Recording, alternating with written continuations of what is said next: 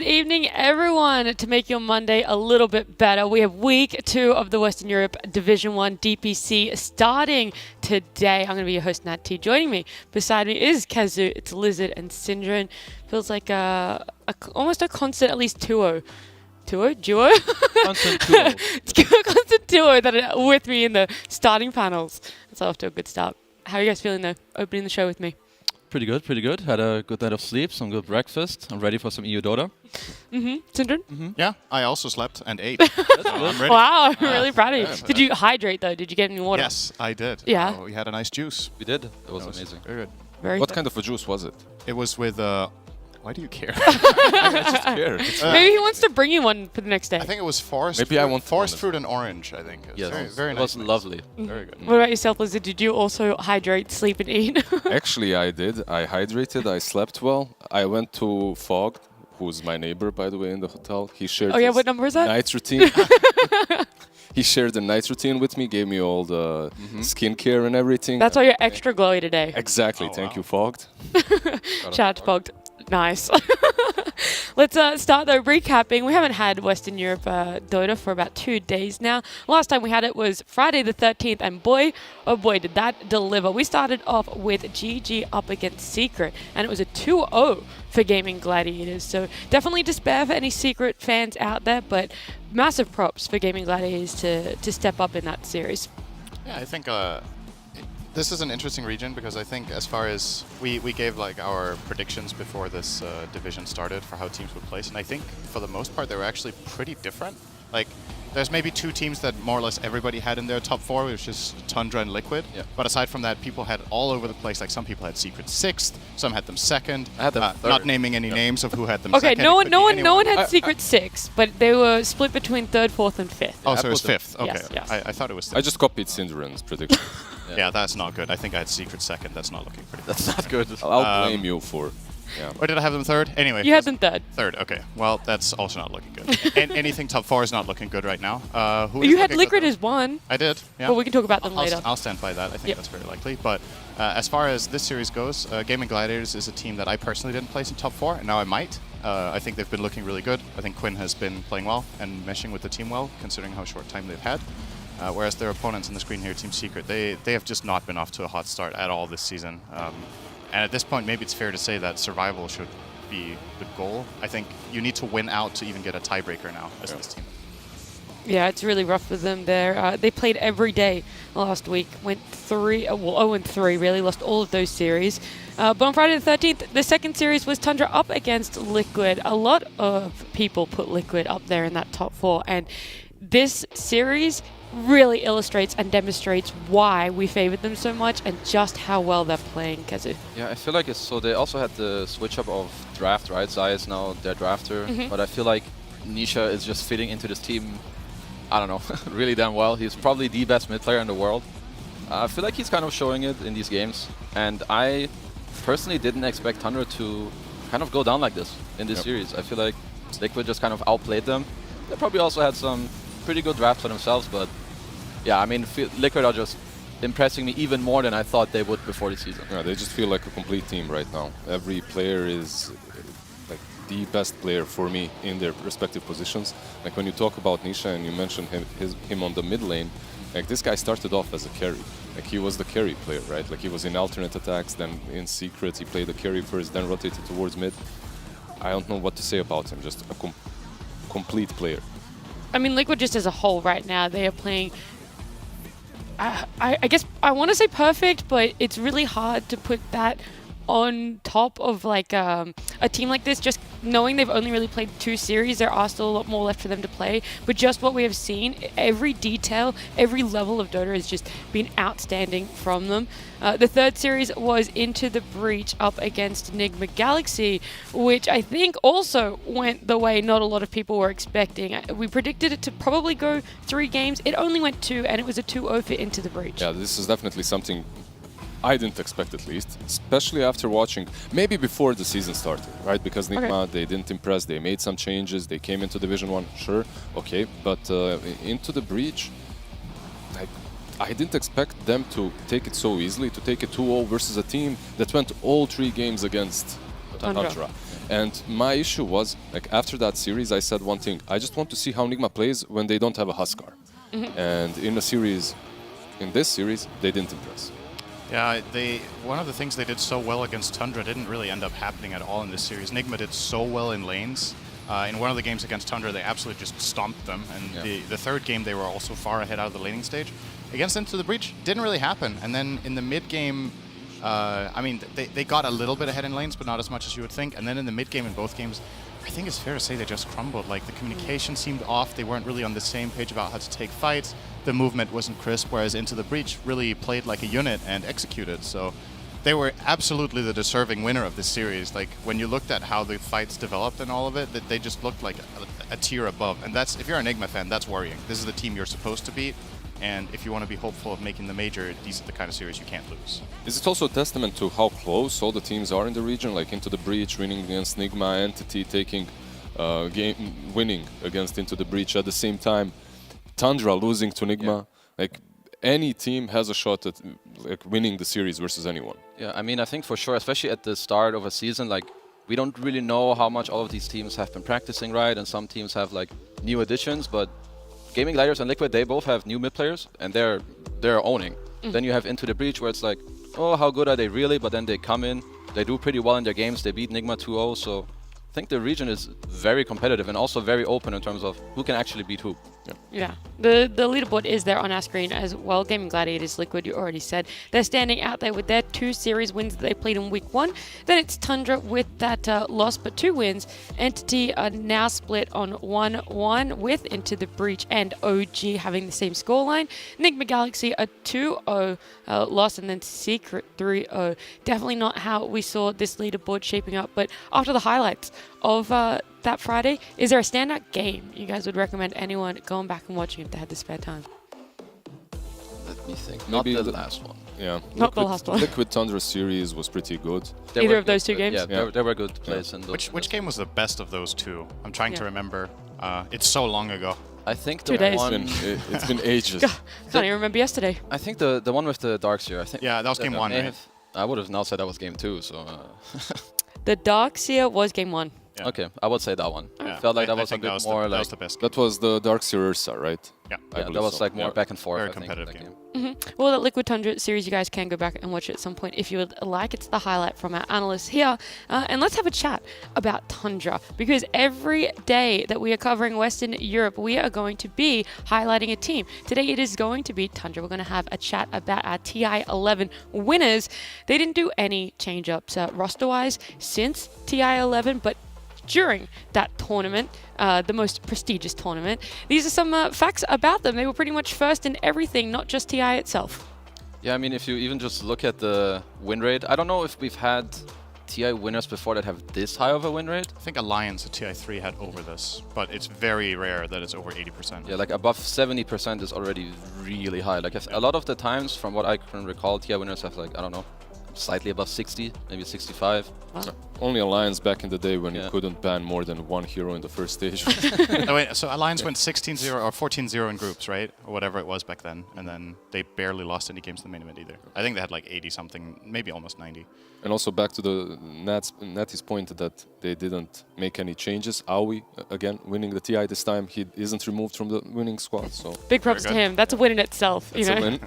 deserves its own graphic. If we also look at like a lot of the other stats, I think you can see that they, I mean, obviously they won, so, you know, being first or second isn't maybe that hard, but when you see it across the board like this, I think you can see that they don't really give up any unnecessary devs. They play the map very well. You can, like, it's reflected in the GPM, their XP, how many assists they have, that they barely die. Second lowest average in terms of devs is also, I think, very impressive.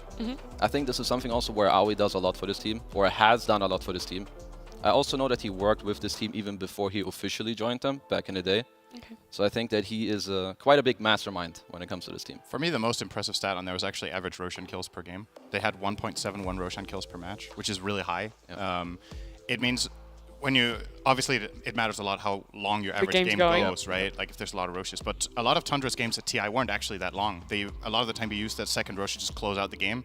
So if a lot of their games end with 2 Roshes and you're averaging 1.71, that's you're getting Roche a lot of the time. I think also to add on to that one, I think they're one of the best teams at understanding when to give up the first Roche when you're not strong enough to fight. Because they're like, oh, we don't care, we're up 3k gold, we're not strong enough to fight you. Give it up, we'll fight you in 10 minutes. And what's crazy about their drafts, usually they are strong enough to fight them, right? Like, it's very rare that 33 isn't playing one of these heroes that completely dominates the offlane and doesn't open up the map for them to actually have an advantage in the first 20 minutes. The biggest talk so far in Europe is definitely the roster changes. It's mainly been a big shuffle of the mids, but 9 is the consistent mid laner for Tundra here. We have some stats, some information about him as a mid laner and what he's bringing to Tundra. Definitely one of the most versatile hero pools of a mid player. Yeah, definitely. I love these kind of players on the mid lane. Like they don't.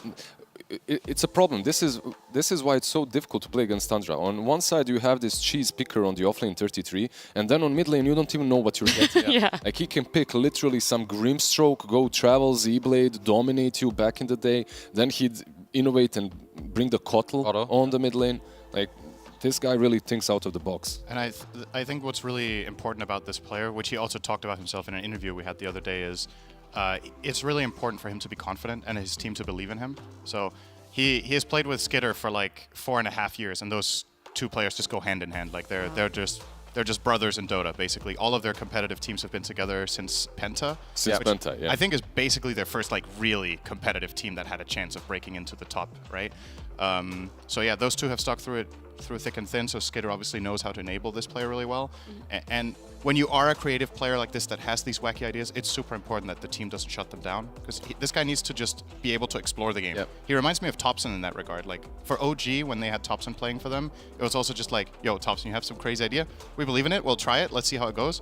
That's how you get suddenly a mid Pugna that just trashes people. Yeah, maybe Zeus, the only nobody was difference, playing it. the only difference between Topson and him, I would at least say, is that he's been around for longer. He's been building his name and his skill for a longer period of time, but that also kind of means that his hero pool is wider. Like Topson, when he came into the scene, he didn't have too many heroes. Like, he dominated on 3 or 4 heroes, but that was it. 9 right now, like you can pick anything for this guy and he will play very well. I think one of the interesting things about it is how many heroes are we missing out maybe from other teams where a player's like, yo, I want to play this, but they don't get it. Because they mention it and it's like, you know, bro, this idea sounds trash. We don't want this. But instead, Or maybe they try it once in scrims and they're like, it's never happening again. yeah, maybe. But a lot of the times it's like, okay, I want to play Kotl, but then I need you to be this, that this works. Like, I want to play mid Kotl and then TP to the side lanes with my travels, so you guys need aggressive lanes, and I want to Chakra Magic. You need to like build on it. So I feel like there's a lot of other heroes that maybe some players, they never get to play. Just because their teammates are like, Do you remember the interviews with Yapzor and Papi back in the day when he would beg for a sniper position 4 and Papi? oh yeah. Nah, man. Chill out. We do. Here's the thing, though. This guy's ideas are actually good. Jeez. You would know. Sniper 4 was actually played. It was good for a bit. Yeah. It was. That Aghanims. Big words already from Syndra on the opening panel here. There is one more player, though, that we do want to talk about on the side of Tundra, and that is Saxa. He has some interesting stats. We're going to bring it up on this graphic. I do believe it's about... The tallest player. That too. Yeah. Is he? I think he has to be mountain. close, but is it ever? He is the tallest Dota 2 player of all time. Of all including time. all pub players in all regions. Everywhere, Ever. around the world. I think he's like 2 Congratulations. meters 5 or 2 meters 7 or something. That's like 7'20". Yeah, so if you're taller than that, very you can DM Syndra and he'll verify it. Yeah. He's taller than Shaq. I think Puppy is the second tallest player Well, behind him. okay. Important stat right there. Yeah, important stat. It's not on the graphic, though. The ones that are is holds the record for courier kills of all Valve events in 2022. Put that one right beside winning TI. I think it makes a lot of sense when you think about how Tundra play, that this guy would kill a lot of couriers. The way they play the offlane together with him and 33 is very much about like an oppressive style. So they will want to get vision behind the tower and intercept the couriers before the safe lane gets resources. That's how 33 wins. He also plays heroes that kill couriers naturally, right? Tiny 4 with the tree. He plays Mirana. You know, these kind of heroes will find a way to snipe them. These stats, however, like I just wonder if there would be a different player with the record if we had 5 couriers before. Right? Oh, Because true. Back in the day, you only had 1. So That's interesting. Good old maybe next time Yes. at Boston. exactly, Every courier, bounty every hunter, every single courier, like he would be definitely holding that record right now. We've highlighted Tundra. We've had a chat about them. Let's have a look at the schedule so you can see when we are looking at when they are playing today. They are the last series. They're going to be up against Into the Breach. Our second series is Liquid and Entity. And starting off the day is OG versus Gaming Gladiators. Keza, you can have your pick. You can talk about any series on that schedule right there, except for the first one. Except for Wow, you have so many options. yeah, wow. So many choices now. Thank you. The one I prepared for the most, I can't talk about. Yeah, you're not allowed to talk about that one. I mean, we just highlighted Tundra, so I'll just go with the second series. I think Liquid versus Entity is obviously a very hard match for Entity, because Liquid look like maybe not unbeatable, but like the toughest opponent, I think, in the region. So I think for them, it's kind of important that I think they get what they want. And I think what's really important that you can match is the early tempo of Liquid. These Nature's Prophet, Darkseers running at you, Nisha in the mid lane. I think you need to put a lot of emphasis in this lane that just doesn't get ran over. Do you think that maybe they will be capable of doing that, considering what their drafts are? Like, they usually have these disgusting heroes, right? Like the Undyings, the Treants, the Necros, the whatnot. I mean, not Necro in this patch, Yeah, but I guess the way they having- play, it's... I guess having Treant kind of can offset mid lane, right? Like you can Living Armor your mid hero and maybe get an advantage there.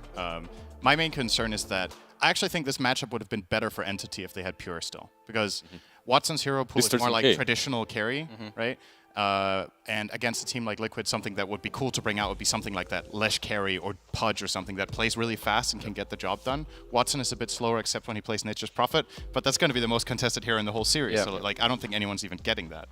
Well, let's chat about our first series, the one you have prepared for Keza, the OG versus Gaming Gladiators. Let's hear it now. Yeah, Hear it now.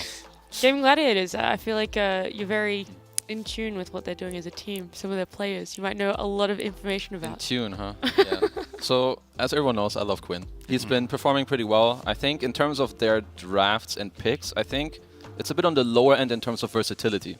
I do think their drafts are very good. They have lots of like Centaurs, I think Pango on Quinn, where he's performing very well. And I feel like he's really the tempo setter of the game.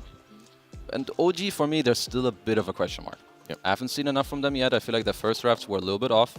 But in the second series, they showed up and they played well. One thing that I really did like from Gaming Gladiators is, for me, they found solutions to a couple of heroes that are being spammed in the meta right now.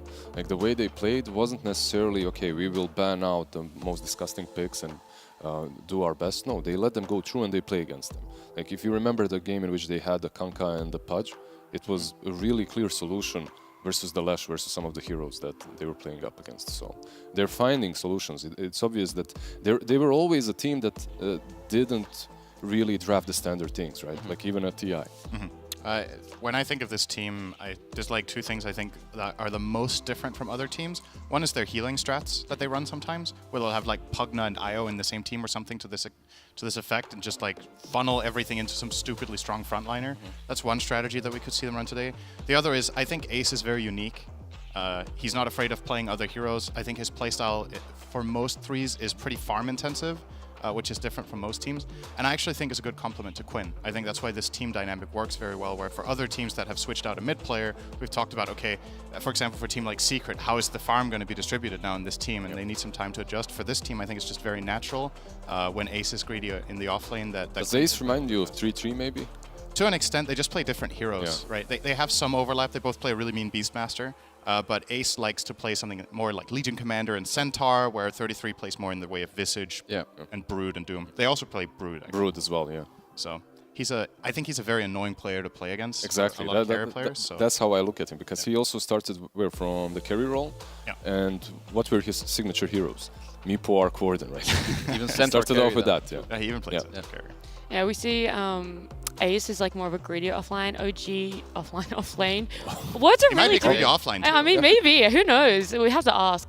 But OG bringing in DM, how is he as an offlaner for these guys? Because we saw them sacrifice him maybe a little bit too much in that first series, a bit of adjustment in their second series that we played. Was he still that sacrificial role, though, in that second series that they won? I think he played more of the Snapfire in that. I feel like that's where he fits a bit more. He can play the more greedier heroes, but I feel like it's not necessarily his style, or not his strength, perhaps, let's put it that way. I think he's better off on the heroes where they can pressure early on and then go with the team at like specific timing, 15, 16 minutes with some Greaves. If you mentioned the EM, like when he broke into the Western scene, at least I think it was Chaos Gaming, right? something like that. He was played with him. He was on Vega VP once. definitely, but he was in Yeah. some Western teams as well. Like when I look at his name, I just imagine Venomancer. I don't know. It's what they True, spam true. quite a bit. So these kind of heroes are definitely those that want to stay in the lane, want to take the enemy side of the map, but they also need a little bit of support from their position 4. We had an interview with OG the other day where we were asking about DM. I think it was Misha we were talking to, and he said that DM is a really good fit for their team. He does a lot of shot calling and a lot of like control of the game, even like guiding the supports with what he needs and what he wants. That's why I think it makes a lot of sense for this team to have him on more of like a utility-based hero rather than a greedy one, because I think his #1 strength as a player is guiding action in the game. It's also the vibe you get when you play with him in pub games. He like likes to take charge. He wants things to happen. He wants to make moves and coordinate people. That's a lot harder if you're farming up your 3rd item in the offlane. But if you're playing something like Snapfire that naturally wants to group up and play with other heroes in the team, that's where he can really shine. Are you impressed with Gaming Gladiators being able to have so many multiple win conditions? Like, is that what the biggest change has been for them? Not only in a new player, but also how the change in draft has occurred for them? I feel like they're just really understanding, well, not only the draft, but then also how to execute, like who to go with at what time. You see, like Ace, as you guys have mentioned, he gets to farm a lot, which is good, and that's what he wants to do, and the heroes that he has, they want to do that. But this is enabled by the supports going with Quinn, and already setting it up in the draft with the IO Lesh, going together, making space. So I feel like they're just understanding of what they want to do at what time in the game, and then they execute it. I feel like they're maybe a team that's perhaps a little bit harder to draft than OG is at the moment, and that OG might have more work for them in the first 2 bans. Like you're thinking about the IO Lash strats, right, that they ran in the last series. You're thinking about Ace's Nature's Prophet as well, and then on top of that you have all of these meta heroes like the Linas and the Enigmas and whatnot. Yep, I would agree. I think OG have been a little bit more predictable overall in terms of strategy, but at the same time, their players are I would say their hero pools are not the limiting factor. I think it's about confidence in the strategies and what it's not like, oh, we have this one-trick pony. Like when I think of DM, I think super versatile player, for example. Like they bring in an offlaner that has a massive hero pool, but that doesn't mean you have to play all of it. If there's one style that you're really successful with, you might want to, overweight that one. Okay, then if you guys are OG, are you going to have to ban that IO Lash? Do you only ban one of them in the first phase, or do you do a secret and just let both of them through? So personally, I would be okay with giving it up once if in my theory crafting before the series you figure out, okay, when they actually take this, we can take this opening, feel good about it, turn it into some Pangolier type draft where it's hard for the Lash to run in, where you have a lot of damage. But if your prep was like, oh, this feels really hard to draft against, then you take it out. IO was historically always a hero that's really difficult to play into, right? Yeah. Like very rarely did we have a patch in which IO is strong and teams are willing to give it away to players that like play that IO really, really well. Like just think about GH and Nigma. Every single game for 2 years straight, IO is banned out. I think I like the Lesh ban more just because the way I see it, Quinn will play this hero without IO, but if you ban Lesh, you half ban IO because it's like their #1 hero that they want to couple it with. That doesn't mean they're not going to play it, but if you do it this way, you take out their strongest combo that enables their mid. So I don't think you ban both. What's up with the Squirrel though? Like OG definitely values it a lot, but do you guys feel that this hero is worthy of a first phase ban? Like they played it, I think 3 times already. Okay, I can see it. The hero is decent, but all the woodland critters are going away, the treant as well. I guess maybe they just feel like it makes the opening picks hard for OG. There's a lot of teams that they have like 1 or 2 openings. And when you like remove one and you prepare for the other, or maybe you remove both with the first phase bans, that is possible sometimes. Maybe that's like the biggest reason why. I feel like normally they pick the clock if they don't get the hood on OG, so maybe they're more willing to play up against it. Maybe they have more things in what they want to do to deal with it. Okay, Tofu Rubik. We have seen this. We've seen what can happen when he gets it. He gets an MVP. I was going to say MVP absolutely pops off. So definitely something that they're super comfortable with, and Rubik as well just looks like an incredible hero at the moment. A solid opener. We see it a lot more on overall first pick than we see it on 2-3, right?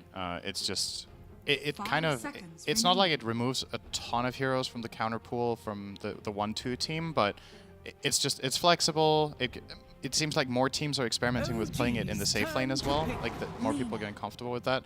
But this is the interesting choice that they actually are willing to give up the Lina because they have the reliable Light Striker race deal. We've seen Rubik as a counterpick to this.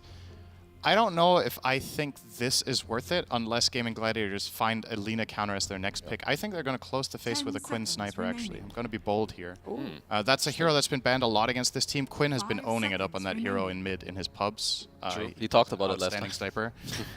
He is really, really good at that. And obviously, it is a hero that they could also put under Ratio. So They OG already lost once with the Lina, right? Like they picked that Lina into, I believe, Tundra. It was against us. Yeah, but they did also have a Doom, and Doom is really struggling. I'm not saying it was Doom's fault, but I think it was just the way that they played. It was also that Doom is that bad that he loses. No, that's not what I'm saying. That's not what I'm saying. I'm saying they also were trying the tri-lane. There were a lot of different reasons why they could have lost that Lina game. For sure, and Tundra just played that series amazingly well. They had some really good ideas against the Lina, like the Spectre DK.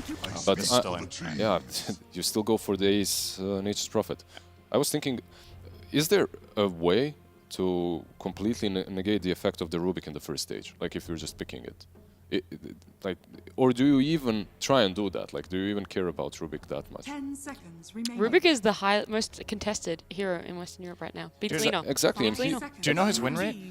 Yep, it is 58.33%. That is actually higher than I expected. That exactly. So Picked 12 times. My question is, if teams are willing to first phase this hero, okay, it's a Rubik. I understand it takes a lot of skill to play it, but shouldn't we move towards maybe finding solutions to it? Like, the only problem I see with Rubik is I feel like it's not so much like the first two picks that is going to counter it. So I think what you want to base or what you want to do in the first phase against Rubik is maybe pick heroes where he doesn't feel too good stealing spells from, or just like, you know, some mediocre spells. And then later in the draft, I think you do either a lineup that overruns him, where you can jump him because that's what the hero really hates to play against, or B, something that can, I guess, outrange him. Perhaps that's where people think that even though he steals Lina's stun, that she's still very good against him. Yeah. A couple of hits and you're pretty much gone later on in the game, right? There was a team yesterday, I'm sorry, there were too many games, but they even played Enigma into the Rubik, and basically their whole idea, the way they play it is every single fight, everyone just goes on the Rubik. Yeah. That was IG against LGD. IG, yeah. So and they did. IG actually won versus LGD with that with that strat. So perhaps Rubik should. Okay, you don't have to ban him out. You don't have to pick the best heroes against him. You just have to adjust the way you team fight against him. I mean, you need to like respond to the hero in some way, right? I think either somewhat in the draft where you get to go on him, or it needs to be like, okay, as you said with the Rubik Enigma matchup. Sure, it's cool for Rubik if he gets to steal Black Hole, but if you're in the team fight, like, okay, guys, I cannot use Black Hole unless you go on Rubik. So you playing mid Storm Spirit, I need you to jump the Rubik, and my team fight is free. Yeah. It's more like you need to have this type of communication.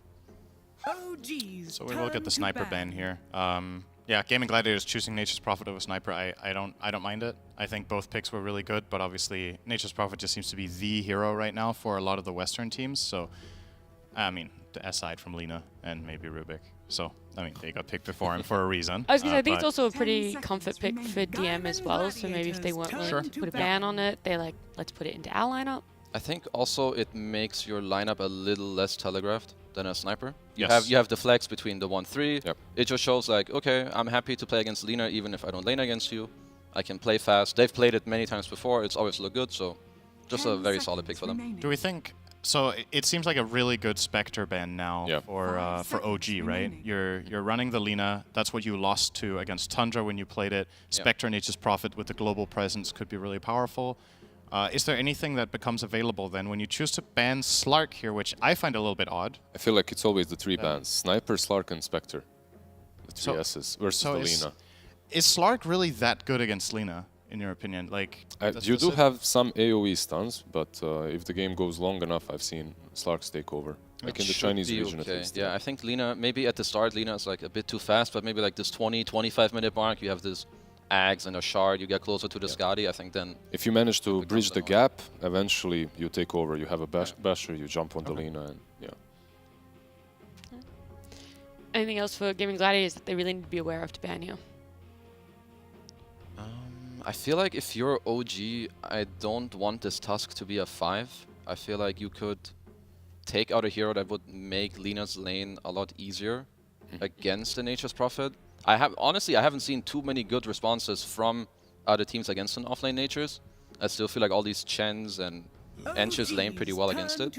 They don't decide to take it out, which is fine. So it looks like they don't really care. They care more about the like split push factor of Nature's and that he doesn't get picked off.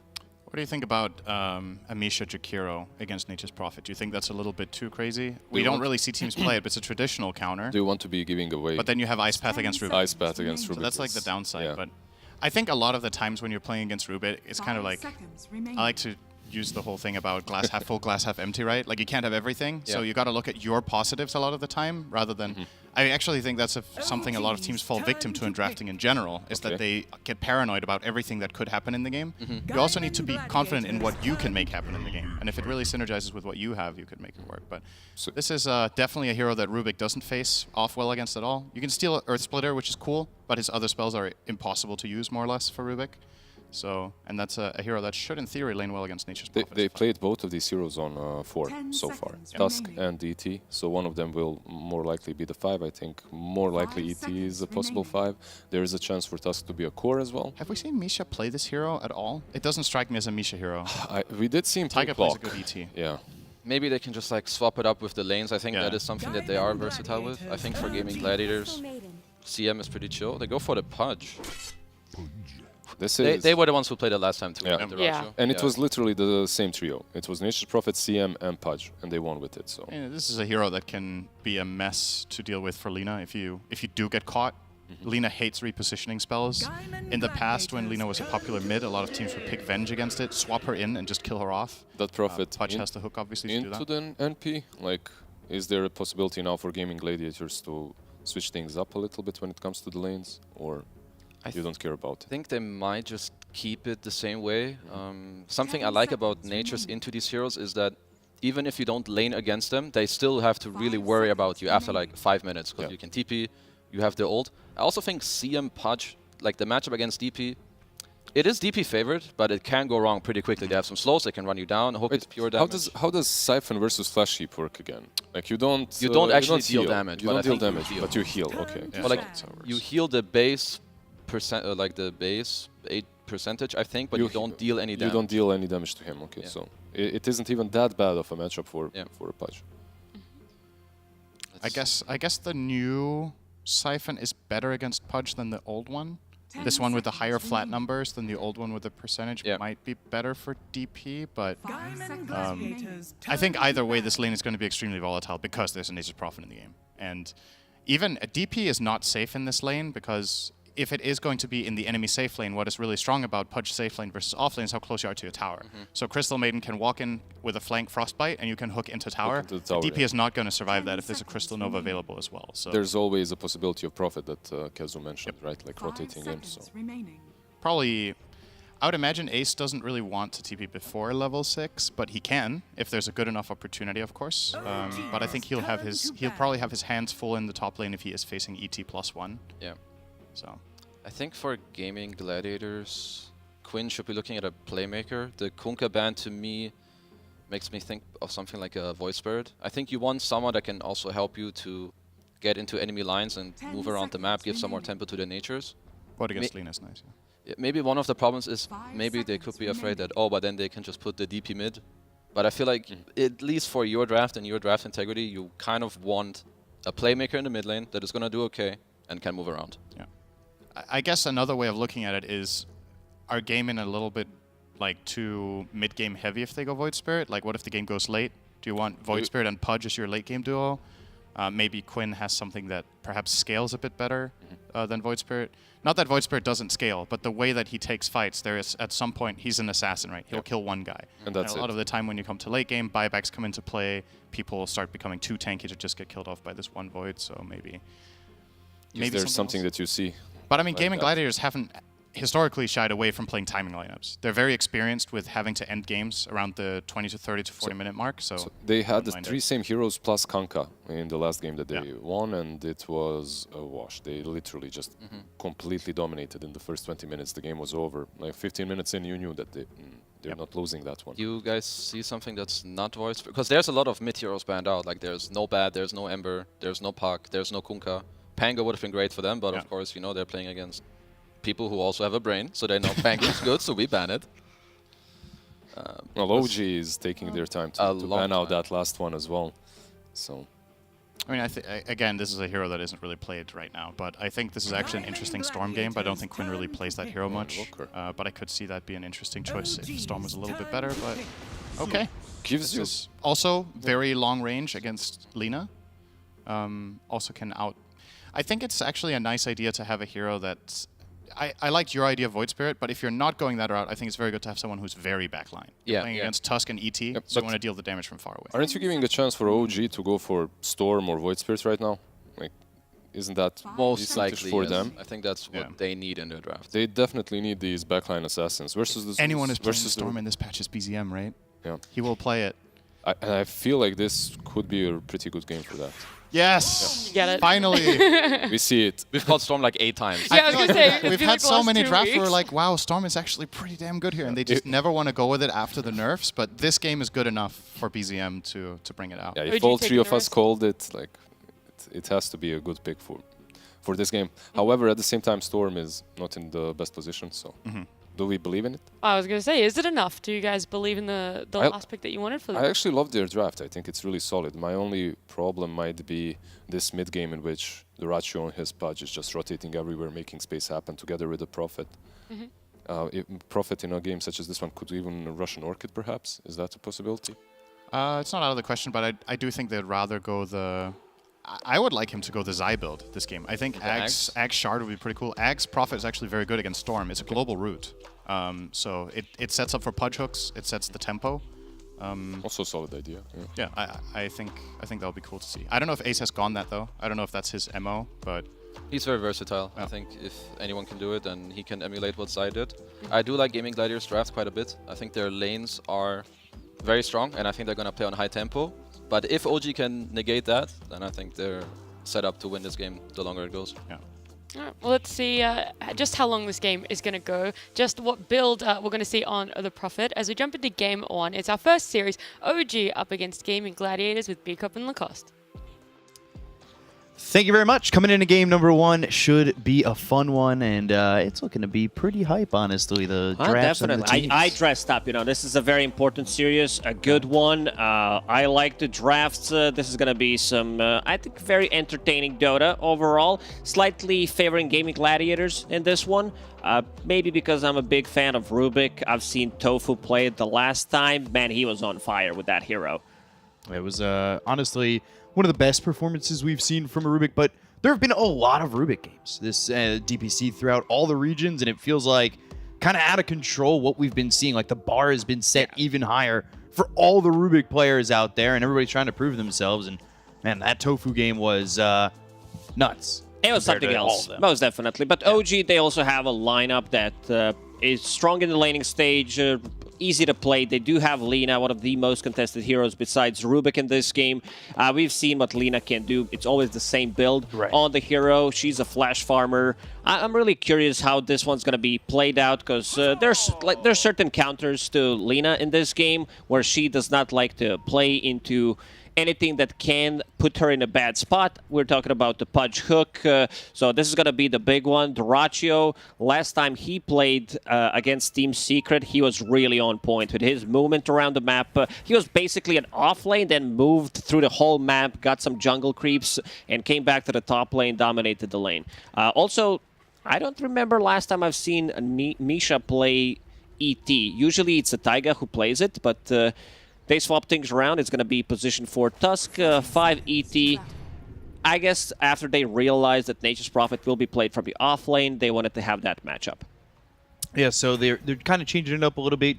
Going back to your point about Duratio, it was great movements, great multitasking from him too. He had a couple of insane plays with the Pudge, and I'm wondering if with the Nature's Prophet, the movement you can have, a little bit of global presence you've got there as well with the Zeus. But you do have extra global presence, of course, with the Nature's Prophet. How aggressive they can be against this lineup, and how they're going to take it once they start hitting that level 6 and everything that comes with it. As, take a look. The game is looking and feeling pretty even. esportsbet.io has it just about even, with it favoring OG just a little bit. Do you see it the same way? I'm leaning towards Gaming Gladiators because of the global presence. in this particular game. But look at both of these team logos. They're like, yeah, can we copy your homework? Yeah, just don't make it too obvious. They're literally the same logo. Yeah, it is, you know, maybe one designer, right? They go a And little it's a bit good different, one. It's show it off a good little designer, yeah. But both of these logos, they look cool. So Quinn on Zeus. It's been a while, I think, since we saw him play Zeus. So that global presence is going to come in very handy. Nature's Prophet hitting first. Zeus is going to be hitting level 6. Then Nature's Prophet, because he's played from the off lane. So him and Rubik are going to be sharing some of the XP. That means that they have a lot of kill threat on the side lanes. I'm mostly looking at the top lane. CM plus Pudge. It's a very easy setup to execute. But Taiga, looking at his item build, starting with the Snowball to be able to dodge the hook, but you can't use it if you're rooted. So Frostbite, great tool against it. Yeah, we saw this combination before from Gaming Gladiators, and it just makes the hook so much easier, and the aggression that can come from it is coming out tenfold when you've got that setup for the hook. So we need to see how OG are going to deal with this and what they're going to do against this DM Taiga combo of the Tusk Death Prophet, because it feels like it's a very killable lane. We didn't see that. Yeah. Duracio's slightly in trouble because he's low on HP. Once Taiga hits level 2, they're going to start to put more pressure. I think this is where the first blood probably going to happen. Oh, never mind. Bisha's also dropping low bottom, but Duracio trying to play aggressive. Shards are in the perfect spot. They'll send everybody over in the snowball. Duracio's going to go down to Taiga for the first blood. You were talking about it, and, well, you made it happen by putting the curse in motion. But, yeah, first blood comes through. Maybe Duracio sitting a little bit too low as Misha gets the sleep off as he dies, and that should allow a trade, but doesn't Fairy quite Fire have pop the damage. plus a healing salve. Good body blocks coming out from Ace. Now, Yuragi on the run, but Ace realizing that he doesn't exactly have the chase to get this kill at the moment. So he'll back away and continue to just CS as best he can. He's 9-4 already to just the 5-0 over the Lina. Lina slightly struggling in this one. They did not want to commit on the top lane. Hook already used. Celery very low on mana. He needs to bring some extra regeneration. 3 mangoes and Center Ward coming to him. That Courier shipping out some mana regen and hoping that they can get this lane to start going their way. And not the easiest lane to take advantage of. Bottom lane we're still looking at is Ace and Tofu, which I think we're expecting big things from Tofu. When you come up off a performance like the one he had on the previous Rubik game he played, you kind of expect a repeat of what he did in that last one. We'll see if it ends up happening, but definitely a lot of spells to steal here that a Rubik can take advantage of. Yeah, most likely you're looking for... Oh, Taiga. Snowball pulling in the Death Prophet again. So Duracio has to walk back to the tower and just surviving once more thanks to the stick. This lane is going pretty poorly for Gaming Gladiators. Pudge, no HP whatsoever. You would definitely love to put a point in a flash heap, so you're slightly more tanky. And now DM will farm underneath the tower. This is 2 big waves, which does allow Taiga to move around the map. Potentially, like, Zeus is a tough gank to get, but for now he's getting the Bounty Rune, and he's full HP, does have a point in Heavenly Jump. Now that it's on cooldown, Taiga might look for an opening. Yeah, that certainly seems like the opening that you want. Yuragi falling to Tofu, and now the shards are in, so Quinn's in trouble. The TP over from Celery. Taiga, one shot from dead, but he won't fall until Quinn goes down, and they get BZM. This is big. This is huge. Crystal Maiden getting back into the game. We'll pick up the Water Rune, getting some solo XP there. Zeus level 5, Storm level 5 as well, so pretty even in terms of the XP trade that they got there. Quinn sitting 26-5 over mid, so BZM was kind of behind in terms of CS, but they get the kill on a Quinn. They end up trading. Who does that benefit more coming into this now that they've TP'd back towards mid? I said they're pretty even. I think who died first? It was Quinn. Quinn who died first, so yeah, BZM had a little bit of less experience there. This bottom lane is also like constantly low, constant spam. Misha needs to be slightly careful. He may hit hard, but he is getting hit hard right on back. That extra 121 damage for the moment. So, you know, you definitely feel it when you're throwing out these right clicks, and you can kind of take somebody down in 1 or 2 shots if they're not full health. Quinn just getting that Water Rune. He's not level 6 just yet, but neither is BZM, so the chase to try and get this kill onto the Storm. A big and one. he jumps in and gets a solo kill. Shard's not in time. Taiga not able to rotate to save his mid. Usually we don't see too many of those solo kills, but Quinn really pushing it to a limit. Getting that level 6, lacking a bit of mana for Thunder God's Wrath. This is where they need to start playing slightly more aggressive on the side lanes, try to get something out of that Zeus ulti. Rune is spawning in 10 seconds. He's got Arcane Boots in 30, so he'll have a bunch of mana to work with. Meanwhile, Frostbite hook.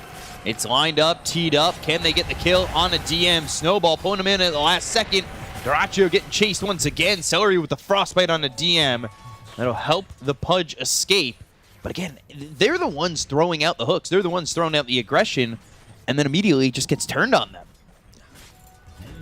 Another hook is available. Celery, level 5. So too many points in Frostbite, doesn't have enough mana to use it. Sometimes being over-leveled as a support is not a good thing. It certainly feels that way, and maybe they're just trying to get him low to have the option at Thunder God's Wrath, but again, not available, not enough mana, but he's in the well, so he'll be regenning on up. So if anybody gets low here, they need to be very careful. Zeus back with the full mana. This is where you want to start to get something done. DM's being pinged out. Frostbite, hook, and here's the snowball again. Dyrachyo's only level 4 to DM's level 5. The Shard's blocking the Pudge. They don't have the damage to get the kill yet, but with BZM's help, they should lock down the Pudge and kill him. BZM comes in, and that's the first move off the mid lane for this Storm Spirit to help get a kill. Quinn was thinking about the same move to the top lane, get something done. But seems like OG has a very good read what's going to happen. Bottom lane, Tofu hit with the LSA. Now has the telekinesis. They're throwing some damage onto Yuragi. He's a little bit low now, the Sprout, but over in the jungle up and on the top side, Celery dies, Tofu's gone. Quinn with the Thunder God's Wrath only gets Taiga. BZM not a lot of mana to work with. Does have a mango, so he can jump yeah, on the high ground. He can ball lightning far enough away and get out of the hands of Quinn. They need to get some kills for this Pudge. He's very underleveled. The level 5, almost 8 minutes into the game. But most importantly, Yuragi's not dying. They were trying to go on him with the Thunder God's Wrath. Taiga will TP mid, refill the bottle, pop some mangoes, get some tangos as well. I don't think you can ask for anything better. Block on Tofu. Yeah, BZM, well, he's going to try and help out. There's a regen rune that Tofu will deny. Taiga hit with the Frostbite. Quinn should have this kill easily, and he does. He was afraid that Storm Spirit's going to jump in, and you do not want to give that to Storm. He has no bottles charges left. Zeus, half mana, so he's going to be fine. Oh, man, these creeps are griefing. Oh, no! The Wrath of Nature comes in. Misha's getting low. One more right click from Tofu. Does it. The LSA misses. Yuragi's still on the run. Tofu, he has telekinesis, but under the tower and far enough away. Gaming Gladiators lost vision off Yuragi, so Nature's Prophet ulti did not bounce on him. Panel was discussing about the item build, what Nature's Prophet's going to go for. There's like 2-3 different item builds that are Maelstrom, Witchblade, or get to the Aghanim Scepter. I think a lot of value from the Ags this game, something that they did mention, having this global presence, damage, and a root against Storm. It's also a setup for a lot of their abilities. Could be big, but Witchblade, from what I've seen, seems to be like the most cost-efficient item you can get. Have we saw Ace, he went Witchblade Maelstrom, didn't he? I think he did. Yeah, he went very greedy. I think it was certainly him at the top of the net worth. I remember that game. He just got everything on the map. Frostbite, hook, and Misha in trouble. There's shards there, but nothing doing. Exorcism as well as BZM joining the fight. They'll go for Dyrachyo, but here comes Tofu. Can he help out? Snowball's going to be on the Rubik. Stolen Siphon. So after they get the kill on Dyrachyo, they go after Tofu. Thunder God's Wrath comes out from Quinn. He doesn't have the damage to help. 3 heroes dead on the side of Gaming Gladiators, and all that just for an Elder Titan. Good moves from OG. Some of their movement got scouted by the near Roach Pit Observer Board, but the rest of them came with the TP, came from the lane, and really nice usage of the first Exorcism. Is going to get some damage done on the tower. Rubik with the stolen Spirit Siphon, but the overwhelming damage from the Exorcism and the Storm Spirit, he could not live there. We're back up top, and Exorcism over. Archio with the hook. Again, BZM, he's here. Taiga's also coming over. Big Sawyer with CM the ulti. ult, and DM drops. So to his grave he'll go. Dyrachyo gets one, and finally they take care of this Death Prophet that's been a thorn in their side for so long. 0-1 in 5 now, and Dyrachyo finally getting his first kill after dying 3 times in the top lane. Getting some flesh heap stacks. They always have this like global presence from Nature's Prophet ulti, Zeus, so they don't need to bring an extra hero. 2 heroes is going to be more than enough to kill anyone on side of OG. Misha getting XP bottom. Has that level 6, so now have that Earth Splitter available to him. Bottom lane, Quinn showing, and BZM's coming through as they've got Tofu, but Tofu needs to be careful. BZM comes in, Tofu telekinesis, Earth Splitter, not gonna matter, Tofu's dead already. Mega kill streak here for BZM, 6-2-1. Tofu wanted to steal something. He steals Astral Spirit from Elder Titan. Not the best spell you can steal. Your Earth Spiller's fine. LSA mostly what you're gonna be looking for. Snowball and the shards. It's just he's not been able to find the best positioning so far. He's 3-3-1, so the game's not really too awful for him at this moment. I think it's honestly going well in terms of net worth too. He's the highest support at the moment. But we'll see as time goes by if he's going to have those openings to even do what he did in that last game, which I feel like is, again, a lot of people's expectations. Hooking up the rune. It's going to be Regen. Let's see if he wants to give it to Quinn. Quinn very low on mana. They're going to camp it for now. Body blocking it, hiding it under the body. He has a big body. He can hide it well. So yeah, Quinn comes over. He'll have that regen rune. He's got no mana at the moment, but now working with that Kaya, has the arcane boots. The regen, maybe they could get something going. They do smoke up on both Dyrachyo as well as Celery, so the 3 of them will join up in this smoke to try and make something happen as Taiga is taking out a sentry ward. He might be the one who's caught from the high ground. Frostbite, the damage is there. And with the Dismember, they have the control to get the kill on the Tusk. That smoke turns into 1, and it goes for Quinn. Yeah, playing into any kind of root mechanic does ruin Tusk. He really hates to play into it. Ace going into BKB next. This time around, it's going to be more of a safer build. Is like the only thing I need to be careful about. They have decent amount of physical damage and the damage that goes through BKB. But if he can keep the distance, I think he's going to be okay. So going for the BKB defensive item, but it also gives them some more damage. A little surprised that with the lineup that they have, they still haven't managed to kill a single tier 1 tower. None of the towers are actually dead. We have Nature's Prophet and Dead Prophet. 13 minutes into the game, all the towers are alive. Yeah, the objective's staying up for the moment, and we'll see if that changes. Now Dyrachyo going down towards bottom, potentially joining or being joined by Ace. But you see these 3 heroes of Tofu, Celery, and Quinn kind of staying in the same area. I guess the question is, I mean, they're not the ones who are really going to be making that push, right? But if they could get a couple of pickoffs, maybe they finally take a tower. Another rune for Quinn. 3 heroes here for both teams. Misha gets the sleep on sleep. it too, and following that up with the Earth Splitter. Quinn's in trouble. The Walrus Punch. Quinn low, but gets a Thunder God's Wrath off to kill off BZM. Will trade with Quinn, and then Ace takes out Misha. It looked very good. This setup from Elder Titan sleep into Earth Splitter, but the Nature's Prophet ulti bounced Zeus with the ulti, and he's about to pick up his shard. So the only casualty is Quinn. He had a mega kill streak, so 500 gold for BZM, but they lost 3 heroes. We did expect an action-packed game in this one, and 24 kills in 14 minutes. Not too bad. Yeah, just about under 2 kills a minute. So, you know, it really... It's been a lot of kills back and forth. The lead's only 2K, so the game really sitting even overall. And nobody really pulling too far ahead of each other. And Ooh, Lina this time around going for Boots of Travel. I guess Yuragi wants to match. There's a bit of a global presence that Gaming Gladiators have. Right. So he can TP, be on the other side of the map. Usually we do see a BKB, so that when Lina joins, she's gonna be like relatively safe. But a bit more greedy build, I would say. It's one of those builds where in the next few minutes we're gonna see if it was a good or a bad decision. If he can, if the rest of the team can shut him down for the next like 3-4 minutes, BKB will be ready for Lina. Yeah, so the boots travel allow Lina to kind of mirror those movements, right? And potentially get in these exchanges as Taiga. Snowball will extend what looks to be the inevitable, but now pulling him even closer to Dyrachyo. Dyrachyo's like, hell yeah, give me that flash heap charge. I'll hook my Crystal Maiden out of the trouble.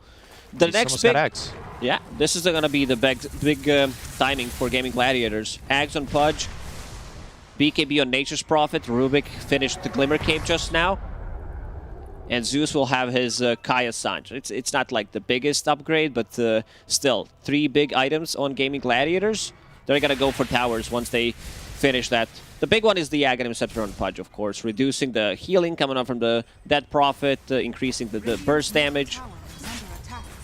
So just 900 gold away from that. And they're putting the pressure on the tier 1 tower. They're actually going to get this tower, so Dyrachyo getting a chunk of gold from that. And should have it in the next minute or so on this Axe, so... With that timing coming in, you are looking at DM who's trying to finish off a Guardian Greaves, like you said, the BKB for Yuragi earlier, and BZM, he's trying to go into the Kaya Sanj too, and I'm kind of seeing that maybe Gaming Gladiators with this Ags, if that's their moment of go, it could prove to be troublesome for OG at the moment. Yeah, they definitely also want to have BKB on Ace. He's going to feel much more safer coming into a fight. If you take a fight... Pudge plus Nature's Prophet live, it's going to be Roshan time for Gaming Gladiators. So expect them to smoke up in the next minute or so. So after that Ags, they're going to go Blink on the Pudge. Want to be in the faces of these heroes. What's Quinn? Almost got that Kaya Sanj. Doesn't have anything queued up after that. Looking over at Tofu, he's gone right now Glimmer Cape. Sometimes you see Rubik's go like Aether Lens, Blink. This time it's the Glimmer.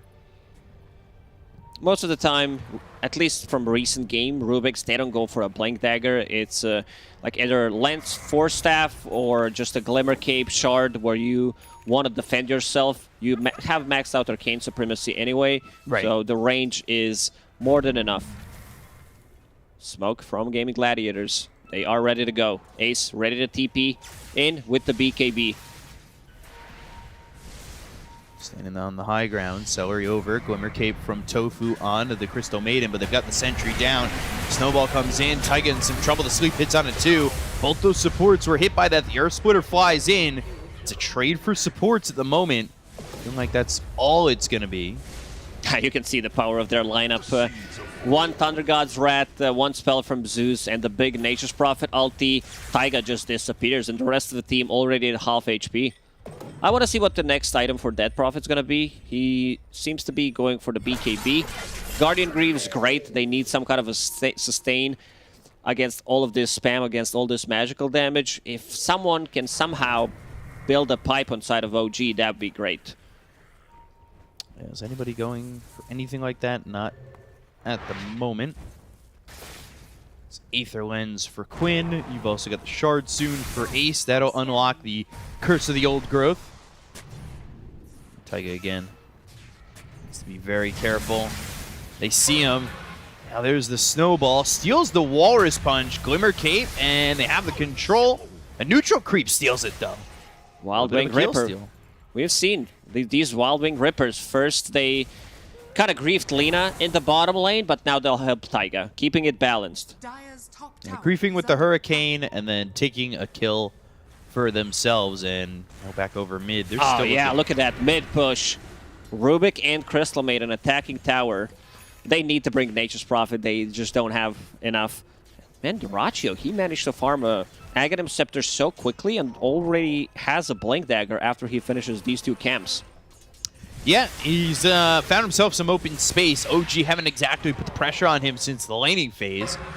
And it's given him an opportunity to kind of come back towards the top of the net worth. And now, Ball Lightning over, looking for Tofu, Laguna Blade. Yeah, that'll do it. Tofu unable to survive. Celery in the trees, and he's been spotted. So he'll go to the ult, he'll try to get the kill, but that's not happening. Yuragi with the double. As soon as Lina finishes her BKB, she's ready to take a fight. 2 kills on 2 supports. There was Glimmer Cape available on Rubik, and they did have a sentry ward, so maybe if he popped it slightly earlier, he would have caused the rest of the team to reconnect and maybe able to get a kill. Unfortunately for them, they ended up dying on both their supports, and you can see they're trying to feed a little bit more into BZM. They're going to go to the Tome as well. Want him to get those levels up as he's sitting level 13 compared to Quinn. Same thing, just a little bit lower in the level for the moment. Clean up this vision and avoid going asleep. OG's lineup's very good at pushing the waves. You have Storm Spirit who kills it almost instantly. Dead Prophet with 2 nukes. Lina, like Tusk, this is a support Tusk, so he needs extra couple of right clicks, but their lane should be in a good position. You are playing against Nature's Prophet, so you know that he also kills the waves quickly. Hook misses, so this should reveal the ward on the high ground. It's being pinged out by DM. Yeah, being pinged out already, and they kind of have a feel for where Gaming Gladiators are. They smoked up on 2. But Gaming Gladiators coming the other way. They've got a full team smoke and waiting for Nature's Prophet to probably TP into this one. They go to the Laguna Blade. It's going to be out with the snowball hitting on it. Duraccio got the flesh heap off, but that's not enough to survive. BKB pulled pop by Yuragi as well as Ace. They'll jump in with the heavenly jump of Quinn and look to get a couple of kills here. DM with the Exorcism surviving on the high ground. They've got the stolen silence, but Tofu almost going down inside the Exorcism as Quinn finally kills off the Death Prophet. I want to see the damage tanked by that Pudge in that fight. Heaven Hood, what is that? Damage done, 2 ultis, Zeus ulti and Nature's Prophet ulti. Everyone almost instantly dies, but Pudge, he soaked up so much of that damage. Once he gets the BKB, I don't think he dies. Like Lina with the right clicks, yeah, she hurts. She has a lot of attack speed. Maelstrom procs, they don't work, so you need to be mostly careful about this Dead Prophet ulti. Next item, after he finishes off BKB, casual plate mail to be a bit more tanky. It's like, you know, he's tanky enough, but that's going to help out by quite a lot. Taiga throwing up a ward, and once they get that tanky, what's the change for Gaming Gladiators that they need to make to get the Death Prophet kill? Have Pudge alive. He needs to be alive, so Spirit Siphons are not going to be healing as much. Fair enough. He's almost got a BKB of his own as well. So halfway to the Mithril Hammer. And he'll need the, of course, the recipe. DM, about same progress being made there on the BKB.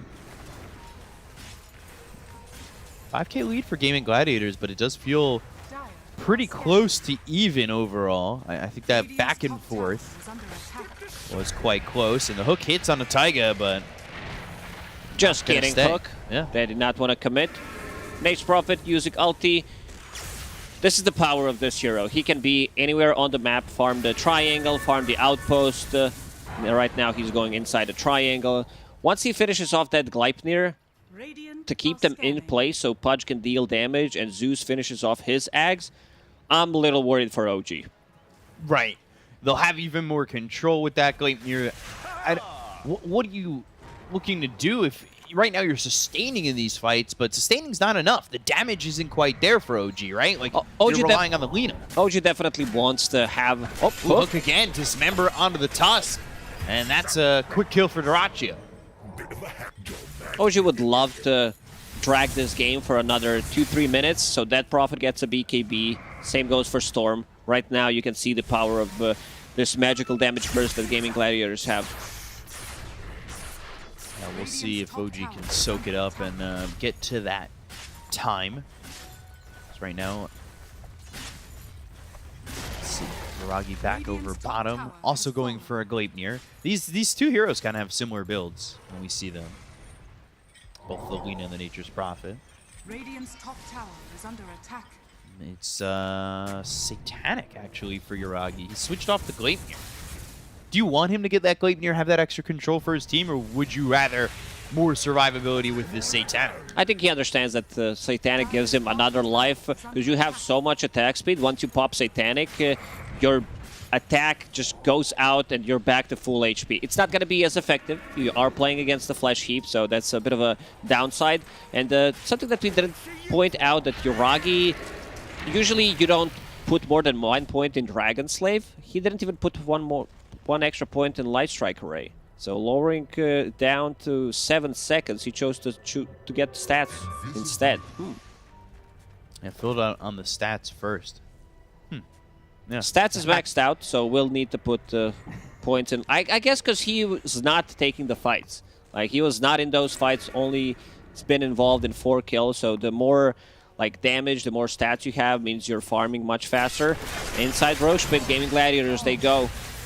Any way for OG to get here is they smoked up. They're heading towards bottom. The actual opposite way of going to this Roche. You have really good heroes to defend the Roche Pit with ET. He can stop it, scout things out, possibly set things up for Storm Spirit to get in and pick it up. And it's going to be Dyrachyo getting the Aegis. This time, he does have a BKB. That is not what you're hoping for if you're OG, going the complete opposite direction. Now, obviously, they're trying to finish this BKB. I don't know if they exactly want to fight right now without the BKB on both the Death Prophet and the Storm. And then now Yuragi finishing off the Satanic.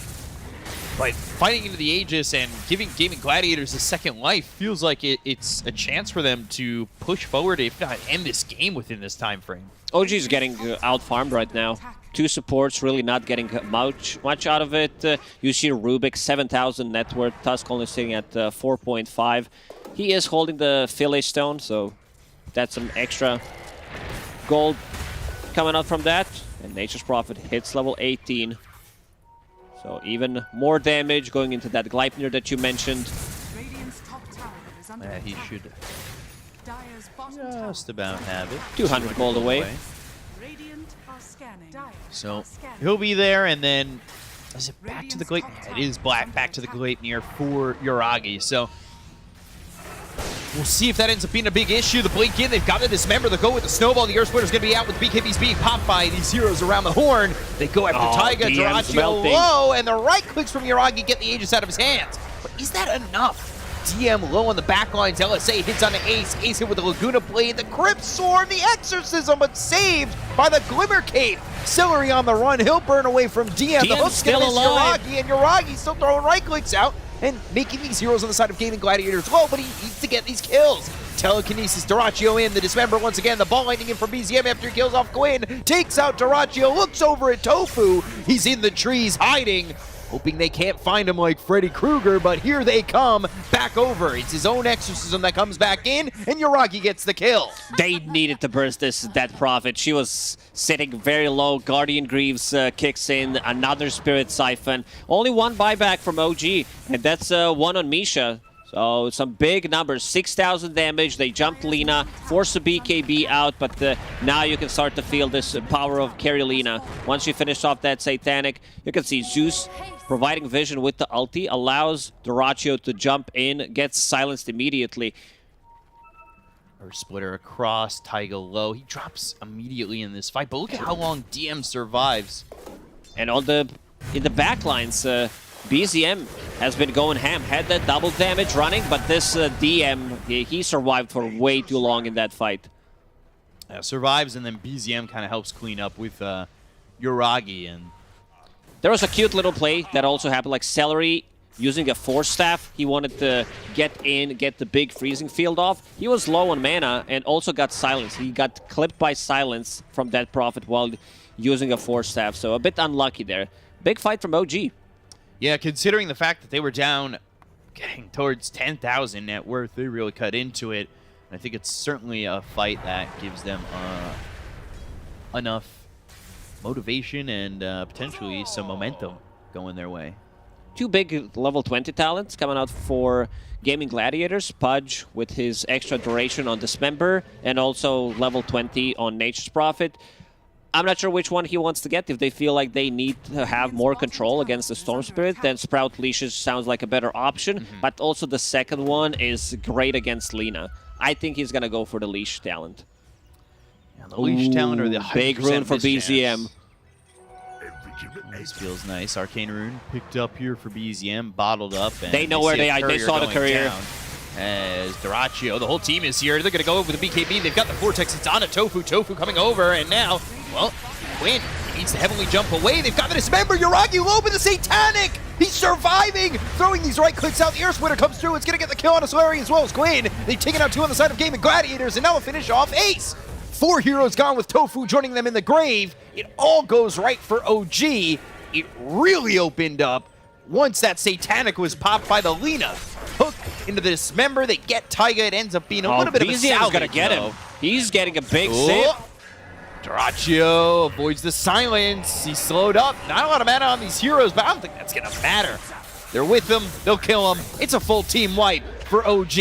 Yeah, BZM still had that Arcane Rune going. He found Quinn in that fight, making him put himself in a difficult spot. Whenever Gaming Gladiators are initiating the fight, they are the ones winning it. When the Zeus uses ulti, Nature's Prophet comes in with the ulti, and you can see the power of OG's lineup once those BKBs are online. Going after Tofu first. And then he sees Quinn, and Quinn's like, I'm in a bad spot, I need some kind of a help, gets stuck here, and then they get dismantled. You said Yuragi using that Satanic, big Earth Splitter on top of Yuragi so that he knows that gonna get clipped by that. The only hero that Yuragi is afraid of at the moment is Pudge, and if they can get him away from Pudge, he's gonna go ham in those fights. Yeah, almost had it, and it's just slightly short. The dynamic of the entire fight changes after that. Once that Satanic is popped, it felt like Gaming Gladiators had thrown everything in the mix already, right? Nature's Prophet was thinking about what he wants to pick up on level 20. Took him like a good 30 seconds. Decided to go for the Sprout Leashes talent. It's a good talent. It's a great talent. They're both amazing talents, but yeah, Sprout Leashes feels pretty ridiculous. Yuragi also didn't go for that full Gleipnir. Instead, wanted to maximize his damage output, finished off Daedalus, and now going for Hurricane Pike. I liked his way of thinking in this one. Isn't going for what we call standard Carolina build. He wants to be able to push himself away from Pudge and also have a Force Staff for himself. This is something we've talked about prior, where it's like you follow your own mental guide, and there have been times when players don't change the build, right? And here you can see Yuragi changing it. Well, on your screen, you can see BZM getting the kill on the Celery. So, you know, he does change the build. Right now, it is certainly working for him. And we'll see what they can do on OG, because they've even up the game. Next Roshan could be up in a minute. This is where the game is going to break pretty much. BZM very close to Hex. And the TP back for now. OG has been controlling all the power runes in the last couple of minutes. Right. BZM having double damage in that previous fight. Then in the last one, he did have Arcane. Next rune spawning in 30 seconds. We'll see who has control of that and where both these teams will meet. Roche potentially 35. We'll see what the secondary timer is. Luckily for them, there's no tertiary timer. Teams are kind of grouping up towards mid. You've got Celery back towards base, obviously picked off a moment ago, and Nature's Prophet could join in at any time. A 4-man smoke from OG. It's double damage. Nature's Prophet's going to TP in. They know. Walrus Punch in, Taiga falling feels into it. the backlines, and now they're going to steal the double damage. It's on to Taiga. Quinn, he's invis for the moment, trying to get back away from this fight. The snowball pulls him in pretty far on Taiga on this toss, but they found Ace. Old 4-step, not enough. 2 heroes down on the side of Gaming Gladiator. Celery trying to run. DM's here with him. The silence lands. He's got the exorcism going. And with the Glimmer Cape, he'll be invis for a moment, but the hook comes back empty as DM gets the kill. Longer Roshan respawn, which is going to benefit Gaming Gladiators. If it spawns straight away, OG takes it. Man, we've seen really bad rune bait the other day in Chinese DPC. Yeah. It did not end up well, and the same goes for here. Taiga jumps in, steals that double damage from Nature's Prophet. He dies in the end. Gets a punch, and once DM gets in with the exorcism, they start to run away. You can see both cores of Gaming Gladiators popping their BKBs, and they can feel that fight is already over. Taiga gets a nicely placed charge. The block Nature's Prophet. This fight's already over. Big smile from Misha. Yeah, meanwhile, though, the smile's going to stay. BZM taken out by Tofu. Telekinesis by Tofu to throw Dyrachyo back and take this Nimbus down. And DM throwing a silence on to 2 as they'll back away. This is 80 seconds without BZM. With Hook is Roche available. I think he's going to find him. Oh, good force staff while he's steeping. Misha with the play. Now Misha in trouble, though. Gives up his life for the core. BZM has no buyback. He invested everything in Hex. This next Roche, he just spawned.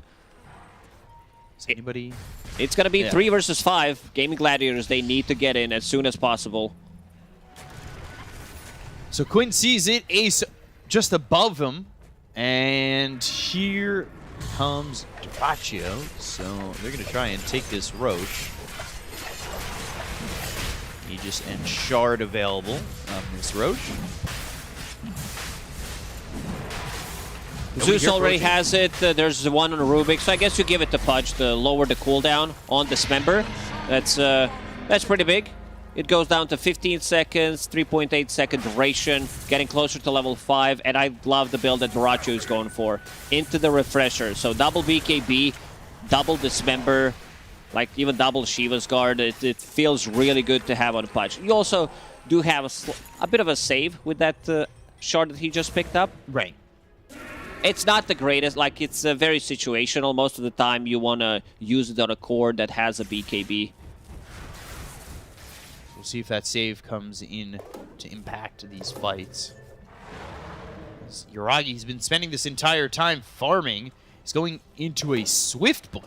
So Gleipnir completely off the agenda. Hurricane Pike was built after the Daedalus. And now going into the Swift Blink, so Yuragi destined to output even more damage. Smoke from the Gaming Gladiators. They want to take this fight right now. Roshan, 4 minutes on Pudge. Glimmer Cape. Oh, BZM is invis. They scouted where him. he is, and they've got him locked down. They'll go to the snowball save, though, with the BKB pop by Dyrachyo. Now they're on top of Tofu. They're still trying to get this kill on a BZM. He's quite low to the right. It's coming in from Yuragi. There's the Laguna Blade. There's the kill on the Pudge, but he's got the Aegis. Ace in too far. He'll fall to Yuragi as well. Double kill here for the Lina, making a triple kill for this Lina, burning them all away. Man, Taiga has been on point. First with that rune bait that they were trying to go for. Now with the snowball save, buying enough time. That profit damage in these fights is pretty nuts. 3,400. Dismember again, BZM. He's caught. Oh boy, the Hex, it was thrown on a Celery. They've got the LSA. Dyrachyo, he'll die. Down goes Celery. Remember to eat your greens, and that's exactly what OG's doing. Try to go for a sneaky play, but they are taking care of BZM, you know, with everything they got. This Hex, and he just got level 25 on Storm Spirit Overload attack bounce. We'll see that again. Zeus reveals Storm Spirit, and then the big play. It was also a silence from Dead Prophet. I'm a little surprised that they didn't use their BKB, so they can't get silenced. The only way was to stop it was with the punch from Tusk. This is the second fight that's been changed by a minuscule amount of health. The Satanic in that fight earlier with the Lina. This one here. Yuragi is like, yeah. Never in doubt. You guys got me. I got all the support in the world. Got some right clicks on that Lina like crazy. I'll survive the entire time. Easily done. Dire's top tower is under attack. 10k lead. It has been a 20k shift from a 10k lead for Gaming Gladiators now over to OG the other way. Look at that graph. It is a big shift, big change. Now what can Gaming Gladiators do? Because they had the advantage of an Aegis. They got the Roche. They had their time, and well, now it's OG who are far ahead. Ag's going to be picked up for BZM too. Oh boy. That's a great setup for LSA, for a sleep, for a silence, snowball stun, whatever you want to call it. Oh dear. Oh, and a regen rune. Everything's coming up Millhouse for BZM. So, looks like they'll group up. They're smoking. And they're going to look to fight.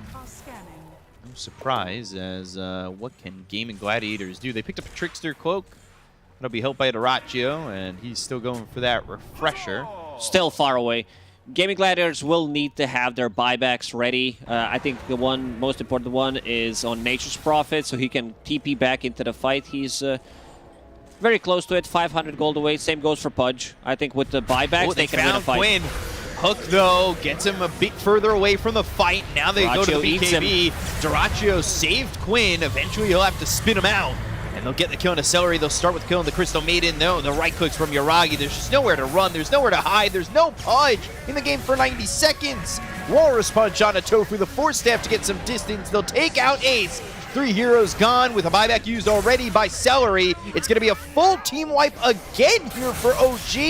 And potentially just game 1 as well. This might be the game. 75 seconds. They're going to poke, see if they have buybacks. After finishing off the Tier 4 towers, they could go and they have enough to hit the Tier 4 towers and kill the throne with all the attack speed that they got. There goes the Tier 3. Very close to having buybacks. Pudge, 18 gold. He spies back. They're poking. They're checking. Ace. Deep in mid. This could be slightly problematic. BZM low on mana, 900 mana, but he's got to hide. Oh, the Taiga found him. Oh, just in time to escape the TP. Ooh. 20k gold lead for OG. They were down by what, like 10,000? 10, maybe even more. It was a lot. Top tower is under attack. They've crawled their way back. Because we talked about the timings, right? That were coming out for Gaming Gladiators, and OG just had to hold on for just a little bit longer, right?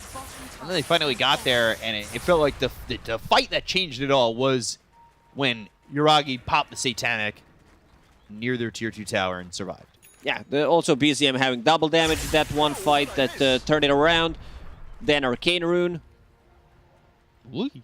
Oh man, this win probability, it went from 74% for Gaming Gladiators to 10%, and now OG, blessed by Gaben, 90%. Next Roshan could respawn in a minute and a half. Tofu. Has the telekinesis. Do they have the damage? Frostbite. Yeah, there it is. All there and ready to go to wrap Taiga up and throw him in the grave. 38-28, so 66 kills throughout this game. A lot of back and forth, and you can see the top 3 cores on the side of OG here in terms of net worth. And Yuragi is so far ahead. He is 12,000 net worth ahead of the first one on Gaming Gladiators. That's the power of Lina in this patch. Maelstrom, max out Fiery Soul. I've been seeing it in every single game, pretty much, every single pub game, and we're gonna definitely see this hero being banned or picked in most of the professional games. Yeah, it's needing and showing that it should be a first phase ban. If Gaming Gladiators can get the Lina out of the fight, though, it kind of just makes the lead 9,000. So doable, but certainly tough. Another Hex pickup. DM has a secondary Hex. He also hit level 25 in one of those fights, level 26 right now, so even more damage coming up from the Exo. God's Wrath. Scouting. Zeus still the highest damage numbers. It's Zeus after all. Every single time he pops ulti. But we haven't seen too much out of Zeus in the last couple of fights. Smoke from OG. They're searching. They find Tofu. He's out of there. So will the game extend to this next Roche? Can Gaming Gladiators even take a fight? They do have the refresher now on Pudge. He's going all in. I respect that. Hits level 25. We can see the hook accuracy, 34.3%. Every third hook hits. Not too bad. So what's he on now? 1, 2, or 3? Well, 1 or 2 was the answer. This is that hook, and they don't find anything. Come up empty-handed. Still trying to farm up, and the level differences, too, are massive. You've got the Lina at 28, Thoraccio just at 25. He's got that 1.8 times dismember damage and heal. If they can jump onto Lina, it's a heavy commitment because Yoragi does have a buyback. They need 2 BKBs, 2 ultis from Thoraccio to get the kill on Lina. But the other way. Link in, and now they're going to look for Yoragi, who pops the BKB. They go to the Dismember. DM right on top of Quinn. Quinn's going to be telekinesis by Tofu and thrown into the back lines. BZM comes in with the ball of lightning. They've got the Lina low. They'll get the kill on a Yoragi. They'll take him out of the fight, but he's going to buy back. They also took out the Elder Titan. They lose Quinn. Quinn buys back. BZM in with the ball of lightning, but he doesn't have a lot of mana to work with. The Hex hits on Thoraccio, but he's not taking a lot of damage at the moment. Feared up thanks to the shard that's on DM. Telekinesis from Tofu again to get the save and throw this Pudge away from OG. Almost lands a hook. And exactly as I said, they need those 2 dismembers, 2 BKBs, and now Thoraccio trying to look for a fight. Maybe he lands another hook. Blink available in 3 seconds. Roshan is up there. It's Ags. Oh boy, and Lina needs to be careful, right? Bought back. Yoragi bought back, and they didn't even fight after that. And it's the big one. Next refresher, next BKB.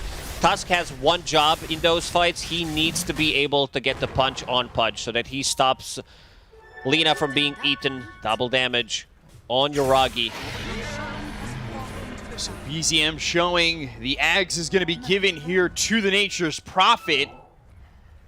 So now he's dealing with that Wrath of Nature upgrade. So yeah, having a root mechanic, it's a good setup to keep people in place and lowers the cooldown to 60 seconds. Holding on to Cheese as Nature's Prophet. 6 minutes, and Thoraccio did manage to farm his buyback in the meantime.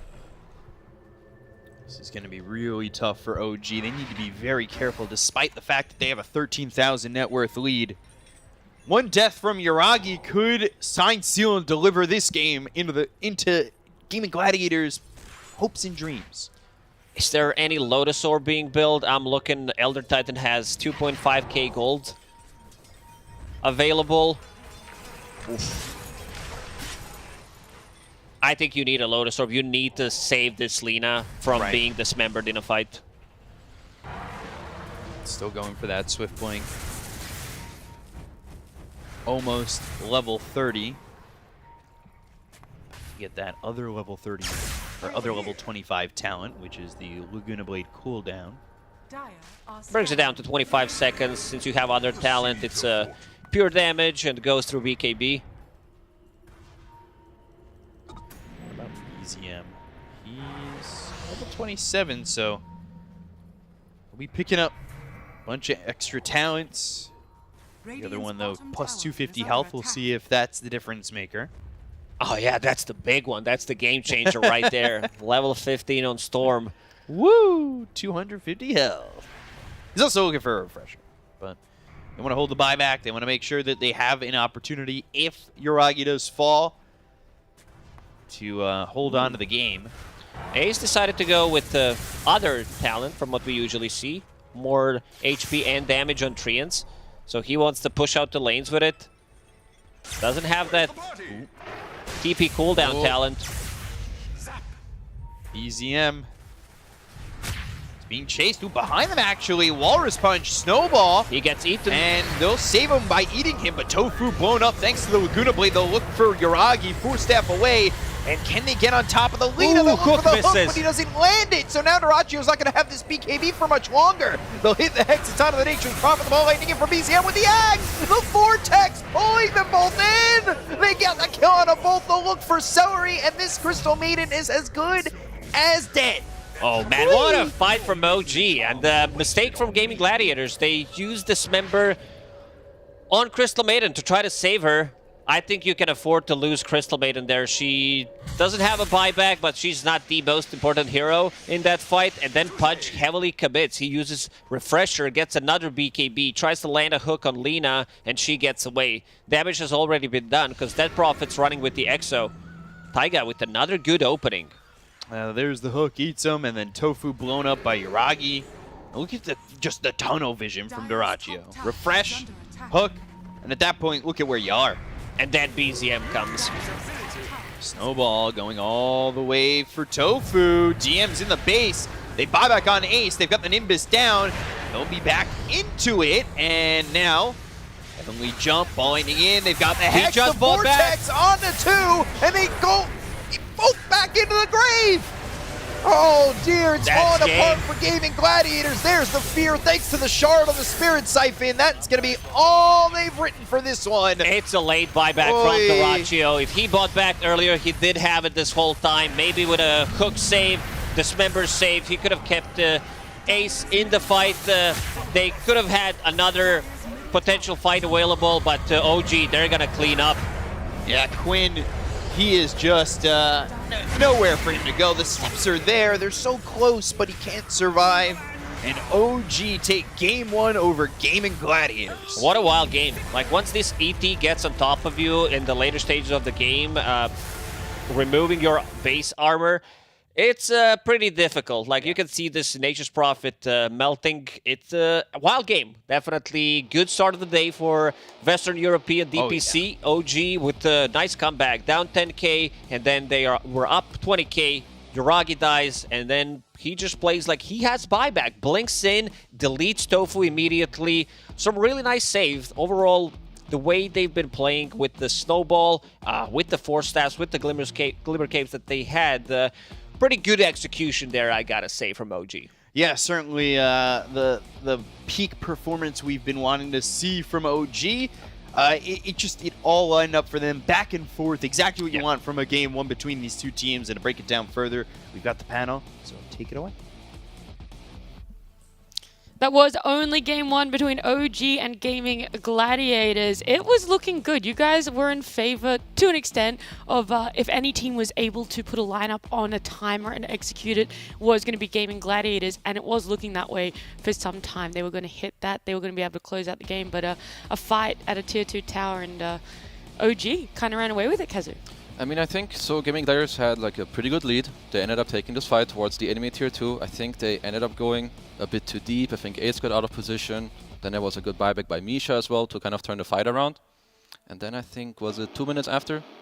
There was like a smoke. They smoked around. They got the Arcane Rune. And I feel like these 2 plays are really what got OG back into this game. Would you agree, Sind? Yeah, I mean, I think when you, like we talked about pre-game, the way this game is going to play out, Gaming Gladiators will be aiming for this early mid-game timing. And, I mean, to be fair, I think they had another fight that was kind of unfortunate. I don't think we got a highlight from that. It was before this, I believe. Or maybe it's this exact fight where Dyrachyo blinks into 4 or 5 heroes, gets a ton of vision. Look at how low all of OG's heroes are here. Everyone is 5%, and they all get away. I think this ends with a 1-for-1 trade. Like, this is one of those margins where, imagine the Zeus has 5% more damage. You kill 4 heroes, and you maybe win the game off this. So I really like the mentality that Dyrachyo had in this game as Pudge. You know, I'm just going to full-on go in, give total vision for my backline to do the job. But OG just barely mathing it out in that fight, if you could say that. That was literally the fight that I told you, Sin, are you seeing this? Is it possible? Like, everyone is on 10 HP. Literally, it was ridiculous. But what allows them to get to that point, what allows them to survive versus this, was all the utility that they were getting from every single one of them, more or less. You get some from the DP, the itemization was stellar versus all the damage that was being dished out by the Prophet and Zeus ulti. You get those Greaves as well, then you get some Glimmer Capes coming in, like everything pretty much on point. But overall for me it felt like their lanes didn't go perhaps as stompy as they could have wanted or would have wanted them to go. Like, the top lane wasn't really that great. Crystal Maiden recovered a little bit on the mid lane, but it wasn't enough for them to just roll over in the mid game. So the last time they played a similar draft, they had a Kunkka on mid lane, but they won their lanes like really, really convincingly. And then everything is kind of easier to play off of that. OG was winning team fight after team fight. Obviously, you know, a couple like hero losses here and there, but at about 40-42 minute mark, they were in a position to start pushing high ground. They won a fight, and it felt like they could have closed the game out there. In your eyes, Kazu, why do you feel that that wasn't something they did? Why did they fall back and extend the game a little bit longer? Someone must have made the call that perhaps it's too risky. Like they weren't sure whether they could fully break the base. That was, I think, when Ace fought back and like killed most of the creep waves. I think there was one creep left, so they probably could have pushed more forward, but I guess they wanted to take the safer the approach. more easy route. Yeah. I mean, they obviously don't have access to the information we do that all 4 remaining heroes don't have buybacks. So if they hadn't counted it or if they weren't sure, I don't even know if any of them were on cooldown at that point or if Gaming Gliders were just out of gold. They might have had one on cooldown. But anyway, I think, you know, backing off, it might look silly there, but put yourself in the player's shoes and it makes a lot more sense. But it's, sorry. Yeah, so, I mean, we get to this breaking point in this game like we talked about. I guess something we haven't really mentioned is the kind of cool synergy you have between Elder Titan and Storm Spirit. I think that played a really big role. BZM totally popped off in this game, and the Astral Spirit really helps out a lot with his damage output on the Storm. Obviously, largely magical, unlimited ranged hero, so you just put in that Spirit there. You go to sleep with it. Just let it be there, you know, throw in. And then ultimately you get the Earth Splitter combination on top of a Storm Ags, also super cool synergy between those 2 heroes. So Damn good versus a Pudge as well. absolutely. So they bought enough time and they exploited the. I would say Gaming Gliders lineup actually has some glaring weaknesses, but you just need to get to that point, and it looks scary. But once you get there, you can comfortably say that OG should be in a good spot. Do you guys want to play the MVP game, or do you just want to tell me? Have you played it yet? I've seen you play it. I haven't Okay, played do you it want to do it? Sure. Okay, everyone has to pick an MVP. I'll say 3, 2, 1, and then you all say who it should be. We'll see if you guys are on the same page. Do you have one? Yep. Yep. All right. 3, 2, 1. Kezu. Why do you do this? You guys ruined the game. go. I'm never playing it again. I said Kezu. He said me. Thank you. What do you say? BZM. Yeah, you really. So I'm Kezu playing gets the to real pick. game. We don't have real Thank you, president Kezu. here. Thank you. Thank you. I agree with BZM though. I do. Oh. If I had to pick one, it would probably be him. But I also think honorable mention probably DM. I think DM did a really good job in lane, and I think he did a great job putting himself out there as DP in this game. I think you have to do that. Yep. Like DP has to play bait and has to risk her life and kind of play equilibrium. And there were multiple fights where DM is like floating around 10% health, gets off the siphons. Specifically, if you look at his item build as well, like he goes for the Greaves, the BKB, the Shiva's Blink, like everything that keeps him alive long enough to bring that utility Like to the team. Greaves and the Snowball, I think that combination saved him like 2 or 3 times, like in this game alone. The one thing that also, it's impressive and not great at the same time, what I'm going to say is that OG had 0 Roshans in this game. They didn't even contest any of them. They have ET and Storm, 2 heroes that want to do that and fight there. But the more impressive part that he can pop off this hard without ever having Aegis or Cheese is even more impressive for him. Very true.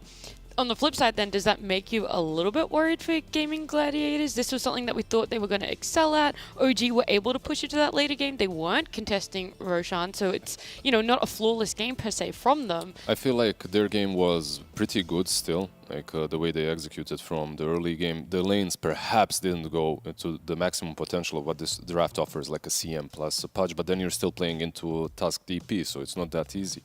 However, one thing that might have troubled them is the fact that they don't have this ultimate late game potential on a single core, right? Like they don't have this carry that can actually pop off. Ace on the Nature's Prophet kinda alleviates that, but not that much. So if they do get something like that on Duratio, they will lose some of this mid-game potential, but they will also not necessarily have to play as fast as they're forced to versus OG, because that obviously didn't work. I think another thing based on this draft, I feel like the Zeus was an afterthought and not the plan. Like either the hero that they wanted got banned out. You have to expect the Kunkka ban to probably come out. So if your plan B is to get Zeus... Oh, they banned Kunkka. You're right, actually. So they were didn't even prepping want for it. the Zeus. So if you're prepping for the Zeus, I feel like... I personally think it's an oversight not banning Storm against this team in particular. I know we've talked about Storm in many other series and it didn't get picked, but it's BZM. You already have Nature's Prophet. Your support duo doesn't counter him either. One of them is Maiden. That's not a good matchup. The other one's Rubik. That's also not good. It's like, this is like a candy shop for a Storm that has a good start. And like Kezu says, imagine he gets Aegis this game. Like, it wasn't even that good.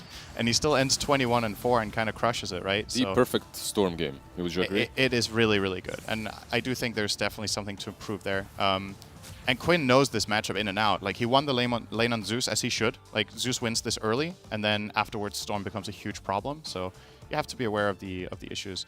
I mean, at the same time, we can talk about as much as we want. I think the winning percentage for Gaming Gladiators at some point in this game was like 90% or something. Like, they had a really big lead, so obviously there's a lot of positives too. But it goes to show that these lineups, even when they are far ahead, all it takes is 1 or 2 slip-ups, and then all of a sudden a very stable win turns into a a complete flip. They messed up 2 crucial fights, and I think that's where the whole game really broke down. All right, they'll be looking forward to trying to rectify that in game number 2. It's happening after this break.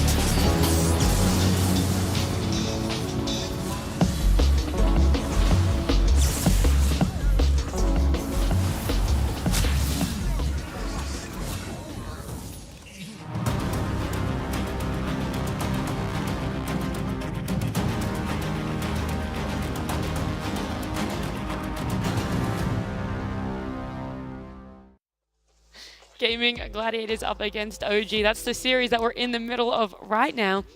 Game number 2 draft coming very soon. And in that game 1, it was a great turnaround from OG. They'll be riding that confidence, riding that high. But for Gaming Gladiators, how do you feel that they're going to be resetting Kazoo? Or you're like, hey, you don't have to reset that hard. It was still a good game for you guys, despite the loss. Yeah, I don't think they have to change too much. Maybe you put like double effort into this last pick as well to make sure that's not as easy. But other than that, if they just really shape up this like 5 to 10 minute mark in the mid game, make sure it doesn't fall apart, then they're good. They don't need to change too much. Yeah, maybe just think about these last bans that definitely destroyed them in the last match. It was one hero, right? It was the perfect Storm game. It was, and it's worth keeping in mind that they were playing against Lina, right? That we've talked about being a really big problem, and they had solutions. The Zeus worked out pretty well against it. The Pudge actually did a good job against Lina too, so it wasn't like they came in unprepared. They gave OG what they wanted, and they countered it, and I always respect that, even if it's like top-tier meta picks that you give away. You have an idea. Do you think that you're still able to give out the Lina? Because do you ban it? I think you didn't necessarily lose to Lina, right? No, not necessarily. The question is if OG are going to change up their bans. Because if some of the things that you really value against Lina, like let's say Rubik is banned, then you might ban the Lina, right? Or Nature's. Or the Nature's Prophet is banned. You might also ban the Lina. Because you had the tools at your disposal this time that you needed. Game 2 draft is going to have a change up with Gaming Gladiators being second pick this time, and game number 1, OG had that second pick. That's obviously going to be an influence as well for the first phase bans. Yeah, well, we will see now if OG will ban out the Lina. Wait, OG actually have the first pick. Yeah, I think OG might just first pick Rubik and leave Lina in and do the same thing. Do the same thing? It's very possible. Yeah, I could see it. Never mind. There you go. All right. Gaming Gladiators don't want to come up against it. I mean, I feel like Lina is a stronger pick for the first pick team overall, because you can choose not to take it overall first, or if you do want it overall first, you can ban Rubik. So, yeah, it's fine like this. I guess the second ban from Game Gladiators could be Brood, or it could also be a Brood ban from OG. Both DM as well as Ace play this hero very well, and it's super annoying to deal with. We've seen a lot of the teams first phase ban it against the specialists. At the same time, I don't know if Brood is the perfect hero to put on DM for this team. I think he plays it well, and I think it's a good hero in the patch, but maybe, like, obviously the playstyle of Brood is kind of different from what we've seen from a lot of DM successful stuff. Yeah, I like him more on the heroes where, well, they've had success so far. The Snap has looked very good. The DP just now in the last game, his items were good, his playstyle was good. And I feel like it fits perhaps a bit more with what they want to do. They did play a game of Brood, I believe, and they won with it. But the supporting, the other 4 players on the team were super active. So if you're giving him a Brood, you need a really active team on the other side. The other 4 have to be able to do stuff on their own before he's able to connect on that mid lane. I mean, it shows that they have that in their back pocket, that they are able to swap to that sort of play style for themselves. One interesting thing, though, is Hoodwink is still in the pool. I believe Gaming Gladiators, they banned it out the last game. They did. And it is a hero that OG just loves to pick. Not my favorite first phase, position 5, but it's something that they prefer. Only play at 5? I think this season so far. Yeah, so far, yes. If they pick it out early, I would like for them to flex it. I think it's like an easy hero to have in your draft, in my opinion. It's perhaps a bit similar to Rubik. Maybe not as strong, but it's more like gives you okay laning, gives you a good follow-up, gives you a stun. Banned out, though. Yeah, it makes it easier. But Gaming Gladiators, well, they really don't want to give it to OG. What are we seeing here? Are we seeing a Tusk again? So what's in it that's interesting now? Tusk, Brood, Nature's Prophet, Tree as well is Treant. what they Tiny have Treant, left yeah. through. Tiny's in, and there was one hero we were just DP. talking about. Oh, DP is also, yeah, okay. Is this now an instant Nature's Prophet +1? Prophet plus Tusk? I still Potentially. don't think... What do you make of Brood against DP? Like, who's that better for? Because you could argue DP is one of the heroes that can put the most threat on the other side of the map, but she doesn't lane well into Brood after Brood is 6. I guess it depends on how the lanes go, right? Like if the Brood is having a really good lane, you can rotate a little bit easier, faster towards the mid.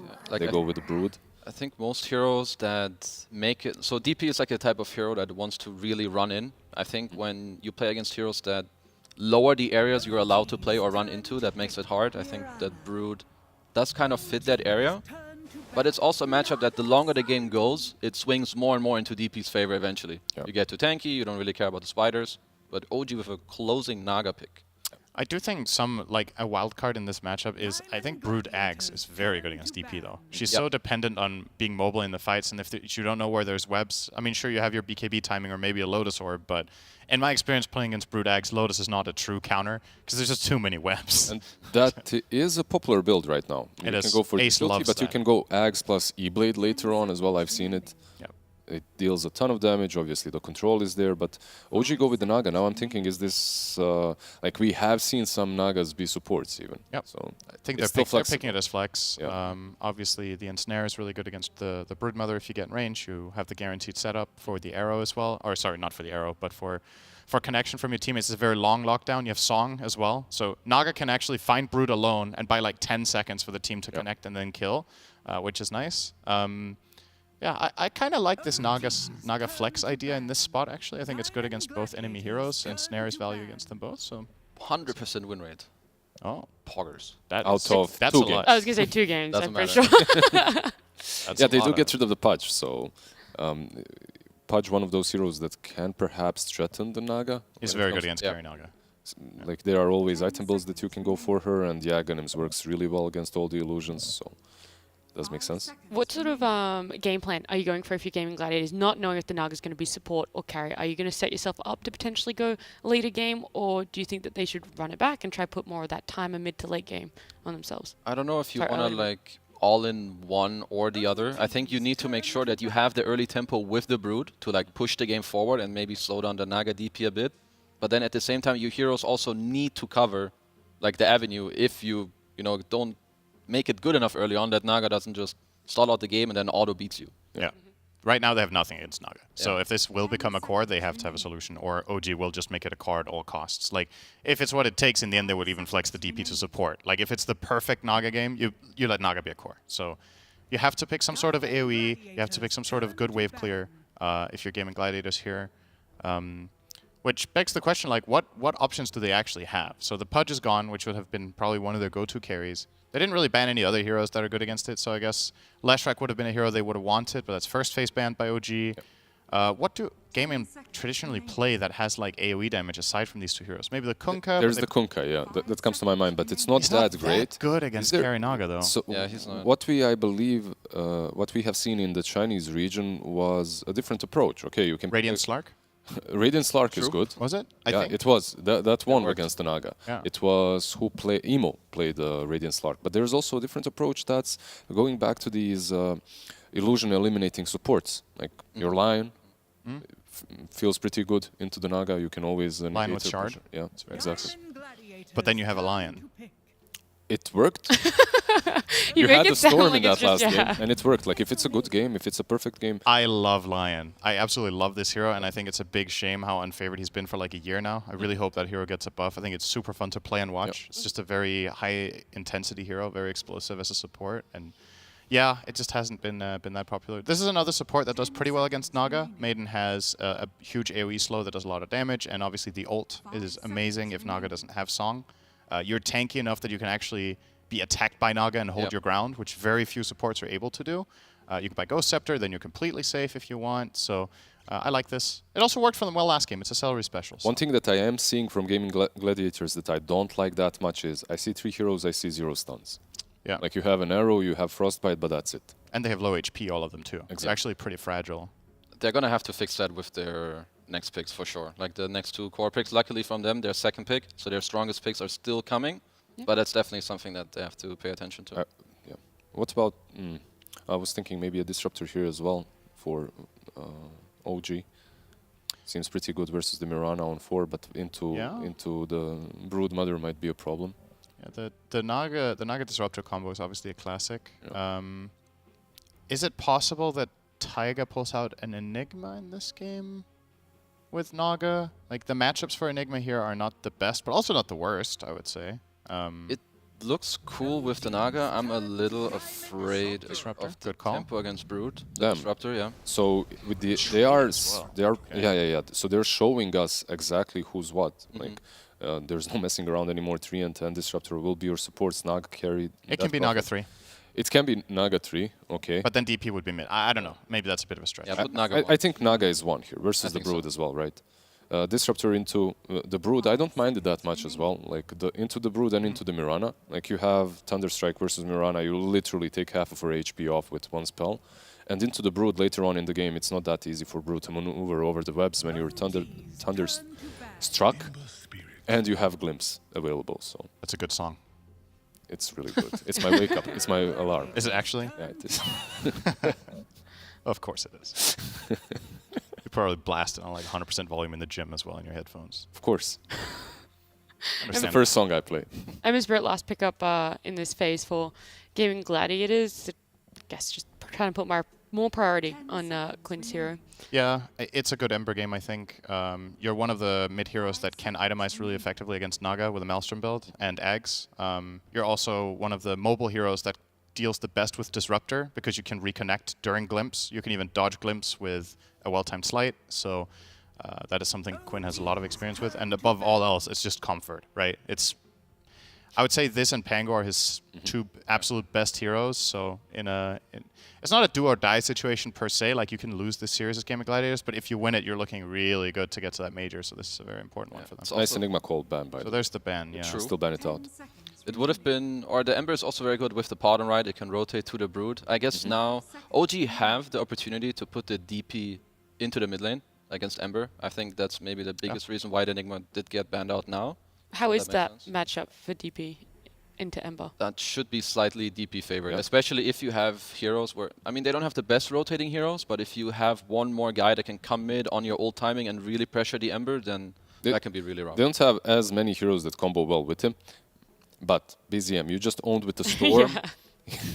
I wouldn't mind seeing it again. Like, the lane versus Ember obviously can go both ways, but I'm seeing all these heroes, the CM, the Mirana, the Brood. Yeah. None of them likes being jumped on. So The downside here for OG is that they don't have 10th pick. And that's why they got the Storm last game, right? There's one more option for gaming in the end there. Looking at Gaming Gladiators heroes, so you want a carry for Durasho here that doesn't get hard countered by Naga, because then you're double dipping against both Brood and that carry. So what options do you even have? You ban the Bloodseeker and Lifestealer, okay. Is this a team that could pull out a Radiant Slark? Do we dare to say it? It's actually not bad this game, I think. it's pretty solid. There's not many tools against Slark. The Static Storm Static Storm Kinetic Field combo, but Slark is amazing against Treant because he's one of the only carries that has Self-Dispel. 10 seconds Um, remaining. I would like to see a stat on the amount of stuns, 5 seconds the least amount of stuns that we've ever had in a 10th game, because right now we're next to the record, I'm pretty sure. There's got to be some. I mean, they don't know yet exactly what they're going up against. I'm not fully sold on the Slark. Oh, this is just a snap. DM Which- snap. Is there like some Mjolnir carry you can take for a game? And like, I feel like Slark, especially now with Snap, is gonna have a. That's I will be harder. very afraid for like the mid game. You get Yeah. Song, Static Stormed, follow-up damage, you're dead. Yeah, it's true. The song is actually a big part of that matchup here, so maybe not the best idea. Can you? I mean, I don't really like Jug. Can you play Jug with Mjolnir? 5 seconds. Does Thrasher even really pick that hero for this team? I feel like he doesn't. It's not like a go-to whatsoever. The problem is there's so many carries banned that are good against Kornaga, which is making it like you're gonna have to start, looking into like the B tier pool of carries. I think. Troll, but man, I think these are Man, rough please. matchups. Okay, All right. you play on a different tempo. I still think this one is kind of tough too. The enemy team has natural Yule's Buyers. You're playing against Treant.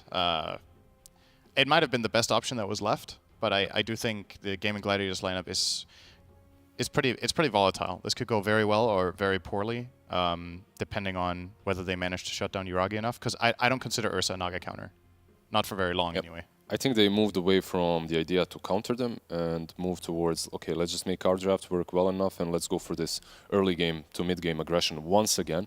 It didn't work before. Now they're playing into a 3. I think they're fighting an even harder battle this time around. I'm not a big fan of how gaming closed out this draft. I feel like this doesn't really look like a second pick versus first pick scenario. I agree. Snapfire is going to do well against Ursa in the lane. DP is going to beat Ember. Naga will have a good game. I heavily favor OG. Oh my gosh, you guys have made me very worried for Gaming Gladiators, but it doesn't mean they can't still win. Game number 2, OG versus Gaming Gladiators. We're going to jump on over to B Cup and Lacoste.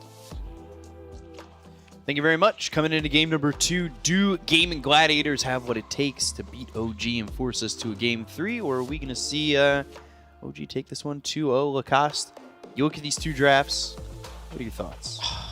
I'm slightly worried for like Ember Spirit. I know they decided to go with the comfort picks. Picking this Ember Spirit into Disruptor, it can go both ways. You know that Quinn is the master of the hero, so he can dodge some of the glimpses. But then again, you're playing into Naga Siren, Silence from the Death Prophet, Treant Protector. They also lack some tower damage on their side. Yes, you do have a Brood Mother.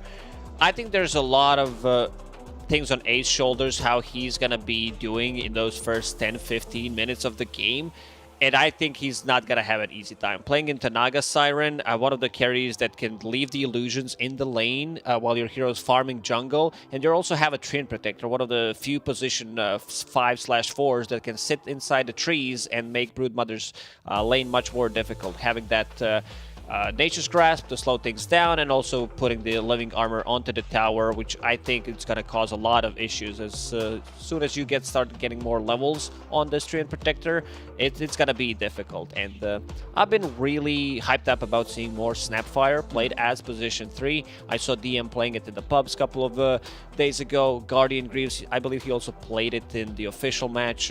Also this previous week, and it looks really good. Like, it gives you the sustain. This is going to be a bit of a different Death Prophet. This is mid Death Prophet, so she comes online much faster. I'm worried for Gaming Gladiators. I'll be honest. Yeah, and you're talking about all the things that are going to go right here for OG with their lineup. What does Gaming Gladiators have to do? Like, what in their lineup looks good to you? Because, I mean, that Brood pick was first. You said it kind of gotten taken care of, but what's here for Gaming This is the lineup that can play when Exorcism is down. Every single one of OG heroes has a long cooldown ultimate, so they should try to abuse that. If they see one of those is used, try to go for Roche. This is also Ursa lineup, so a lot of value if you manage to get the Roche timing. Mirana does have a hero to play with throughout the whole game with the Ember Spirit. We see this, a couple of years ago. It was super popular. Southeast Asia has been on that train for a long time. It's always these two heroes that can set things up, play together, go for the kills. So it's a like relatively fast lineup for Gaming Gladiators. The issue that I have is also matchup against Naga Siren.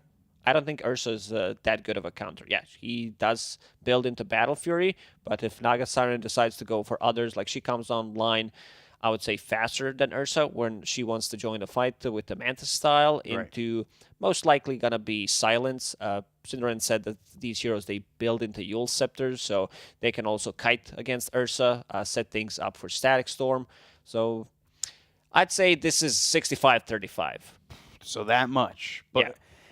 with it kind of feeling like it's on Ursa, who opens it up there? Is it just the Ember that has the chance to open it up? Or because you're talking about the lane maybe not being so easy for the Broods, and now it feels like a lot of pressure is just on your Ember Spirit at that point, right? To make enough space for Ursa to even have a chance to fight back. Yeah, we saw Quinn in the previous game where he had extremely good early game. First 15 minutes of the game, did manage to get a solo kill on BZM, but then kind of started to fall off. And he's on his comfort hero on Ember Spirit. So let's see what he can do with this one. Yeah, we'll see what he can do indeed. And well, we'll take a look as it's game number 2 here between OG and Gaming Gladiators. It was a fun first one. We had a bunch of kills and a lot of action, a lot of back and forth. I'm hoping this game Look goes at the same Yoragi, way. his illusions, they have Boots of Speed. He bought it and is sending it back with the courier, so he wants to scout out the mid lane, whether they're placing the ward with illusions, will sell the Boots of Speed. So pretty neat trick you can do. So just quick Boots of Speed, and then he switches over to the Circlate, Slippers, Mango, and a branch there for him as we see a little bit of a skirmish up in the top lane for a second. Misha, DM, and Taiga here together. As we've seen some tri-lanes. Is that happening here at all? 30 seconds to Is it possible to happen here at all? I wouldn't mind. Maybe they can start to try to get a kill. There is a point in Leech Seed. Ursa does not like to get tri-lane against, and having Naga Siren solo against Broodmother, also having Morana, I don't think that's that bad of an idea. But if he wanted to play it solo, he would probably bot tangos on Yoragi. He can still bring it with the courier. The battle begins. Potentially, yeah, but it looks as though Misha is making the long walk down here. So we'll see how this goes. Ace and Tofu here once again. Yeah, we take a look at the bounty runes. 2 and 2. Whew. A lot of gold so Hype. far. Misha will deward that sentry ward, so the small camp will be open. Trading against Morana, Tofu, this time around starting with Starstorm. He wants to match damage output from Thunderstrike, but still one of the highest damage output spells level 1. Hard to difficult to deal with. And also, like, Arrow not that strong in the lane since you have Naga Siren and the illusions. She can easily block it. You can see the power of this Thunderstrike. Misha holding onto 2 mangoes.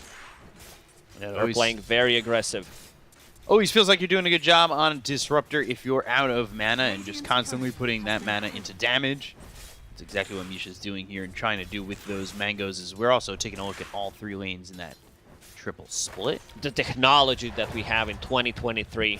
I'm not sure when we added that, but it's a pretty cool feature. You know, check what's happening in all 3 lanes so we don't miss anything. 3 screens. I only have 2 eyes. Is I think the spam in chat, right? Probably not, but Oh. looking at the top lane and looking at the odds, OG still favored, not by much, by esportsbet.io. Yeah, I mean that's really looking at those odds. That's kind of the feel of what we had in game 1, right? It was that even. It was close. Yeah, it was definitely back and forth game, and we see why, you know, they are pretty similar. I think the styles are definitely similar for these 2 teams. So seeing them go up against each other and really, when you look back at game 1, if there's a game you want to watch, game 1 was certainly, you should go back to it when you get a chance after this game.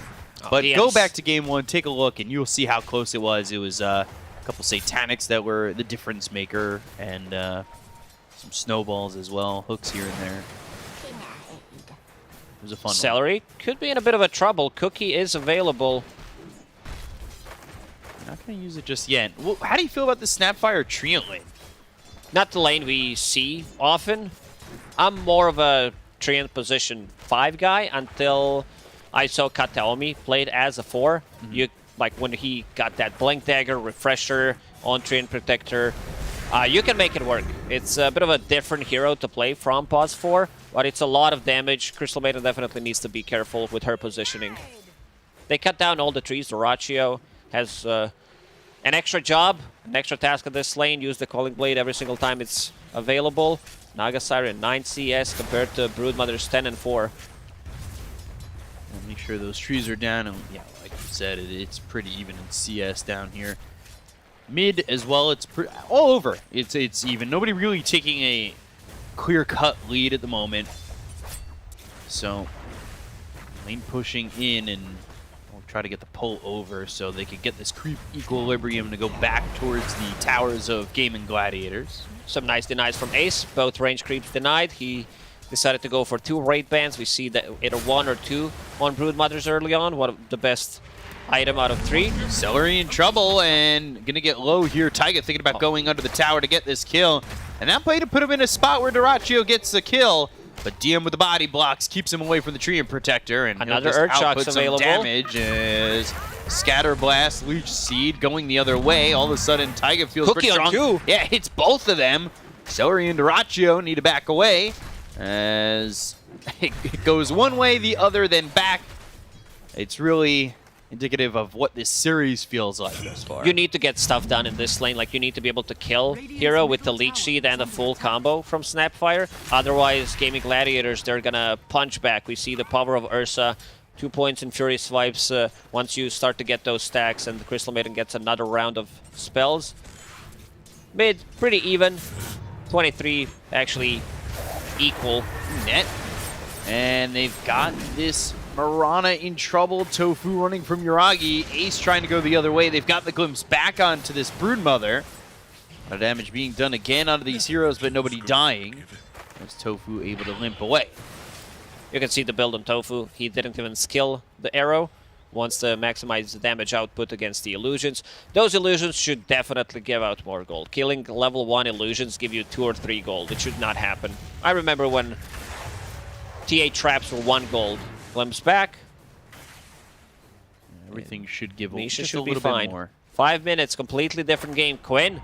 Taiga's making a rotation. Yeah, they have the Leech Seed. They're going for the first blood. TP over. Not going to be in time. Celery shows up. But now what? You're here. You throw a Frostbite out, a Crystal Nova, but... He showed up. Okay. Just there to show up and throw some damage out. Taiga, very active. You don't expect this kind of a move from position 4 Treant, who doesn't even have boots. He's very sluggish as a hero. 305 with Windlace. Moving so fast. So Celery showing back up towards mid. And looking to just secure this 6-minute rune. They've also got Misha nearby, so both supports are here for OG. This is no surprise. We see this in a lot of games where the supports will rotate to help control. GG as well. Coming to the mid lane. And it's going to be top. It'll be an illusion rune for Taiga. They refilled the bottle on BZM. That's what matters. OG can also leave Yuragi solo against the Broodmother, so he starts to get more levels, puts more points in Mirror Image, lowering that cooldown. Once you hit level 7 with 4 points in Mirror Image, you permanently have illusions. We're setting up with Taiga again. Is they going to come across Quinn's the lane? Still level 5. Can he body block him? Yeah, Leech Seed, body block, Celery coming in, kinetic field, it's up!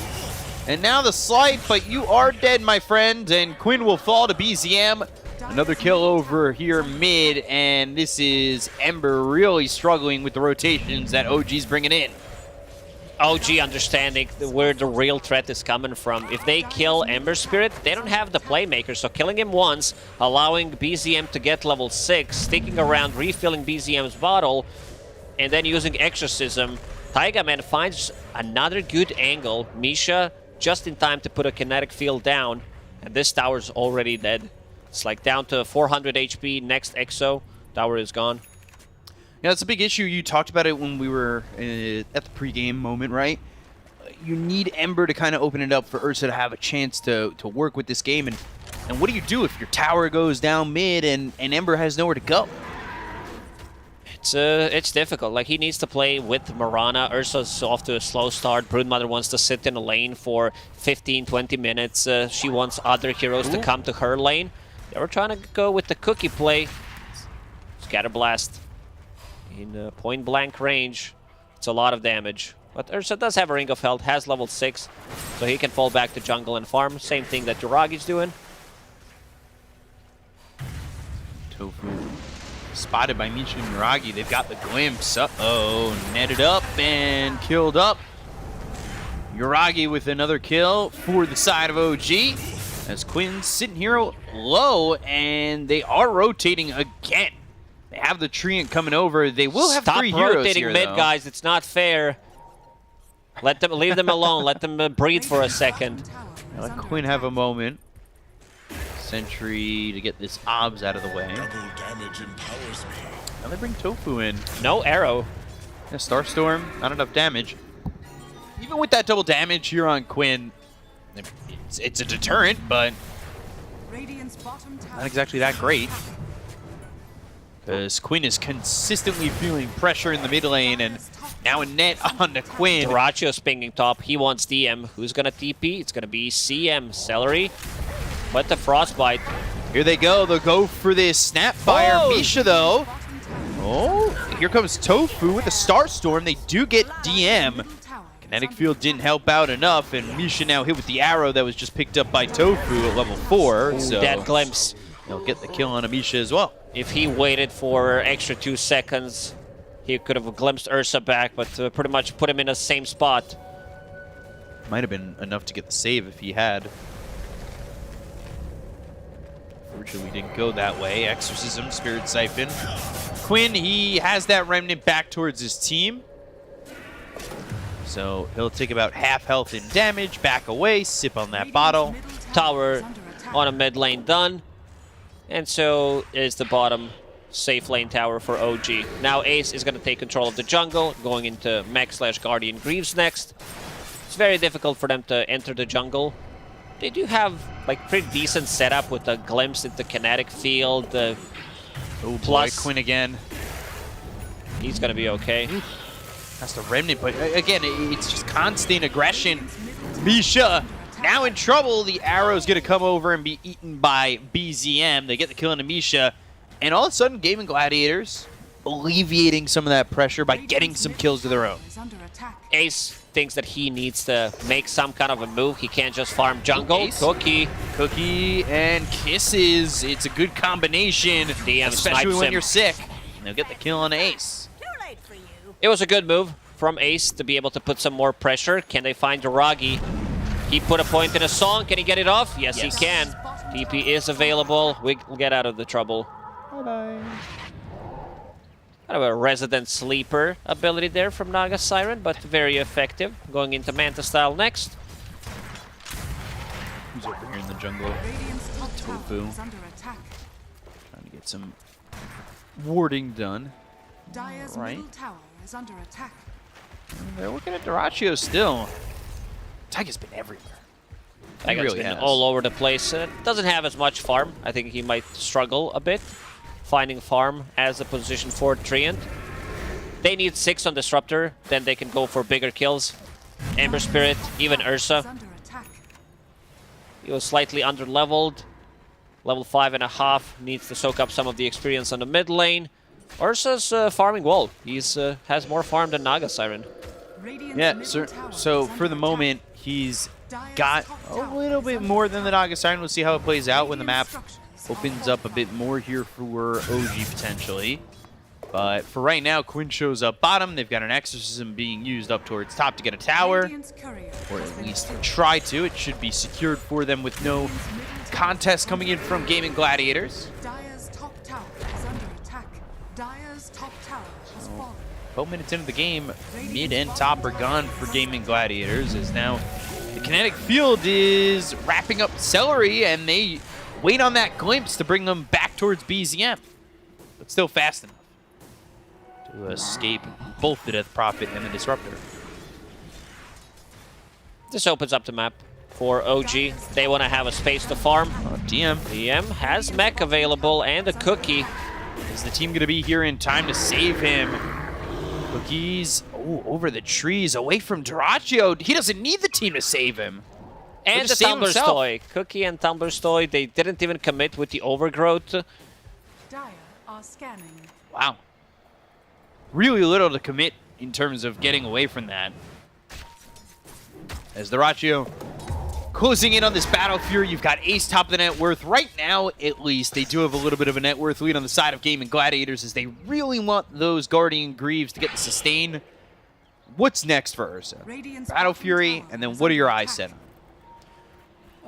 If he feels... I think BKB is a safer choice into a Blink Dagger, because you want to have another way of dispelling things. Static Storm is going to be a big issue. Misha, can he get the Static Storm off? They might not even need it. Let's see. Shadow, and there's the Static Storm, but a trade as Ace kills Misha. You also have Quinn here.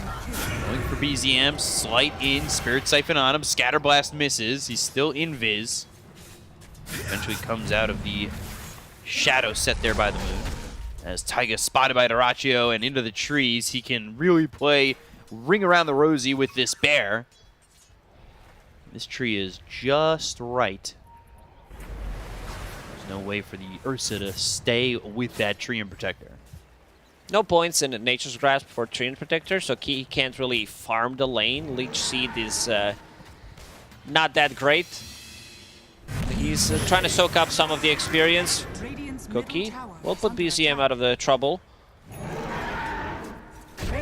Taiga's still nearby. He'll lose his courier for this. He's standing top, but he hasn't died himself. His courier will. He's poking the bear. Usually it does not end well from the videos I saw on YouTube. Yeah, you know, they can climb trees too. Bears. Get enough momentum behind them. Yeah, I saw bears opening cars. Car doors. It's like, yeah, what's up? You guys chilling? Bears are crazy. I saw these 3 bears. They were just talking about soup and stuff. It's crazy. Bottom lane BZM. Going for the Kai Sanj. And Arrow? No. He recoiled like he wanted to throw it, but chose to not throw it as he sees a couple heroes coming over with this ward on the cliff. BZM right there. Static Storm kisses down. Celery dies. Tofu on the run. BZM and Taiga, well, they've got the vision. They'll get the glimpse out of Tofu. He'll 2 more leap leap away, charges and available. there's another. Quinn and Ace hanging out. They don't want to fight into the Exorcism just yet, but they do have the Guardian Greaves if things get a little bit iffy for them. OG needs to get a kill out of a glimpse now that it's maxed out, down to 18-second cooldown. BZM in trouble here. Yeah, they're in onto the Death Prophet. This Exorcism is going to help out enough. The glimpse away. Ghosts are coming back, Ace so goes he's the other healing. way. They've got the heal from the Ghost. The arrow comes through. Yule's up into the air. The Overgrowth comes out from Taiga. And now OG might be looking to turn this one around. Slide again, remnant away from Quinn. There's the Cookie DM. Oh boy, 4 heroes right behind you, especially a Black Widow right there on you, DM. You gotta run! But the chase is on, the damage is there. Tofu gets the kill on a DM. Both teams do have a lot of sustain, and they don't have much damage. Like, you use this Trade Protector ulti, he doesn't have much to offer. Same goes for Disruptor. If he uses Static Storm, there's not gonna be too much of a follow-up. So, Guardian Greaves / Max, Living Armor from Treant. How's Naga Siren looking? She's third most farm hero in the game. Going into Orchid next. This is going to be the big pickup. But Dyrachyo has been farming. He made his stacks for himself in the triangle. Going into Blink Dagger next. Just 300 gold away. Level 12. Maelstrom also picked up for Quinn here. So the farm's starting to get there. Quinn needs to catch up a little bit. He had a rough time over in the mid lane, lost that tower very quickly, so his farming spots weren't exactly available to him constantly. So with that Maelstrom farming tool at his disposal to get back towards the top of the net worth. Ace, as well as Tofu. leaping, glimpsing, and dying. But, dying? He gets Question the Guardian mark? Grease off. Another Scatter Blast will finish the job. He used all 3 Leaps charges as a position for Mirana, so that's going to be A long time. a long replenish time until you get those off. I think Roshan is on the menu for OG. 2 points at EXO. They They're do gonna go. have damage, and also if they ever feel threatened, they can Overgrowth or they can Song of the Siren. Stealing Aegis from Aegis from Ursa lineup is pretty big. I don't think Gaming Gladiators will fight back. Tarajo had enough of this tree. Stop following me, please! He still can't kill him, though. Glimpse all the way on Quinn, but slight to avoid that. Quinn, too experienced Ember Spirit player, knows how to dodge those things. He's like, just another day in the office. So Aegis there for BZM, and like you said, that's not something you really want if you're an Ursa lineup. So the question is, do they want to fight into this? They've got the heroes here. The answer is yes. The Static Storm is down, though. Dyrachyo, uh-oh! They are going to get this kill out of the Ursa. They'll take out Dyrachyo first. The Song of the Siren sings in the ears of Gaming Gladiators as these heroes that are low start to run away. But BZM, Yuragi, well, they set up again. They reset. The kisses dropping down. The Aegis used. Quinn silenced with a Crypt Swarm and just getting away as the arrow hits from Tofu onto BZM. Sleight of Fist, Searing Chain, Celery, not where you really want to be. He Chopped has in no half. leap charges left. And they were used earlier in the refresh time, made him very limited in this fight. So they look for Tofu. Quinn and Ace trying to help this Mirana get out, but Yuragi gets the kill. Quinn and Ace can only watch as There's they can't get so any much kills. sustain on OG. But like both teams have Guardian Greaves. Then again, you have Treant Protector with Living Armor, with 4 points in Leech Seed. It's just way too much. And we can see Dyrachyo jumping in aggressively in that fight, not respecting the damage coming up from the Static Storm nor the Overgrowth. They have pretty much every single ability to keep them inside a Static Storm. Guess he felt safe coming into a fight, thought that I'm gonna pop the Enrage as soon as Treant Protector gets that ulti, but good Static Storm coming out from Misha. Misha helping to lock down and kill that Ursa. And then the song used to kind of reset their positioning, make sure you can get the Snapfire in a position where those kisses don't get interrupted. They drop down, throw the damage on, and The old setup from help clean up those BZM. heroes.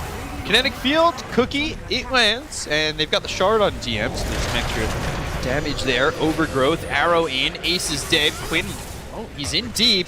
He'll take out Misha, now running onto the high ground. Dyrachyo blinking in once again, and BZM blows up Taiga. Next there is Dyrachyo trying to create a dam with this wood. And Ambitious we'll TP. cut it down to size. Fighting underneath Observer Ward from Gaming Gladiators. And this time Dyrachyo comes into a fight and gets stuff done. Also Static Storm did connect slightly on Ember Spirit for a second, but didn't have anything else to keep him in the place. Gem picked up by Misha, which he gave to Snapfire. They want to see Mirana, they want to get rid of a division. Make sure that they're not fighting on under this vision as they continue to go back and forth. Still a 2K lead here for Gaming Gladiators. There's the silence thrown over from Yuragi with that Orchid, and has the song. Flame Guard was up and running for Quinn, so he's fine. Soak up the damage. Crystal Maiden was there. Crystal Maiden deals relatively well with Naga Siren Illusions, where you have a lot of slow, a lot of damage from that Crystal Noah. Also disarm from Frostbite, and like even if you get the freezing field off in a fight, you can survive through the overwhelming damage from Naga Siren and her illusions. Getting that extra armor helps quite a lot. So can they deal with Yuragi as time goes on? They were trying to look for Tofu there. With Glimpse at level 4, the range on that is very far. So these heroes, if they get close, need to be careful. Might just get glimpsed on back. And he's going straight axe, by the way, on this Disruptor. Ambitious. Hard to get gold as a 5 Disruptor. BZM again. BKB, Static Storm, not going to be cared for by Dyrachyo, but they've got the cookie. Gets him some distance between him and the bear. But BKB's going to wear out. Moonlight Shadow, BZM trying to survive. They've got a Remnant right on top of BZM that sends Quinn in. The silence on the 2. The overgrowth is there. Now the kiss is dropping down. Tofu's going to die, but they lose Mishin Taiga. Down goes Celery. Ace with the damage on a DM. Another cookie for some distance. And Gaming Gladiators, without these supports, refuse to go any further for the moment. Dyrachyo feels very comfortable coming into a fight now that he picked up a BKB, has Brigand's Blade, one of the better items you can find. Like, you drop low, you're gonna disappear. One overpower, and all your HP is gone. BZM held onto that Exorcism, but he wants to use it now. Arcane Rune running out. Can they get something done? Illusion will spot Dyrachyo and just getting some information. Ziragi goes up out on the high ground, Sleight of Fist, Searing Chains. There's the Orchid. They've got the glimpse. It's on to Ace. The kinetic field is up with the cookie, but the BKB's been popped by Quinn right at the perfect moment. DM drops immediately. BZM with the Exorcism pop, but now 5 heroes around this Death Prophet. Another song. He does not have a TP, he just TP'd. Trying to help BZM, kinetic field, with no BKBs available anymore. He's able to walk out of the low ground, but Ace with his webs, he's right there with him. Glimpse back again by this Disruptor. Quinn on him, Quinn killing him. Down goes BZM. This was really a forced fight from OG. He wanted to use that Arcane Rune. Oh, Yuragi. Yuragi's sitting at the 3-0-0. But those illusions, they do suffer against Ursa. Like, Dyrachyo's going ham with his Ursa. Next item, he was thinking about getting the Basher, but wants to get a Nullifier. So, he went Battle Fury, Blink, BKB, and now Nullifier. Yeah, wants to kill that Prophet. I guess that's the idea behind it. Dispel that Yule Scepter. He also has that level 10 talent. I've seen Ursa's picking up both of these talents, but 20 extra seconds on the Fury Swipe reset is pretty big. Nisha denied double damage. You're not letting it get in the hands of a bear, or into the paws of, or claws of a bear. Meanwhile, somebody's caught in the claws of a bear. It's DM. Use that cookie, gets away from Dyrachyo, and not able to hold on to him. Meanwhile, well, Nisha spotted by Quinn. It's back and forth between Yuragi as well as Quinn, and now the Remnant forward. Yuragi's in trouble. The overgrowth comes out. Yuragi surviving. Taiga, well, is being frozen to death and burned at the same time. Both Quinn and Celery. So a double kill there for Quinn. He's dominating. Despite the fact that his lane was rough, he has really accomplished a lot as DM just gets ripped apart by Dyrachyo. Quinn had a really bad start. He was level 5, but he definitely recovered. He didn't die since the laning stage, so I don't think he died for almost full 20 minutes. And map getting smaller and smaller for OG. It's a 10,000 net worth lead here for Gaming Gladiators. Jiragi's illusions are not as tanky. He does have that Orchid, but doesn't have Heart yet. He's very close to it. And buys the recipe, hoping to get out there and purchase both the Reaver and the Vitality Booster eventually. But send the Courier out. This is a risky proposition for him to get this Courier We can see over. the drawing on the minimap, exactly what Gaming Gladiators wants to do. Not sure what that is, but it's mid, top, and bottom. So all the lanes are pushed in. You don't expect this to happen since OG's the one who has Nagasar, and usually it's the other way around where teams can't deal well with the illusions. What's going on with Yuragi's game? Because it's not like he's lacking net worth, right? He's got 15,000 to his name. They're lacking some instant stuns. They can't control Broodmother. They can't control Ursa.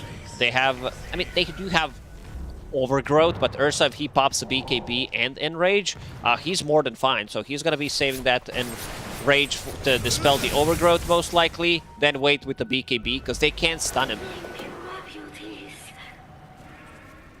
Radiant's top tower is under attack. So, is there any item you'd like them to pick up to kind of mitigate that? get that extra lockdown? Do you want to see a Hex picked It's gonna up, take or- a lot of time for them to farm a Hex. Death Prophet has it queued up, but also wants BKB. Morana. Net on a Tofu, and then glimpsed back, so they have their hands on Tofu, and they'll lead him up.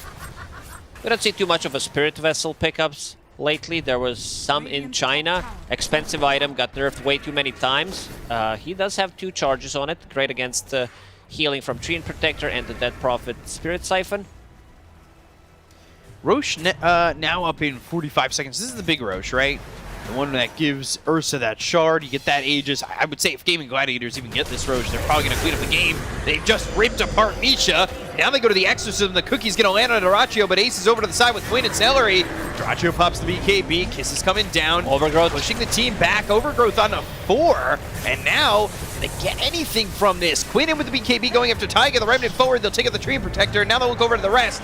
They've got their hands on Celery. They'll take out the Crystal Maiden. They look for Duraccio. Right clicking down BZM. Close, but a scatter blast from DM takes the out song. Ursa. The song on 3. Uh-oh, Gaming Gladiators. They're fighting in OG's arena now. They'll get the kill on a Quinn. They'll look at the rest. They need to run Ace. He's staying nearby thanks to the kinetic field. Ace. Nade vision. Oh boy, Glimpse if they is can get the available. vision, can they get Cookie. the glimpse? Yuragi looking, Just show me searching. where he is. There They it find is. him. Just on the edge of his vision. They've got the kinetic field once again. The double silence is out with the Orchid as well as the silence coming in for the Death Prophet. These heroes are on them. They'll squish this bug under their boot and kill off Ace. Ooh, man, what a fight from OG. Ursa jumping in, killing Misha, immediate buyback. He used the full combo. He used the nullifier. I don't think you don't need to use it because he doesn't have a defensive item. He dies under the 1 Urchok, and I think his job is to lock onto Death Prophet and try to kill her, but BZM's getting more tankier. He has that Kaya Sanj, has a casual plate mail, and the nicely placed Overgrowth from Taiga after Ursa used the BKB. Look at his HP here. Like, Misha died, buys back immediately into a fight. He understands, like, yeah, we're taking this fight for sure. And Taiga with the Blink Dagger, Overgrowth on 3. BKBs are popped, and then BZM's damage. You can see that they don't have what it takes to deal with BZM once they use their BKBs. They feel relatively scared. Ursa goes in, Yule Scepter, Nullifier was there, but didn't use it on time. Static Storm also down. It kind of is hard to see that Static Storm with the song, and it's on the webs and everything. But yeah, that's another component of this fight, and that leads them to get the Aegis. They've got the Shard. DM with the beautiful Cookie to scout things out, find Ace. They caught a glimpse of vision, glimpse back. Now Naga Siren picked up the shard from Roshan, so that's going to be their reset tool. They will have extra healing coming out. 5% of their max HP per second for 8 seconds. That's a lot of heal. It's a lot of sustain for this team. It is. Taiga, we did mention Kataomi on his position 4 Treant Protector. He's going into Refresher. Once you pick that up, if you manage to get 2 Overgrowth ultis in a team fight, control Ursa while BZM's doing the damage with the Exorcism. He just hit level 18 in that previous fight, so Exorcism's gonna hurt. Quinn, meanwhile, looking for the Ags. He's almost there. Yuragi spotted by Duraccio. Now they go to the Moonlight Shadow. They've got the song. This might set up, but instead, OG with the Cookie, it looks like their intentions are to just go the other way. We really haven't seen potential from Ember and Morana playing together, going for the slight into the Searing Chains arrow combo. Ragi will TP back bottom. Felt like he was lacking for the longest time. Yeah, look in at terms this of damage, but look at that level 20 talent on Ursa. Still Fury swipes on Naga Siren. Like, she's farming jungle, so you know which one is real. Still has it. Taking extra 245 damage. that's frustrating. Glimpse. Ooh, forces the BKB. Okay, they don't really need to chase this. They can, though. They have Overgrowth. Celery trying to stop a Blink Dagger. Oh, instead, Duraccio's going to them. Cookie back. Static Storm. You don't have a BKB, Duraccio. You're going to be in so much trouble as Taiga goes in, but I say that Crystal made it with the ulti. dropping Taiga. Dyrachyo on the run from BZM, chasing this bear. They've got DM over on the side. The cookie lands Dyrachyo inside of the blinks out. Crystal Maiden. And Dyrachyo's going to get away from OG. They'll get 2 kills. They'll look at Ace. He's got that Lotus Orb. And Quinn around the other side. Remnants back towards his team. He's got that Ags now with these Remnants, so you need to be careful if you're OG. You lost both supports. It looked like they were right on top of Dyrachyo for a second. He even chose to blink back on OG. Dyrachyo playing extremely aggressive, toying with them. And Celery stopping the blink dagger, going in, so he soaks up the damage instead of Ursa. Dyrachyo manages to blink out. 2 supports did buy back on OG last time around, so they're going to be dead for another 30 seconds. Lotus Orb, a big pickup. If you throw that on Ursa, it's a way of dispelling the overgrowth for him, so he doesn't need to commit with the Enrage nor a BKB. Great against the Bloodthorn. Dispelling the silence from Dead Prophet. Quinn. A lot of damage during this silence. All of it.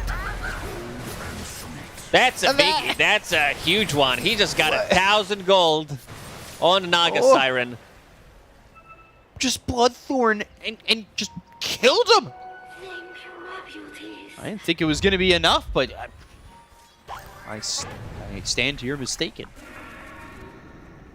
4-man smoke after that. I mean, Quinn is dead for 50 seconds, Dire's so bottom tower is under attack. this is problematic And they for find Gaming more. Gladiators. Celery blocking that entrance. Silence net for Staff, and here it comes. He's gonna die as Dyrachyo finds Taiga, finally being able to take care of that Treant. That pesky Treant that's been right on him for so long. They'll dust the nullifier on a DM. Jumping Shock and the cookie. Dyrachyo staying. He does He's got have an Ogre Seal Totem as well. Where's the overgrowth? He's still dead for 30. Yeah. So Dyrachyo getting a kill, getting out of the trouble. Yeah, but he gets a kill for it and uses BKB again. Showing really kind of how fragile this Ursa is, right? No BKB and all of a sudden Ursa seems very killable. If he's staying away from the team, Naga Siren with the Bloodthorn, no Dispel on him, they will definitely burst him. 2 Hexes queued up for OG, 1 on Dead Prophet, and 1 on Snapfire. So it's still a long time until they get those, but it's going to be a lot of control for Ursa. This is where Broodmother as a hero starts to fall off. Like 35 minutes into the game, she does have Guardian Greaves, she does have a Pipe, Lotus Orb. Her next item is not going to be like as effective. I think you get either a BKB if you feel like you need to run in, or you get AC to tank up the whole team against this overwhelming physical damage. Oh, Arrow, that was ambitious. Lotus Orb immediately. Lotus Orb and a cookie away from Gaming Gladiators. Butterfly finished on Naga. How do you hit through this? How do you get the damage to even take out this Naga Siren? This is now an issue for Ursa, because he is 6 slotted. He can't really sell one of those items to get MKB. So, good thinking from Duragi. He saw that Ursa committed with his build going for that Nullifier.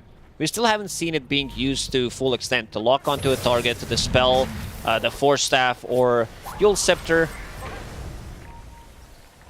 Could you get the MKB after you finish this Abyssal and like swap it out for the Battle Fury potentially? I think if he finds a different tier 4 item, if he maybe finds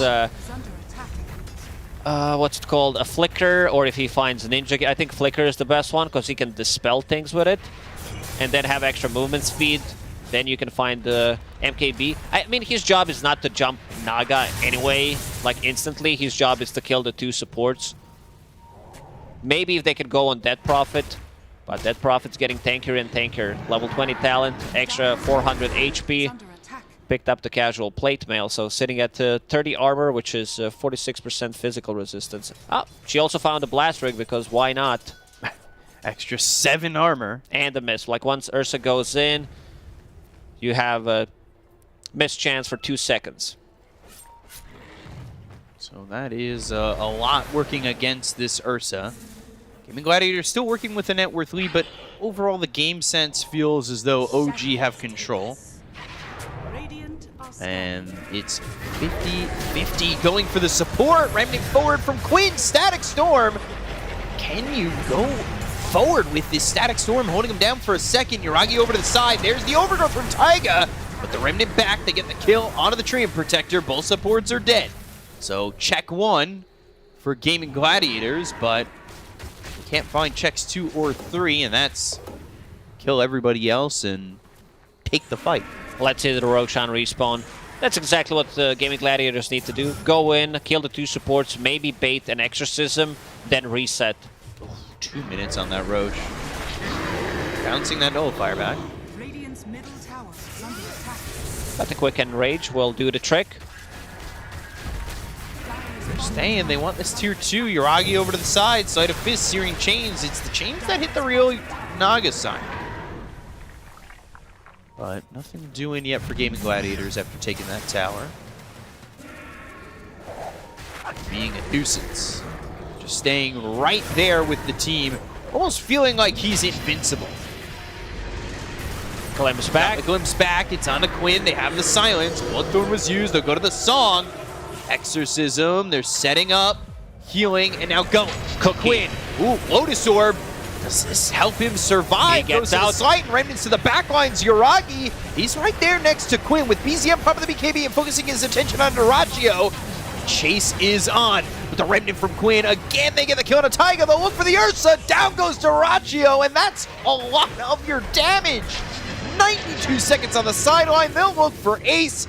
He's trying to weave his ways through the trees on the webs that he woven before, or had weaved before. The arrow not going to help him, and Ace will go down to Misha. Quinn dodged that Static Storm combo. But Ursa, you see, whenever he doesn't have a BKB, he does die. Like this overwhelming damage from the Exorcism and the Naga Siren. Dragi still didn't die a single time in this game. 7, 0, and 5. Do you think he'll die at all this game? If you had to guess. Well, you might end up the game with 0 deaths even if you lose the game, so I'm gonna say yes. Okay. Axe. Ooh, there's the axe for the Disruptor. 40 minutes. First item axe. This is a big one. Now they can combo Static Storm with Song of the Siren. It is available, but he doesn't have Static Storm for 4 seconds. Oh, yeah, but it's a long song. It's gonna be there. So he can't get out of this one. No, he cannot. So Quinn just ripped apart. And yeah, I mean, the song with the shard. 8-second song. And has that 15 talent, extra 2 seconds on Static Storm. BZM pushing the top tower. Roshan respawned. What's it gonna be? Refresher. That's a big one. Like, Aghanim Scepter usually is better, but I think having Refresher on hero like a Dead Prophet, like they might even give it to Disruptor, so he gets 2 Static Storms. 2 Ags enhanced Static Storms. Well, that sounds pretty good. As they're also almost having a refresher on Taiga. And again, OG, they had almost 10k deficit in this game, similar to game 1, and they are coming back. Yeah, back-to-back comebacks. So far in game number 2, it is leaning that direction. And now they've picked up an Aegis. If Yuragi, you thought he was hard to kill before, well, killing him twice almost seems impossible. 7,000, 8,000 gold on him. He can almost buy full Abyssal. Radiant are scanning. Ooh, scan hit. He's nearby, and Celery, he's in the vicinity, but I think the illusion may have even spotted the Mirana. Terraccio forward. Oh boy, song right there. Static Storm. Where is it? It's there. It's dropped on this Ursa. Remnant forward into a Hex. Oh, Quinn, this is going to be a big issue for you. I don't know if you're getting out of this one. BKB on the run finds Misha. Trying to fight without the Ursa is just such a big task. 4-staff Cookie, now the net. It's onto the Crystal Maiden. Here's Taiga with the overgrowth. And now they've got the kisses dropping down on the Ember Spirit. They get a kill on a Celery. And another Hex again on a Quinn. They will roast this pig and get the kill onto the Ember. Dire's middle We see the power of OG's lineup now that there is Aghanim Scepter done on Disruptor.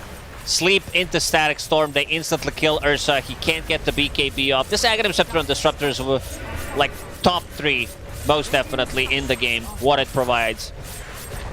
Taracho jumping in like that, right into the hands of the Mirana. BCM does have a refresher, so he can refresh, get the Exo, and they can go to try to finish the game. 50 seconds without Ember Spirit and 40 seconds without Ursa. It's going to be enough. They don't have what it takes. Like, this is just going to go down so quickly. Yeah, how do you defend against this? Well, Glyph.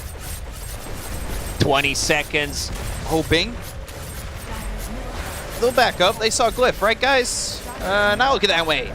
Looking like it's probably going to be a 2-0, but Taiga jumps in. Ace, well, he's caught. He's trying to fight and going the other way from his base. They already got the kill on a Celery, and Yuragi just wants to take the game, take the series, make it easy, get the kill. GG's called, and it's a 2-0 for OG over Gaming Gladiators. OG with the comeback, both of these games. Yuragi man on Nagasar, and he did have a bit of a slower start, but once he started to join these fights, he was really on point. Like, it's just, if I had to point out someone, Taiga being very annoying for the Bear this whole game, where he's like, I'm going to sit there, I'm going to soak up some of the experience, some really nice used overgrowths, and finally, in the end, Disruptor as a position 5 finds the farm, gets that Aghanim Scepter, 2 fights in a row, they delete 2 heroes instantly, and gaming, it's almost impossible to deal with this kind of a combo. Yeah, both games, they kind of hit this brick wall, right? Yeah. There's this timing that OG hit, and I mean, the Ags on the Disruptor, you spend your entire game just working on Ags, getting that passive gold, because you're not allowed to farm in this game. If you take a creep, you might get yelled at. And then eventually you pick up that Ags, and you're like, all right, cool, this is awesome. One fight won because of you. They kill off Quinn. Bottom fight again, Static Storm, win that fight because of you. Well worth spending 40 minutes on passive gold to get them the Ags. It worked out perfectly, right? Pretty much. Gaming Gladiators, they need to go back, see what went wrong, because both games, they were by a huge amount ahead. 10k gold lead is not a joke. Yeah, 10k is a lot, and a big comeback for OG in both games. And to break down this game and the series, we've got the panel, so take it away. A 2-0 here for OG, and Big Up in the Claw said it right there. This was another game of Gaming Gladiators coming out ahead, getting that lead, building it up, but just not really finding the way to close it out, to hit their timings, and to be able to capitalize on that advantage they had over OG.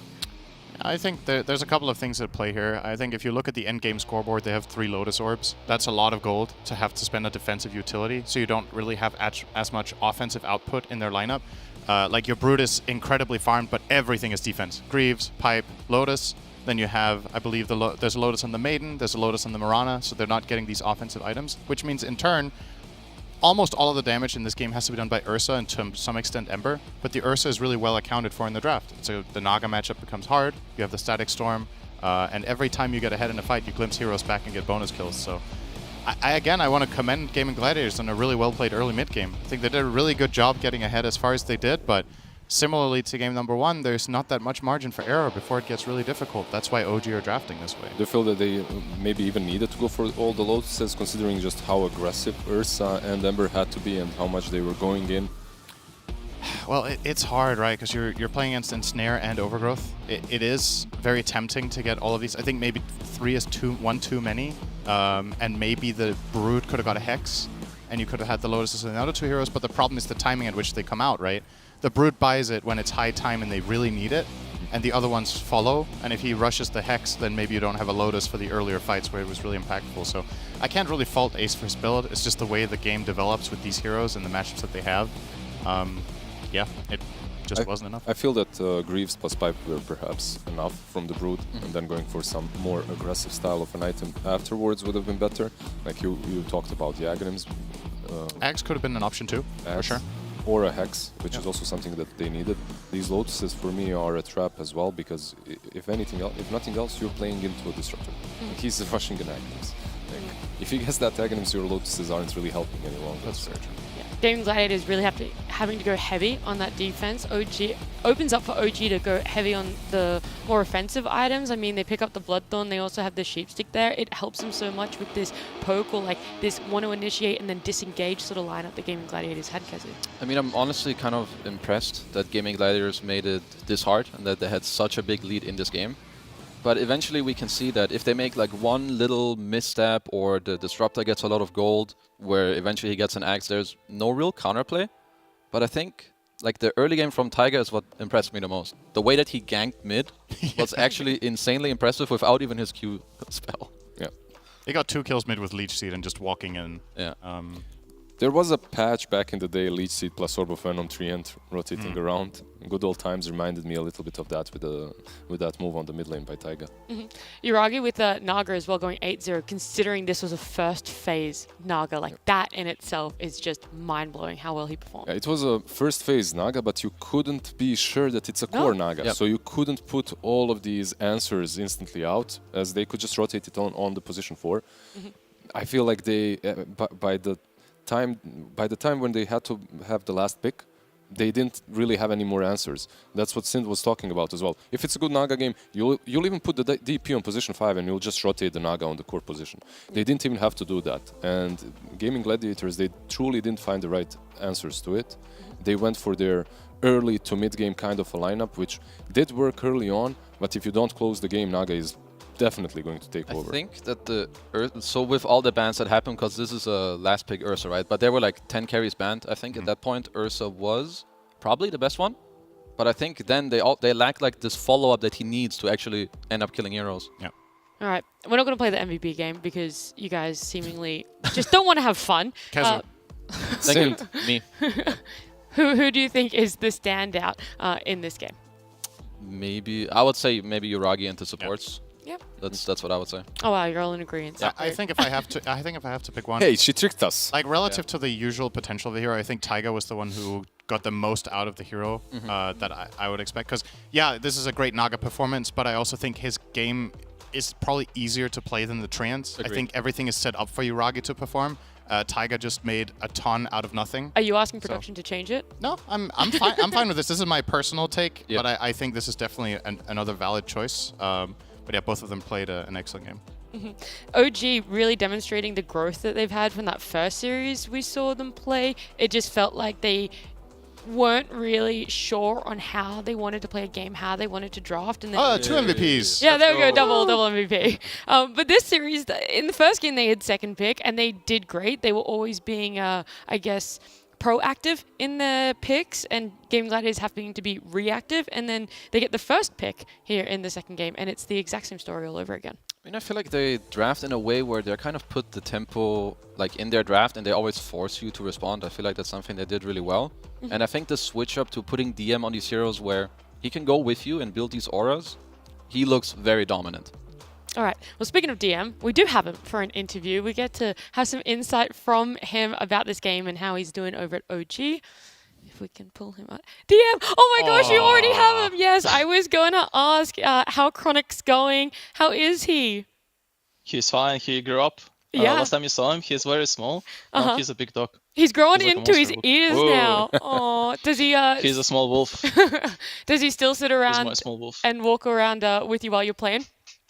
Yeah, of course. He sits right near me. There is a bed, his personal bed. We also have like 2 in my house. Was So he he's playing when you actually played Doom? living in Oh. his bed. Sin's just been mean. Don't worry. You want to go, Liz? No, you go first. Oh, I was just going to ask how it has been over on OG. You know, how long have you guys been practicing together? And oh, he's so cute. And what's the focus for you personally when you came into OG? Just those ears, man. I mean, so far everything is fine. We didn't practice that much as many teams did, I believe, because we had some period where we had some media activities with 1xBet, our sponsor, and then we started doing it only after this. So basically, when we started the practice was like 20th December or something.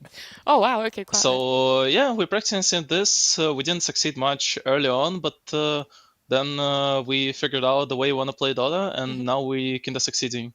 What Even in has scrims. what has been that biggest change for you, do you think, over the last couple of days of DPC? I think we just started to play with a structure, which I think mainly Tommy came with the structure, and we just followed the structure. Now he is clicking the buttons on draft. He's Okay. like trying to stick to a structure he see, and he's picking heroes depending on the structure. So that's kinda what we're having right now. Okay. Moving away just from the serious talk, congrats on the win, but does the dog ever bother you? I've had some experience with dog biting my socks while I'm playing and stuff like that. Oh yeah. This dude always does it, but that's why I'm not wearing socks. I can defend a way to deal with this. Like, Not like- wearing So socks. he runs away instead. No, he's just sitting under the table and chilling when I play. Sind? Okay, sure. I was going to ask, so I think it was it first one or was it 2 series in a row that you played very sacrificial and you ran tri-lanes? Now you've gone away from, I think it was only 1 series, right? Yep. So your first series... It's only no. It was 1 series and 1 game in the next game. Yeah, But it wasn't so- sacrificial because I laned the Kindezi matchup, in my opinion. Okay. So it was totally free 1v2 matchup.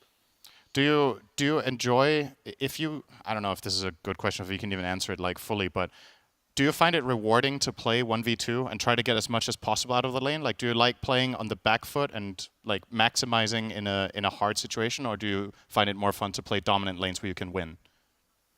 To be honest, in my opinion, in 2v2, if you stick to a structure and you do like stripes well, you're always gonna have a decent lane. So in my opinion, it's much more interesting to play 1v2 because in 1v2 it's like you're playing DayZ and you're like trying to get every single little amount of stuff you can get out of the situation. That's like this. You're like playing survival game. That's actually interesting. I love it. But 2v2 is totally fine. Of course, you can always like Toms, let's go. I cookie you. Toms going in, we're killing people. It's also fun and stuff. Are you drawing any inspiration from teams in China, perhaps, or in different regions? Yeah, I'm kind of watching a little bit of China.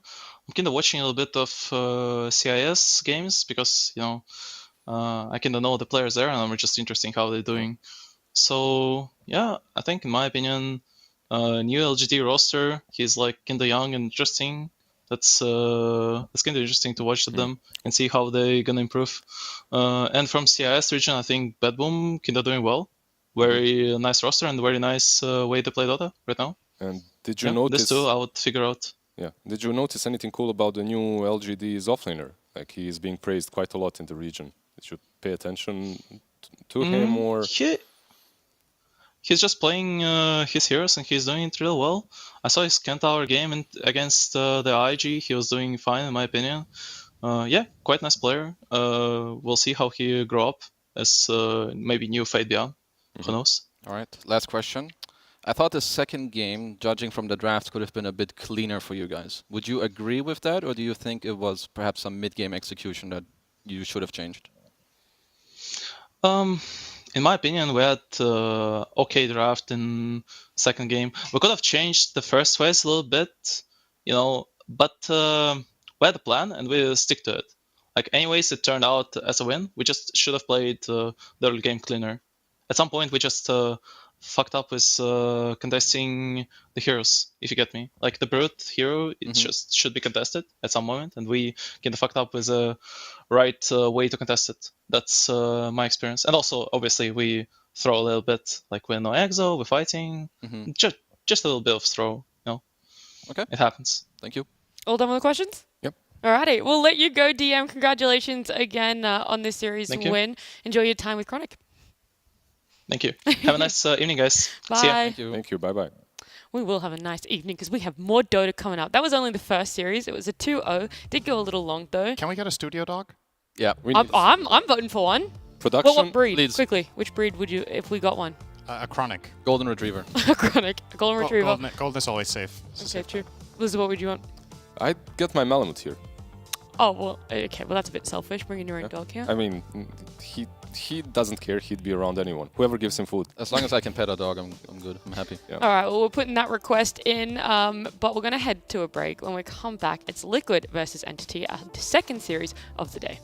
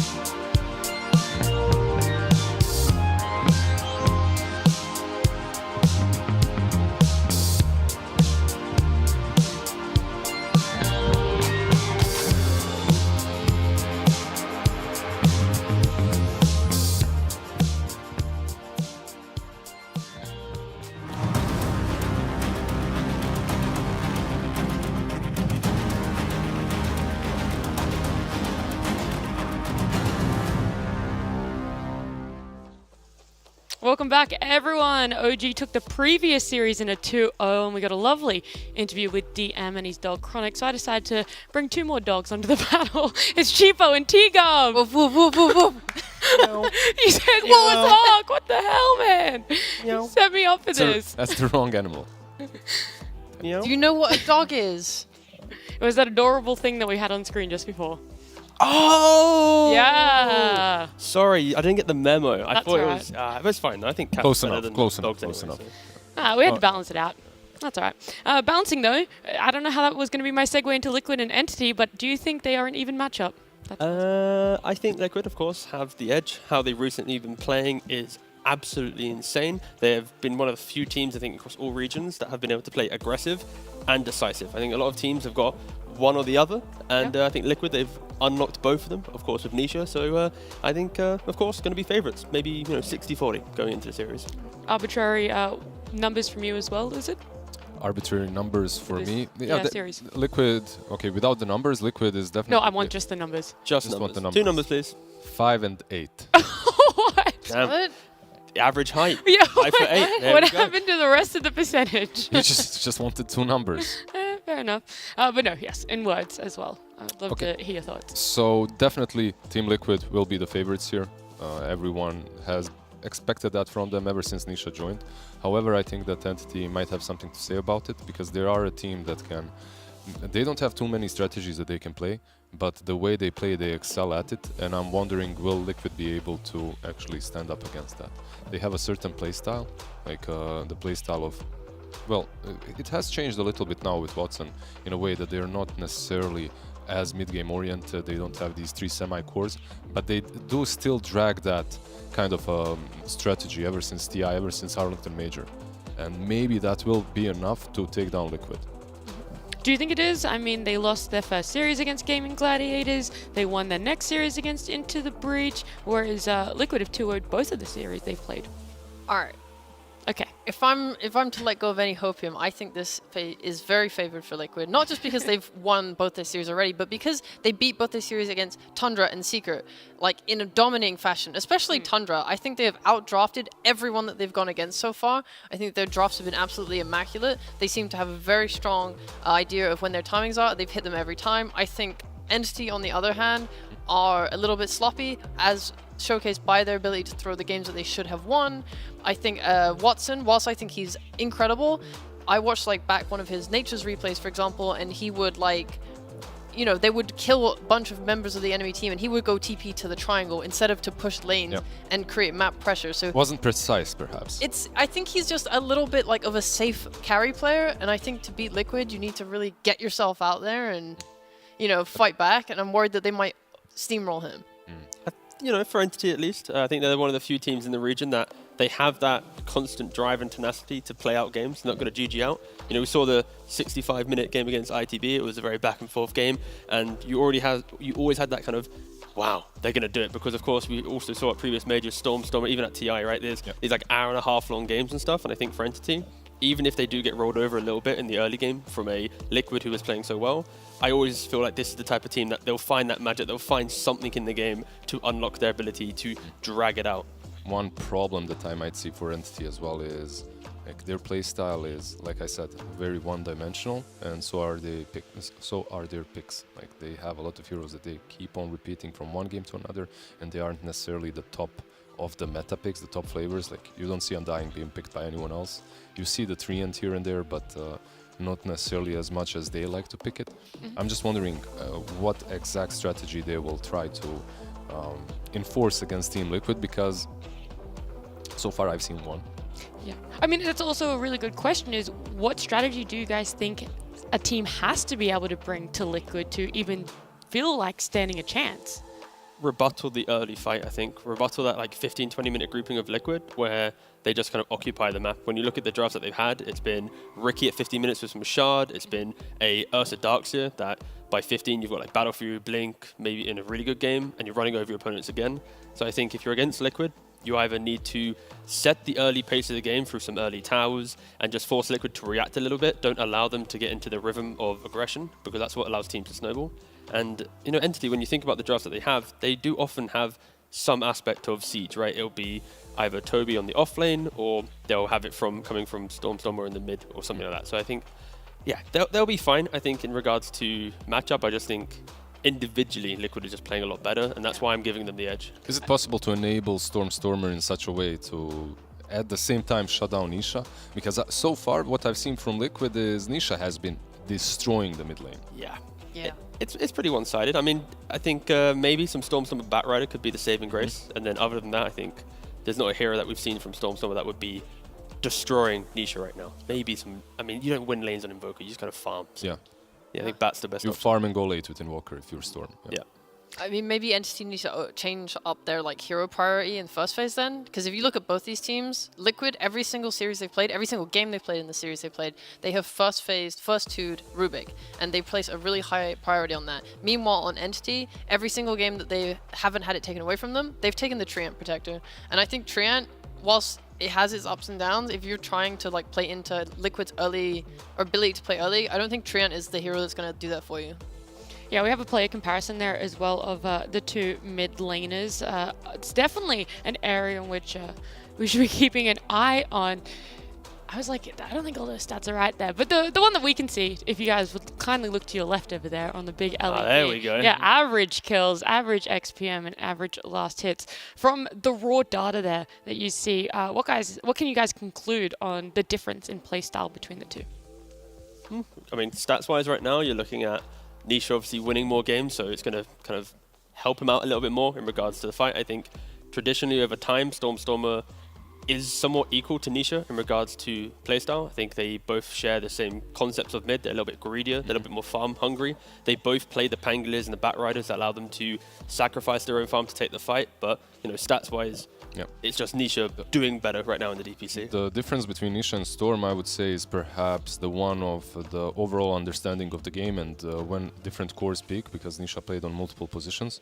Because of that fact alone, I have a feeling that he perhaps understands his position one a little bit better as well and can complement with him and knows exactly when the timing is right for them. Meanwhile, for Entity, it doesn't necessarily have to be Stormer, it's more of a team unison decision, and at the same time it's a Watson on carry, it's a new guy, so this tandem 1 and 2 I believe is much stronger at the moment on Team Liquid.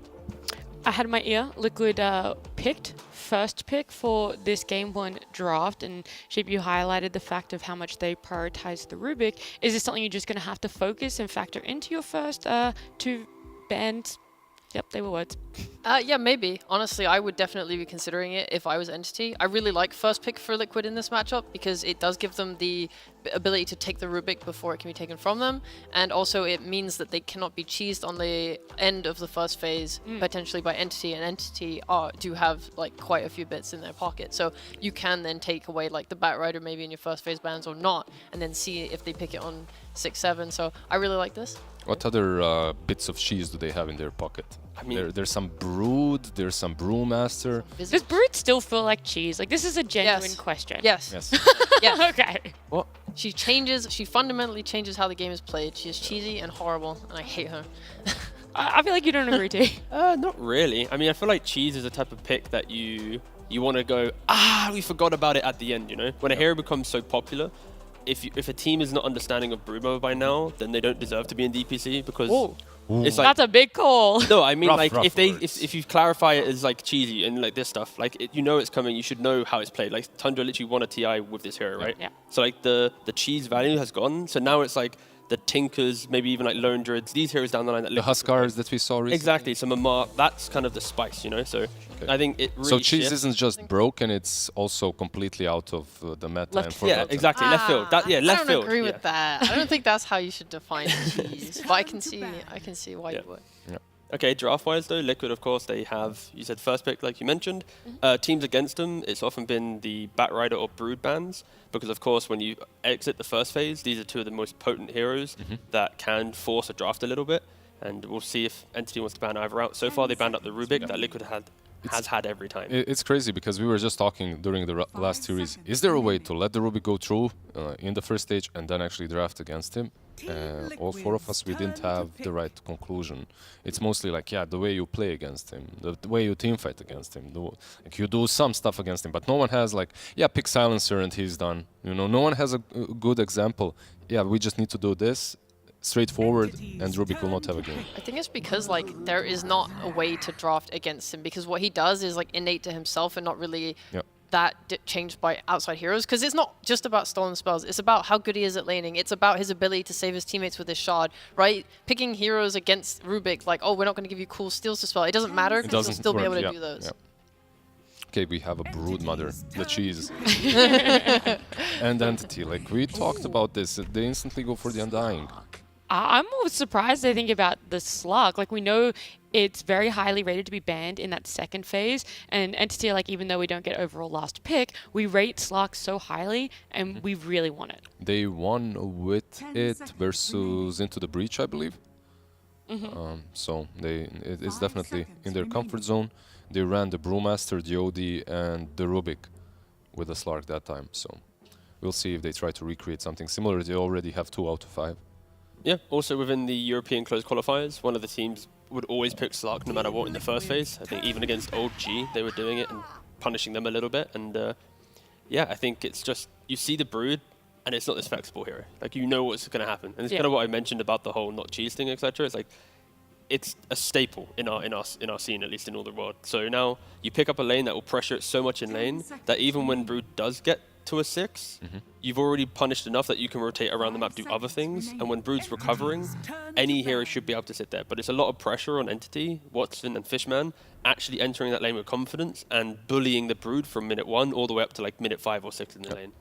Do you guys see any problems with picking the Slark this early then, though? Like, yeah, you're winning the lane, but we already see the snap. Like, from my perspective, you already see the snap. You have 3 heroes now to pick to negate the Slark effect. I guess you have to ban to protect it. Like, I don't know what they value against it, but things like the Shrek, things like Bloodseeker have typically been heroes that are quite good against Slark. Faceless Void maybe as well. Like, you might want to look at with this snap. I think I will point like a small weakness to picking Brood in that Liquid are very good with flexible heroes in early. Like, they'll pick their Nature's Prophet and be happy to put it in different lanes. They'll pick their Leshrac early and be happy to put it in different lanes. I don't think that applies to Broodmother, so it does reveal their draft a little bit, and that might be why they're so comfortable picking the Slark. I think they already banned out the Leshrac, I think, as well. Heroes like Naga and stuff, like these illusion heroes that Slark can never really find and kill. I think Liquid as well. Seeing the aggression that Entity wants to bring, they can go for a draft which is very different to how they played so far. They can go for a more passive in lanes, skip out waves. Tundra-esque. Exactly, Tundra-esque. And that could be the recipe for success here. It's Liquid showing that they can actually diversify their playbook, and I think this could be the best game. I do like both of your calls, like the Bloodseeker and the Naga. Maybe Naga a little bit more. Bloodseeker is... It's great. I like it, and it's definitely in Mikkei's hero pool, but maybe... How to put it?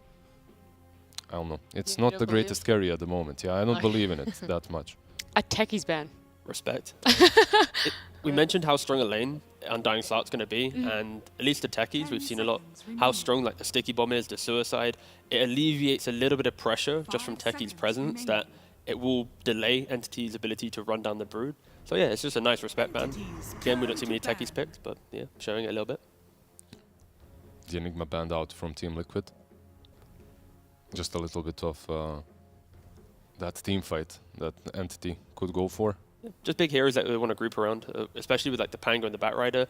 With this opening from Entity, you'd love to see Stormstormer, one of his best heroes right now, and these are one of the more prolific mids that he can pick up and just break open the game.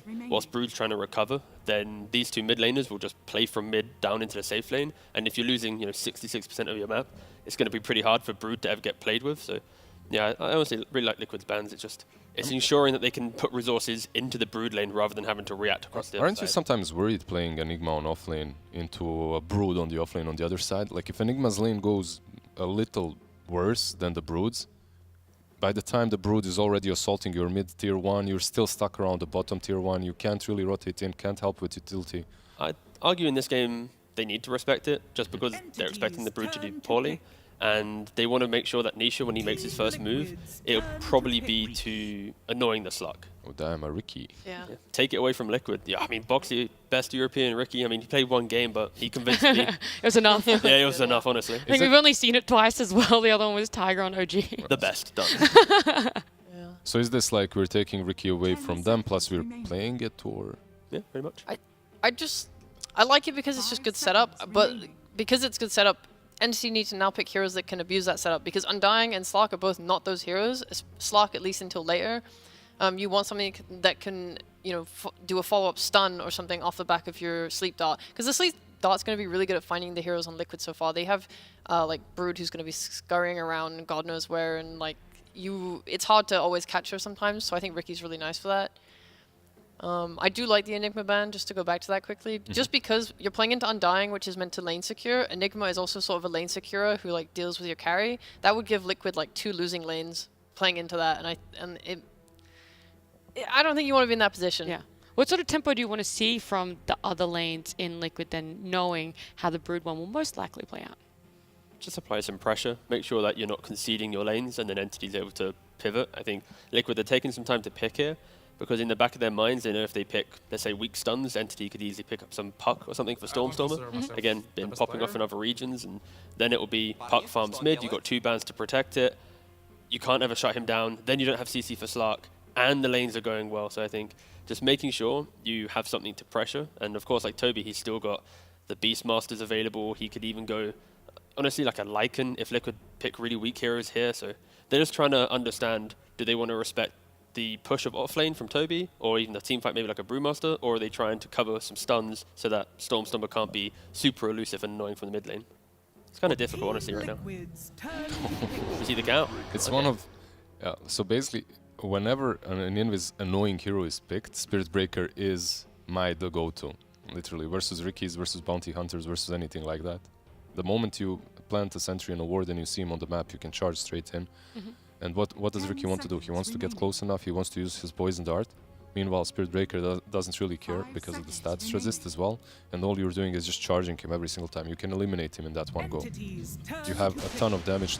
Now, together with the Zeus, with the Snap, So I can damage. really see where they're going with this.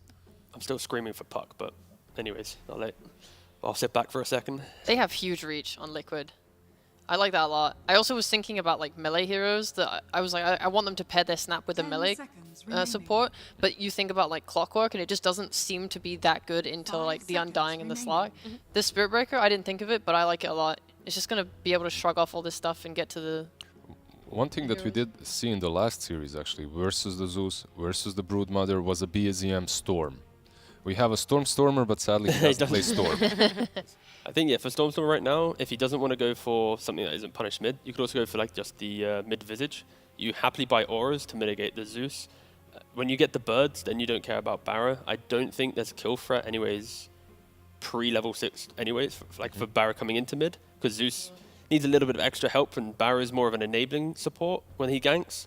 And yeah, I don't think Zeus has the perfect damage to kill a Visage, so honestly, I think Puck or Visage right now for Entity would really unlock their drafts in 2 different ways. It just depends how they want to approach it. Yeah, I'm like looking at his hero pool, and the Invoker, he likes to... I want to see damage. My problem is I want to see damage. Something like Invoker Quas Wex with the Tornado is really nice against Spirit Breaker, but it just doesn't give enough damage. You could pick something like TA, which is like a devastatingly hard matchup for Zeus mid. But then you end up with TA plus Yeah, Slark. that's... And these, hard. you'd have 4 heroes without a single stun. Yeah.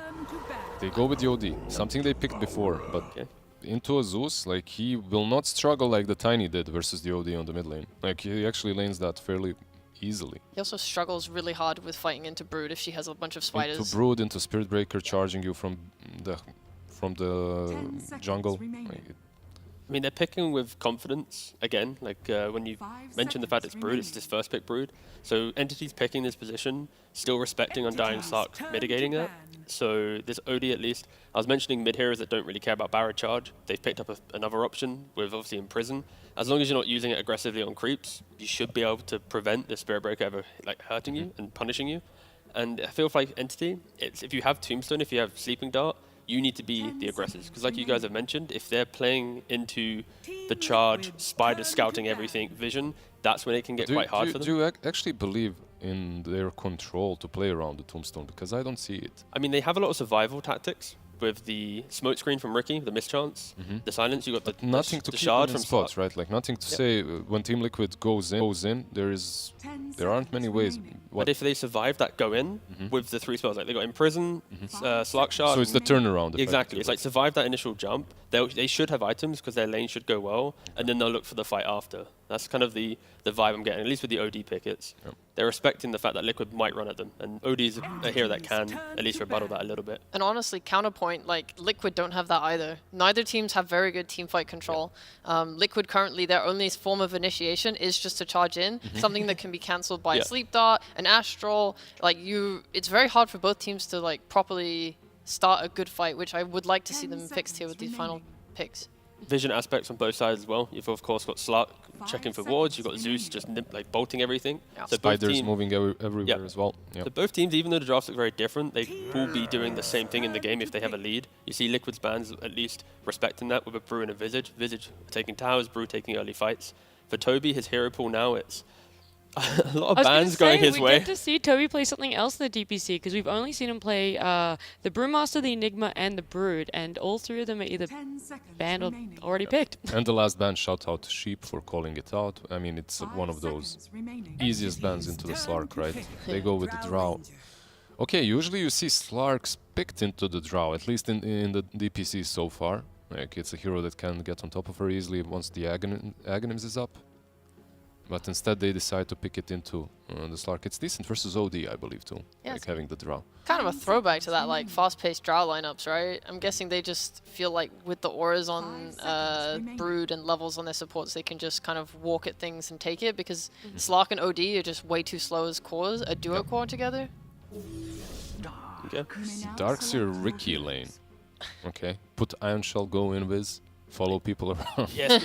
Oh god, just get level 6 and M click, but no, for Darkseer at least, they're going to probably just be dragging waves, not really playing the lane. Of course, when they hit 3 with some vacuum, double shell, they can look for some kills potentially, but Entity, we're mentioning run at you. Darkseer is one of the better off lanes at letting a team run at you, them, hitting the vacuum and turning it around. So I think Entity honestly have a really nice draft to play into Liquid. I'm a Barrow enthusiast, but I'm skeptical how much the Barrow will be able to do early game. The thing is, though, Boxy has been playing so well on these weaker 4 positions and finding ways to unlock them as a hero. So I think that should help Liquid get into the game. Another time that Boxy can showcase his skills. What about you, Liz? How are you liking the round out of both drafts? I feel like Liquid is still my favorite, but Entity have multiple ways of getting on top of this Drow and Zeus. Like, you have Ricky, and then you can follow up, like, T is talking about their defensive strengths. Like, I believe that Ricky sleeping a hero, and then you follow up with the vacuum combo and the Slark on a Drow, on a Zeus, is an instant win for your fights. So I like Entity as well. I just love the damage from Liquid. I think their fights are very straightforward and easy for them, and I'm mostly looking towards Watson here. He hasn't super impressed me on like more active carries, but I feel like he needs to get like an Echo Saber and fight with this shell, and his participation in the game is going to be crucial to whether they can win or not. Right. Well, we'll see what wins out, whether it's going to be the Liquid 100% win rate or the Slark 100% win rate as we jump into Game 1 with Lyrical and Fogged. Thank you so much, Nat. A very interesting stat there, 100% win rate Slark. You were not digging this Slark draft, though. You were having some back and forth about it. How you feeling? I don't know. The draft just looks really strange to me. The first 3 picks from Entity, and then Stormstormer. I know they're going in a lot for like this laning kind of advantage, but I actually love Liquid's draft. Maybe I'm just completely missing something, and I'm going to be really surprised from Entity, but it just looks weird. It looks all over the place. They have no stuns. They have a vacuum, and they have this Ricky who can be so annoying and stuff, but no stuns to keep them in Tombstone. It just looks weird to me. Yeah, I'm not sure. That's fair enough. Yeah, it's definitely a little bit of an unorthodox draft from Entity. Liquid trying to keep up with that. They have their own version of it. But we're getting ready to go into this game number 1 now. They rounded it out with the Darkseer. I love that personally. Of course. It's a little bit of a strange one, but this is a Liquid team that, by and large, has really stepped up and come out of the gates as one of the sort of top teams in this region, if not the top team in this region. Well, to take down Tundra just the other day as they'll run on in and back away from each other. But they did have a little bit of a message for the fans as they were getting ready for the start of this season that we can listen to now. Thank you to all you guys who support Team Liquid. We are going to try to throw less this season and hopefully be more consistent. And let's hope you guys won't need as many heart rate checks throughout this year as you did last year.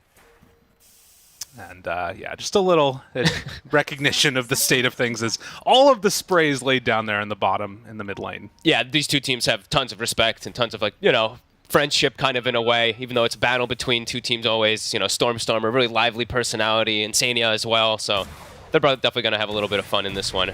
As Toby, ooh, gets hit by that first hit bash. Boxy procking those ones and getting ready as Katomi just needs to run away. And it looks like they're going to be fine. Just securing a couple of runes here. Zai, a little bit of a click off against Fishman, who's quicker. Ooh, Zai got there. They got 3. Not 4. They've consistently gotten 3 when we've casted them. As we heard the other day, they don't like to get 4. Makes them feel too comfortable, so the 3 is the ideal. All right. Yeah, I'm looking forward to see how the lane matchups are going to go. I think that's the biggest thing, I guess, for Entity that I am looking at is how well Stormstormer is able to do, because this is his very signature hero, his OD, versus Nisha on his Zeus.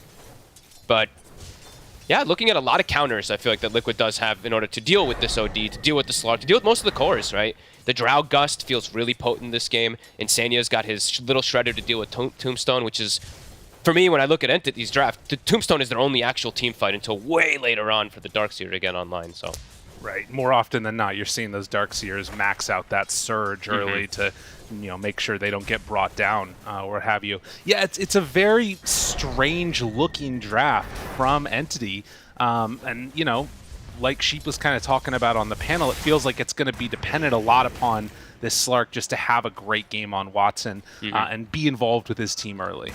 But we'll keep an eye on these lanes and how they're working. Mid, obviously, very even. Both cores farming. You can see offlaners struggling a little bit more there. Zai being pushed back by Watson.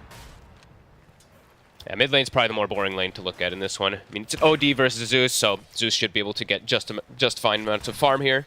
And Stormstormer should be able to also just kind of free farm until we see rotations. So that's the one thing that could change things up, because we do have Boxy. We have this Spirit Breaker Zai. Oh, hides down in the broken spot. That never feels fair to me. The waterfall? Yeah, like what the heck? How do you just get to run down there as a spider? Regardless, Zai playing around it just about perfect, and now the wave in a pretty good position for him. But yeah, those rotations going to be something to watch for, and Boxy very comfortable on his Spirit Breaker. He's just been so damn dominant lately. As bottom, they get the vacuum. Mickey in trouble. Put a bash, dude! Yo, check this guy's computer. What the hell's going on? That's crazy. First hit pushes him away. Regen is lacking in the bottom lane. They actually have no tangos remaining on the side of Liquid. So Toby and Katomi could perhaps take advantage of this with some dive plays. And you can see already the power that you get with this Riki. Not often thought of as one of the big heroes that you pair together with Darkseer, but naturally has ways to stay on target, survive where he otherwise might not be able to. And Fishman, ooh, the Soul Rip, he's going to get away from him. Playing it very close. Yeah, this is a lane that they can't afford to die in early. It's about dominating those first 3 waves with the Undying plus Slark pick. That's why they opened it up versus this Brood pick. And right now, it is looking good. Just have to be careful. As those levels do kick out for Insania and for Zai, it's going to start getting a little bit more difficult for Fishman. And Dying definitely, you know, subject to getting bullied back himself if he is a little bit too low on that HP and mana. And right now, sitting with 3 mangoes ready to go, he's just trying to get a pull. Yeah, he's got a Salve and a Clarity coming on Courier, so we'll be able to play aggressive again afterwards. Much needed for him. That's Watson going to on Zai. Zai! Yeah, down low. Does he manage to get out of there? No, first blood for Watson. And, well, pops the stick charges, walks away. Fishman's back. All good up top for Entity. Got to heal up Watson too, so it doesn't need all that regen. They've got all the mangoes to keep throwing soul rips on him, and now he's got boots as well. I like that he went for the early boots here so he can keep going for the pressure onto the Broodmother. And yeah, the lane, this pick, the first 2 is working out beautifully for them. Right. We did see, again, mid starting to take a little bit of an advantage. Stormstormer now on this hero he's very comfortable with the wave pushing in is already at 20-4, and Nisha has to run on down to refill the bottle. No one actually taking that one away. Will Stormstormer make a rotation toward bottom rune to take it away? I think he should try to deny this rune away from Nisha. Charge through onto Katomi. And he gets the rune. Yeah, so. Stormstormer steals. Good move. he read the, he saw Nisha moving down bottom. He's also going to be able to take the top rune as well, so denying that secondary fill-up onto Nisha. So all thing off, first 4 minutes, looking excellent here for Entity. As I think that's what they drafted for, at least these 2 lanes in particular. Right, and you feel like this is something that really has to be getting going for Entity at this point. Yeah, at least, like I said, maybe I'm feeling something completely wrong because their lineup just no stuns just looks a little weird. But yeah, I think the lanes are massive for them to at least come out an advantage. Otherwise, game could get weird pretty quick. Because in Liquid, they've got more team fight, more ways to catch, more ways to distance people from this distance people from the Drow. All right, Boxy gets a little bit of pressure onto him. Toby needs to be careful there too. Drow's sort of a weird one. Maybe make an all-in play when Darkseer gets 6 with the wall, but it's always scary fighting into this lane with that Gust ready. Yeah, I wonder if he actually maybe skills it at level 4 on Mickey. I think I would like that. All right, level 5, sorry. Just to get that extra point is Boxy. Tomy gets the charge through. The slowdown, almost enough for the kill, but Boxy gets away.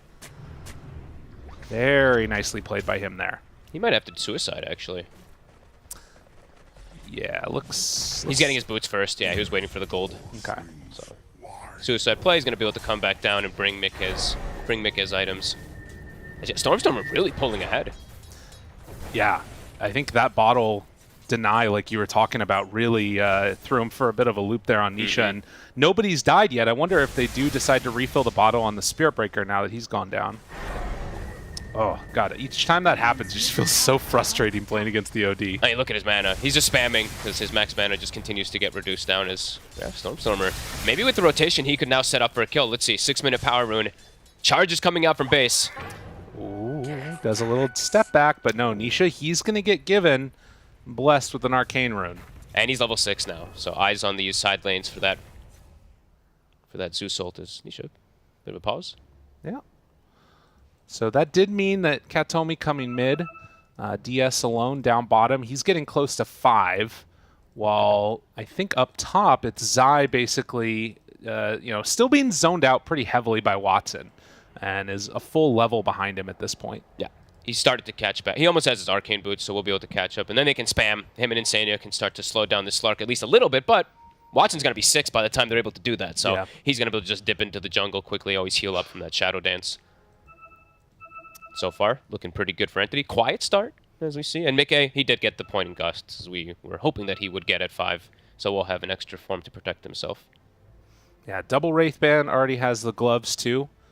So a lot of spam potential to take out those Ion Shell creeps pretty quickly. And yeah, I guess the big thing to me that I want to see is, like, what Entity want to do with this sort of good early start that we've seen, because it doesn't really feel like their heroes move around and do that much. I guess Ricky with Ion Shell is like the main thing they can try and mess around with. He's going to have to be the big one that does do those rotations. And yeah, with gap closing, right, if he has Ion Shell, he's able to jump on the Zeus. Perhaps they can actually set up onto Nisha, because Stormstormer having this great start, his damage is going to be pretty good. He just has to get a couple Astrals first, so his ult isn't insignificant versus the Zeus. Right. Yeah, that's the part that's always a little bit weird about it. But Nisha rejoining the game now. Should be back underway in just a couple of moments here. Go when ready, says Fishman. Nobody else saying anything. There we go. Nice. So they're underway. And with the movement back up towards the north, Fishman will try and go back to bullying this Brood if possible. But very, very even across the board. The main differential just being that OD over top of the Zeus. Oh, whoopsie. Not what they're hoping for. You blame the creep there, not the player. Oh, yeah. The creep turned. Why? No, Insania tries to go for a little play. Always have to... Stormstormer has to be a little cautious how he does use these next few Astrals, just because it feels like perhaps we could see that charge coming out soon, so... Definitely wants vision down in his lane, which he does have, so he already has the prep to see if this charge is going to be coming from the bottom lane. Actually even covering towards top, but a little bit of a different ward. Yeah. But they're pinging Nisha. He's got Arcane Rune, so I feel like he's probably telling his team, yeah, let's try to make this move here. But his mana... 3 bottom. Look at his mana, it just keeps getting taken out. With another hero down here, Snapfire in the area, they could do something. But I think he might have walked kind of close to vision there. Katomi tries to draw the creeps over to him yet again. Another Astral, Stormstormer. Nisha is very low. Oh my god. Oh! A little off the mark there from Stormstormer. It's the heavenly jump. It's that cast cast time increase. I think he was trying to just perfectly play it there, but yeah, cast time slow. Nisha will be able to get away, and a wasted ult there from Stormstormer. That is crazy. Yeah, that probably was what it was. He probably cast it at the right time, but, you know, this ability exists in Dota for some reason. You know, and we just have to deal with that. We have to live in this world now. Yeah, he was trying to do math. He was trying to maximize the amount of damage he gets with his right clicks and then get that ult at the furthest possible distance, but whoopsie. Well played by Nisha. Now charge. Connects onto both. And it's a rune up top, the haste. Who's going to get it? Looks like Stormstormer should be able to. Yeah, that one should be a freebie. And he's queuing up this Midas after the treads, thinking about, was heading top, but now running back mid here. Nisha. But there's this, he does have a haste though, so he should be fine, but very aggressive Astros coming out from Stormstormer. Yeah. You would imagine that at some point Liquid might kind of try and come and see if they can punish that a little bit. Haste is running out, so perhaps you can see an option. But yeah, they've covered. They have a ward bottom side. They have a ward top side, so they're always going to see rotations from Boxy if he does look for it, as now looking to secure his Drows farm a little better. Mickey is level 7, so he does have pretty crazy damage. It gets cancelled. Pull back. Ion Shell damage. It's going to be enough. Toby comes on in for the finish. Has level 6 now, so Drow, you can see how far back she's playing in the lane. Needs to be really careful if Ricky's off map. Super quiet, slow-paced game here to start. I feel like most of the games we've had explode even pre-10 minutes. This one off to a very slow start. As you can see, you know, again, coming into this, the esportsbets.io odds very much into the favor of Liquid, but their lineup is not really one that, I mean, I guess can play around it that well. I mean, in some ways you feel like there is that potential because the Spear Breaker, because of a Zeus ulti, there should be able to find some kills somewhere, but these heroes just not really set up for it yet. They just covered, Entity's covered their bases. These wards constantly seeing, and then yeah, Stormstormer always has the banishment, of course, to be able to play as. Stormstormer, he's got the Midas, so greed is good. He doesn't even go for the treads, he just rushes it a little bit faster. Fair. Let's see if they see it. I mean, they're going to see it in a moment here, and they're probably going to then look to accelerate things quite a bit here, I'd imagine, on Liquid. As another rune, God. It goes top. The regen feels good for him. Ooh, Astral? Trying to do anything. They're thinking about going on to Watson very low. Has to pop ulti and Boxy. Oh, they drop it. Boxy goes down. So an easy kill there and a missed opportunity onto Slark up top. So all things going pretty well for Entity. It's not a huge gold lead though. No. They're just playing the lane advantage. This OD pick plus that Slark and Undying have done their job here, but now the Brood is doing Brood things. Zai, he's hit 7, so now he can actually push Slark completely out of the lane, and they don't have the best heroes to actually go up there. Usually you have some type of Pango, like let's just look at the example, right? Pango, Legion, Tide, something that just parks themselves in the face of that tower. There's not really that option for the side of Entity. They don't want to send Toby up there. No, not at all. And the other thing is, I mean, first phase Brood overall, you'd anticipate they'd have some more answers. But they are finding a big old stack of creeps in that jungle. They want to stop this. Entity's like, we do not want to just lose our triple stack to the Spider, but can they actually push him out? Yeah, it's not easy. They're bringing numbers. Find one now, seeing if they can kill off Insania. And with the burn through, is it going to be enough damage? Yes, indeed. That Ion Shell so strong. That's going to be the key to them pretty much making any of these early rotations, like you said earlier, right? The Ion Shell plus Ricky, they're the ones that have to set up pretty much for any of these ganks on the side of Entity. Toby, mech is done, but very low mana constantly. He just continues to just spam his Ion Shell onto the wave. So as for fighting with him, fighting around him, it's still going to be a little more difficult. But it looks like it's going to be a pretty farm-heavy game. Yeah, much more sit back, try and get into their items, and then go for a big one later on there. Boxy clearing through these creeps down bottom. And he's the lone one left behind as Mickey has decided to head on off to the jungle. Probably a good decision. Yeah, he's low level. They're just trying to give Boxy some type of XP bottom. So let's see if Entity's able to punish this. Katomi. Yeah, this is a pretty easy one as the vacuum pulls back in and Boxy is going to get burned. Pretty simple kill there for Entity. Feels like an important game for this Ricky to get these type of kills too, because his shard is going to be one of the key things that lets them actually initiate and start fights, because they just don't really have that form of initiation easily. Yeah. So did he actually get the last hit on any of those kills? He got the one on Insania. Okay, so. Yeah. Well, and Darkseer off to a great start. Already has Guardian Greaves pretty close to being done. That's going to be nice versus that Gust. Yeah, pretty huge. But is running into some mana issues here. As Tomi spots Mikke there. Doesn't know if there's sentries in the area or not, so has to play it a little bit more safe. Looks like they're starting to ping mid tower. I think Liquid wants to start kicking this pace up here. Insania is 6, so he's got the kisses. Stormstormer has to be cautious how he uses this next Astral. They're already starting to rotate more heroes. Yeah, they bring numbers. I don't know if he caught sight of Zai, but sees him now. And Boxy runs on in. The Ricky on top of him, trying to burn him down, but the damage is there. Stormstormer falls. Tombstone also already going to be killed off. So Entity, they lose their mid, they lose their 4. Gonna take this tower. They definitely brought everybody. And you can see Stormstormer was hesitant about doing the Astral, right? Because he's like, oh god, if I don't have some type of way, but it actually gets hit by the charge and then I believe bashed immediately afterwards. So Boxy, a little bit more RNG getting into play, but the rotation from Liquid, it's clean. It feels like, you know, as much as we were talking about how well that laning stage has gone, Liquid were never really that concerned, it seems. And their lineup, it thrives on team fight. Well, Entities, it still feels difficult for them to do the team fight until they acquire a lot more items when the Slark starts to feel like he's able to join. And maybe Watson is able to join. He did go for an early Diffusal Blade here. So maybe trying to play around that Ion Shell and get on top of the Drow. I've been queuing up the Falcon Blade next. Kind of an interesting choice to go back that way. Okay.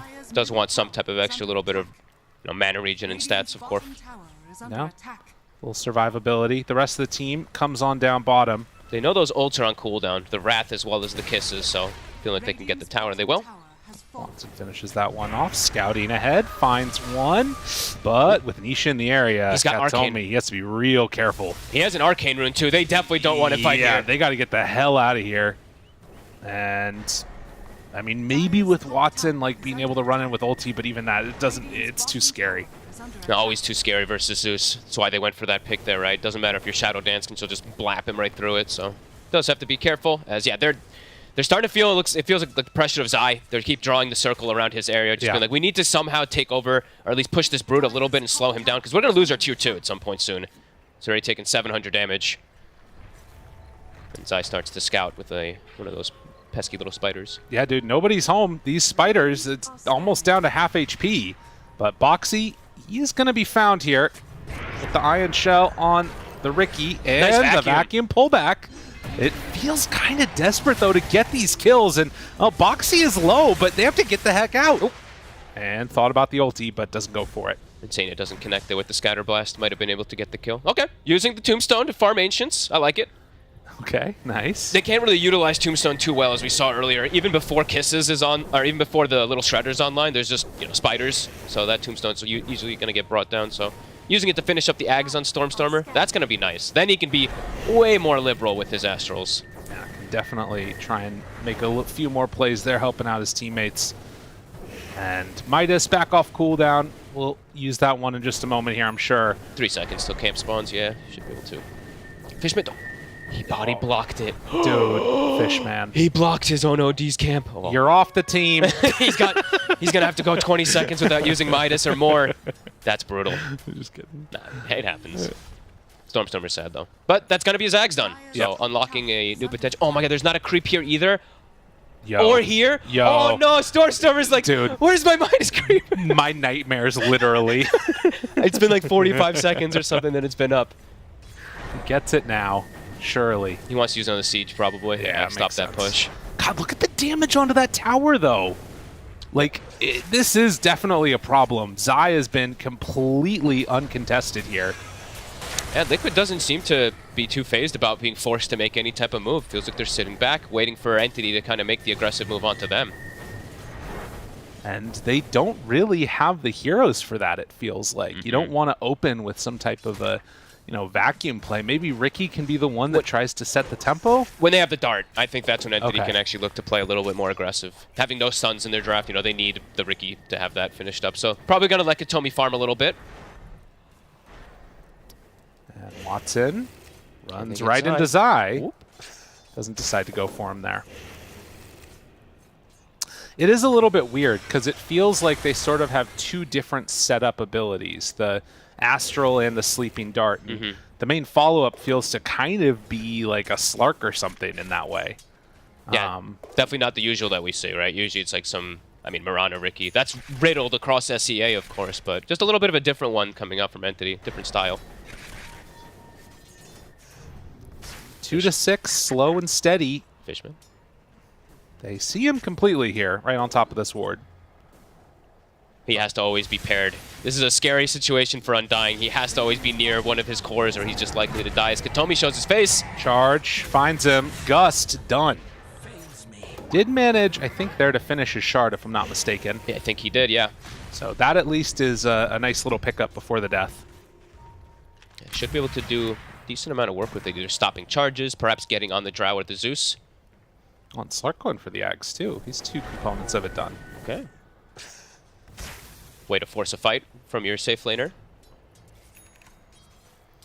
As treads are completed for the OD, and trying to figure out what it is that they're looking for on Entity to make an aggressive move, or does anybody really even want to? Looks like this is just gonna, I think we're in for a bit of a slow one, where everybody's just, I mean, it's 18 minutes, we only have 9 kills. One of them is a deny. But top tower, Zai gets it. He's unlocked a pretty big opening now up top. And they also, of course, get the Grove Bow for the Drow. So Mickey going to be incredibly happy.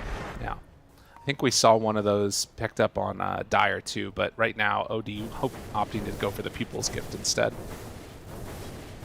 But he has Ags done, and I will say that, you know, we don't talk that much about OD late game. Is there any value in that, you know, ulti coming out later against the Drow as Watson gets gone on a little bit here? He's charged, and he probably knows it. It is from base, though, so he will be able to distance himself. The OD, you know, they're going to itemize for BKB, and he also is playing into Gust, which is always going to be a bit complicated, and he's going to be playing into Silk and Bola. So that's one of the things I think people sometimes do forget, how annoying Brute is. He just throws his Bola, and you have a 55% miss chance. So as a hero like OD, that's really, really annoying. You never really can itemize, besides BKB, to deal with that. Right. So for him, the game does feel like it could get a little difficult if they don't have a way to protect him easier. Feels like Liquid perhaps now ready to strike. Starting to poise himself a little bit more aggressively. Boxy. Charge, runs right into him. Stormstormer gets the Astral. Zai moving into position. The silence is there, and Katomi in trouble, going to die again. And the Tombstone just gets farmed by spiders as well. Yeah, it happens so quickly there. And there's a DD. They could potentially look to set up for a situation around Roche. No Tombstone. Okay. Liquid's going to go in. He gets the bottle given to him from Nisha as well, too. Now, Entity, how do they approach this?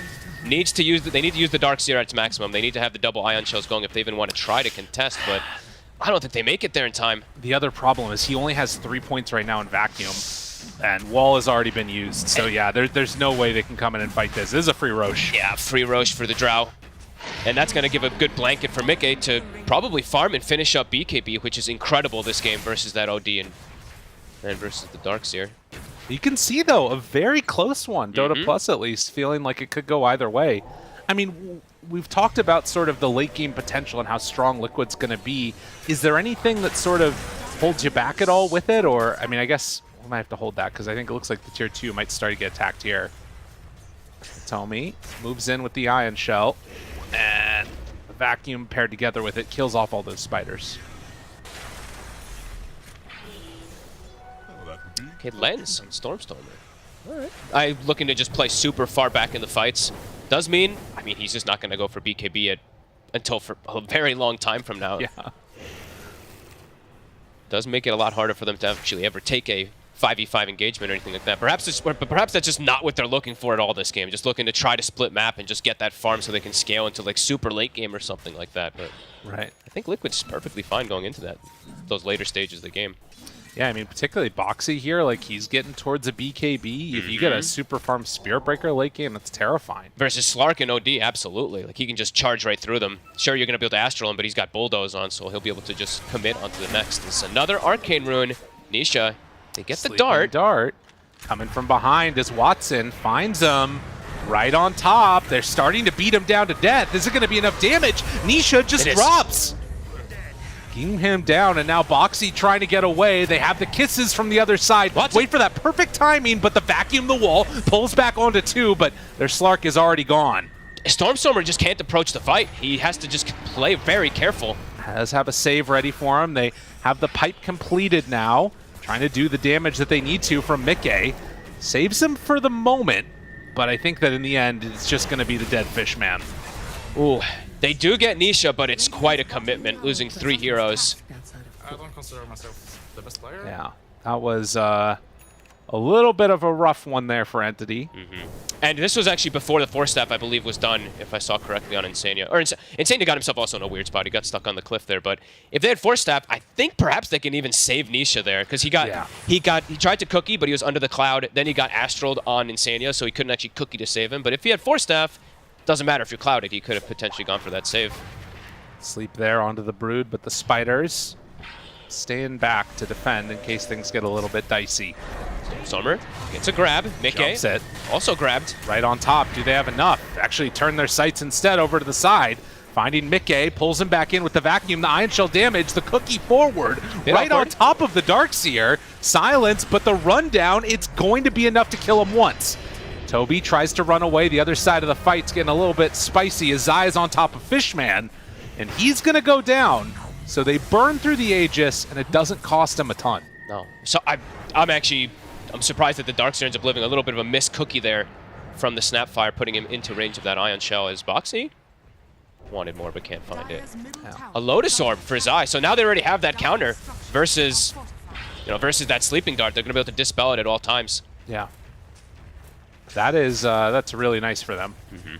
Takes away one more avenue of this initiation. Stormstormer is so low right now. He's getting scouted by spiders. This is a scary position to be in. The charge is there. With the Lotus. The Lotus going to save himself.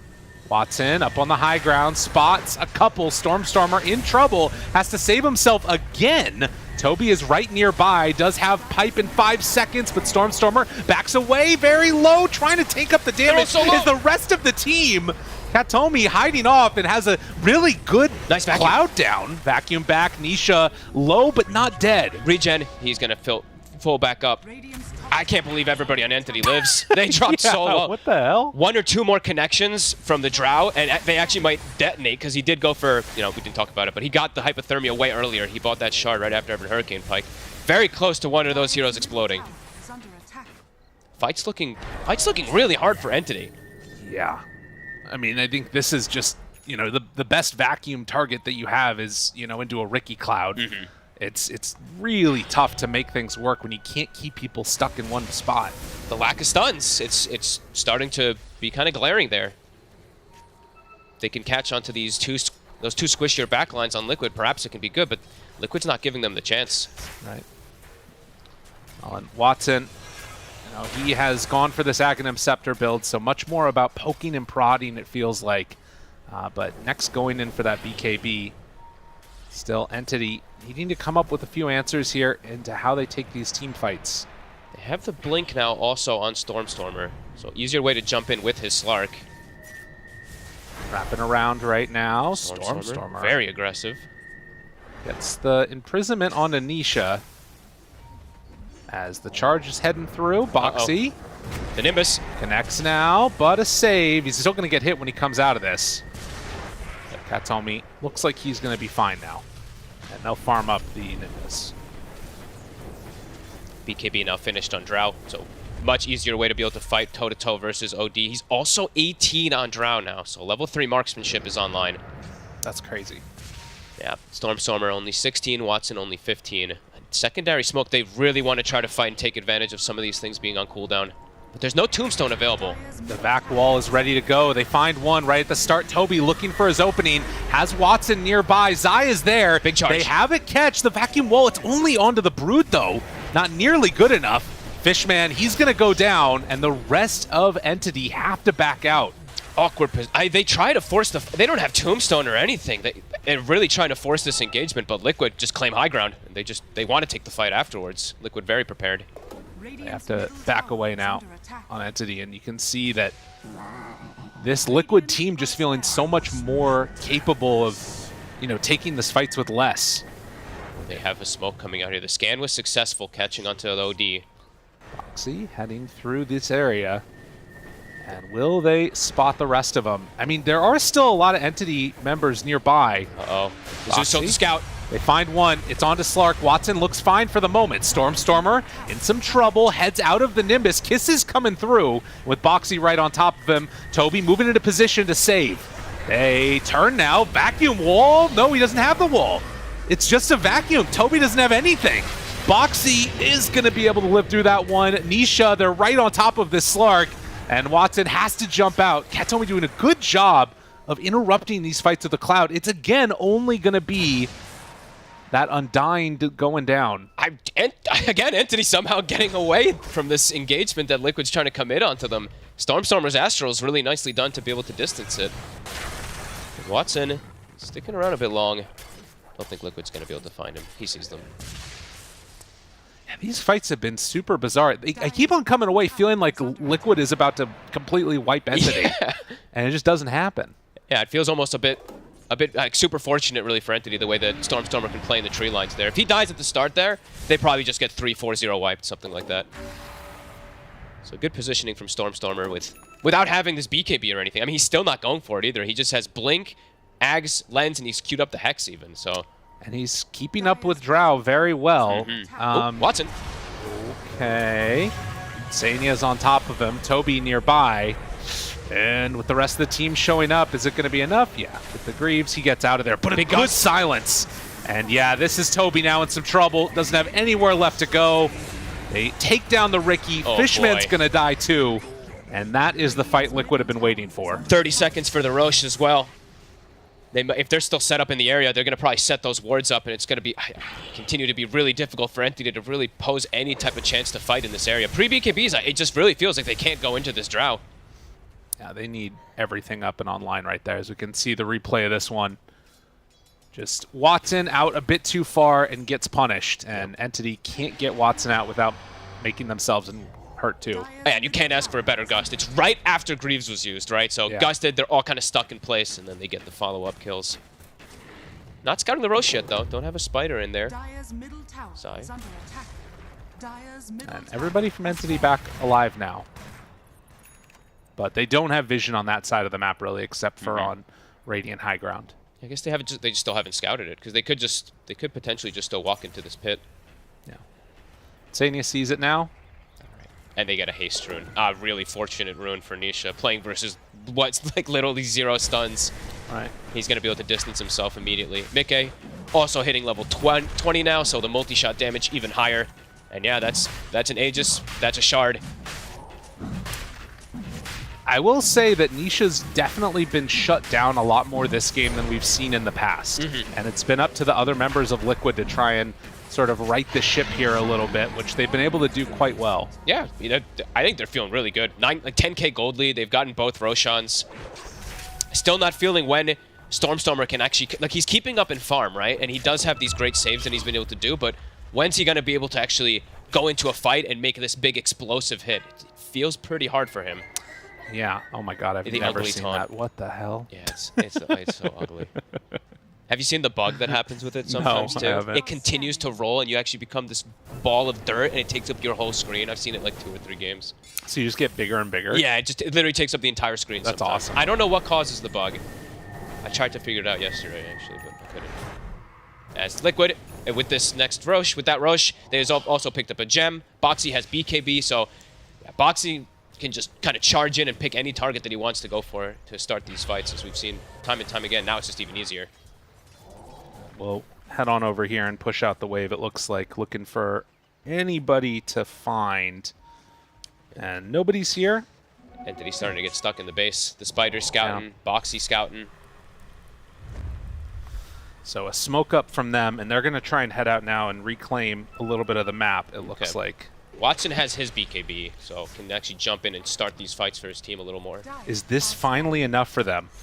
Katomi heads on over. It's about to be a Hex for Zai finished as well, too. This could catch them off guard. Watson, as smoke breaks, he finds one. There's the stun. Backs away. Push back in. Oh, and the vacuum wall onto 3. Is it going to be good enough, though? They really don't have a follow-up at all. Nisha getting gone on by Toby, but from the low ground, Mikke keeps hitting him. A save for the moment, keeping that Darkseer alive with the charge coming through. He's still in the astral plane. They don't lose anybody. It again works out for them okay. But, like, eventually the initiation where you catch 3 heroes with your big combo, like, that needs to do something. They just don't have, there's no follow-up, right? There's literally there's no way to stun them, control, they just waltz out right after that vacuum comes off. Liquid, all healthy to still fight, and quite a lot committed from the side of Entity. I mean, that's the BKB for Watson. Now that Hex is finished for Brood, so an extra element that could just, if he finds Stormstormer, Stormstormer's just gonna die in one Hex combo. Wow.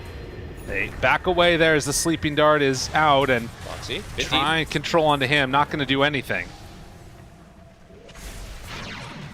But yeah, these fights looking very weird when there's no stuns in the game. They have Blink now done for the Darkseer, so he can find these big combos. But they need, I guess, to get this Aghanim Scepter online for him to actually sort of have some type of maybe solo killing potential or what have you with the normal punch. Yeah, it kind of feels like it. Still stalling for this beat. I mean, Stormstormer still. I'm waiting to see which one he actually commits for, because it does feel like he needs his BKB to just be able to be there for the Darkseer. But Liquid looking for the next catch. Watson. Find him for a moment. They try and take down the Nimbus, and will do just that. But the Tombstone immediately dies. They get the Astral. It actually gets reflected. The Lotus. Needs to be careful about this. Stormstormer, the Hex, they're right on top of him. The Force Staff trying to keep him alive, but look at the damage coming out from Drow. They call it. They're done. My goodness. All it took was one. Now I'm a little bit more confident with how I was feeling, I guess, at the start of the game, because looking at their draft, they had these strong lanes, but I was saying, something doesn't feel right. There's something that's just feeling like it's going to be really hard for them to fight into what Liquid has, which is a overall very balanced draft, right? They have lots of stun. They have great ways to team fight. For Entities, it just felt like it was constantly them running away. It was like, oh my god, we're actually lucky to have not lost 4 heroes in this fight. And then next fight, it's like, oh my god, we're lucky to have not lost 4 heroes again. And they never could find something. And those were like the perfect fights going into it. It was like, oh look, they finally got them now. They're all grouped together. And then it's like, oh, well, we almost survived. That's great. Yeah. Feels pretty bad. I feel like, there's some of these games where OD just pops off and he gets like a Hex or something like that and can kill that one target right at the start. Maybe that's what they were hoping for or something. But again, if you're playing for like a 50-minute timing or something, that feels pretty bad. Yeah, I think they just got answered really nicely from what Liquid got. I think they counteracted this Slark nicely, even though the lane went so well for him. They have Zeus and Spirit Breaker, 2 of the better heroes on paper versus Slark. And yeah, I think Liquid executed this one to near perfection. I think the laning phase, Entity played great, but then after that, there's gaping holes in what they can actually do with their lineup. Well, that is a little bit of a rough one. We'll see if they can come back with some better answers in game number 2. But for Liquid, continuing the streak, continuing to dominate. And for us, let's head on back to the panel to hear about it. We found out the answer. The 100% Liquid win rate beats out the 100% Slark win rate. And that Slark definitely had a little bit of a, as you put it, Lizard, roughie. A little bit of a roughie. Did definitely happen for Slarky boy. Brood had a completely free time, and later on in the game, I feel like I didn't know what Slark was doing in these team fights. A completely free time? Like what, when he first blooded the Brood? Was that free time? Completely free? Okay, you get the first blood, but then you lose the tower in 10 minutes. Yeah. Meanwhile, the opposing tier 1 tower is still standing until minute 13 or something, even though Darkseer and Spirit Breaker are alone in it. Sorry, Darkseer and Riki are alone in it. There's nobody. Well, Spirit Breaker kind of one time tried to defend it a bit, but bottom line is, like, later on, I had a feeling that both of these teams aren't able to really execute their team fights properly because of the lack of control.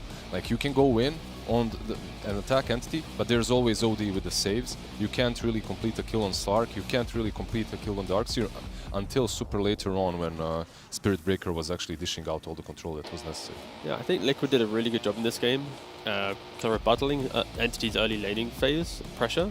and understanding when to try and break the game. And around about 16-7 minutes into the game, Boxy charges this mid-Reki, gets a kill, he's dead for 30. And then from that point, they're able just to sweep into Roshan with a DD spawning, give it to the Drow, and they get Aegis. And with that Aegis, they now have the confidence to run at Entity, or at least posture more aggressively. And I think Liquid just played a very, very safe game up until the point where they had that first Aegis, which was mainly Boxy just identifying the ability to go. And after you have that type of lead, Entity can't really protect themselves. And I think, unfortunately for them as well, Toby, his scoreline 2-2-2, he wasn't really able to get into the game at any point. He was shut down in lane from the pressure of a Drow Spiritbreaker. And in the game, I don't think we ever got any big wall moments, because when they did happen, it was already when Liquid had enough items to not really care. So yeah, I think Liquid just really patient and understanding the exact moment to try and win the game.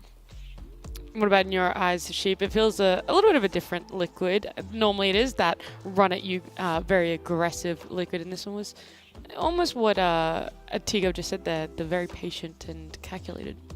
Yeah, they didn't have... I mean, they only had the charge to start fights, which is what Lizard was bringing up. I think they just played for their timings. It's something that I really respect about this Liquid, this DPC, is that they just know exactly when they can go. And you saw they lost like 5-6 kills or something without getting a single one in return, but they don't care because they know they just need a little bit longer. You get to this 15-20 mark and then they're just kind of going, fighting, doing what they can. They have their IMs. It was very straightforward. Nothing really fancy happened.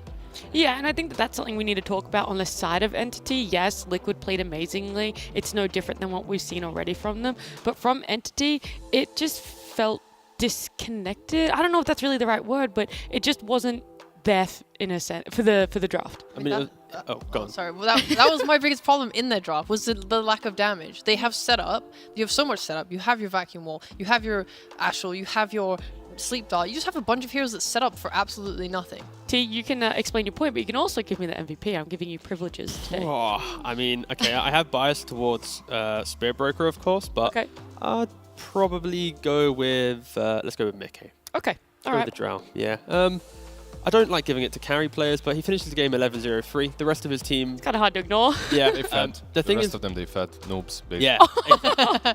But why? I think Liquid did a lot of great things in this game to be able to set up the game. I think, of course, as well, Boxy, I think he does a lot of hidden things for the team to find success, but I think for Mickey, a lot of times he was less independent in his safe lane whilst Boxy was making plays, and he was always making sure he's in position to not feed away some cheap kills to the Riki and Darkseer.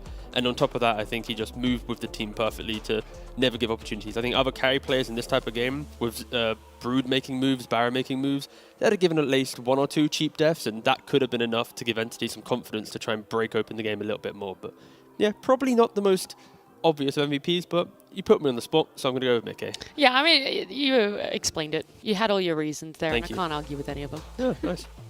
But the Entity fact that you were going to talk about with the lack of the draft. So in regards to Entity, I think they honestly wouldn't be too disheartened with what they picked up in this game. I think it does lean towards their playstyle. I would argue for them at least, they had a moment in this game that if Riki didn't die mid, Odie just completed Ags. Slark was, let's say, 400 gold, but let's say 500 gold away from his own Ags. And that would have been a moment where they would have smoked up, ran with the Greaves on Darkseer with his cloak, entered the jungle trying to take a fight themselves. So I think for Entity, this entire game was one pivotal moment where Liquid get the pick, get the Roshan, get the DD, and then suddenly you hit this double Axe timing, and it's not as impactful now because you don't really want to fight into the Aegis, into a Zeus. So I think Entity, they might be going, well, we just got literally one play decides this game, I feel, for Entity to be able to play the continuation. Like, if they don't have that scenario occur, I think they might have had at least 1 or 2 fights to stamp their... buffer zone. Exactly, but that never happened because Liquid was so decisive, and that's why they're doing so well right now, because they see an opportunity, they take it, boom, game's over. So yeah, I think just mad props to Liquid at finding Entity's biggest weakness. In your eyes, Lizard, if we went further back, do you think there's more Entity could have done to try and get those item timings a little bit earlier, or they still played very succinctly with their aggression? Nah, like, I think T-Gav is huffing on some copium here. Oh my gosh. It's like, I didn't like, their draft looked a little solid, because I could see some ways of playing it with the Darkseer, with the Riki. The problem is, like everything that he's saying there's a reason why they were lacking those items. There's a reason. The biggest reason for me, the biggest issue is you have a 4 Ricky. He's just chilling on a lane, doing absolutely nothing, farming up his shard 17 minutes into the game. If you have that, then obviously the space on the map is open for the Drow, for everyone else on Team Liquid to farm up. And then by the time you get that shard, is it really impactful? Not necessarily. A couple of BKBs come through, then your shard initiation into the vacuum wall literally does nothing. Like if you had a shard into some constant stun lock, then okay, but you had no stuns. You literally just had the shard into the vacuum wall. Like the BKBs are a complete answer to their lineup. Well, let's take a bit of a break and think about what we would like to see changed up for Entity, as when we come back, it'll be game 2 between these two teams.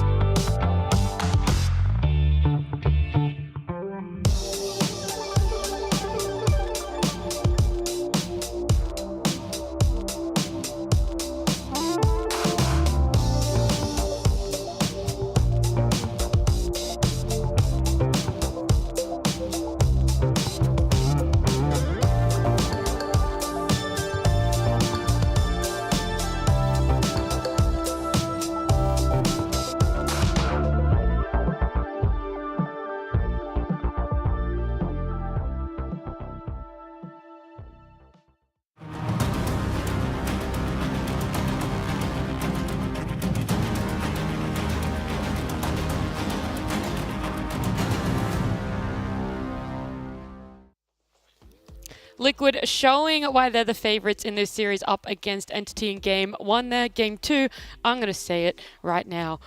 Entity just need to not first pick Slark.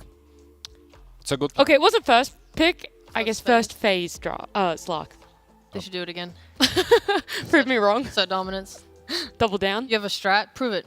Okay. I don't even think that Slark got countered that hard, like in this game. I don't feel that it was necessarily a bad Slark game. It's the supporting... everything else around it. Cast around him, yeah. So it was not the one hero, it was the 4 others. Yeah. first phase, the Slark just pick everything different. Everything else needs to change. No, I think we had an interview with them. Not sure if it was Gaming Gladiators or Entity, but basically we had a really nice interview in which we asked a certain team, what is it that messes up their drafting sometimes. And the answer was, what messes up our drafting is we pick a certain hero for a certain situation, we do extremely well with a certain hero in that situation, and then we become overconfident with the hero and start picking it everywhere else. I feel that that might be the case for Stormstormer's OD in this game. I think they had better picks perhaps for him per se in the last game, and overall it wasn't just him. It was the Undying, it was the Ricky too. So a couple of changes that I believe they could make. On your viewpoint, T, it's still going to be Did you like the Liquid synergy? first pick. Did you like their synergy in the last game? I mean, in the game, no, not really. I mean, Entity wasn't unlocking themselves. I think, again, they're not going to be too disheartened. I feel like normally Toby has way more impact in these games. We didn't really get him to see him leave lane and make plays, and it is just testament to Liquid slowing down the game and then turning it up by 200% when they wanted to, right? And I don't think Entity was ready for that kind of shift in play so quickly, and then, of course, their draft doesn't allow them to make that play, right? They want to be the aggressors, or at least be the counter-aggressors from minute one throughout the entire game. So I think for Entity, at least, if they are going to draft in the same way, they might want to put one hero on a little bit more of a aggressive position. When you have Darkseer and OD and Slark, you kind of need everything to be going well for everything to feel good. And as soon as like something goes wrong, it's more like you're scrambling for that one fight, which again, Liquid, they don't execute poorly enough to give away that one fight. So I'd love to see Stormstormer be playing the Pangoliers, the Backriders, something like this, which is a little bit more forward-thinking. Yeah, Entity, the only ban change up here is that they banned Brood instead of Tusk, and Liquid are like, alright then, guess we get the Tusk. Guess so. Guess so. Fitsum does well. I think like looking at Entity's drafting, I'd just like to see a little bit more like synergy between the heroes and what they can do together. Like you had your Undying, for example, which I think was perfectly fine idea, but then by not picking anything that can protect the tomb or fight around the tomb properly, it just meant that every fight, the Broodmother, Spiderlings, and the Snapfire were able to just walk up and kill it at free will because they didn't have the damage or control to punish it. So already this clockwork is a lot more interesting and fun for me. Okay. Clock Pugna. Okay. Not a lot of people have been playing Pugna in the support role, but two players mainly, Kataomi and Ari, the 4-player for TSM. These are two of the, at least when you look on Pro Tracker, they're the two players that have played it most back, a week or two ago when I was looking, for Pugna at least, and you can see some reasons at least. If it is some 4 position, some Decrep v Tusk, it's a cute response to it. If it's a 4 Pugna, then it's going to be a 5 clock? Yeah. It's very playable, right? Like a 5 clock with something like a Drow or anything ranged always works. So they can go for that. Team Liquid, their opener is just solid. Yeah. Very flexible as well. Tusk, most likely a 4, most likely played by Boxy, but they can still mix it up a little bit, put it mid. Nature's Prophet as well can be played on that position 1 on the offlane too. So very opening from Team Liquid. And if you Liquid, probably Batrider, Pangolier, and Sniper are the 3 heroes I'm thinking. Ban-wise, they've already banned out Batrider, but some mid Pangolier for Stormstormer. Again, counter-aggression v Tusk and Furion. Some Clock Sniper lane should be able to stall out that lane against Furion as well. But by the way, now how strong is... back in the day, Clock was abysmal versus Prophet. But right now, with the battery assault being buffed up versus summons versus creeps, I mean, it's a little bit easier at least. Yeah, right? it is easier. You also... you secure the lane long enough that your carry farms, and then in the game you also just punish him, right? You're able to chase the Furion from the... He TPs, you TP, you hook, you can take the fight. You just need heroes that follow up with you. Right now, of course, Pugna doesn't really provide that. Entity need to make sure that they have a stable draft, because with this opening, they could easily have the same issue as last game, where they have a lot of individual heroes that want to make big plays, but they don't have the glue to bring it together, and Liquid just go, all right, good job, lads. We're just going to walk through the map and kill you all. Fair enough. Bans coming out are going to be setup ones or protection ones, do you feel? Liquid should be protection because both of the heroes can potentially be made into cores. Whereas entities, you have at least one support there, so they can just set up. They also have to open with a hero on the side of entity because they have second pick. So there's potential, at least on the last ban of the phase, that we see them ban something that protects the pick that they're about to come out with. And that should probably potentially show where Pugna's going, and then Liquid can decide how they want their matchups to look. I wonder if is Pugna like overall a Stormstormer hero? Like, well, that's what I was thinking. We have seen her played mid It is, once right? in DPC. It was over in Eastern Europe. I don't think I'd want to see it. He has played some games in pubs. He's played 6 games on the hero. They have second pick so they can decide. I think the tell for for Entity, to be able to flex it is simply, can you punish a mid hero that can't push out waves quick enough so Pugna takes the tower? And then it will force heroes to have to come protect mid. And then when you have a lot of focus on mid lane, because Clockwork's in the game as well, that 1 position 5 can also alleviate that pressure and protect Pugna. So if it is a mid Pugna game, it's more on Liquid picking weaker heroes that can't rotate as well, can't really pressure or in the mid lane specifically, and then you just lose towers for free. So again, we'll see down the line. 5 seconds. Okay, that was the end of the sentence. I thought there was going to be more. That's the full stop at the end of that one. There are different approaches to the Pugna as well. We've seen some teams run some crazy healing strats with it too, so you can't take down this one big core that they have, and Pugna is always siphoning in, like Pugna plus I or something similar, Pugna with anything that literally builds a mech. The other thing is, like, if you pick this Pugna, like, how does it match up against the potential Tusk mid or potential Nature Prophet mid, or are they going to pick a third mid that you don't even have a preparation for if it's Pugna? I'm not sure, only because we see so little mid Pugna that I don't really know the mid matchups very well, especially like Tusk, who is relatively new to being mid. I'm not sure how it would play out. But like kind of going off what Lizard said a bit, it's not just health, it's also mana. Like we saw a lot of Pugnas plus Storm Spirits and stuff because the also when they're max health gives them mana. So you can kind of enable someone else that way with a Pugna support. And usually versus the Pugna you want some of these heroes that can get on top of her easily. Like summons as well are pretty nice, something like a Lycan to just send everything on her. Ember is isn't Ember one of the most annoying matchups for Pugna? And they didn't ban it, which makes me think it's a support. Definitely support. Potentially. I mean, definitely 100%. They have the last pick of the... 1000%, yeah. 1000%. There's nothing else. Yeah. I mean, if Entity want to flex this Pugna, they probably need to pick Toby's hero here, which could just be the Beastmaster, the Enigma, the Brewmaster, anything like this, because they still want to keep Pugna a bit more open. They don't want to pick up a hero. Okay, sure. They go for a Tiny. So now they have...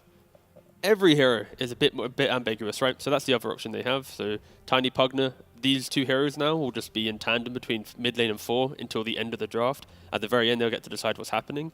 And yeah, that's perfectly fine. It's a pretty strong position to be in. Yeah, I feel like if you're Entity, you'd probably like to have Tiny on Stormer. Like it's one of the go-to heroes, but definitely still flexible, like you said. Ambiguity maxed out. I like how Liquid, they're looking at this, and it's like, you know what, I'm going to just Doom it instead. You're trying to be all like, ooh, what's happening? If it's Pugna support, if it's Pugna core, bam, just slapping a Doom. And okay. They're slapping a TB then. Yeah, gives themselves some late game here. Against, if it's a Fury and carry, if you're Terrorblade, you just stand your ground and turn it around. They also have a lot of kind of fight localization with Tiny and Clockwork, so people shouldn't be able to run away, like in the last game. They should be able to enable TB's meta. And now for Doom at least, it's Doom Pugna, and that's about it. You don't really ever want to Doom a Terrorblade, especially if he has got meta off. You're just going to brush it off an A-click. Unless you can catch him before that, right? Then true. Then it's perfect. So we're seeing a Nature Prophet carry here, right? As simple as that. We've seen Doom mids before. We've seen Fury in off lanes. I think there is a lot of options for Liquid at least, but they don't have the final pick in the draft, so they'll have to be discussing that now. Maybe the 2 bans could be a bit of a tell. I definitely think that Liquid will struggle to deal with the Terrorblade illusions being out on the map. Like, no one really has like the nuke damage to kind of kill them. They don't have... I mean, they have decent wave push, especially if the Tusk goes like 4-4 build. I don't know if it's core support. But yeah, it's a little hard, I think, for them to as well, because they will have to split up to go deal with the push, and then that's when Entity, with like all these ways to initiate in like Tiny and Clock, are going to be able to take advantage of that and smoke out and make fast moves. When it comes to the bans from Entity, they ban out Zeus. It's an obvious one into the TB. Perhaps the Ember as well. Is that the second option, or is there something that I'm missing? Nah, it's a safe ban as well, because there's double value of Ember, because you can go Shivas, attack slow v TB illusions.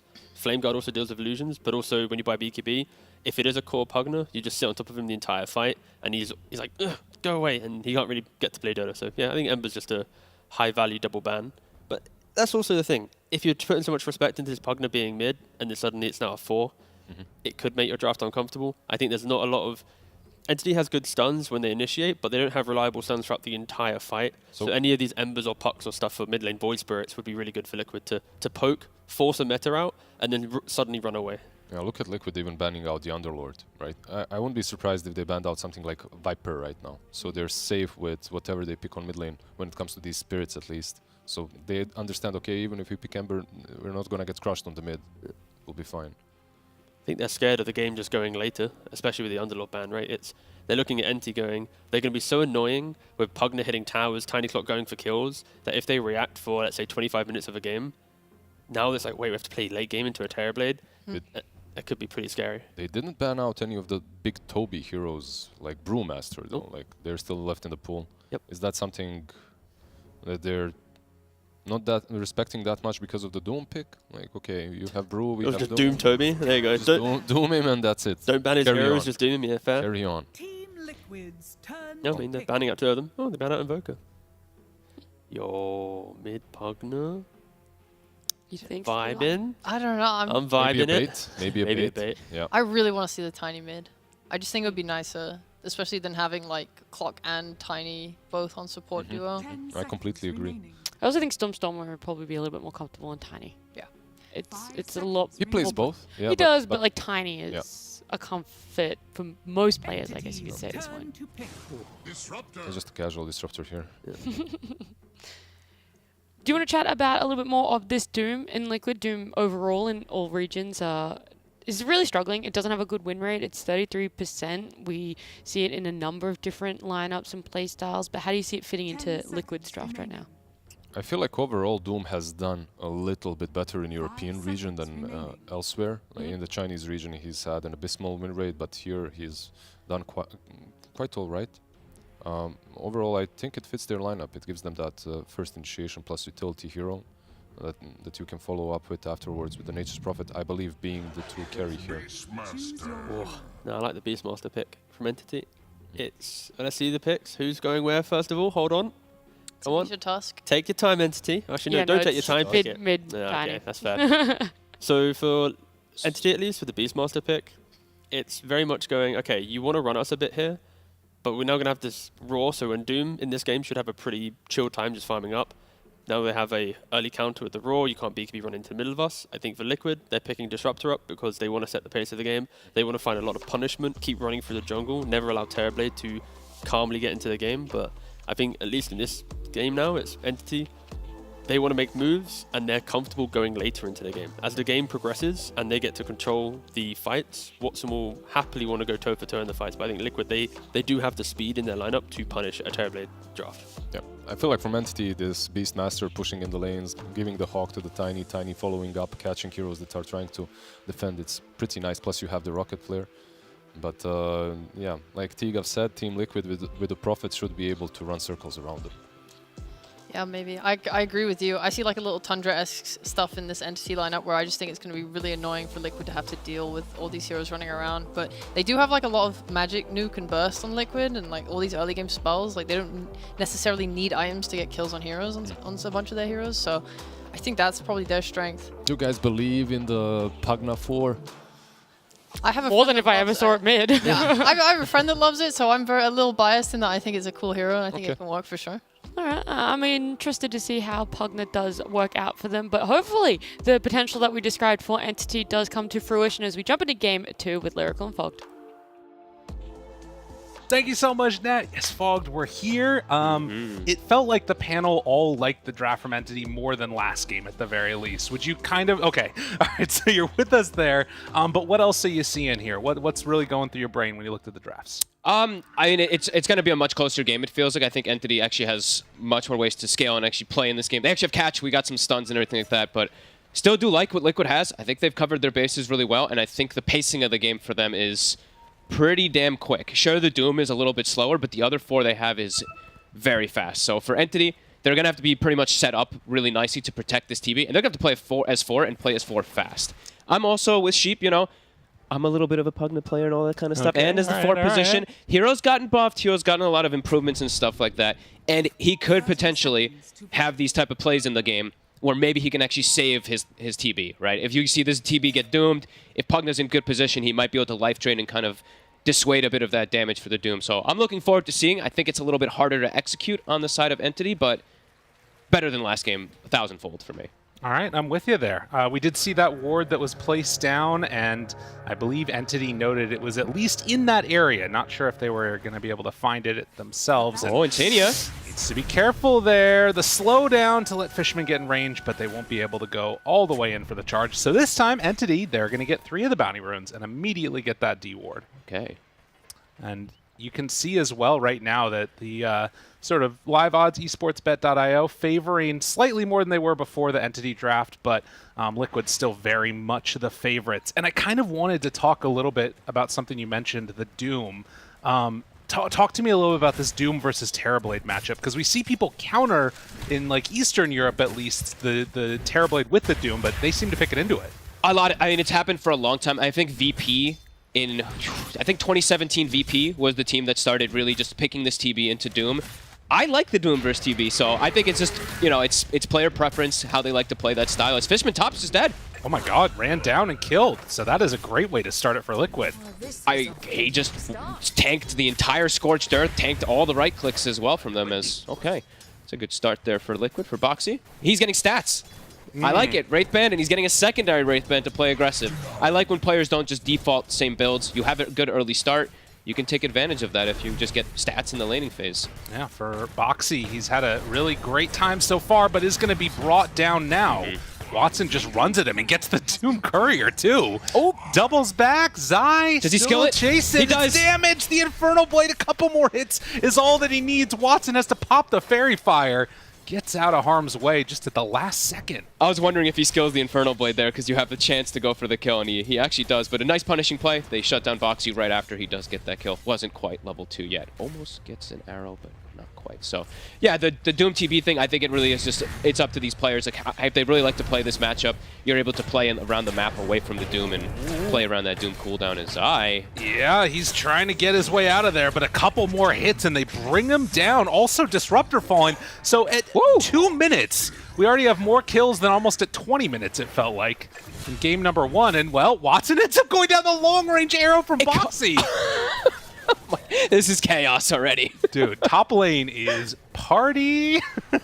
That was the meta used as well, too. He gets the kill right after. So, trade kills coming out. Boxy gonna be very happy. Yeah, he's gonna be mega farmed. That's gonna be something to watch for here for sure. Already, like you said, that Wraith Band done and working on another one, which I think is... It's coming. Yeah, it's on its way. Okay, so gonna look to just play for that lane harassment and just click Watson constantly. That's gonna be annoying for Fishman to counteract. Whenever meta's down, it feels like they can actually go aggro up on top for Liquid. And there we also saw the other thing, you know, the TB when he has meta versus Doom. If you catch him in a pretty good position, you know, that straight physical damage that can sometimes do well versus Doom. Fishman. Extra damage there onto Fishman. Arrow, not gonna be on the mark. I can't even look elsewhere. Every time I'm like, I look somewhere else and top just like another fight happens, so. It seems like we got a little bit of a moment here to look at those other lanes, as they're pretty even. Yeah, there's a reason we haven't looked at them. It's all boring. Yeah, I guess that's true. Yeah, Terrorblade has really been suffering. It feels like just constantly pressured. And speaking of pressure, Toby pulled back in, and looks like he is going to fall. One more hit comes on in from Mikke, and Liquid across the map, making things tough for Entity. The slowdown there, that's enough to get Fishman away. Tough lane for the Beastmaster. Getting good CS with the Pugna to be able to spam him back, but it's these two ranged heroes just constantly right-clicking him with the treants. Sania, he's going for the glimpse play, it looks like, but nah, the Beastmaster TP's in the trees. Yeah, heads up, knew that was going to be coming his way, and they even dropped the ward down now, too. Okay. Sania taking a lot of hits from Katomi. Got a blast. Ooh, almost connects, but not quite there. Axes. Mikke. He needs to be careful here, too. Another salvo at Axes, and he could be in some trouble. Does have... Oh, man. Good timing to reset back. Insania will be able to grab that wave, and he's going to be able to come back as top. It's meta back up, it is. Zai chased down yet again, gets the slow in the area. The battery assault is not going to be able to keep Zai away. And Fishman, yeah, actually with the turn, he's in some trouble. Boxy jumps forward, leaps in, is going to get the kill onto Boxy, but they brought down Fishman first. Okay, Boxy I like it. Very aggressive play coming out from this Mirana. Those Wraith Bands paying off. And he's tanking the battery assault, right? He's protecting Zai so that Zai doesn't get run down there. So a good play from him. In the mid lane, Nisha 3-2 build and a bottle refill for both heroes, it looks like, as bottom. Katomi gets brought down. It's very fragile. That's the one thing about the Pugna support is you're super squishy, low HP pool. Sure, you're speedy, but low armor as well. So constantly getting harassed from these two. Foxy. Mid, thinking about it. Arrow. Stormstormer. Oh, yeah. Sidestep for him. And toss away, still with no armor. Stormstormer takes a ton of damage. That's the Wraith Band, and looking for it. A couple more hits is all he needs. Stormstormer underneath, not going to get him out. Boxy, he doesn't even die. He didn't use the Fairy Fire. Oh, that one hurts. I mean, the Wraith Bands, they're absolutely coming into play. Boxy. And he's looked so good these last like 6 months. He's been absolutely phenomenal. And yeah, seeing it again. 4-2 already. Although top, Zai gonna get punished. Yeah, this is always going to be the downside to it. And Fishman, the one that picks up the kill there, has boots completed now. Nisha walks on in and gets the bounty rune for himself. Here's the rune. Refill bottle. They're bringing a lot here. Stormstormer might have to be careful. Snowball in, stun, and it's going to be up top. But Nisha catches both with the shards. The Walrus Punch. Dude, this ward, though! Look at the ward! The damage was there. Stormstormer is going to die, but Nisha will also be brought down. Katomi did so much damage in that fight. And now trying to run away. They have the glimpse to pull him back in. And just like that, Liquid pick up another couple. This is 9-7. I'm loving it. 16 kills at 6 minutes. I think this is the most active game we've had in the whole DPC, it feels like. As now, Mick is level 6, so action's going to continue. Wrath of Nature's online. He's going to be able to actually, maybe for Watson, it might be scary now for him to actually step up in the top lane. I think if he goes up too far, they're just going to immediately commit onto him with the TP from Mick. Saw that fight recap there. There was a good chunk of damage that ended up being done by the ward. Something we're going to have to watch for later on. If they do fight under it, Tomis does so much damage as, well, the Wrath. Good damage out, needs to run away, and as soon as that Plague Ward, or excuse me, not Plague Ward, Nether Ward gets thrown out there, gets taken down, and they're going to bring down the Pugna. Find the Toby Glimpse, too. Body blocks, the Treants. Oh, the little mini slow. He's going to get trapped. Yep, and TP. Wise TP. Still 8 seconds left on that glimpse. So much aggression. It's constant, really, from Liquid. Just really trying to battle anything that comes to them. Mika showing up with that Wrath. Takes out more than half of the HP of the Pugna instantly. Still less than 1,000 gold separating the team, mainly off the back of the gold that they've gotten on the support Pugna, who's been able to make a little bit of a life for himself here. And of course, Disruptor that is just broke as a joke. Yeah. Mid Fishman. Arrow, and the shards to finish. Still 8-minute mark coming up for the next rune. So active. I'm loving it. Yeah, 8 seconds. Katomi looking to set up there with Stormstormer. Level 5, so good levels on this Pugna as well, too. Who gets lucky? It's gonna be top. It's not a DD rune, though. It's just an illusion. So that at least will give Nisha some other way to get out of harm's way if things start popping off a little bit. Boxy, low mana, so not going to be able to look to punish Watson over here. Looks like he wanted to ward the area to probably keep tabs of him, but couldn't quite put it down just yet. As Entity getting active, looking to probably get on top of Mika. Stormstormer spots him just barely on the edge, and instead is going to take the creep and run away. And he should be fine here, I would imagine. Well, up top, Zai going to get caught again by Fishman. They roll in, find Stormstormer. He's still taking a lot of damage. Static Storm. It's already down. Is it going to be enough to kill him off? Yes, it will. Stormer falls. That is a very high-level disruptor. They gave him the XP. Mick has been jungling and moving around so much that it's a level 6 at pre-9 minutes even. I don't think the Tiny expected that, lingering around the area. Zai continues to get punished, but that being said, he's got his Midas. He actually finished it right before he did die, so he's going to be able to completely free farm still with this. As, yeah, 2k gold lead, but feels like it's going to start increasing quite quickly.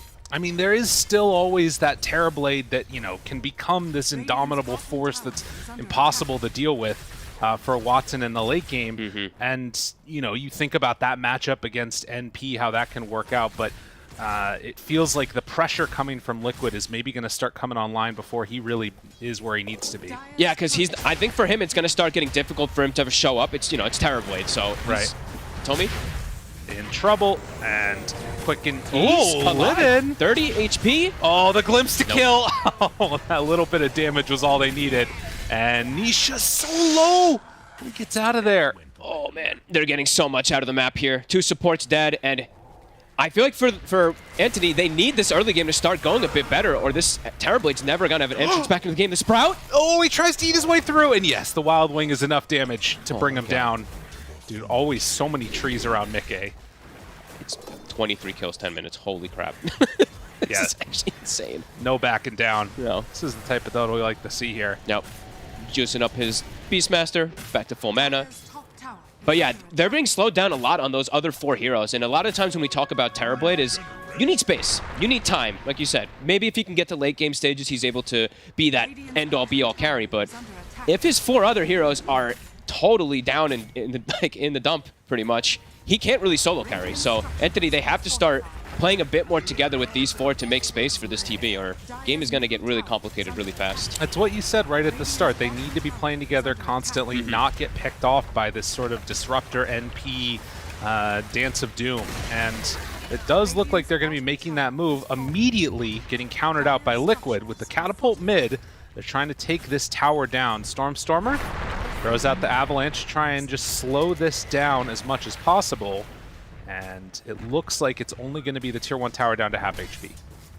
They were maybe trying to even set up onto him in the mid lane. So yeah, I want to see Fishman and Kentomi kind of mirror the movements, or constantly move with this Tiny and mirror the movements of the other supports on the opposite side.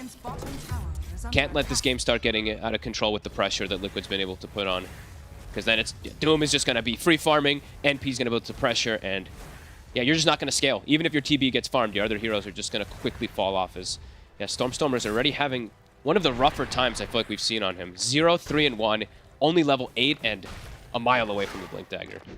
Yeah, needs a lot of time to catch back up. It's definitely, you know, the disruptor kill on him mid, rather right in the jungle was pretty rough. There was the rotation mid, wasn't able to get these runes. And you can see that Watson, he's actually willing to come on in and play with his team here. Okay.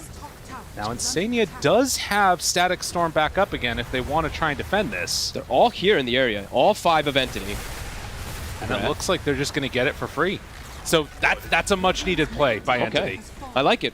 Watson feeling a bit good because he's gone for all these early stats.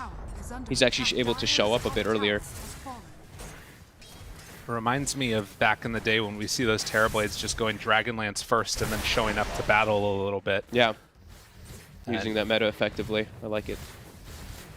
And back to use the duration of it to try and clean up these Ancients here and then spam out the waves. You can see on the other side of the map right now, the rest of Entity smoked up with 3, Beastmaster not with them, and gonna run into a couple. Hook shot in, finds one, it's on Nisha. But the snowball, the Static Storm down, it only connects onto the clock. And actually the toss out of the Static Storm. Okay. That keeps him alive. Static Storm down. Glimpse used. Doom also already used. Bit awkward. And this is kind of working for him. Arrow is going to connect on the Katomi. But if you get away with Static Storm and Doom used, you lose your Pugna, you're very happy about that for Entity. Yeah. Bit of awkward spellcasting there from Liquid. Now they will turn it into a push, though. And Entity, can they actually fight this back? It doesn't feel like they can. Stormstormer, he needs to desperately try to farm. Yeah, they still have such a big advantage right now on Liquid, and getting towards that like next gold into actual objective items as Doom is getting close to a BKB. He's got it done. Yeah, this is really nice for them. Yeah, he's so tanky. He can kind of act as that initiator a lot of the times with Nisha now. And yeah, Nisha, you know, they go on him. I was like, that's actually a bit bold. It's a 1600 HP Tusk. When your Tiny's behind, you don't really have the damage to actually go for him there, so they get turned on. But could have been worse for Entity. Yeah. All in the meanwhile, though, we're seeing... Oh, hook shot. Used again. Hogs push back, roar, everything dropped. Okay, well, we'll kill Boxy instead. Big Wrath of Nature. Mickey almost has Gleipnir kind of finished up. He's about 700 away.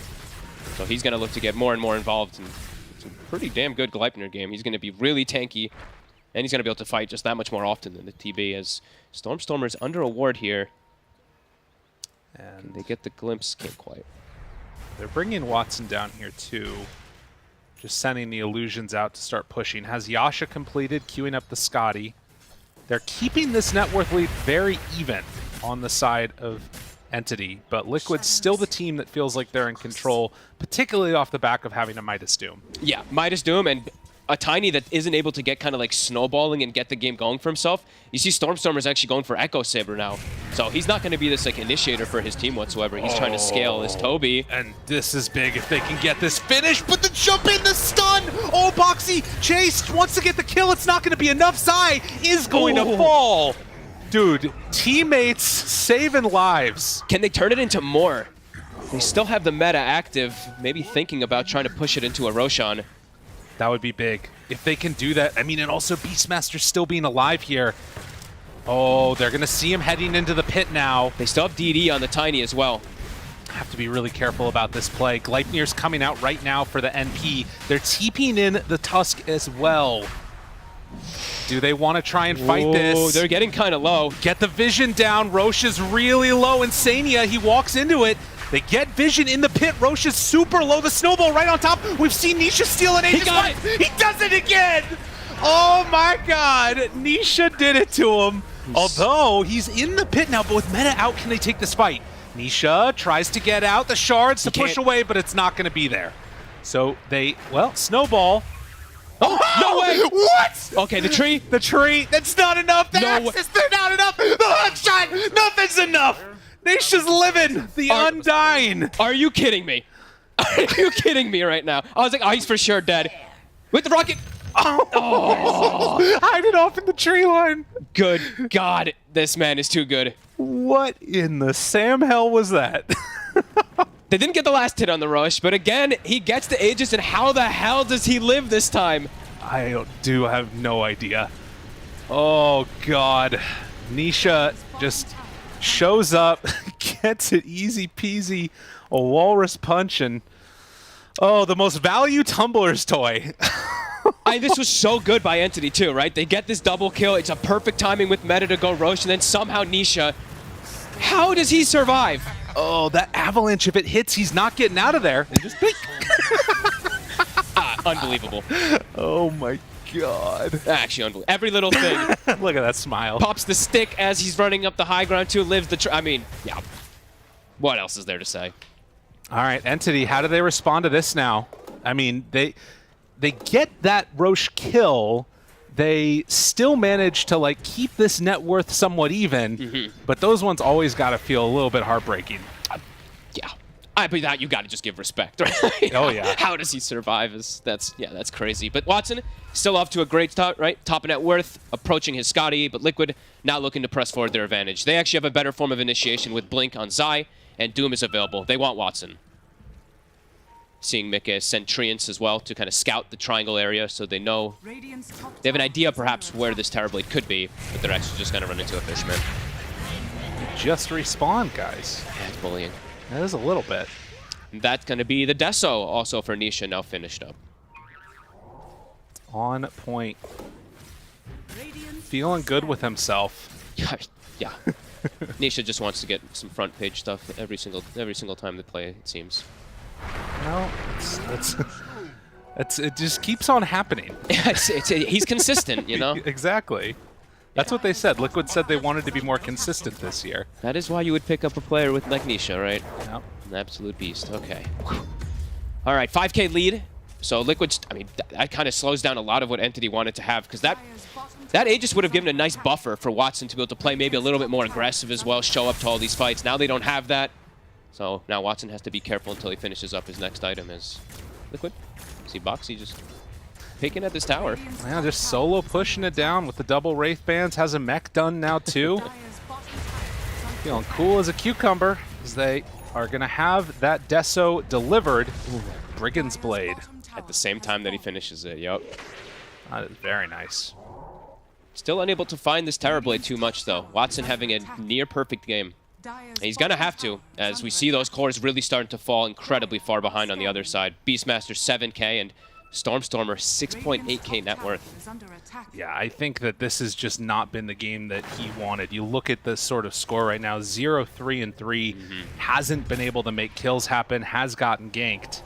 and a good recognition by Liquid of how they wanted to play this one against him. And you can see he's trying to go into this like interesting sort of catch-up-y type build, you know, wanting to finish off the Blink Dagger and then go into the Aghanim Scepter maybe. We'll see if he even just skips the Blink entirely and maybe just goes straight Ags.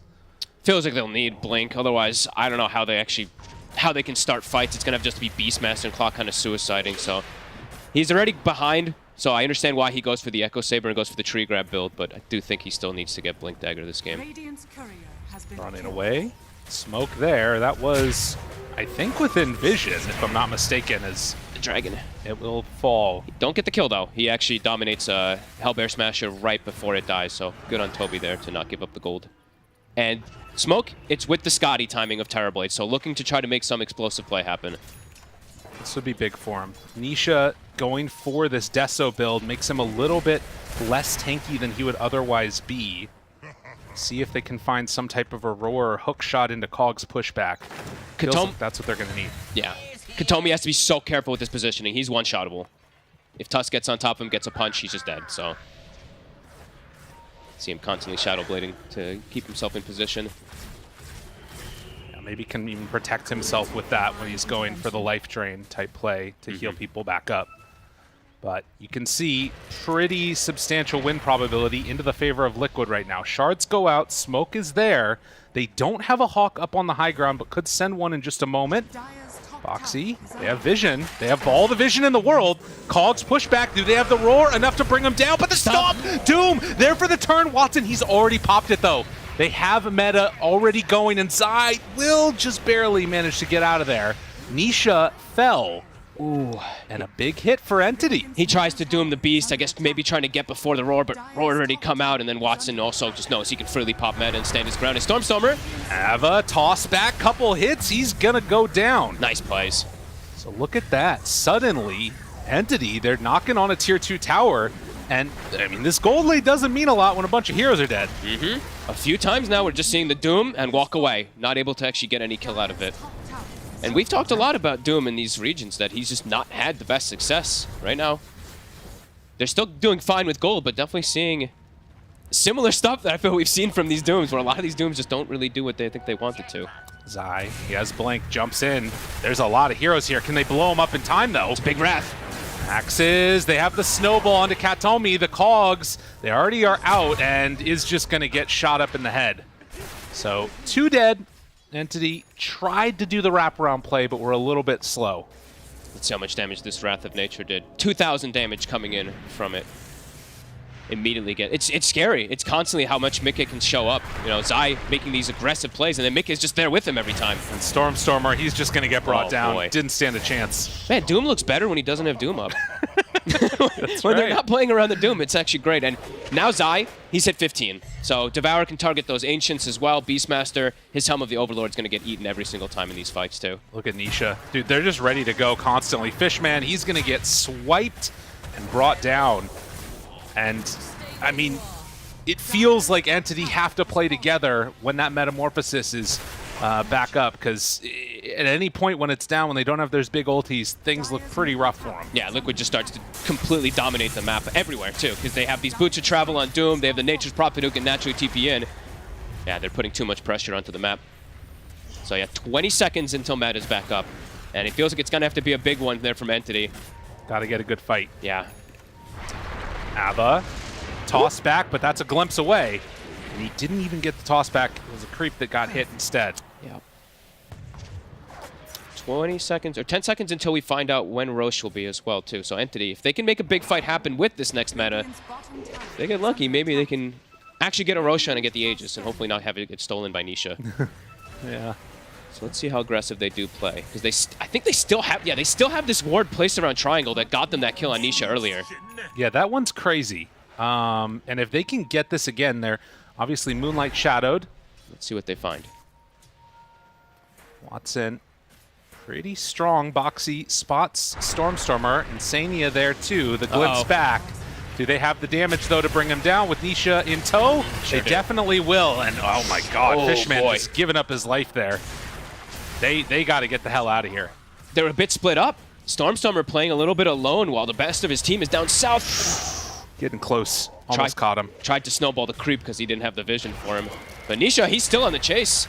Looking, hunting. Toby backs away. Do they have glimpse range?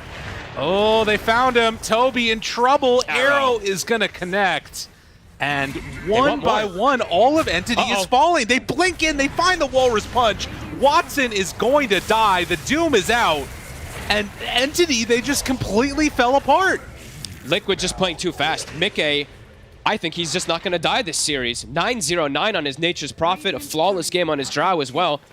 The pace of the game is just accelerated too much. Entity, they're starting to just completely crumble.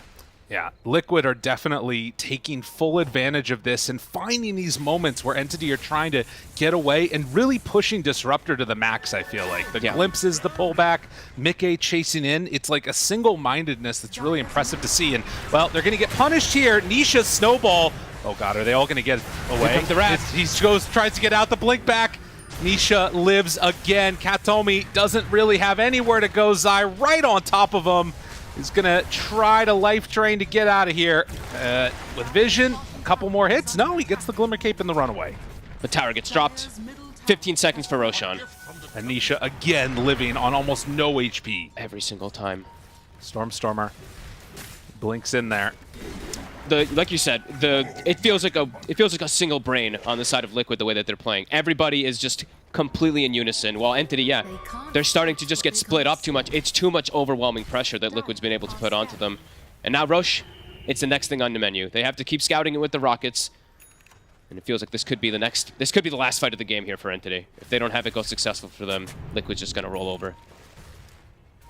Game has been tough for a while, and they have vision in the area. Again, that hasn't really tended to be the problem for Entity, but Liquid just playing so well, even without having full vision. It's been tough to match them. Yeah, honestly, I feel like they've actually been losing in the vision department most of the game because they're playing versus these Hawks and everything, but it doesn't seem to matter for Liquid. Insania backing away. Stormer tries to get him. Is it going to be enough? Insania gets out of there. Unbelievable. Unbelievable. Katomi goes down. Stormer is dead. Are they going to lose a single hero in this fight? It doesn't even look like it, as Toby going to drop. Watson trying to run down Mickey, but with no vision, they can't chase him anymore. And now ready to run back in. Nisha gets the snowball, getting a little bit of separation. Stormer, he bought back for this. Avatos, but they finally get him. But a jump in from Zai, the turn, they got him caught. There's the Doom. Zai going to drop him. Watson in the dirt. And Stormer, this is going to be a dieback for him. The tip comes out, appreciating what Mickey's doing for him. That feels like it could just be the game. They're going to get this push going. That was the meta used. That was the buyback used also from the Tiny as Liquid. Oh, and they find him. Fishman in the Glimmer, trying to stay alive. It's not going to happen. They might call. They're saying, screw Roche, we're going right up the hill. They drop down the Nether Ward, but Liquid, not concerned, are going to take this Tier 3 tower. An Entity, I mean, it's a 20k gold lead now, and doesn't feel like it's going to get that much easier. This is just insane the way that they're able to play. There was like some few moments there for Entity. It looked like maybe they could actually take some of these fights, but Liquid says no. Yeah, this has been such a good game again from them. They're just looking so crisp all together on the same page. Boxy now ahead of the Beastmaster, ahead of the Tiny. These net worths are insane as they now go into the pit. It's going to be a Roche as Entity has nothing left in the tank to try to contest it. And you think about, again, the pace that they've just been playing at. Every single hero of Liquid fits well within this. You've got, you know, Doom that can sort of play around it, but obviously Tusk rotating, getting kills. Nature's Prophet's been the core bit of this for this lineup. It feels like such a big hero to give away. Yeah, honestly, they're doing the Ags build every single game, right? Even on the carry, he goes for this Ags build on the Nature's Prophet, and it looks amazing, honestly. The speed that they're able to fight, Wrath of Nature's up every minute, so you're always having some type of tool to be able to just root people and chase and catch as well, too. I'm really loving the style that they've got going on with this NP. Yeah, imagine just being able to have, like, an AoE Laguna Blade every fight. AoE Laguna Blade that roots and disarms you as well. What? It's crazy. It really is just so powerful how they're making it look. And obviously, you know, on a pro team, you're going to have that perfect concert together. In your pubs, you're going to have somebody stealing farm from me, but that's fine. Don't worry about it. Yeah, they would in pubs, they'd buy the Ags and use it off cooldown every time. Right. In these type of games, I mean, it's being used off cooldown almost every time, but it's to fight, and it's to dominate these fights over and over again. Ooh, Nisha gets the enchanted quiver, looking for the big punch. The big punch. And he near has BKB too. Yeah, they're just all way too farmed. It's Watson versus the world. Boxy is ahead right now of Stormstormer. Mm-hmm. He was ahead of the Beastmaster a second ago too. Well, holding on to their high ground, attempting to make one last stand around this BKB from Watson, and you can see, you know, Liquid very aware of what's going on. Boxy, Moonlight Shadows, Nisha is there. They throw out the Hawk. See the TB illusion. They know where they are. All of Liquid is kind of just pinging exactly where Entity is. We see top lane is just pushing in, mid lane's pushing in, so Liquid, they have all the information in the world from this. Yeah. Don't even need to go into that area and fight if they don't want to. No, just play the farm, wait for Nisha's. When they have Nisha's BKB, they can probably force the issue a lot harder. He's about to have 3 gold, so. Then perhaps they can just charge into that high ground and not be too worried as Doom is back up. His eye is 0-4 this game, even though he's had such an incredible game on the Doom. Like two or three of these Dooms were like the Doom and walk away, but besides that, he's had a pretty damn good game where he's the one initiating and forcing a lot of these fights. It feels like in the majority of like the big team fights, if he's the one starting it, it hasn't gone well, but the pickoffs have been clutch. Yes. He's been able to use that Centaur War Stump really effectively as now. Stormstormer again. Walks in. Static Storm down. It's a little off the mark, but Fishman dead. And oh, they get him. They pull him back into it. So Stormstormer is going to fall. Again, just dropping so quickly without any of those survivability items, and Liquid ready to take this tier 2 tower and close out this game number 2.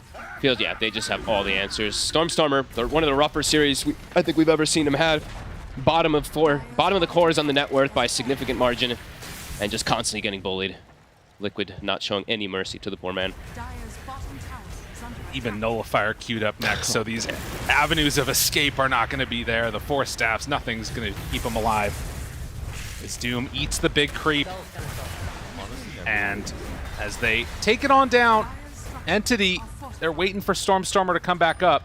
Minute and a half left on this Aegis. Satanic, they're going to keep this push going on Mickey. Survives. Control. Good damage. Fishman, does he want to jump in with the Glimmer Cape there? They don't feel confident doing it. They're all just so squishy. Level 18 on Nisha too, so if Fishman goes in, it feels like he's just going to get punched and near one-shotted. And yeah, playing at the Aegis. Can't really commit into there. It's Liquid. They will let them live to see another day. And Mickey just back to farming. And now Doom, level 20 also, so every 80 seconds there's going to be a Doom that's going to be thrown out. And he has Shivas, so oh my God, unbelievably farmed. And Kanoi's just jumping on top of his TB. Has that bot and coming out to him right now. And Entity, they're trapped in the base. As it happens. As it happens. Especially versus Liquid in this season. Now, it's worth talking about again just how clutch they've looked. And Toby, he's going to get hit by that arrow, trying to keep him alive. 4-staff Nisha in the base now. They have the root onto everybody. A good old-fashioned beatdown, though, onto Nisha, and he's going to die. Liquid, can they get out of here now? It's already been BKB popped, and it looks like Entity, they don't feel confident chasing any further. Man, they want to as well because they use the BKB meta, but yeah, I can't commit too much further. Nisha gets punished, though. Yeah. Over-aggressive. Toby ends up surviving with, I think, sub 5% HP. Can they get more out of this, though? Meta, it's less than half duration. It's a dangerous place to push up. Yeah, and I mean, they have to get out here and get some farm, it feels like. Get the creeps, too. But Boxy, I mean... They're thinking about going, because they have the global presence. Yeah, danger. Drops it down. Static Storm. Zai right on top of him. He's Doom going to die. Doom onto TB and now hunting for more. Do they go for this? Boxy, he gets away. They sprouted one and just trying to find vision. They kill off Gatomi. Going to kill off Stormstormer again. And Zai spotting out that TB. Trying to get into glimpse range, but it looks like it's not quite going to be there. 4 seconds. Jumps in. Fishman gets away, and Liquid, after breaking high ground, forcing the buyback, are just going to start taking this tier 3 tower. Entity can't get out of the map. They get out of the map and they just get whopped again as Stormstormer just every time he shows up, he's just instantly dead. Okay, hitting himself with that reflection, but with no Stormstormer for 20 seconds, any of these initiations are just a death sentence. If Fishman goes in, he's dead in a moment, and he might be dead in a moment regardless. Nisha there with the punch. They bring him down. Another Rax ready. Watson hoping to do what he can. Doesn't even have meta right now. Pops the reflection. Immediately they back away. They control now onto Toby. There's the stun. He's going to fall. Watson just going toe-to-toe with Mickey now. The Sprout is there. A little off the mark. Oh, he can't get the toss back. Just a little ways away. The distance wasn't quite there. Nisha gets the jump forward. Punches Fishman in the face. They kill off Stormstormer. And GG is called. Liquid sitting pretty with the 2-0. Wow. This team is a force to be reckoned with. Very few mistakes, it feels like. Entity, they had maybe one window in this game, and Nisha goes in and takes it. He steals the Roche, survives, and after that, it feels like it's just totally in Liquid's favor. Every move they can make around the map, the global pressure, this active movement from the supports and everything, it's just way too much for Entity to handle. No, totally. And I think that this is sort of the type of thing that you expect out of a team like this. They were already a top 3 at TI and then end up picking up one of the best players on the top 2 team. Like, this is the type of things that people were wondering if they're going to be able to achieve, and already getting this type of momentum this early in the season, it's got to feel great for them. Yeah, I mean, having a player like Matu, of course, having to retire, and then getting somebody like Nisha, I mean, it's a great replacement. We're seeing them. They've always looked good online, but this iteration of Liquid is honestly looking pretty untouchable right now. I don't know what other teams are really going to do versus them, but I would say one thing I would recommend is probably finding some type of solution for this Nature's Prophet. Yeah. I think the way that they play with it, the style, the pressure, how they just shrink the map and they go for this Aghanims even when it's a carry, it's something that teams are going to have to figure out or copy. I would honestly steal it. It looks amazing. So, yoink. Yeah, indeed. We'll see if people are going to do that. But so far, really impressed with Liquid. Entity going to fall short this time. For now, we're going to head on back to the panel, let them break it down. Just when I think we can't praise Nisha anymore, he goes and does that. How do you even compete against a player that has fit so seamlessly into a lineup such as Liquid? Which thing does he do? The one when he goes into the pits? Yes. The Aegis? Oh, why? What else are you thinking? There's like a million things. The whole game. There's like a million things that happen. There's like a thing in which, yeah, he's making Stormer kind of useless throughout the game. Not only him, obviously, but I would praise Nisha quite a lot. The way he played this task was on point. The way he's running through the trees as well after running away just because he's conscious about the rocket. I wonder if it was him or it was the whole team. Watch out, rocket, Fishman. Dodge Either way, it was just an absolutely phenomenal performance to watch from him personally, but Liquid as well, proving once again that they can make practically anything work, Tigo. Yep, they picked up a really high-paced draft in regards to the Furion versus Terrorblade kind of matchup, and they executed on that. Of course, we just mentioned the Roshan still, the fact that, Nisha feels like he understands Roshan better than anyone else. He's played 2 Tusk games now. He's stolen the Roshan now twice. And on top of that, Meke, we gave him MVP in the last game. Let's not give it to him in this game. Other people played well, and he's 16-0 and 18. He's, of course, just itemizing beautifully with the Ags, going with the Gleipnir, just being super high pressure. Yeah, I feel like if you're against Liquid, you either need to fortify yourself with insanely defensive heroes or try and go toe-for-toe against them, but I don't think I see a team in so Europe far right it didn't now. work. Yeah, no one in Europe right now can beat them in the team fights, it feels.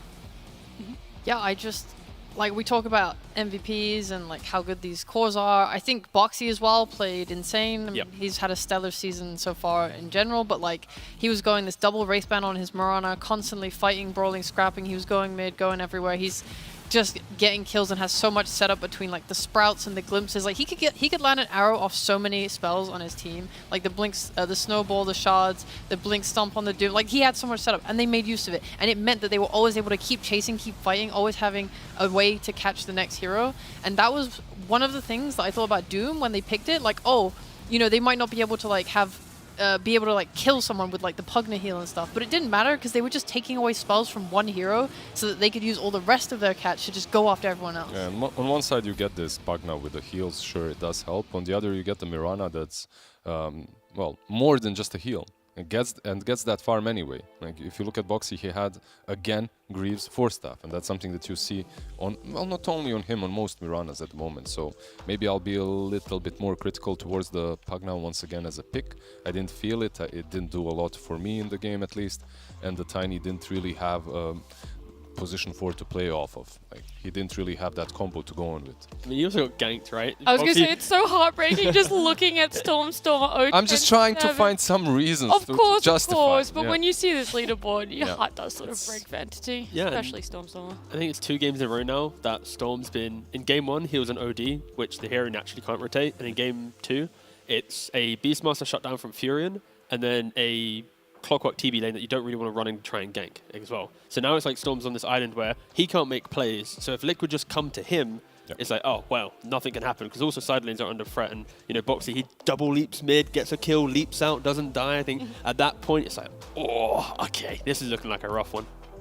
Very much. So, do you feel, Sheep, that there was any space for Entity on this map and even in this game to be able to have certain areas of initiation? Yeah, they even had that really good moment where they were able to kind of go mid with Watson and get a good fight, because they were able to find, I think it was Nisha with the Clockwork hook. They burst him, blew him up, because they do have bursts. They did have good damage, and like BKB piercing disable even, you know, just a way to get on and kill someone. And when they're able to fight in that condensed ball with Watson's Terrorblade, it goes really well for them. The problem was mostly Liquid took advantage of when they were ever split apart, or like getting a quick kill and pick off and playing off their vision. I think they just kind of had always... They were always the first one to go on Liquid, most of these engagements, and when Entity were, then things went well for them. All right, I'm bringing back the MVP game. All right, 3, 2, 1, and then you guys are going to say it. Yep. Go on, Lizard. Okay. Sure. Yep. T? Yep. Sheep? Yep. I already know what he's going to say, but it's fine. You can't say talent. If you say talent, you have to take Syndra. your headset off right away and walk out of here. Okay. That's All right. No interview for you. 3, 2, 1. Boxy. Nisha. Oh. Okay, bye, Lizard. Bye. Yeah. All right. What did you guys say? Boxy. Nisha. Oh. Yeah. You're my Well, MVP of thanks. this band. Now you have to... I love the shirt. And I I love have to say. Listen. Perfect. All right, I take Lovely. you back on track. Who are you saying for MVP, genuinely? Genuinely con. Probably Nisha. Okay. I'll go with him. Look, I agree with you. I actually think Boxy was overall a bigger MVP, but the thing is that you can't not give it to him after the steal in the pit. Oh, I did see a couple of arrows missed. Excuse me. Whoa. In my book, if All right, you miss all right, arrows all right. as a Mirana, Holy heck. You think he's going to hit all of them? You think he's going to hit every arrow? Okay, to be fair, he should have. Get better, but nah, jokes aside. But no, okay, please. Explain, Sheep. Go. I just did. Like, it's, I mean, obviously, outside of having a great game on Tusk, it's just that one play. In that pit, Oh, okay. I think the absolute intensity of skill that he showed, like, in both snatching the Aegis, getting out, and then playing on the side of the lane to, like, escape the extra, like, just his level of thought and consciousness around the way he plays in that moment was so beautiful. It was to the entirety deserving of this MVP. That's fair. You know, using Tumblr's Couldn't agree. toy, insanely good neutral item, but also in the moment, some players there wouldn't have got their hero to turn around perfectly. They'd have awkwardly looked back at the fight, Tumblr's toy deeper. But no, you know, mad respect to Nisha. And yeah, of that's course. only one play, right? Like that. I was going to say, one but play. was there more such a in your good eyes? play. It was a really good play, and those kind of plays do make MVPs, right? Like when you see something like that, you just want to give him the MVP because of it. But overall, the Blink, the Dazo, he was doing a ton of work. You guys were talking about pickoffs. Why exactly were these pickoffs happening? It was because of him. He's the one jumping in, eliminating heroes with one punch. Then the Nature's Prophet obviously follows up Mirana with the leaps. So he was leading the charge. Can I give Boxy some light or not? You can, tiny. right after we have an interview with him. Okay, Because okay. it's ready. We got to chat to him. We got to sing our praises to his face. He should be joining us. Yes, Boxy, thank you so much for joining us. Congratulations on a win. Hey, Surprise. no, it's all right. You can stay relaxed. No worries. This is going to be a chill interview. I want to start off saying, obviously, firstly, congratulations. But secondly, panel, so consistently, in fact, a lot of talent here would say that you are the most improved player in the past year. And in your eyes, I want to know, what do you think has been the one thing you've personally grown the most in? What area? I mean, I think I've learned how to play support a little bit better. Mhm. A lot of the times, maybe I would die too much or like try to farm too much. Maybe Okay. it was a little hard, like switching over and realizing I don't have any gold anymore compared to before. So I think like just getting more used to the support role, I guess. I don't know. Like I was just underappreciated before. Well, now you're very appreciated. You've been popping up. I We don't know. always sing your praises on this But panel. now I am overappreciated. Too many eyes on you. Boxy, how did you end up in this interview? We didn't request you. We tried to spare you from the interviews. How did you get here? Chloe was like, "Do you want to do interview?" And I was sure. Okay, fair enough. Shout out, Chloe. Oh my God. I wanted to ask about what you think is like the most valuable part of being a pos 4 to have like the most impact in a game. I think it's knowing where to put your hero on the map. I think I fucked up a little bit this game, which made my Doom die like 6 times in his lane. Because I went mid, and then I did this dive on, I don't know, whoever, Tiny or something, which looks really cool. But it ends up with me not being able to go top for 2 or 3 minutes, and he dies like 2 or 3 times. So I think that was like an example of some things not working out. I think if you're in a lane and you're not like being useful, I think you're wasting your time, like really big time. So I guess that's like the number one thing for me. Okay, that's really cool. And I also wanted to ask, like, I know in the past, watching some of the Liquid vlogs, you guys talked a lot about, like, your mental game as a team and how sometimes you guys would struggle to come back from losses and so on. And I wanted to know, like, how that's progressed over the last few months, even, like, during TI, because we didn't, get to talk to you after TI or anything like that. I mean, mental game now, it's easy when you're winning. Yeah. I think at TI, we came back really well. From losses compared to previously. I would say we lost some games due to our mental game, and then I think we realized that like we can't be so affected by the importance of these games, and we need to really like step up and just try and relax. And I think that worked out. I think in the past at really big tournaments, the nerves kind of got to us, and they did a little bit at TI, and then we like pushed through it. And ever since then, I think it's felt a lot better for everyone. Okay, thank you. All right, Boxy, congratulations on the win. Still sporting the beard so we can fake be cousins, thank you. So in the last 2 games... It's too big. No, you need to get the twizzles, the mustache going, Then, oh, God. Come on, man. Once you get it once, then you don't want to go back, We're close, You're like a month I'll or 2 never away. eat soup again in my life. Yeah, you just wear it instead. You have it then for later. Anyways, my question. So I was looking at the replays for your games. And nowadays you're drawing a lot more on the minimap, and it feels like you're being more like vocal and confident, at least in what you want your team to do or be aware of. So for example, like in game 1, you were drawing like the lines of be where the only smoke they can go through is top, or like they can only access here. Do you feel like now that you're more comfortable in your role in support, you're able to take more of a leadership role, even if it's not like being the leader? I just feel like you're contributing more. Do you feel like you're doing that, or am I just asking a very bad question? No, I mean, I think in a sense that I've always tried to contribute, just so that maybe it would like clash in the team a bit. I think when it comes to drawing on the minimap, I don't know, I guess maybe I do it more. It's kind of hard to know. But I think it's accurate what you say, like I try and, contribute as much as I can. I think as a support, you have more brain power over for these things. Yeah. But I also think we're in a good place right now where like people get space to say what they want, I guess. I don't know. It's cool. No, I mean, it feels like, at least from watching replays, it feels like that's happening in the team because, again, it's way more freeing, like your individual players. So clearly it's working. Yeah, I think we're also just playing better. And when you're playing more split and more fluid, like, you're not just sitting 5 in your triangle. There are like more things to talk about. True. Some teams do that. That is true. That is true. Yeah. You say you guys are just playing better. By the way, congrats once again. I'm wondering, like, what would you pinpoint in this game versus Entity? What was the reason? From outside, it looked so easy for you guys.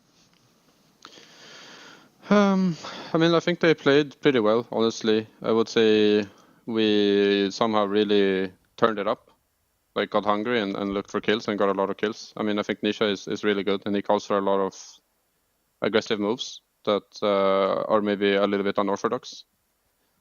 So I would say like being able to play with a little bit more tempo and a little bit more hunger. So is Nisha the one bringing the tempo and most of the calls? No, I mean, now, I think we always try to play tempo, but sometimes it's hard to see it, and sometimes he will see it and sometimes other people will see it. But I think when everyone contributes a little bit. It just like overall, it's more tempo now, I would say, than with Mato and Nikke. But then we had, obviously more like a different playstyle. Yeah. Do you? So, yeah. Do you think that you guys have maybe a little bit more versatility when it comes to the game style and the drafts? I'm not sure. I feel like Nisha plays like 3 heroes. So maybe it's less versatility.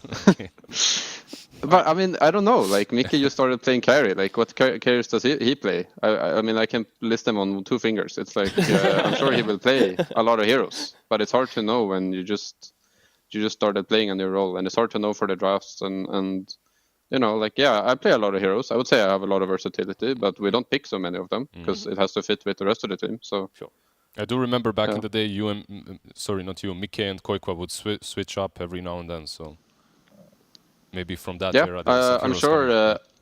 I'm sure we'll see some of that too. Maybe there will be some, I don't know, Mikke mid on some weird ass hero.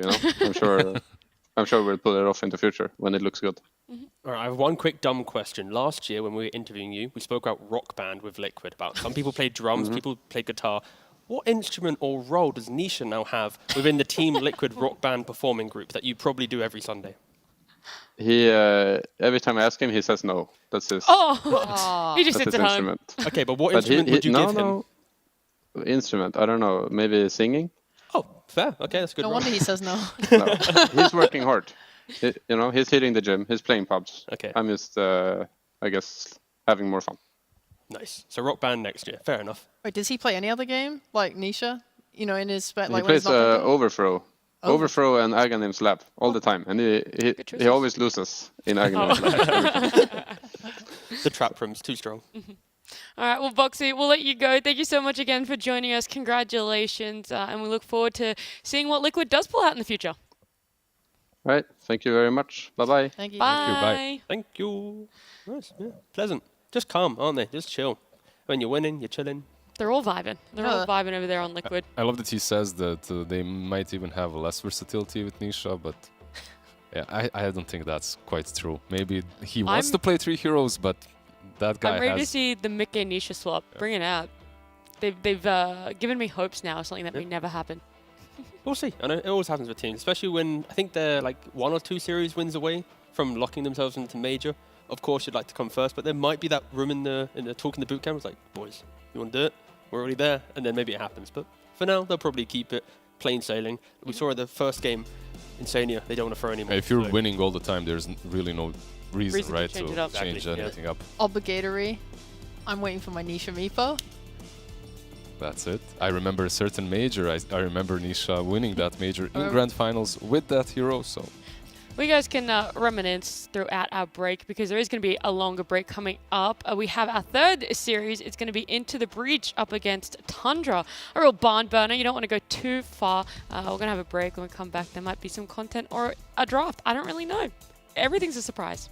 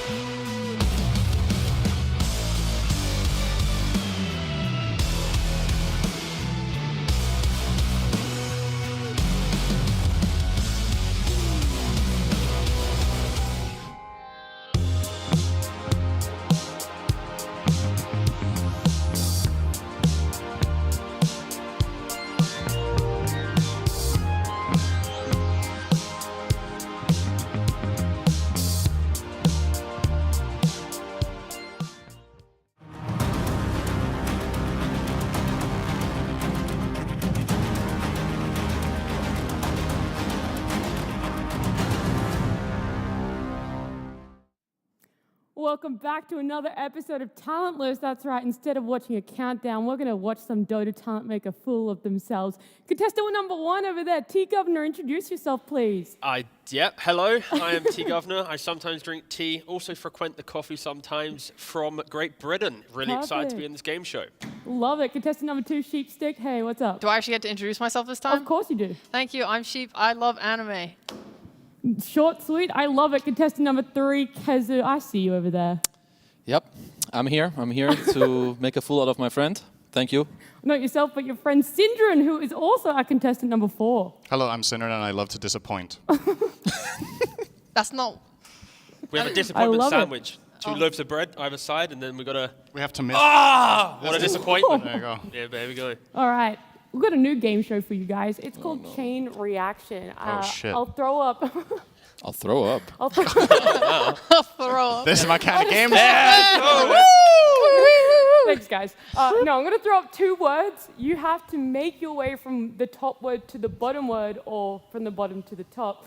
An example, okay, so your words are going to be crystal and maiden. An example would be if the first word was crack and the bottom word was monster, you would go crack, and then the second word would be open. So crack, open, they work together.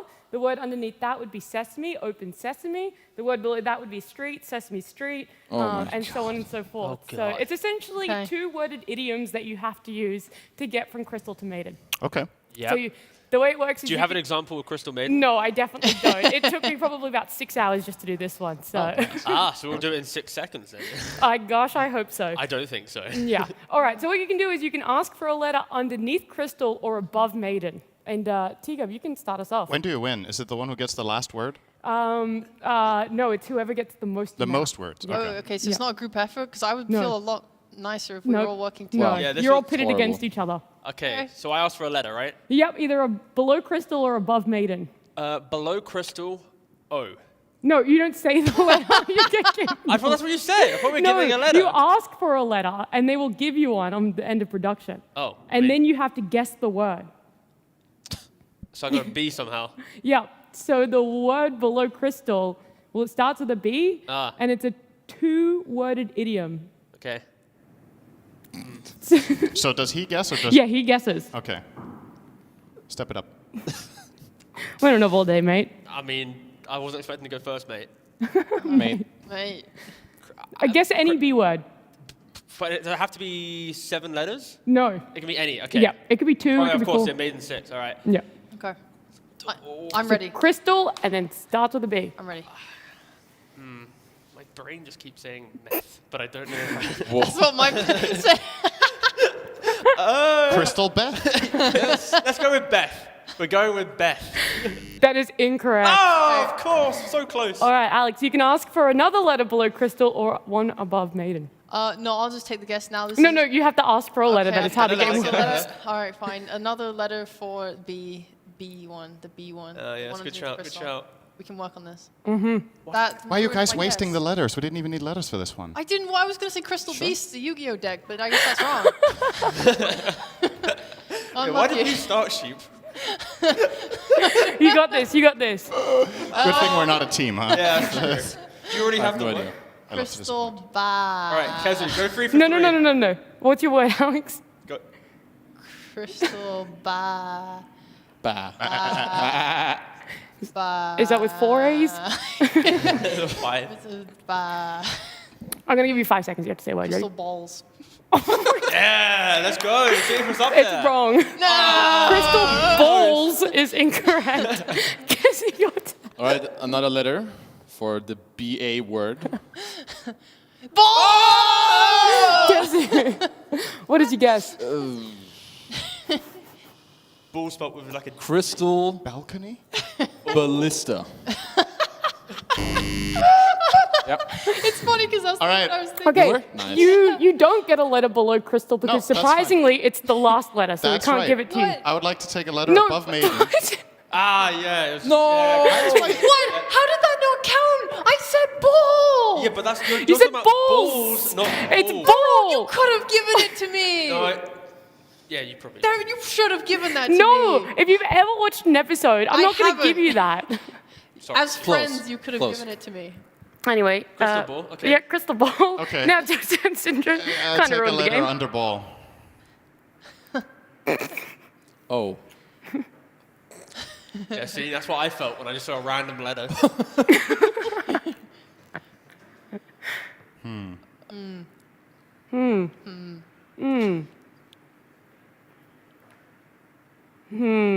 Omni slash. I hope we have thinking music playing right now. Dun, dun, dun, dun, dun, dun, dun, dun. I don't know. Pass. No, you can't pass. You can't have to pass. guess a word. Ding, ding, ding, ding, ding. Oatmeal. Yeah! All right, host, take it away. Yeah, Tigab. Where would you like your letter? Under ball or above? Oh, it's too late. You're getting it under ball. What the? I'm gonna guess outside. You play with balls outside. It's actually Okay, ball you out of don't. control. You don't get a letter because this is the final letter, sheep. What? Oh, ball, Like as in, there's only one more letter, so you just ball have out. to guess. Ball out. Good work. Okay, I'll take And because okay. you got it, you get to go Nine. again, Alex. Surely I have a point for ball then. So I want my Whatever. letter underneath the out word, please. Thank you. All right. One A letter under out. Yep. out. See. Careful. Yeah.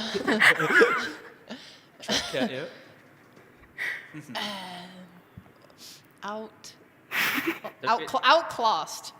No, that was good. Good guess though. Thanks, guys. We're getting better slowly. Yeah, that was actually good. I wish I had thought of I was that. decent in school at English. Kezu, where would you like your letter? On the C word, We got a meta forming for sure. please. Please. What did you say? C-A. Let's see. Yeah. Yeah. That is a C-A. I'm glad you can read that. Yeah. Outcast. Yo. Correct. No, it is right. You got it right. Good work. Nice, bro. Because you got it right, you get to go again. Now remember, the word here, so I mean, you're obviously going to get a letter below cast, but the word here has to connect both cast and maiden. Damn. Okay? Huge It's a ask. double whammy. And we get no Double letter. whammy. A double whammy. Could I have the letter, please? Letter, please. What? What? Oh, I know what it is. It doesn't matter. But it's It not doesn't your matter. turn, It's is not it, your Bear? turn. It's not your turn. It's not fair. It's Kezu's turn. You got 5 seconds, mate. Casting. What? What? It starts with an I. You think the word is ing? I'm going for the next level Ing play. maiden. Can I request that they don't get any more letters? 'Cause No, they'll no, get it before it comes no. back to me. Syndrome. It's iron. He's so Wow. good. Great work. Congratulations. Let's go, Sin. Woo! Haha, it wasn't your turn. Ha ha ha. You said you'd destroy me, and look, you did. I'm so sad. I'm so proud of you guys. I think we have a second one. We're not too sure if it works, but I'm really proud of you guys.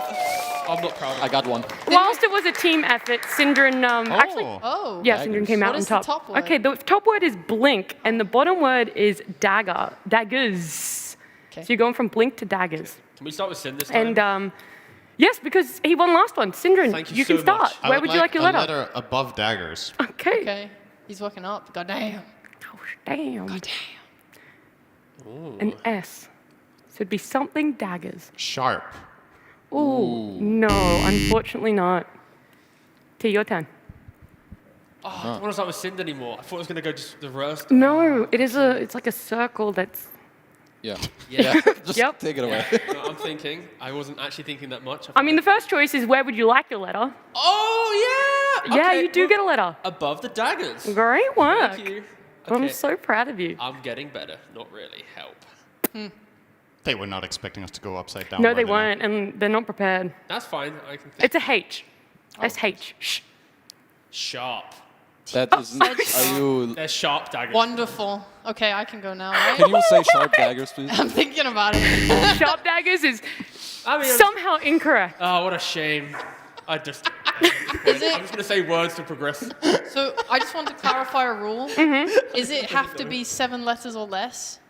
It could be any amount of letters. It can? Yeah. Saying this. I mean, well, however many we have here. Well, yes, No, it that's was why I the said word I 7 said, letters. right? So yes, You said 7. I didn't realize it was 7.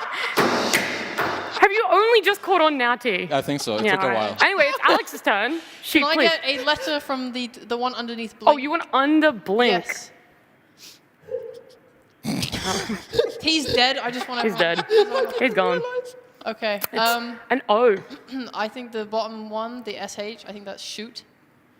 Holy heck, it is! Hey, let's go! Thank you. Your turn again, Sheep. All right, this is what. Do I get another letter now? Yes. Another letter for the O, please. Damn, what a strategist. I am thinking with brain. It's you. Yep. Blink, ow. Can't be that easier. Ow. Blink ow. Blink. Yeah, we have a game starting soon, you know. Outside. Blink outside. Blink out. I blink out. Yes, it is blink out. You get another turn. Yay! Can I have a letter above shoot? Please. I'm just finish this one up before dinner. It's a T. Something shoot. I will be very shocked if you guys get this. I didn't know this saying, by the way, this idiom. Wait, what? Okay. I feel like that's a clue, but anyway. I'm just waiting for Sin to say Like I something so got I can one. say it again accidentally. I don't know, tall? No. Okay, whatever. I want Kezu. a letter on the T word. Above shoot, please. Yes. You're welcome. What? What? Weren't expecting that one, were Man, you? if it was an R, I would have known, but why is it a U? What? What did This you is think an it was R. with an R? Troubleshoot. Oh, but it's not. It's But a it U, so sucks. Depending on your accent, it could be trouble. Trouble. There you go. Yeah, whose accent is that, Sind? That's yours. Got him. Yeah, I'm not sure. How take about it. turn shoot? It is not turn. I'm making up new things. I would like a letter after TU. Wow, above shoot. Oh, you were close though, innit? Troubleshoot.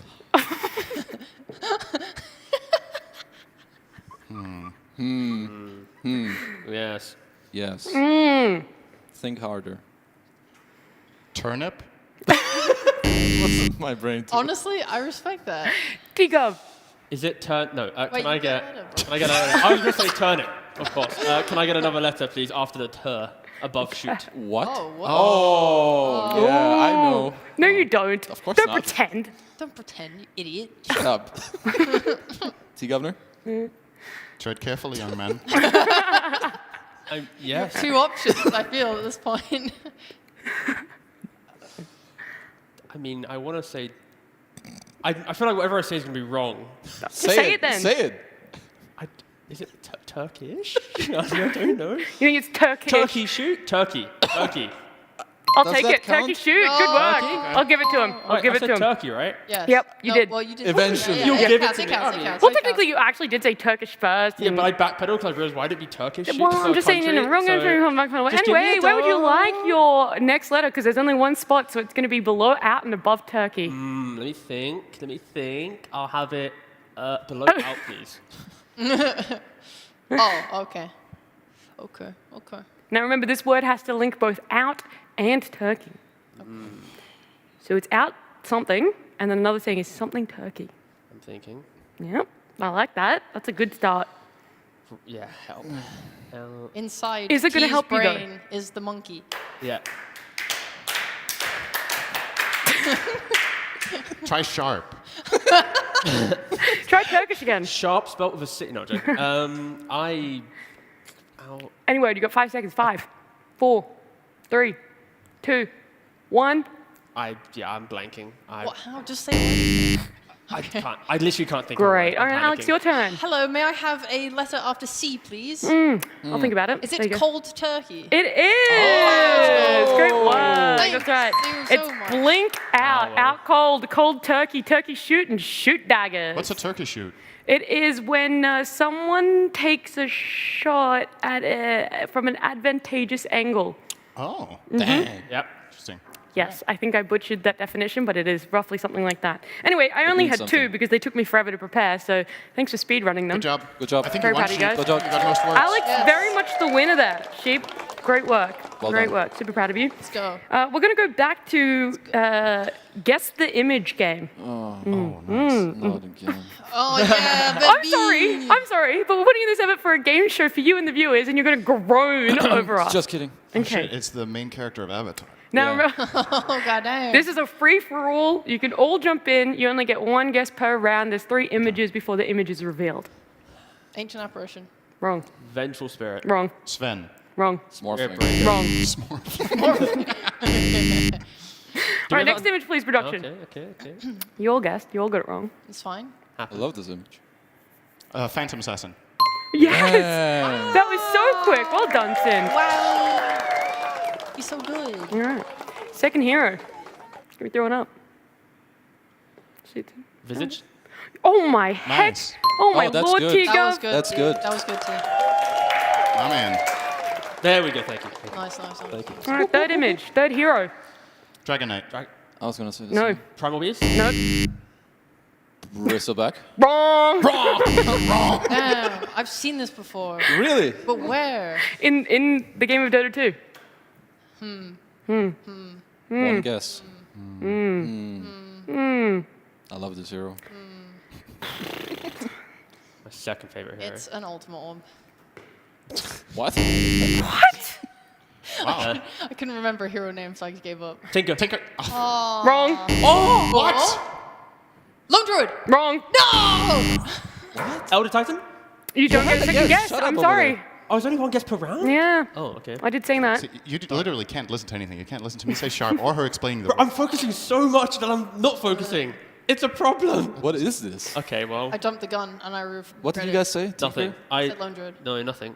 They said Oh, I Voted think I yet. know what it is now, actually. Yeah, then say it. No, but I have guessed already. No, No, have you you? didn't. No. I said Tinker at He the said same time as he Tinker. did. Yeah, Yeah, but we it both said counted as Tinker. Tinker's. Oh, so only his count? Tinker's not- Tinker's. Oh no. Okay, Elder Titan. That's no. No. Those are both the guesses I had. You fell victim.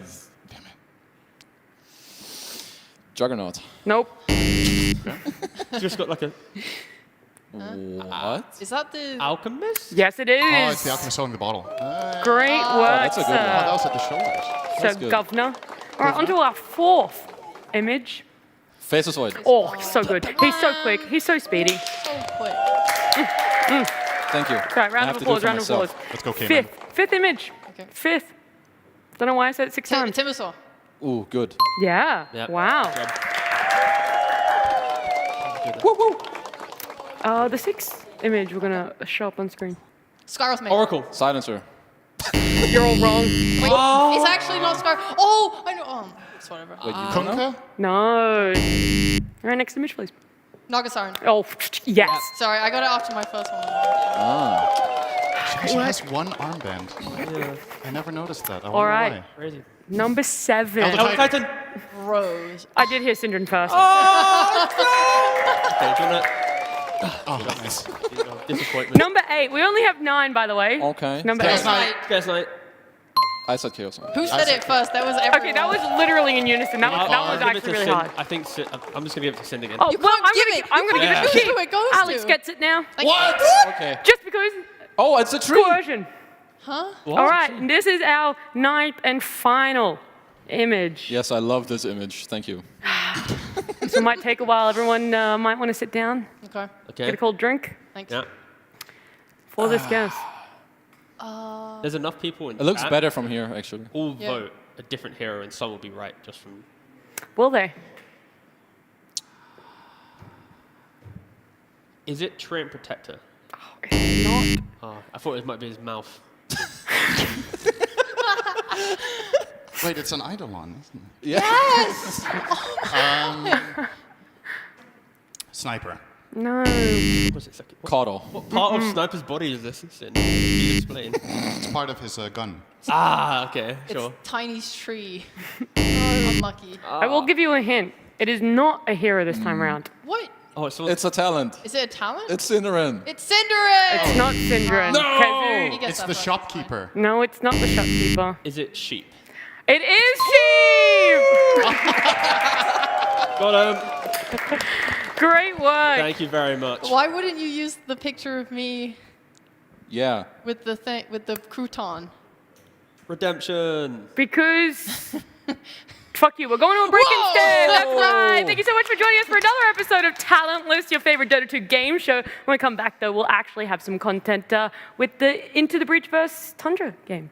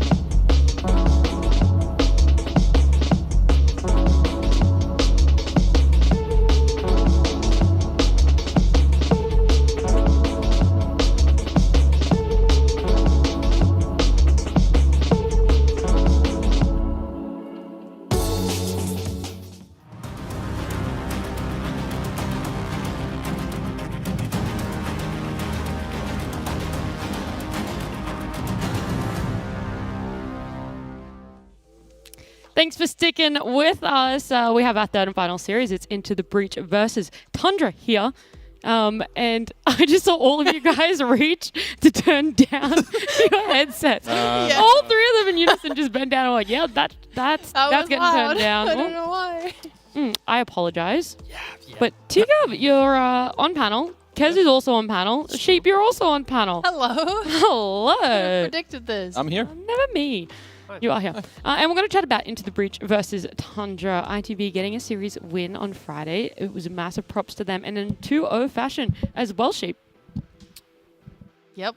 Sorry. Yep. Say the teams Into again. the Breach. Into the Breach. Yes, Into the Breach. They're 2-0 over Enigma Galaxy. They did do that. I watched that. Yes, sorry. I just have the game show still in my brain. Yeah, so do I. Don't worry. Yeah, no, that was really good. Into the Breach, definitely. Like, I think I underestimated them coming into Div 1. I thought other teams like Secret even would be a bit stronger. So like everything's kind of muddying down underneath like my top 2-3 teams. And Into the Breach have like pretty cool drafts, pretty cool heroes. They're playing pretty solid. I am definitely liking them. They kind of ran over Enigma in both of their games, which I feel like is maybe something that Tundra fell victim to as well against Liquid, at least in one of the games. So I feel like, because Tundra are the team that want to play the map, right? They want to drag out the game a bit and then play an open map. So I feel like if Into the Breach can play with a similar tempo, that would give them the best shot, actually. Yeah, I feel like for Into the Breach, they leaned on Supreme on his Ember Spirit to kind of unlock the games. It's a hero that hasn't really had a very good win rate across regions, but Supreme, he just kind of showed up and styled a little bit on Nigma there. I think for Into the Breach, they will have some issues as they start facing some of the more polished teams. I think even though they did kind of handedly beat Nigma, I think there's still moments in the game where a team like Tundra would find that mistake and punish it.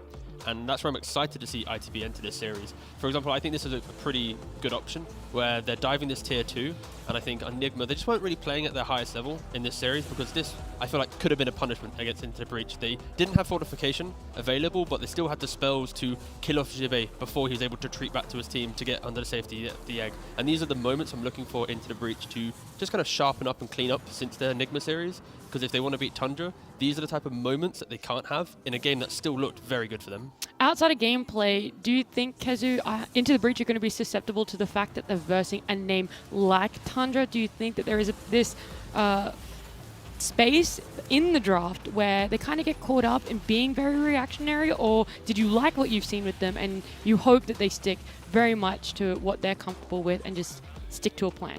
So I kind of liked at least how they executed the things they had. I wouldn't say that that I super much or mega liked their draft. It wasn't really like that. But I think they executed well. But in terms of Tundra, or I think for this series, I think these heroes that will play fast and play the map at the same time, like your, Brood, Ember, Nature's Prophet, I think also They Phoenix. likened as well a little bit. I think a lot of these heroes are going to be heavily contested for both teams, because I think that's what both of these teams want and how they want to execute their game. We do also have to talk about Tundra in the sense that they lost the series on Friday. They lost it 2-0 to Liquid, which means there's a lot more out there that teams can look at to try and take games off of Tundra. They lost the one against Enigma Galaxy. Now they lose 2-0 to Liquid. It's just very much sorry. That there's now more data about Tundra, their downfalls, and what you can try and capitalize on. Yeah, Tundra, at least in the Liquid series, it felt like they understood their drafting just better and got the upper hand in that situation. Like, for example, Tundra were drafting heavy teamfight in game 2, and I think that Liquid were able to play into that really well and kind of utilize the fact that they were not able to farm as much and weren't able to get as much XP, and then they just fought and took advantage of that. So I do think the basis of beating Tundra is having a really good draft to start with, because the same with Enigma Galaxy, right? They had that Huskar and so on. Also, you're seeing some highlights here. I think for Tundra at least, Liquid, in this game, they were a little bit behind, but they decided how to utilize that first Aegis, and they played with conviction. And I think a lot of teams against Tundra, in the back of their mind, big football by the way, IJ, you have teams look at Tundra and go, okay, they are the triangle team, they're the team that will fortify their ancients, they'll skip waves, and they over-respect this concept, so then they never try and break them down. And they allow Tundra just to always smoke out, find the pick, play on their vision and punish them. And I think Liquid at least showed us, if you have a draft that can take ages or can take a moment in the game, you need to ride that throughout the entire time. If you ever let it off a little bit, that's when Tundra get out on the map and start making the Tundra plays that beat you. So I think if you are ITB, you're looking at aggression, you're looking at moments in the game that you can just break it open, be it through taking Roshan, be it through taking over their jungle and never letting them out with good vision. There's a lot of options to this, but executing that is the hardest thing. It's easy to say how to do it, but executing it in a game when teams are pushing in waves to you is extremely hard. But clearly, there are ways to beat Tundra. It does start at draft, and from what we've seen so far, Kezu, from Into the Breach, what heroes can they pick that fit the description TGUF just gave? I would say Ember is already a good choice if you do get it later in the game. Can play fast, can punish, also has very good map play. I think Broodmother allows you to play fast and kind of do similar things. I think the Lycan that you mentioned that they also had last time kind of fits similar stuff. And then just any position 4s that have good laning, can maybe rotate. They did it with the Techies, Hoodwink. So I think pretty much the same stuff we saw from them last time. They can do it again. Just a repeat. And from you, Sheep, I know that you do enjoy talking about Tundra, the success that they've had and how little they really needed to change up. But with these losses, what is a big change you'd like to see come from them? Or still not really much, because it could work on a lot of other teams. Yeah, I don't know. I think Tundra play on a level so high above anything I can comprehend that it's really hard for me to break them apart and say, yeah, you guys suck at this, do this better. For sure. Like, it's easier for me to just note where like Liquid or Nigma got the upper hand on them from watching the games. I do think that they're like a very smart team. I actually think that would probably maybe give them the one up on ITB in this matchup, just because like Kidaro said of ITB, the way they play, like he would define their play style as like very carefree and like just like they want fundamentals and they want carefree. They want people to feel good doing what they're doing and just like roll with that. And I think that's kind of scary because you have the matchup of Liquid versus Tundra, and both teams are like extremely scientific, down to the books, you know, like, and that's how you're kind of able to outsmart them. So I'm not sure how this playstyle plays up against Tundra's. And Into the Bridge as well, we could talk about the fact that they have a new Pos 4 coming in for them. Have you guys been impressed with where he's slotted in and what he's enabling the team to be able to do? I think for a team like Into the Breach, they only have one change-up, but they're keeping the same coaching and also 4 players. So I think any player that slots in, if they're mechanically good, should be able to subscribe to the idea of the team very quickly. It's not as if they've had to make major changes. And you know, so far, one series in, it's looking pretty good. Yeah, I think his Earth Spirit was probably the most impressive to me.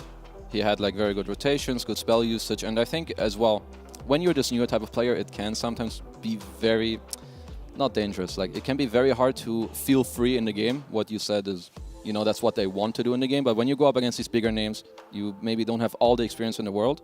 It can be hard to emulate that, but I think he showed that he just did what he wanted to do and it worked. If you want them to, you know, not really have that carefree because you don't think it's really going to work against Tundra, what do you want them to focus on? More so lane-wise, right? Like, is there someone that you really want them to shut down to be focused and mindful of throughout drafting endgames? You don't shut down Tundra in lanes. Yeah. You shut down Tundra in how you leave the lanes. Like, if you beat them, you keep beating them. If you go even, you find a way to try and like beat them. It sounds like such a simplification of Murder, but Tundra is a team that no matter what, they're going to find a way to stall out a game. So it's not about that one lane, that one thing. They all have standout players to just dominate a game. So I think you just need everyone in ITB needs to step up in this game and needs to kind of overperform. They are the Div 2 team that finished second. Now they're in Div 1, so it's going to be an uphill battle, but yeah, there's no single lane I'm looking at. It's, everyone has to play their A game. Yeah, right. OG showed that. They tri-laned 33. Yeah. He had 2 last hits in 5 minutes. What happened? He just found farm anyway. And Tundra still 1-2-0. 1, yep. Team comparison coming up on our screens between Tundra and Into the Breach. Average net worths, I guess not significantly, but stands out higher than what Into the Breach have. Average hero damage, though, starting the way of Into the Breach, and average kills somewhat comparable. Yeah, I guess stats-wise, you've got 5 games on Tundra, 2 games to Into the Breach, so Into the Breach is kind of skewing a little bit on the side of them 2-0ing. But the fact that Tundra have played 5 games, even when losing, are having such healthy-looking numbers to a team that is only 2-0, it's more testament to Tundra having that ability to, even in losing games, drag it out to the point where they are still contenders up until the final, until the Ancient Fall. So that's a good point. Tundra having only played 5, whereas in 7. What? You talking about games? Yep. Series? Oh, they played Seven. seven. Yeah, Seven. they played I seven. sorry, My you bad, threw me off. I was like, No, it's my Tundra bad. having played 7, Yeah, exactly. and then Into the Breach only having played 4. Yeah. Yeah. Is that what Sorry, I forgot to add 2 to each team, but still, the point is the fact that there's so much more volume on Tundra's side. It's even cooler the fact that they are so close to Into the Breach relatively. The fact that we have damage and whatnot there. So.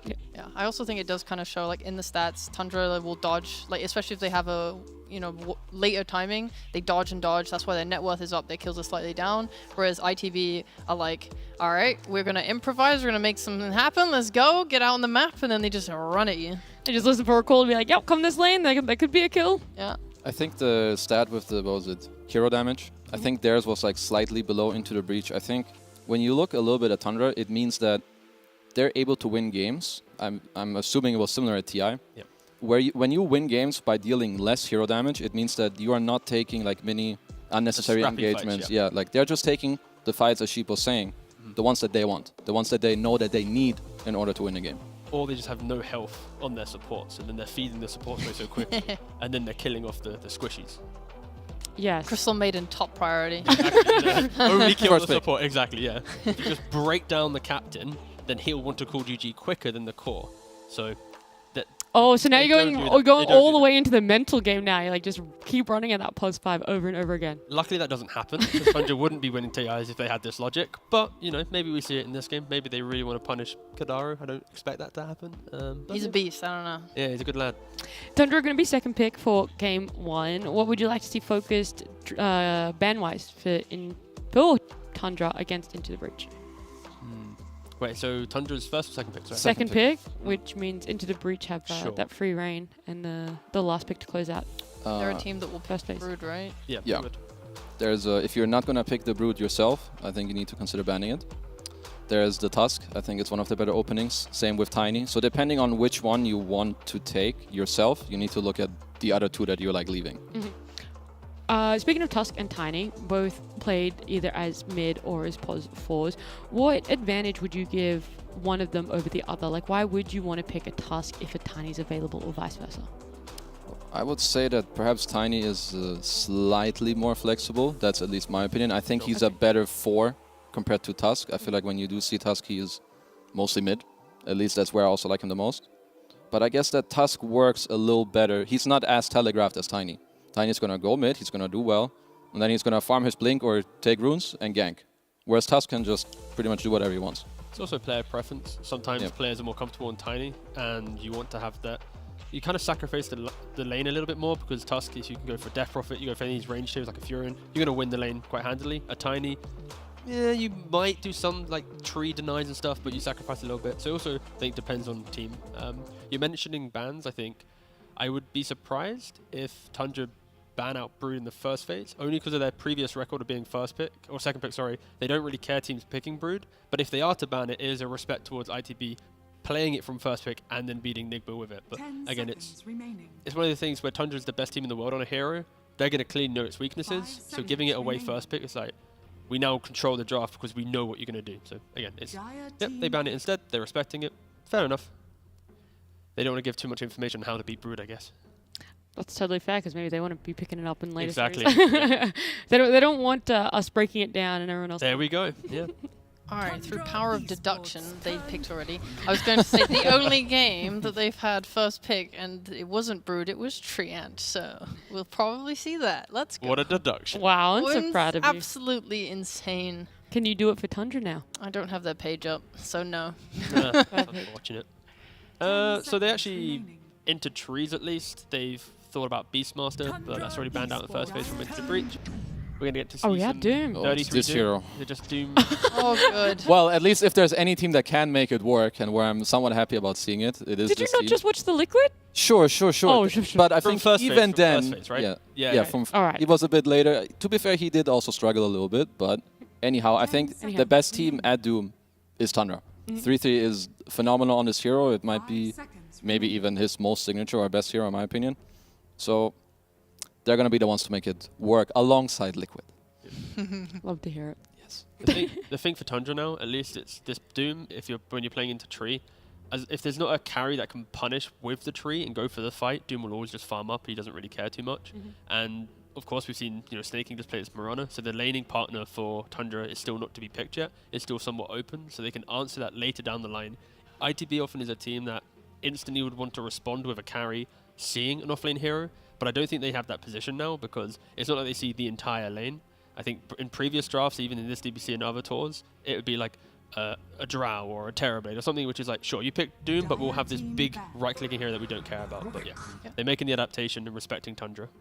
Kezu, I do want to ask, because I don't look at in detail as much as you at the offlane, what makes 33 a better Doom than other Dooms? So I think that first of all, I think that Aoi helped him a lot with understanding like these small instances of the lane. But I think he knows exactly, okay, at this specific moment, I need to find this creep, otherwise I can't lane. Or it's like, in 30 seconds, the lane will have such a position that if we don't creep pull right now, in 1 minute I cannot lane.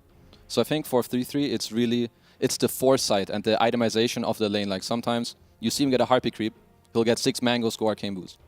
And then in other lanes, he'll just rush boots. So I feel like it's really all these small things that really stack up very fast for heroes that are susceptible in the lane, like Doom. It also helps that Saxo doesn't really leave the lane too much. Yeah. If he does leave, it's because 33 is kind of giving him permission to leave. I know it doesn't come across that way, but it feels like that in-game, where you have that harmony. And I think other offlaners, even if they're mechanically gods, if their 4-player is getting dragged into other scenarios because teams are making these calls, then it doesn't matter if you're the best offlaner in the world, you're naturally going to be having a harder time, right, 2v1. So I think there's also that natural synergy complementing what Kezu just mentioned that makes it such a formidable lane. Okay. There is a Doxia ban.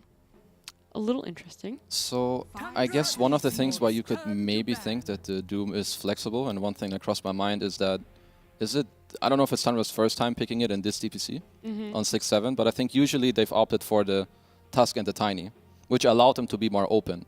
So maybe when you see them do the switch up now, maybe Into the Breach are considering, okay, maybe they're doing this because it can also be flexible, and therefore the hero that would allow it to be 4 is Darkseer. At least, that's the point of view I'm having. Right.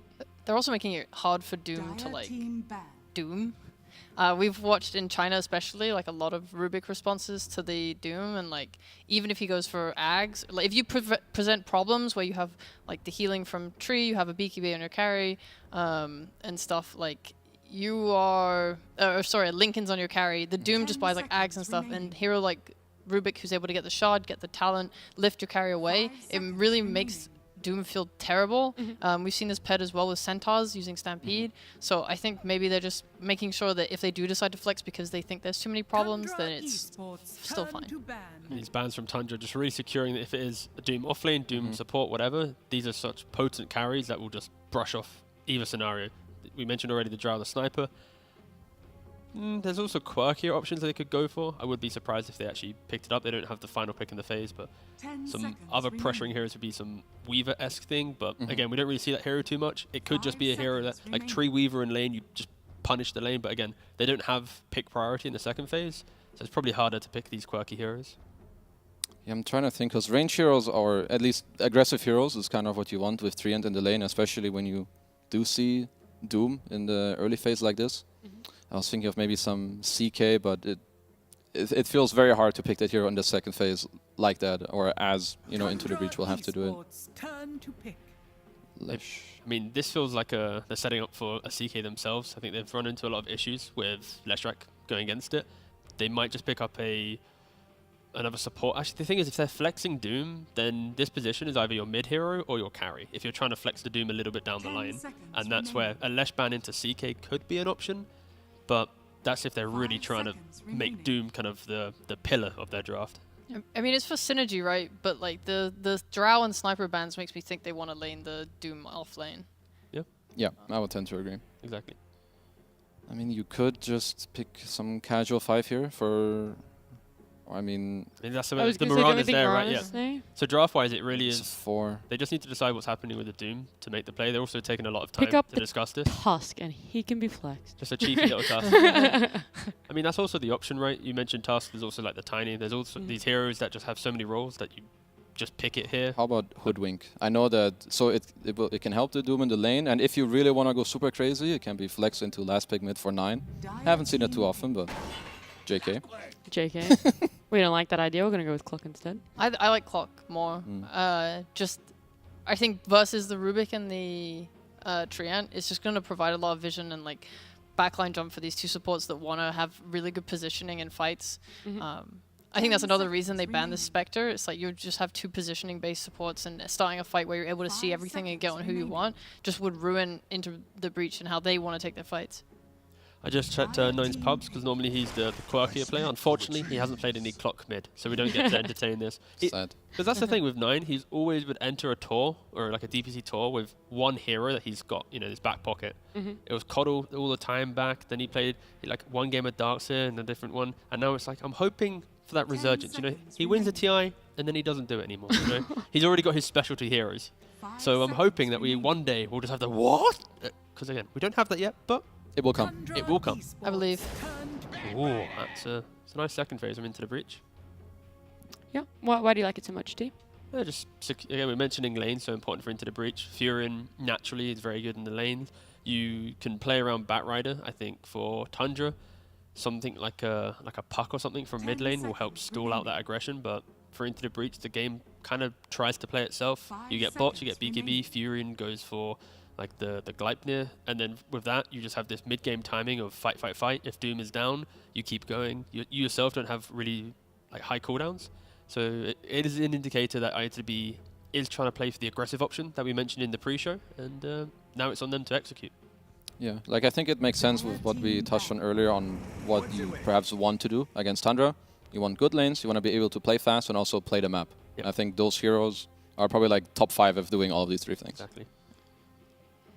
So this Pango should lane well into Batrider. I'm imagining that's where they're just pairing that up. I do think it's like a little bit of a hard Pango game because you're playing into the tree ult and the Rubik, potentially stealing your role. It just kind of means that you have to just be more aware of how you're entering fights, like using your shield crash at the beginning, like after your roll, you have to make sure that you're getting your shard. You're going to have to use your shard to like purge the root, essentially, or buy Yules, but I don't really like that for mid. So it just makes this game a little harder. But overall, like, it's a good lane. It matches well into the Nature's Prophet. It's going to be able to help shovel up waves, which they don't have super well right now. I think if you're ITB, you might be wanting to ban out like a Faceless Void or something. Just eventually, it will win you the game if you're Tundra. And they have enough stall tactics with Pango, the vision of the clock, and the run around with Mirana. That it just, it will annoy the game. And also an early Void pre-BKB on Batrider. You'll be able to dilate the Batrider and prevent that aggression just a tad. So yeah, I'd like to see that banned out from ITB. Tundra are going to have overall last pick and Into the Breach. What do you think they're looking for? Is this going to be the offlane Nature's Prophet? I think it's hard to say. What do you think, Jeep? They don't see the matchup for the carry, right? So it's just hard. But they're going to have to reveal it before. Well, I guess it's fine because if the Nature's Prophet's probably going to have a good matchup in the safe lane, no matter what, I think. Like, from off lane against the safe lane. I'm not sure what carry they could pick. They can just ban here to protect like what they think the worst matchups are, put the Natures in the off lane, and then send a carry. Turn to ban. It would be a bit of a surprise, I think, for both teams, because Jibei, last time he played it competitively was 2021. Okay. And he's also played 3 games in his pubs recently, and he's not won any of them. And normally in this scenario, you kind of want to have to oh, mate. Won 4 pubs the other day, mate. Bring it to me. Let me know. And part of me just feels in this game against Tundra, Jibei does have a lot of confidence, and he probably would try it anyways. But based on his history of the hero, it would take quite a shift in the team to put him onto it. So maybe just an offlane pick would be more telling. Yeah, I think it does make sense anyway with the Treant in the safe lane to lane it there. Should be fine against the Doom. You just keep right-clicking. You have all the slows, and you kind of use the tempo. And I think Rubik also... He somewhat prefers to have heroes with him that can like frontline a little bit or give a stun and go in. Yeah. Could you still put the Rubik as a 5 and just send Tree off with Natures if... You could do that too. Swap lanes. Yeah. Also, you got to think of it the other way, T. It's more like, guys, I have lost 4 times with Natures. I have figured it out. I have figured it out. It won't happen again. I know what to do now. Maybe there's a scrim with a Nature's Prophet win in there somewhere. No, it was like a dominating win. Yeah, like, goddamn, guys, I got it. I mean, honestly, I like to see that with players, especially when they're entering Division 1. It's that ability to lean on heroes that you don't normally play. I question if this is the series to try and do it on. Yeah. Tundra, at least ban-wise, they respect the Bloodseeker Pango matchup. That's always gone. And then back to the offlane bans, taken away Centaur. So they themselves are still thinking, okay, carry Furin, mid-bat, they're looking for the Jibei offlane. I mean, he normally plays Brew or something. I'd like him to play a hero that forces Tundra to go, we need to doom him, and then suddenly it's, but we can't doom the Bat, or we can't try and just doom the Furion and prevent other styles of aggression. Seen him play Viper, Yep. Snap, and Primal so far. And Brood, but she's bad, so. I have one other idea where you guys have to give me your feedback. They could put Bad off lane and pick Ember mid. I love it. Because I think a lot of the carries you could pick to counter the Bat in lane are not really that good in the game. Like Nags or Jug, Slarkus Band. Who mid, sorry, did you say? Ember. If they pick Ember, I think the counter pick for Tundra is not so easy. Okay. What about Tiny mid? That hero's just still in the game. Totally fine. Yeah, absolutely fine. The question with that I'm is, all I in. think Bat does well against the Pangolier. Yeah, he does. He doesn't really mind too much about that lane. So if you put in the Bat to off lane, potentially some clock +1 kill lane might be too much. Let's see who they pick for. Off lane Snap then? I think So we've seen Snap. We have seen him, yeah. But I think lane-wise, especially, I mean, off lane Snap against clock, you can always get out of the cogs. But it's going to be potentially a double-ranged off lane with a lot of spam, and we'll have to see what type of carry Tundra picks to just mitigate that. Dude, I loved seeing the camera reactions. Yeah. Hey, dude, Sax's eyes just went like massive, like what?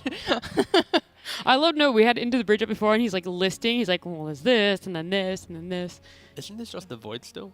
You can just time walk off the spells. I think Void is double pretty range. decent. You don't really care too much. I was looking at some of these other heroes and they don't feel as good. I mean, you're still likely going to have a dual melee lane, no matter what you pick here. Range carries seem hard. That was close. Okay, there you go, Lifestealer. They literally have 1 second of reserve time, and it literally faded to 0, and then Lifestealer comes in.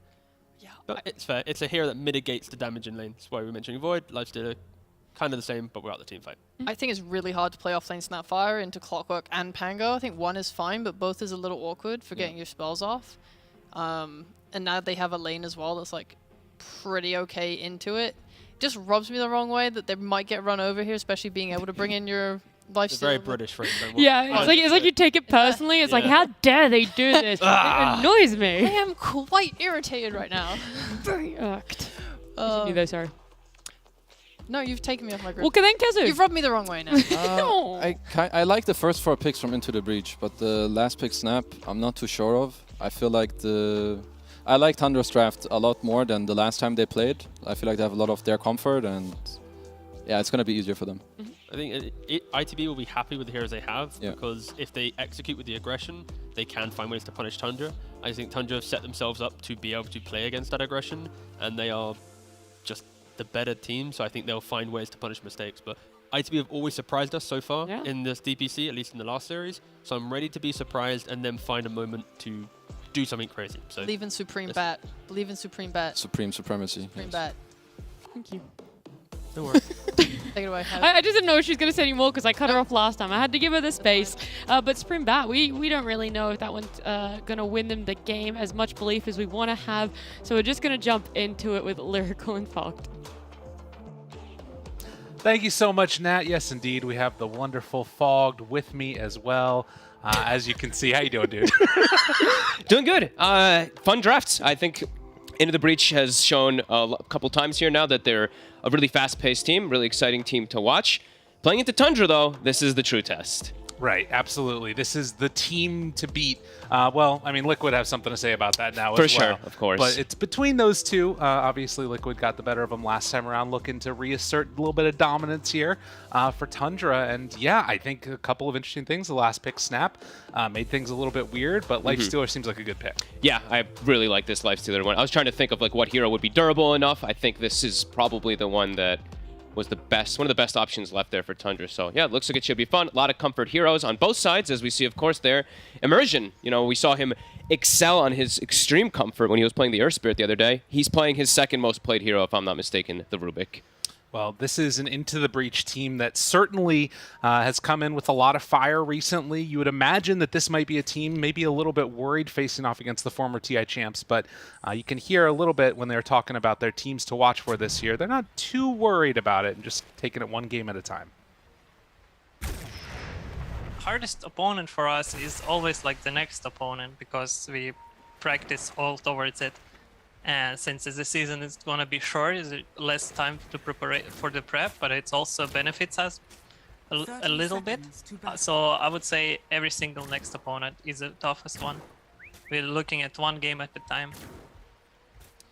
And as you can hear from that one, he was not saying, he was asked who's going to be the toughest opponent, and a lot of people probably would have come into this saying Tundra. Liquid did, but into the Breach just one game at a time. Yeah, focusing, I guess, more on themselves, looking at how they're going to play, and yeah, just, I love it. Baby steps. That's the best way to improve in this type of situation. I'm looking forward to see what they're going to do with the Nature's Prophet. I think I've gushed quite a lot about the way Liquid's able to play it, how they utilize the Aghanims build every game, so I'm looking to see, is Otaker going to do something similar with his build? He's got Midas queued up, so maybe going to go a bit of a greedier route onto him.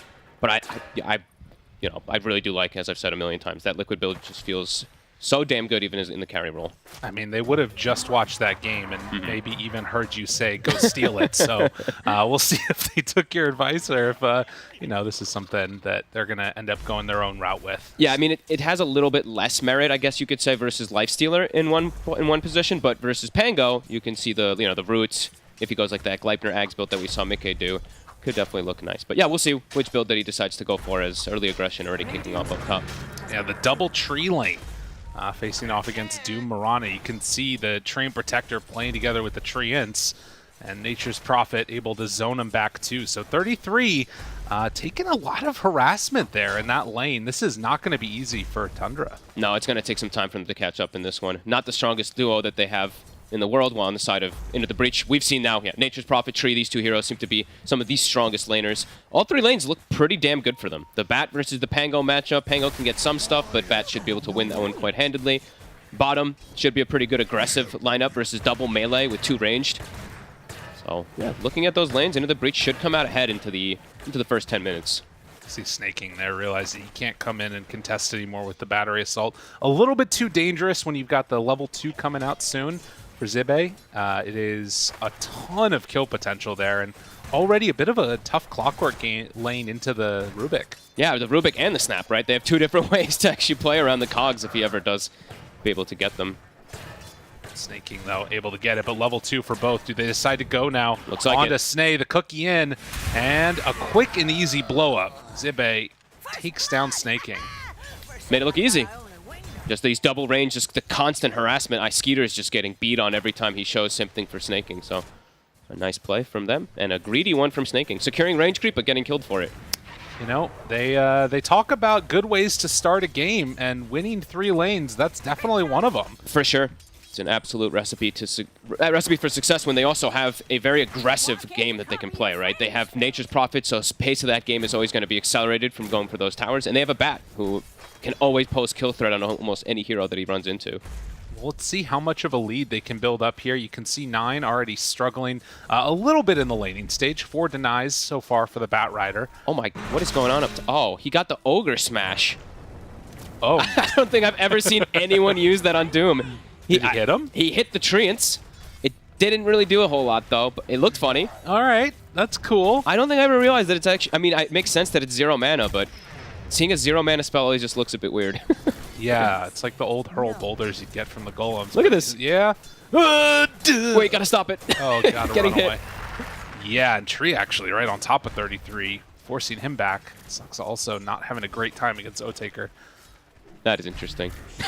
Yeah. If you can find a way to make that work in a fight, that'd be pretty huge. Flame Break not going to connect. Nice try. A good aggressive attempt there. Oh, wait, it did connect. Oh, but he's going to not be able to bring him down anyways. He's zoning him off the wave, though. A great play there from Supreme, glyphing the wave, trying to just bully 9 here, going for 2 points in Flame Break, not going for the farm build. And it's working. 19 and 4. He's getting those last hits anyway without Firefly.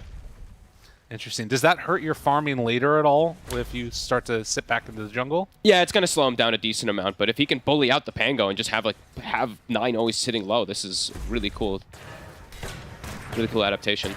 Snaking there. Going toe-to-toe against Zibe again, and with Immersion nearby, that pull just means there's going to be a creep wave underneath the tower. See if they try and get aggro there as 9. Yeah, really can't do anything here. It's scary too. I've seen sometimes if you time these flame breaks really well, right, either breaking Swash or even breaking Shield Crash in some situations. So yeah, he's forcing him back to base. He's going to be able to get both Water Runes. That is incredibly well played from Supreme. all of the lanes going incredibly well. The Lifestealer and Doom, you know, having an okay time, but the big one I'm seeing on there is 12 denies for the NP. So even though Skitter kind of has a game, these other heroes definitely going to be struggling, and they're the ones that kind of need to make the moves around the map, it feels like. Yeah, this is a phenomenal start for them. Supreme, he's going to be able to continue to bully as bottom snaking. Just goes down.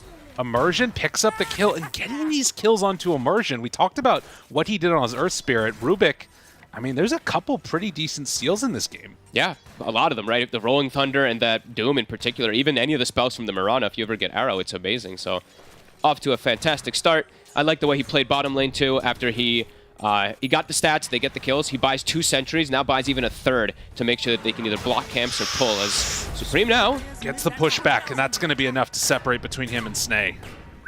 Much needed. That was close, but 2K lead already off of this lane advantage. Yeah, I mean, of course, we always talk about Tundra and what their mid-game looks like, how they split up the map, but it does sort of beg the question, how much of a lead can they fall behind before it starts to really affect that mid-game?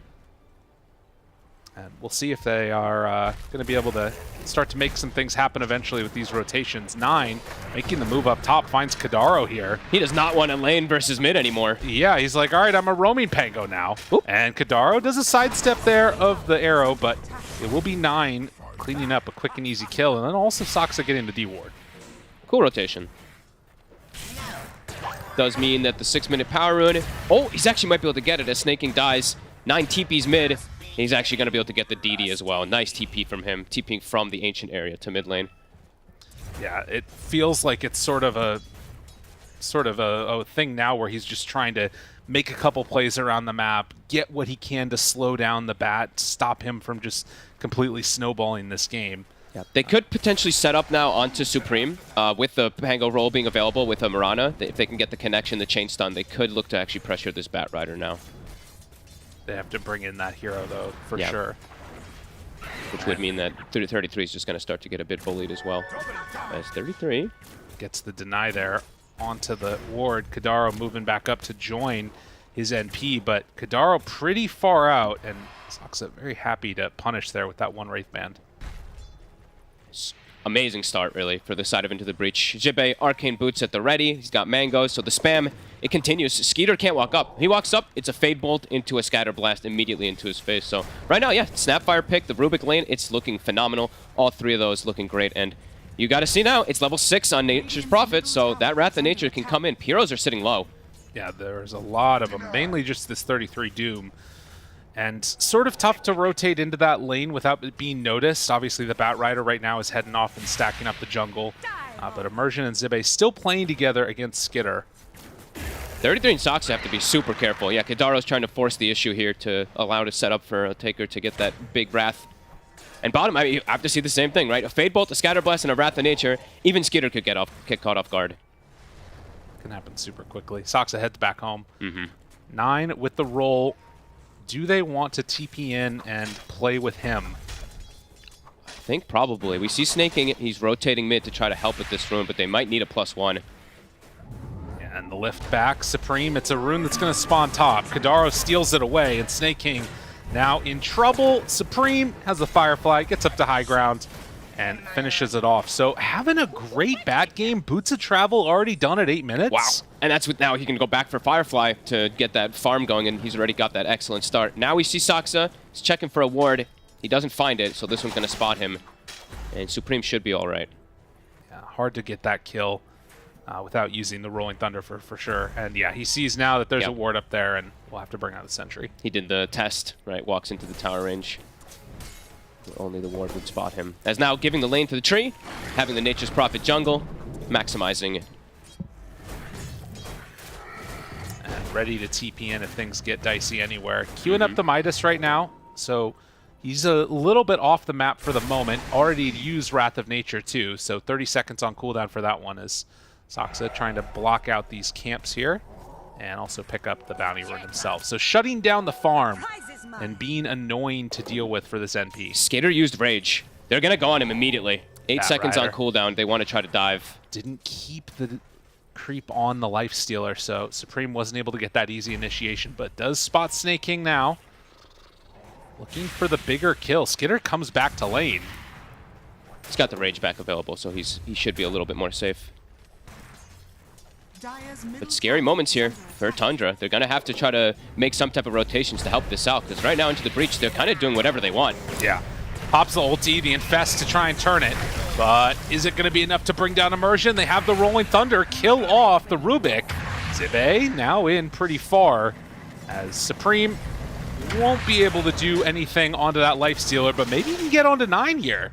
Doesn't want to die for it. It's close. Almost in range. If he had his Tumbler's toy that was just sitting at base, perhaps he can actually Tumbler and maybe get on top of 9 too there. Great rotation again, into the breach. Looking nice. However, we do see that gold. It is starting to tick toward a Tundra because they've got this Midas finished up on the Doom. So it went from 2k down to 1k, but still looking excellent with the way they're maximizing. Do you think that there's any worry of like sort of the momentum slowing down for Into the Breach? Like the laning stage looked really good, but I always see these moments where it feels like Tundra start hitting together and playing together as a team, and it starts to take a turn for the worse for the enemy squad. Absolutely, could see it happen. That's why I'm like, you know, the Midas, I've seen a lot of people go for the NP. I've seen so many different builds on these Nature's Prophet, so wondering if this is going to be the most optimal choice. Because now the pace of the game does get slowed down, where Tundra, perhaps they can make some moves, and the Nature's Prophet, when he shows up, sure, he's got Treads Midas, but, you know, it's not like a Treads Maelstrom or anything like that, where he's going to be that much stronger. And right-clicks is 9. This is a big one. He's dead. Getting this kill on to the Pango, and yeah, no way out of that one. So, Into the Breach, they find a kill mid. See if that transitions into any objective taking. It looks like right now they're still confident sitting with these lanes the way that they are. They're getting such good farm. Yeah. And Tree's going to be able to get these levels top to be able to protect his towers too. And looking at Tundra's tower push, it's very weak. Oh, Skitter! Oh my god, the Wrath of Nature! That was so close. 30 HP right there, and yeah, gonna hop in the Infest there for snaking. Are they gonna run in at that? No, there's no way. It's so much spam. Kisses are back up in 5 seconds. They could just set up for snaking here. Another lift and double nuke plus kisses. Snaking also could just drop. Have to be careful about himself. And they are bringing Otaker down now too to try to pressure tower. Skeeter. Lifestealer stolen Infest. The cookie. It connects. Is it going to be enough damage though? Oh, that was almost enough. So close. And Skitter going to rage TP, but the kisses, it's not going to be there. Heads up play by Skitter to get out of harm's way. They're on full retreat mode. Snaking even hooking a small distance just to get away. And now Otaker, he shows up even with Midas, easily going to be able to get this tower. And yeah, perhaps the Midas is going to be just fine to pay off because he's getting all the space in the world to finish up Maelstrom too. This is clean right now. They're playing exactly the way they need to get an upset here over Tundra. And we'll see if they can keep up that momentum. It's BKB on deck for 33, still a ways away from it. It's about 2,000 gold or so.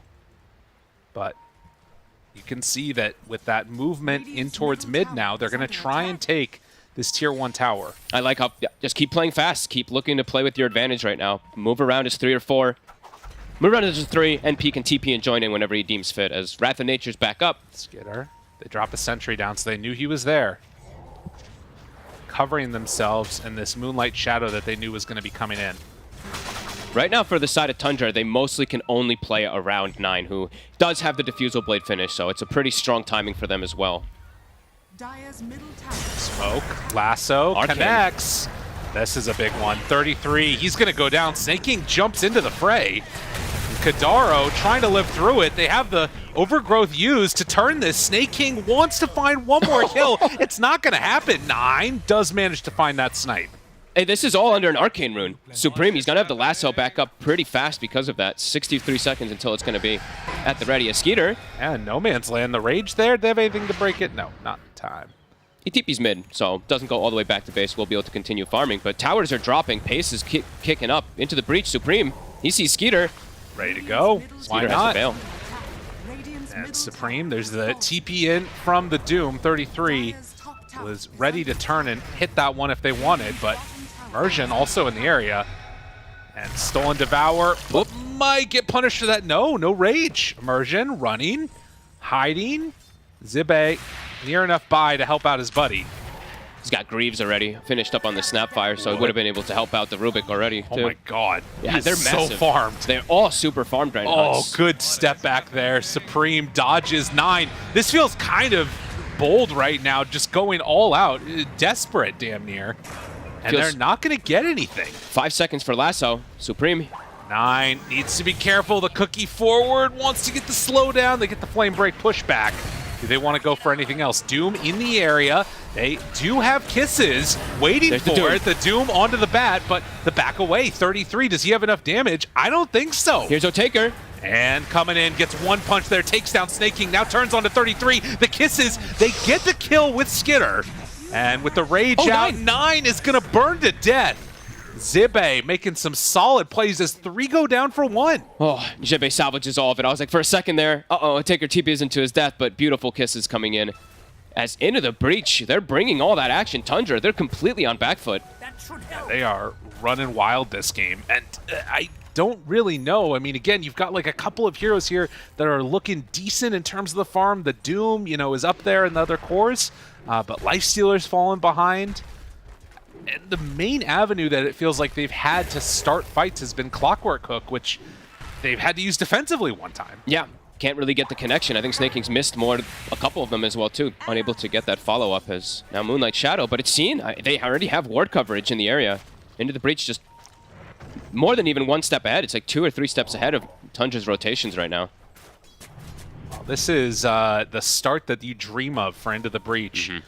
Spotting a ward right there, I believe, or just inside the range of it. Snake King is going to get lifted. The cookie to start, the blast, the kill, and then the D ward. 6-0 and 1. This last pick snap is absolutely working. It's been perfect. Yeah. And they steal arrow now on immersion. That's a big one.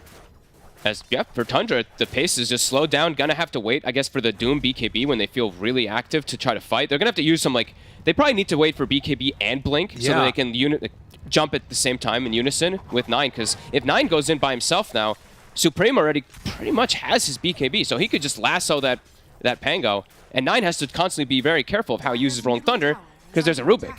So Immersion could just turn everything onto them over and over again. Arrow. Goes in, but not going to be able to connect onto him. Scary trying to go for a Kisses play. The Wrath is coming. Aggressively. 9. Oh, they got him! Oh my god. And now 9 thinking about the roll-up, but Zibe just walking away. Still has Greaves and a 20 stick. I don't know if they have enough to kill him here. They jump in, try to bring him down. The Greaves still available, waiting to the last second to get him out. The pushback, Zibe living. He turns, he blows up Snake King, kills off Saksa. He waited on that for so long, and now 9 is going to get ran down. 33 in trouble is Supreme. He saved everything for him. Do they have enough to take him down? The lasso is there. Catches him for the kill as Immersion moves in and wants to bring this one. That's BKB used. He might still die. NP's TPing in. I think he's still dead. He's got him. BKB used, no survival. Into the breach. Coming in, looking for an upset. They're completely outplaying Tundra at this point. The aggressive plays, the constant aggression, loving it. And Zibe, as you said, patient. He's just waiting for them to go further and further. Greaves stick, he's good to go. And Skeeter just dies to a random Wrath of Nature at the start of everything. Unfortunate way to start the fight if I've ever seen one. And yeah, you can see the replay here. He was holding it this entire time, knew that they didn't have enough to take him down right there, and then Cookie up, he's out. Oh, also the Sprout. Really good Sprout by Taker. Sprout to push him out, Living Arbor to cover him on top of all that Greaves plus stick charges that he had. Beautiful game plan so far. Everything is working perfectly. And they even force the defensive BKB that still gets 33 killed. Tundra, things are getting out of control fast.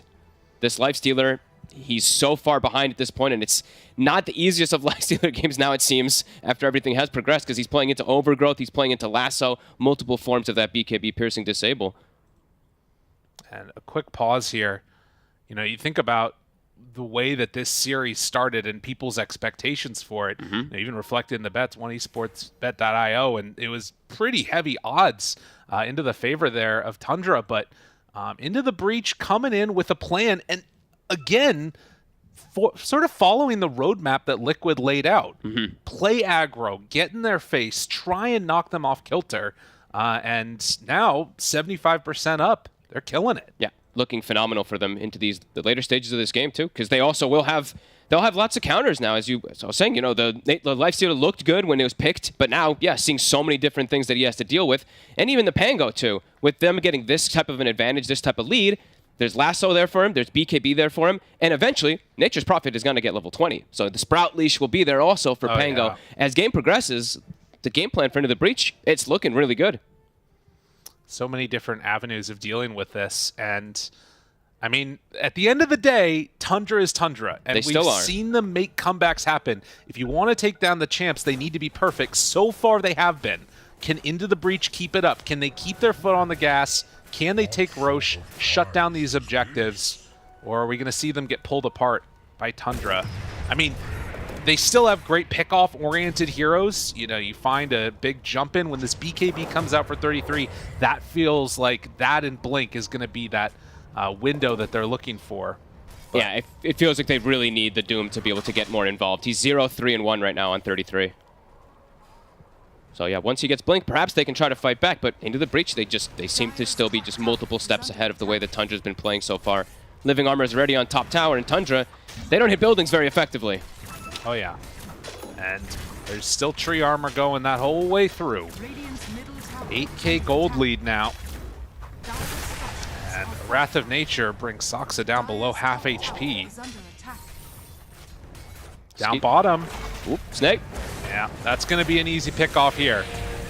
So the clockwork goes down, and pressure onto this tier 2 tower as everybody from Into the Breach shows up.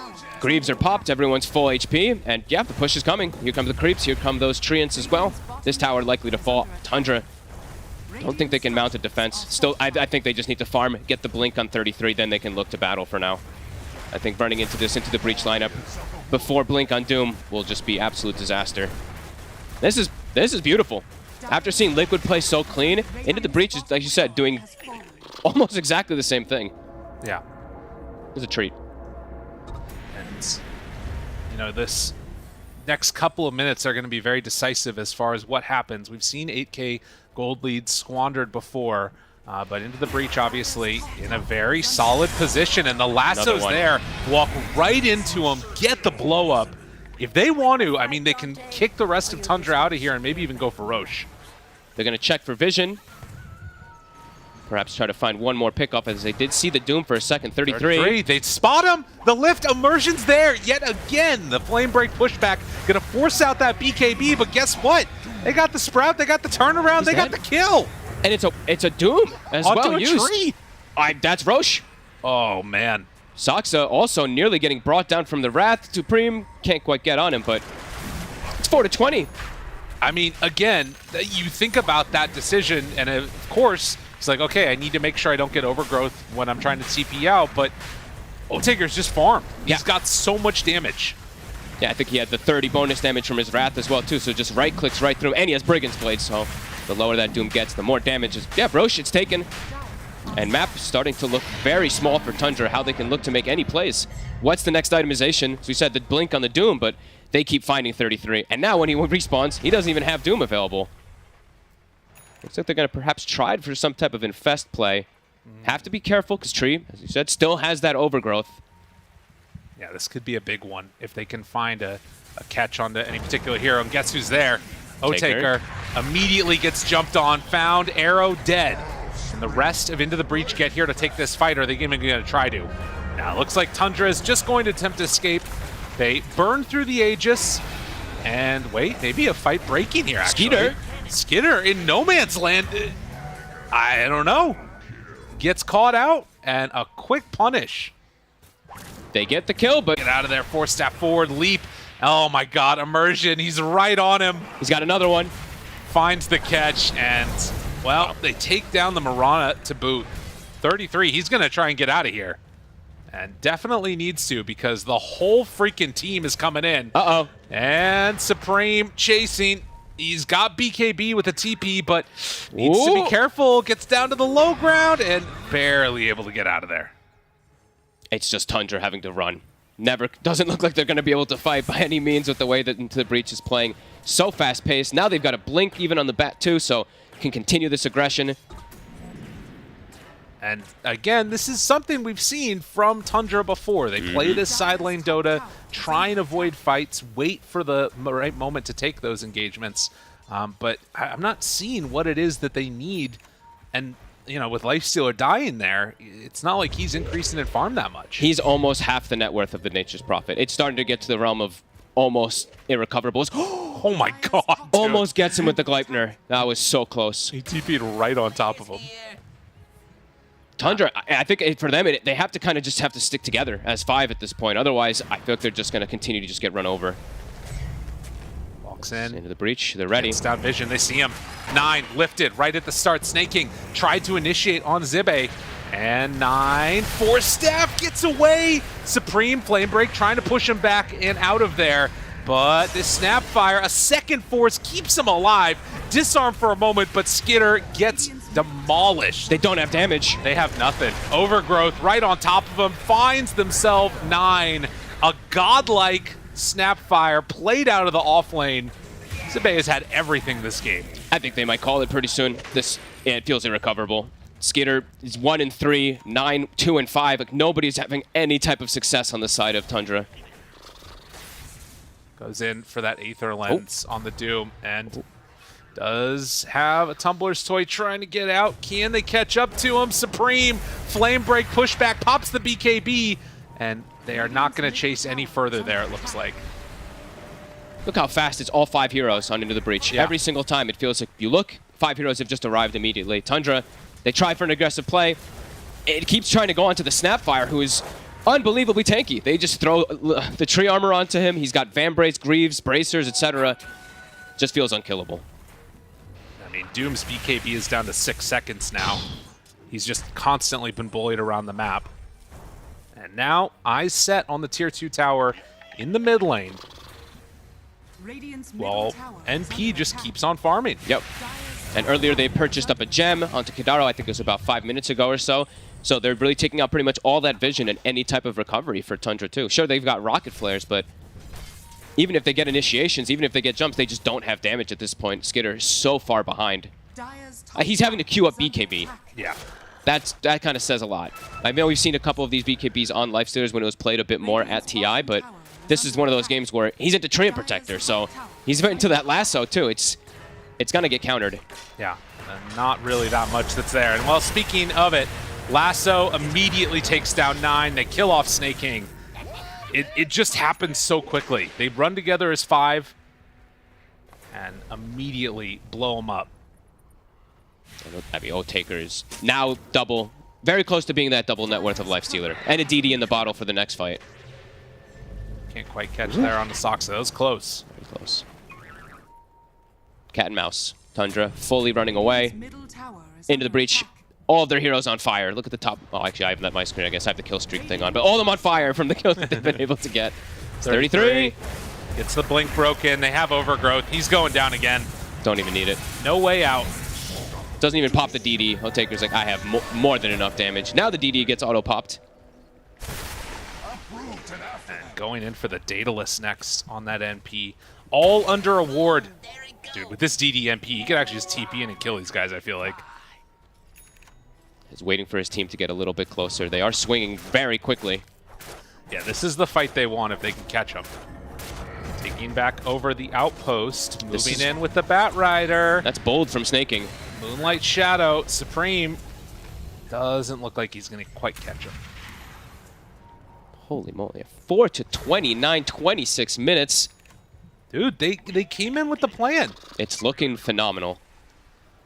Really, really impressed with this performance from Into the Breach. Their off-lane duo, right, in particular, is the one that's impressing me the most. Jibe, 10-0-11, Immersion, 4-1-20. They're involved in 20+ of these kills, just always being there. Same for Supreme, 6-0-16. And 33, again, caught. And with no way out of here, don't have to use the lasso. Did use some BKBs. And the rest of Tundra just have to try and escape. Because every time somebody shows up, they're dying. It's too fast. The speed that they're playing, it's all 5 heroes. Even though it still feels like they're farming really effectively around the map, they're just running around as 5 and catching Tundra time and time again. Playing a very good style of Dota right now. And you can see cool, calm, and collected on the faces. A bunch of young faces out there. Daedalus done. Good and God. That's an Orchid. That's an Orchid on Jibe too. He's like, all right, I'm going to continue scaling. Great game for it. Versus that Lifestealer versus the Pango, that's going to be really disruptive until they have a Dispel. Else they have AC coming out soon for Otaker. Jeez. Blink on the Treant even too for positioning. So, and now Sprout Leash as well. Oh god, the game is just getting 10 times harder for Tundra, as impossible as it's already felt. I feel like it's even harder now. Right. And like, they're really not progressing at items on the side of Tundra. It's just, it's too tough. Yeah, and 33 is able to get farmed because of Midas and Devour, but that's all it is. He's 0, 6, and 1. And almost there. The double. I'm just keeping tabs on the double net worth of the Nature's Prophet versus Lifestealer. Yeah. It's very close. Keeping it consistent. All I need is one more kill and it's going to happen, it feels like. He's waiting in the base to try to find an opportune place to fight here. Tundra. They head on in. Snake King and 9. Oh, no way. They're going to find him here. Yep, trying to farm, but it's going to get the lasso. A hook shot to try and stop it, but it's not going to. Snake King dead. And immediately the TPs go to the other side of the map. Reading the map beautifully, right? They don't see anything on one side. They're like, okay, Tundra's just continuing to full avoid us. Best place for them to go is probably our Ancients, and they find him right away.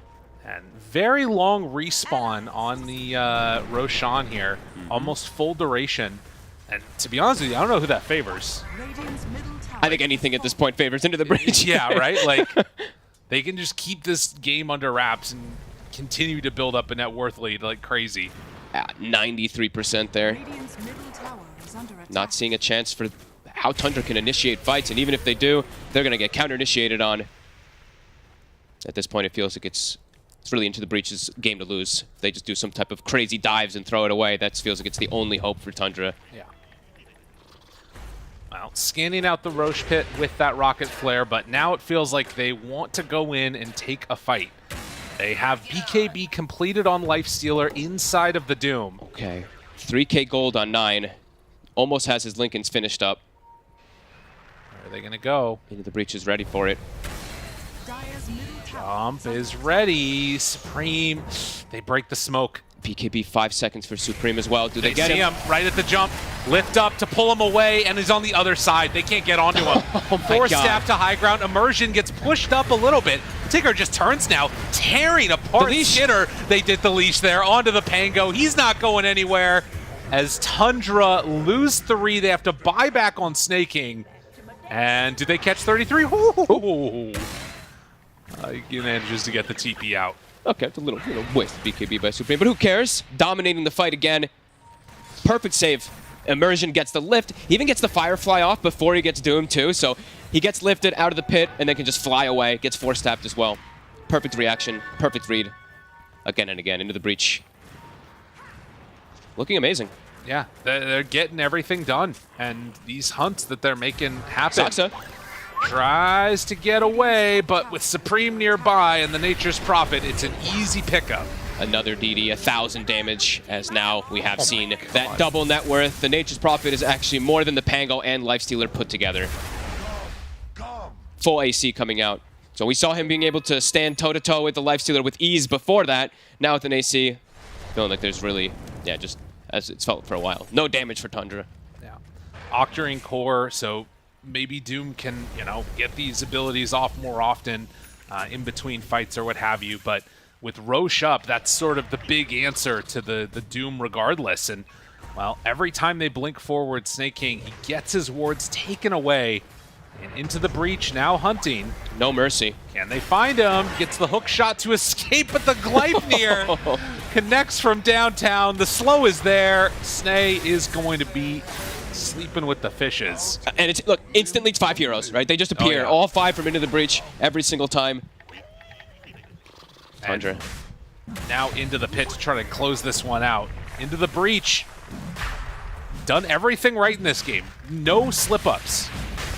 Yeah, pretty much none whatsoever. Who even has the deaths? I think it's just Otaker once in the mid lane, 2 on Kidaro, and 1 on the Rubik. Like it's a near flawless game. Sometimes you just come away and win all 3 lanes and then don't make any mistakes in the mid game at least. Dominate all 3 lanes even. Yeah, it's super nice. Shard. He couldn't. I was like, what's going on here? He's trying to pick it up, couldn't get it. I think it was in that weird spot.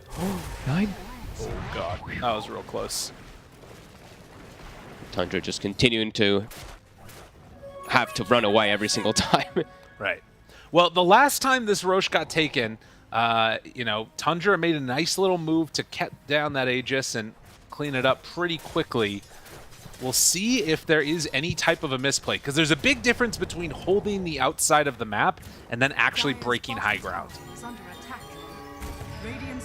We'll see if Into the Breach's game pushing high ground is as clean as it's been throughout the rest of this one. Feels like it should be with this Nature's Prophet being so damn farmed. The AC always armored as well. It's not like on Tundra they have any of these like functions as well for high ground defense where it's like, you know, tossbacks and lassos. It's actually on the other side. Into the Breach has great ways to be able to catch somebody on high ground, pull them down, and get that number advantage so they can just close the game out. Tundra. Find one on one side. The leash is there. Can't go anywhere. He's just dead. Oh my god. Feels real bad for 33. And Saksa going to get lifted, going to get arrowed. Breach 21k gold lead. I'm very surprised Tundra's sticking in this one, but it's, you know, they're probably just really hoping for some type of huge throw. But Into the Breach, look at this. Immediately already set up. Skeeter, is there an arrow? Oh, they've got an NP. They've got an NP. Gleipnir is there. The leash. Oh, it catches onto both. There's nowhere to go. He can't get out of there. Oh, no. And Skidder now hoping to escape the hook shot to try and stop it, but there is a leash. A couple more hits, and, well, Batrider right on top of him, but Skidder gonna eventually go down to Otaker. They get a 5th kill, but it's in the process of losing their life stealer. I bet Skeeter's sitting there in their room like, guys, I got a kill. Yeah. But yeah, this feels like the game soon to be getting closed out there. Tundra have to be pretty surprised with how all this is happening. Like the how clean it really is from Into the Breach. Just a perfect game. They came in with a plan. They've executed it to perfection. And a little bit of time left here before the respawns come in, but the game incredibly difficult right now. Level 20 on the Snapfire too. Almost 25 on Nature's Prophet, 20 on Rubik, right? Like everybody super farmed, super leveled. And the tier 3 tower is going to go down. Taker doesn't get clipped by that arrow. And even actually going to sort of give the respect due to Tundra right now and wait for another chance to fight, not wanting to push their high ground advantage. Looking to just keep catching heroes. I mean, Otaker's 25 now, so he's literally anywhere at any moment. Everywhere, all at once. Oh, yeah. That's not the name of it, but it's okay. It's a little rock with eyeballs on it. It's so cute. God, I love that movie. That's a good one. Even though I said it wrong, it's okay. 33 shows himself for a second. Instant TP. Oh, my God.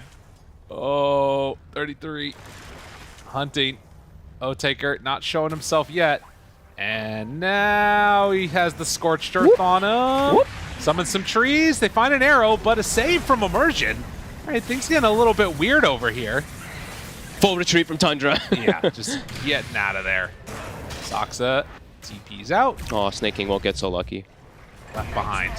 Beyond godlike. And they also even catch 9. Jeez.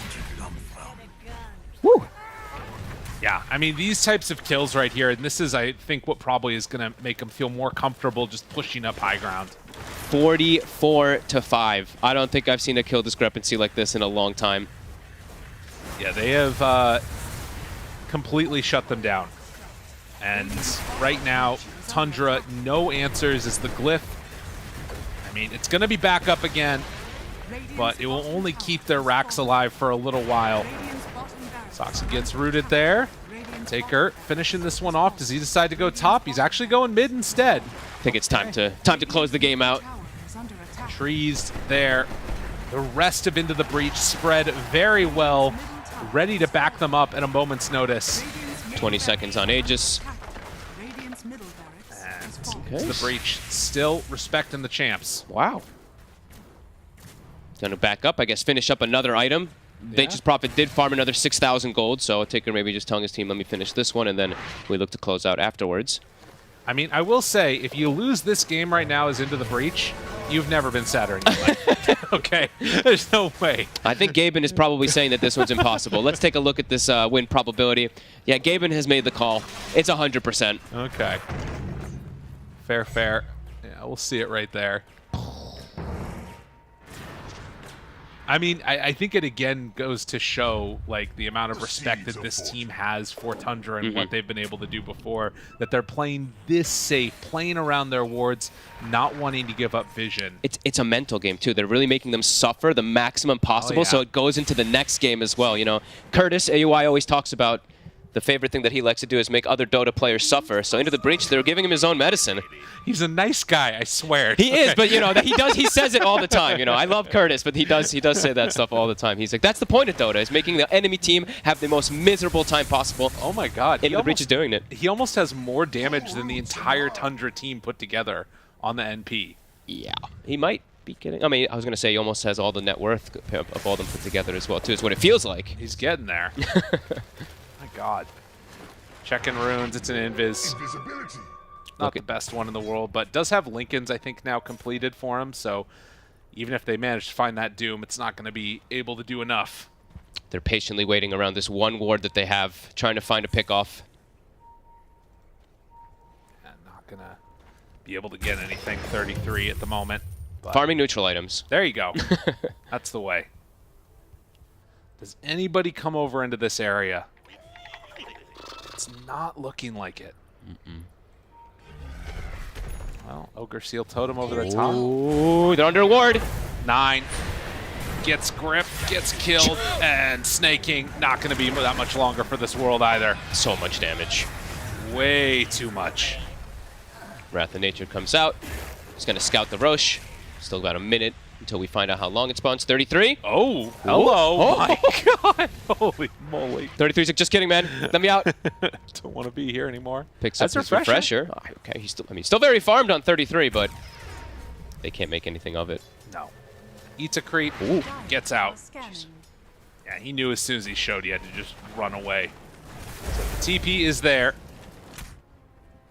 And, well, 30 seconds until Roche is capable of respawning. Playing it super safe. Yeah. Full control map, rune spawning, it's just a regen bottom. Double siege waves coming out. Lane pressure is still perfect there from Into the Breach as Tundra is trapped.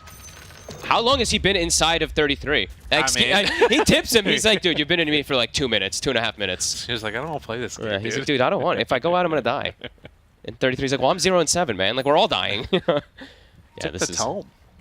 That's level 20 now. Okay. Dude, the cooldown reduction build, right? Like, freaking Octarine has the quickening charm. 74 seconds right now.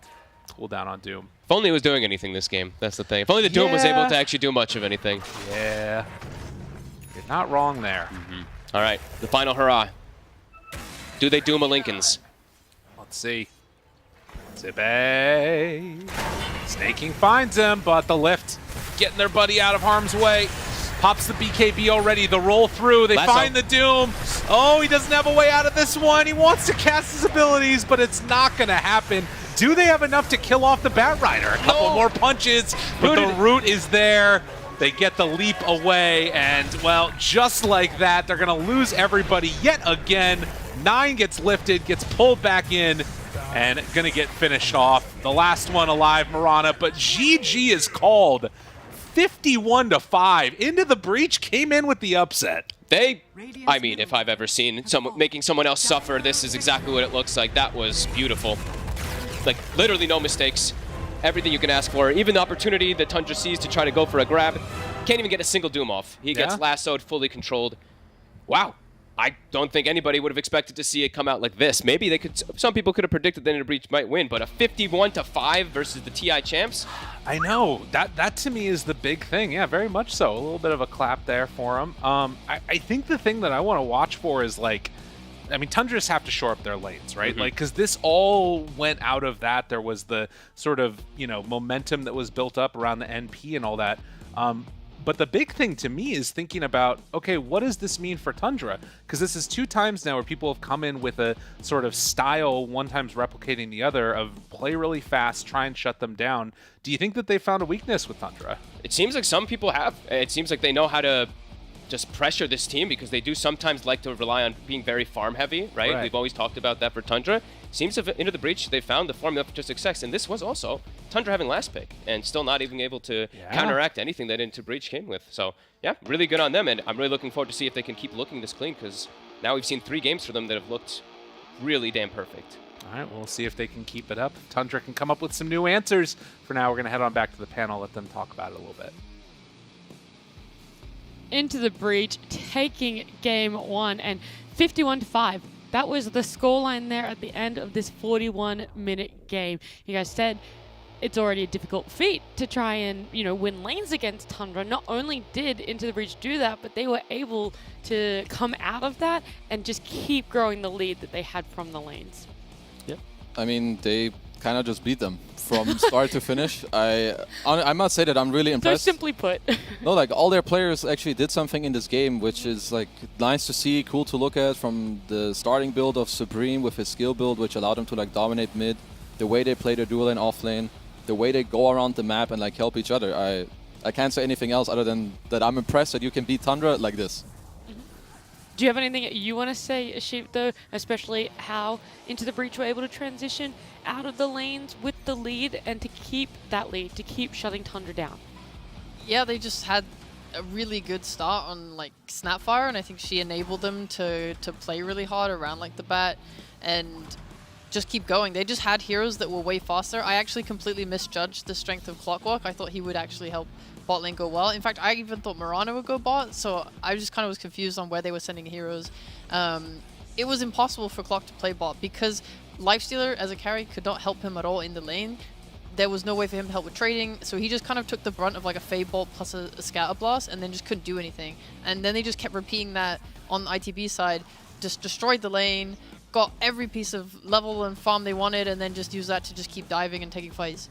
Showing the impact of last pick, Tundra's last pick of Lifestealer just really not having an impact at all, whereas Into the Breach's last pick being that Snapfire that you mentioned, Shoot. Yeah, and you gotta say, I feel so bad for Tundra just because it's one stat line. Into the Breach, they were able to kill Snaking 20 times. That now puts Snaking... What? Hold up. Oh. That now puts Snaking one of 16 players in the world to have 20 or more deaths in a competitive game of Dota 2. He is tied for 3rd place. Of course, there's about, I think, 7 more players above him, but he has 20 deaths. Like, the fact that Tundra, they stuck out in this game for so long, they did indirectly force Snaking to enter a very unfavorable statistic. Yo, so we got you, bro. We got you. So yeah, that's maybe why Tundra was sticking out. It's like, Snake, you wanna get to like 20 deaths, boss? He's like, you know what, boys? I'll do it for the stat. But no, unfortunately for Tundra, yeah, they were to go down. I think ITB, you guys were mentioning the Snapfire. I think Supreme, he had a little bit of an unconventional build in mid lane. We saw it in the green room. It was like some 3-2 build. He shut down 9 a lot. And because he shut down this Pangolier, who had to awkwardly start running around the map level 5 looking for things to happen, it allowed the rest of the lineup to be insanely strong. Because if this was a different mid lane from 9, where he had a little bit more levels, a little bit more gold, he'd be TPing to bot, punishing the Snapfire. He'd be going to top, trying to close out the map to take away a tower. But because 9 had 0 game and Bat had everything, it allowed the rest of ITB to basically just crush the entire game. And once again, unfortunately for Snaking, he did have the coveted 20 deaths. I mean, that's interesting to know that he is up there. He still got something out of this game, I guess. So. Yeah, 20 deaths. Yeah. Consolation prize. Many deaths. If you guys had to pick one, who are you giving MVP to, or just someone that you want to mention on the side of Into the Breach that stood out and played somehow above the rest of that team? Well, I would kind of say that you should give MVP to all 5 of their players. I feel like yeah, I mean, I would love to because of how they used the map, how they played. No, but I'm going to give it to Supreme for his skill build. Yeah! In terms of gameplay and team fighting, I will give it to Zibe. Yes. If I had to... Anyway, take it away. I think there's a lot of layers to Dota, and for Zibe to have such a great game, I think Supreme did a lot of work. Oh, he actually got it. Oh, yeah. God. Oh, fair play. I mean, we have influence on this panel. Twitch chat is going to be so angry that the 18-0-18 Snap didn't get it, which probably should have. But for more of the maybe the nerds out there, I think it's which is a great thing, by the way. We all are. I think Batrider created the domino effect for Zibe to pop off, and I think fundamentally they should both be MVP because without one, the other wouldn't do it. I was about to say, what do you mean created Zibe to be MVP? He created it himself. Look at that kill participation, though. They laid 80.4%. I mean, that was really good. But I mean, I don't know, man. Zibe, I'm going to ignore it anyway. 7-1-34. Woo! But, I think realistically, this should be a split screen right now. It should be, yeah. And it should just All right, production, can we get the Zibe MVP2, please? But yeah, it should be both of them. Again, for ITB, we entered this game saying they needed to outperform how they performed previously, and they just blew it out of the park. And Making a statement. It's testament for them understanding how they beat Nigma, how to improve, Let's go. and to project. And yeah, I'm happy that we both got to see them have some level of MVP because 10% less skill participation, but still. I was super happy with this. I thought it would be harder for her than it was, but I mean, Zibe just dominated so hard. I also think it was helped a lot by immersion on his Rubik. Like, not only did he help Zibe secure the lane, but he also followed Snaking's movements mid and stuff and like helped get kills there with his Bat Rider. So it was kind of a joint effort from the off lane. Zibe got this like 15-minute shard. He was able to just help his team disengage from things, doing so much damage. Came to mid, connected with his kisses. Like, it was beautiful. It was beautiful. You can tell this man is just so comfortable on this hero. Into the Breach, standing out not only as a team, but with those 2 individual plays that you guys wanted to highlight. Something else that's standing out in my brain, though, Kazu, I think I recall you really hyping this Doom up. It's almost like you said, you know, if anyone could win on this Doom and really show how to lane and carrying a game on it, and yeah, I just gotta know, why didn't the Doom play out as you expected? What happened to his game? It's his teammate's fault. No, but to get in it, so he was top net worth, but the thing is, the hero alone doesn't win games, especially when it's played into these heroes. I think what this hero really needs is to have a lineup that either A, plays with tempo, or B, a second hero that makes the map chaotic. And I feel like that's usually how Thunder win. That's also how Liquid won with Doom. You need other heroes that put the map in a state where the enemies need to split so that you can go and pick them off. Naga, Siren, Brood, Nature's Prophet. And I feel like they didn't have that, and therefore, easy lose. Easy lose. I love it. Thank you so much for breaking that one down for me, Kazu. We're going to have a break. When we come back, it's game 2 Into the Breach versus Tundra.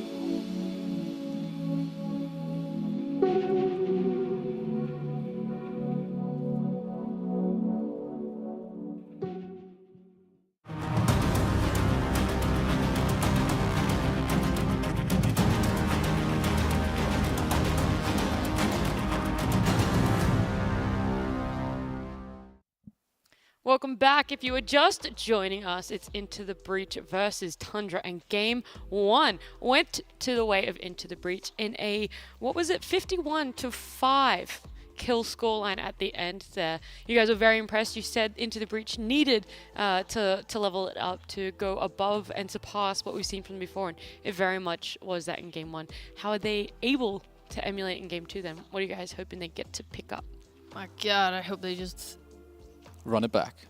The exact same draw. Yeah, I mean, like, it was sick, right? Because, you know, they picked up that Rubik against the Doom. Like, this was one of the ways that they helped stunt their ability to come back in the game. Like, they tried to make a play for Roshan. They doomed the Batrider. What happens? Yoink! Thrown out of the pit. Their whole initiation ruined. Punish. And, like, they just keep punishing everything, you know? They're going on them, killing them, punishing their moves, not letting them have anything. I mean, Tundra are obviously TI winners, very analytical minds, so they're going to be able to make some adjustments. And from your point of view, T, what is the biggest one that's going to be needed to be made? I think you might want to put more emphasis on this mid lane. I think a lot of the times Tundra's been able to blind pick heroes and just find ways to go even or win them, even when he doesn't have the knowledge within his pick order.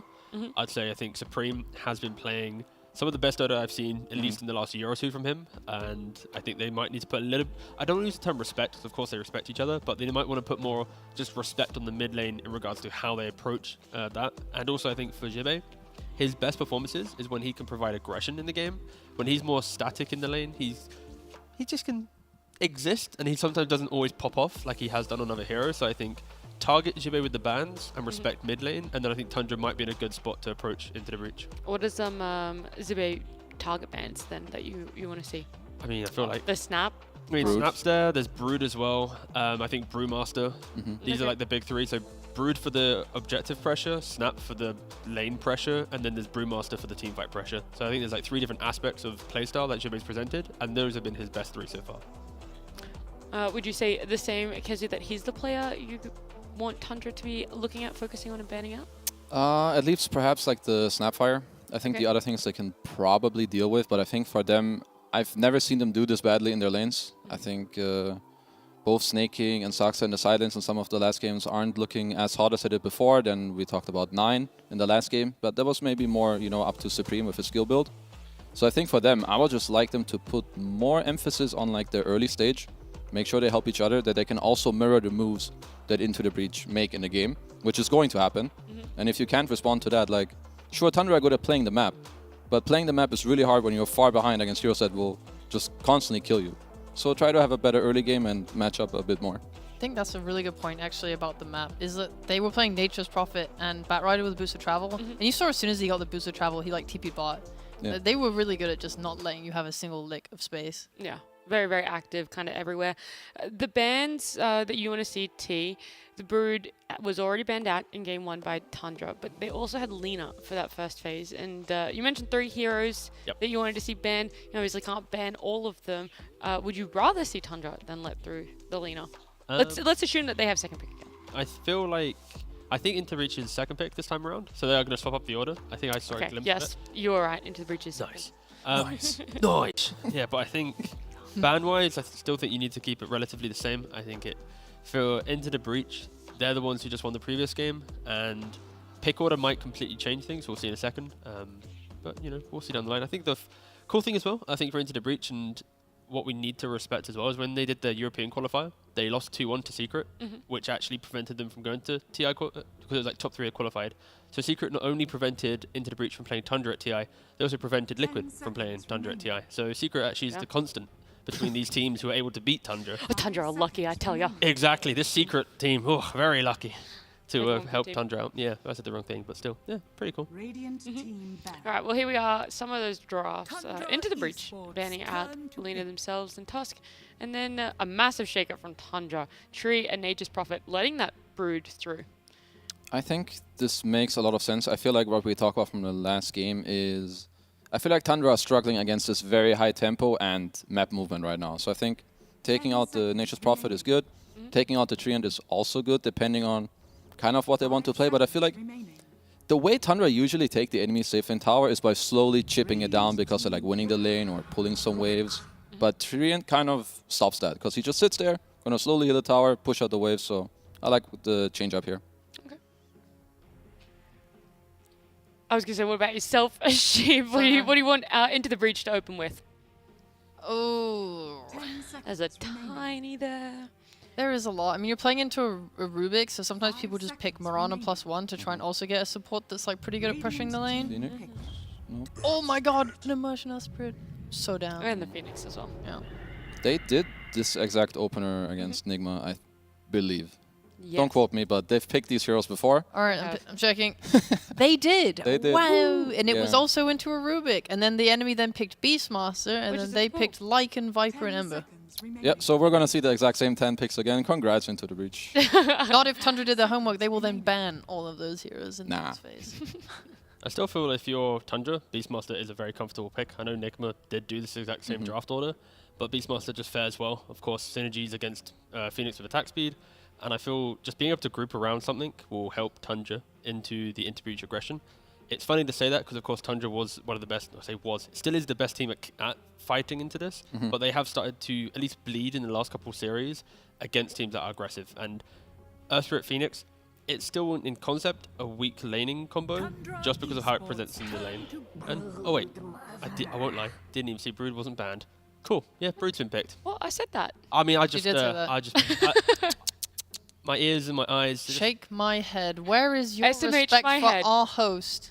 It's right here. Thank you, Nap. You're welcome, kind sir. No Thank worries. you so much, Tiga. Her name's Nap, by the way, not host. Where's your respect? I said our host. I didn't I got him. What the hell? What the hell? Oh, look, Beast and Brood were in the pool. They pick Brood. We're going to move this conversation along. Hog. Just a big comfort. I'm going to More attack aggression. T. Holy heck. I think Just going to jump across the desk. comfort, map pressure, and maybe they value the fact of potentially having a Pipe or Greaves. I think Phoenix and Earthspirit are good team fighting heroes, but they bring a lot of control and like overtime damage. So I think having auras against that is very good because they don't have the most damage. They already need, for Into the Breach, they already need that kind of Kunkka or style hero to contain the fights. Tundra, at least, they're showing with one ban, they're respecting the Slark versus Brood laning phase. We saw a glimpse of it, of Entity into Liquid, where the Slark would pressure a lot, and then you need other heroes to help you out. So they're still respecting that matchup, but I think for Into the Breach, some Kunkka, something to at least unlock the supports to play. The last time that they played this lineup, like she mentioned, it was some Lycan, Viper, Ember. It was go even win lanes and just run, and just don't stop running. And I think that concept, it can work, but against a Brood, it can be awkward because you're having to run in the wrong direction, towards the Brood, not towards the enemy's base. How would you compare these supports, Earthspirit and Phoenix, compared to Into the Breach's Game 1 Tree and Rubik? Like how they play, and then what style you want to build or revolve around these supports? I would say that Phoenix is, at least in some ways, fairly similar to Treant in the fact that he's a decent laner and he likes to occupy a space and defend it, like the safe lane tower, and then later he gives you quite a bit of teamfight and he buffs your carry or whoever front lines with like the Sunray. Whereas Earthspirit is a little more roamy compared to the Rubik later on, but it is once again one of his best heroes, and I think it fits into the style where we want to go on you, we want to run at you and play fast, so I think it just matches out, checks out. The Earthspirit is also like way weaker in lane, so you just have to adjust for that on your off lane, and you might end up dragging waves and stuff like that instead just to compensate. I do really like the kill threat from Earthspirit on mid, like the ability to TP in the fog of the trees and then roll in, kick back onto tower. That's always like a threat and something you have to be aware of as a mid laner. Some people deal with that by picking mids with like mobility spells. We used to see stuff like Quops and stuff, but that's not so hot anymore. Or you can just pick something that's super tanky and doesn't care, I don't know. Or just don't go out of position. just don't get ganked. You could put like a ward on the high ground of the river as well to try and spot it. I mean, if you're Into the Breach, I don't know who of you mentioned the Kunkka, but it goes with what Sheep just said about being a bit harder to be ganked in the mid lane. I think that could be something that Into the Breach could be also looking for themselves because they're up against the Brood. But in terms of... Because I'm looking for this hero that Into the Breach have to open with, because they have to open up with a core, right? Yeah. And I think when you do see the Brood, that's probably the highest value or the most info you get that, okay, this pick, we want a hero that lanes well, is hard to counter, and does okay against Brood in the lane or in the game. Yeah, I mean, the last time they went up against a Brood, it was against Entity, and that was a game where they also had Tree Phoenix, and they still picked Snap, Vigibe.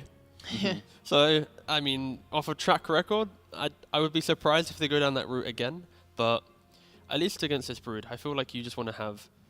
You could just keep it simple. Just go for like the Mars or something. Imagine if you had Mars plus Kunkka in this draft, and you allow Oteka to pick some super scaling core. And now it's like Tundra. They want to try and pressure the map, but they can't. What the hell? This is like Snapfire, please. So, when Ari was playing on the team, he would always we'd always talk about like the Taker style of draft, and that on 8 it'd always be like, if I see a hero that I like to play in lane against or whatever, I'll pick my hero. I don't care, you know. And he's a carry that has confidence. And we're here trying to say maybe Jibe wants to pick this, and also in the pre-part of the draft, I was talking about how they want to give Supreme a good game, Jibe a good game, right? How do you do that? You need to pick a core with confidence. So I respect that ITB is doing a slight unconventional approach.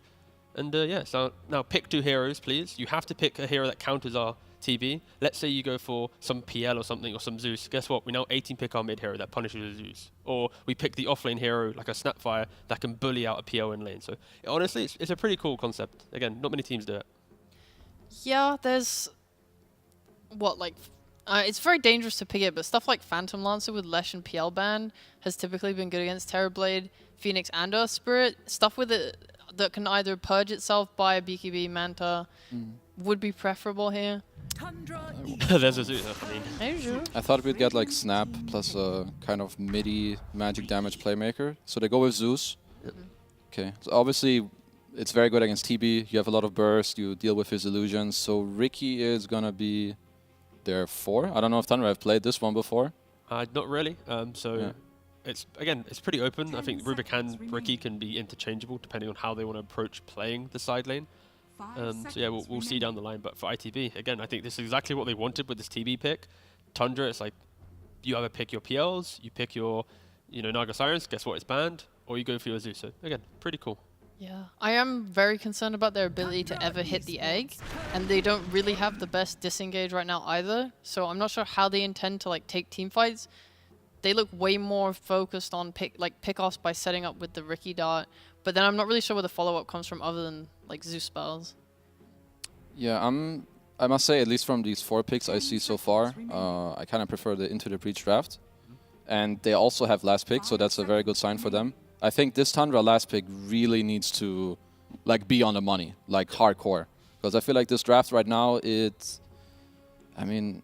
I don't see how it really comes together unless you do well in lanes and at some point you have like some cool pickoffs with the sleeping dart, you get the auras on Brood and like you run it down a lane and get Roche. But so I think these bans for Into the Breach, if they can like hit them, they're gonna make it very hard for Tundra, I think, to have an actual good draft. An option for Tundra? They don't have last pick in the draft, so it's a little bit awkward there. But I could see them going for a carry that just gives them quick, like, okay, for example, like Alchemist, right? Something where you just get so much gold and frontline tankiness that you can just run through the supports, and then you just pressure the, does TB have meta, does he not? It kind of fixes the draft to some degree, because we've already mentioned that Tundra don't really have perfect team fight. There isn't a carry that just answers everything, but they need a hero on Tundra that with, let's say, 15-20 minutes of farm can just go, the game is now mine, and set the pace. And you see Ursa already banned out. Yeah, I wouldn't mind just any super aggressive cores being the cut target for ITB bans. Oh, I'm really struggling. Like, I was looking at heroes, like, yeah, Ursa, that looks great, banned. 5 seconds remaining. Yeah, and it feels like out of what we've seen from Skitter just this DPC, it's been this spec, which doesn't really hit what you just described, T. Then the Ursa, the Naga's banned out, Gyro, CK, and Faceless Void. I think Sniper is an option for you.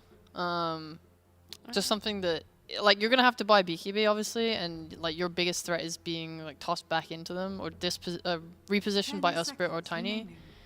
But it will give you something that is happy to just sit there, hit the egg. It's going to be able to outrange the Terrorblade's meta. It's just a question of can they protect it? I suppose using things like Rubik Lift is going to be one way. Yep. I'm having a hard time with these range heroes. I also feel like maybe Drow or Sniper can work, but I feel like they're going to get ran over. I think what Tundra may need in their draft is someone that can actually go in, which is also sometimes a bit of a problem when your carry needs to fit this role and you don't have last pick. Yeah. I think they've at least banned out 2 offlaners that can pressure these heroes. You know, Viper, Beastmaster, they very much take over the map, take over that side. And for Tundra at least, again, I still think Alk is a pretty cool option, just because you push out your top lane, Brood takes over bot, and then once that tower falls, you open up the jungle. Fair. I mean, they pick up Void. I think it's an interesting hero in regards to it gives a bit of scalability, especially like Void Zeus late game. Void's always tanky enough to frontline, Zeus is protected, be it through some chrono or whatever. But I think it does allow ITB to enter the game off of their own draft, and it doesn't emphasize any of the Tundra weaknesses that needed to answer in the early game. Like, it answers mid to late game, but it's not as if like 10 minutes, Tundra's lineup comes together and wins the game, right? It's still 33 on Brood, having to do a lot of work to give everyone else a game. Not fully sold on the Void. I do think it fits their draft somewhat, but I definitely under the impression that this hero is easily counterpicked in this slot. Yeah. I could see something like, what did they not ban? I know Venomancer is a very underpicked hero, but could work in this game. Could help the Earth. Yeah, that's true. I think that this could also potentially, if they want to be more greedy, this could be a offlane Enigma game. Can't you just go for like Tide Hunter? Just never get killed. There's no break in the game. You always farm. I like the Tide too. If they know how to get through the lane with it by like just maxing Anchor and Kraken Show, yeah, exactly. Buying some pipe, I think Tide would also be very good. It then frees up your supports to do other things on the game. I think the only issue with that is it might delay you a bit. If Brewmaster's still available, I think that's also a pretty good option. You Cyclone the Void in the early fights. Yeah. I'm talking about a lot of like high cooldown heroes, but they have a really good skill set outside of their big ults to also contribute to the team by either through buying Vessel and Brew or through fighting with just auras on the Tide. It's gonna be an Enigma. It's nice. I'm definitely worried for this Faceless's game, just because like Brood will take a half of the map, and then both your supports, like she probably has the most kill threat when Chrono's down, so they have to play with her, which leaves Void a little bit exposed. Otherwise, they're just like spreading their heroes and not finding kills as a result, and they're really trying to play for a later game timing, whereas Into the Breach do have a lot more tools to be able to go fight early whenever they want, wherever they want on the map. Do you see this playing out then, because it's similar to Game 1, where it is just Into the Breach having more control of the map and Tundra not being able to fight early on? Not only them having more control, I think the game will play out a bit similar, but I feel weird saying that, yeah, I don't like Tundra's draft as much as their opponents. I feel like I don't see myself in that situation a lot.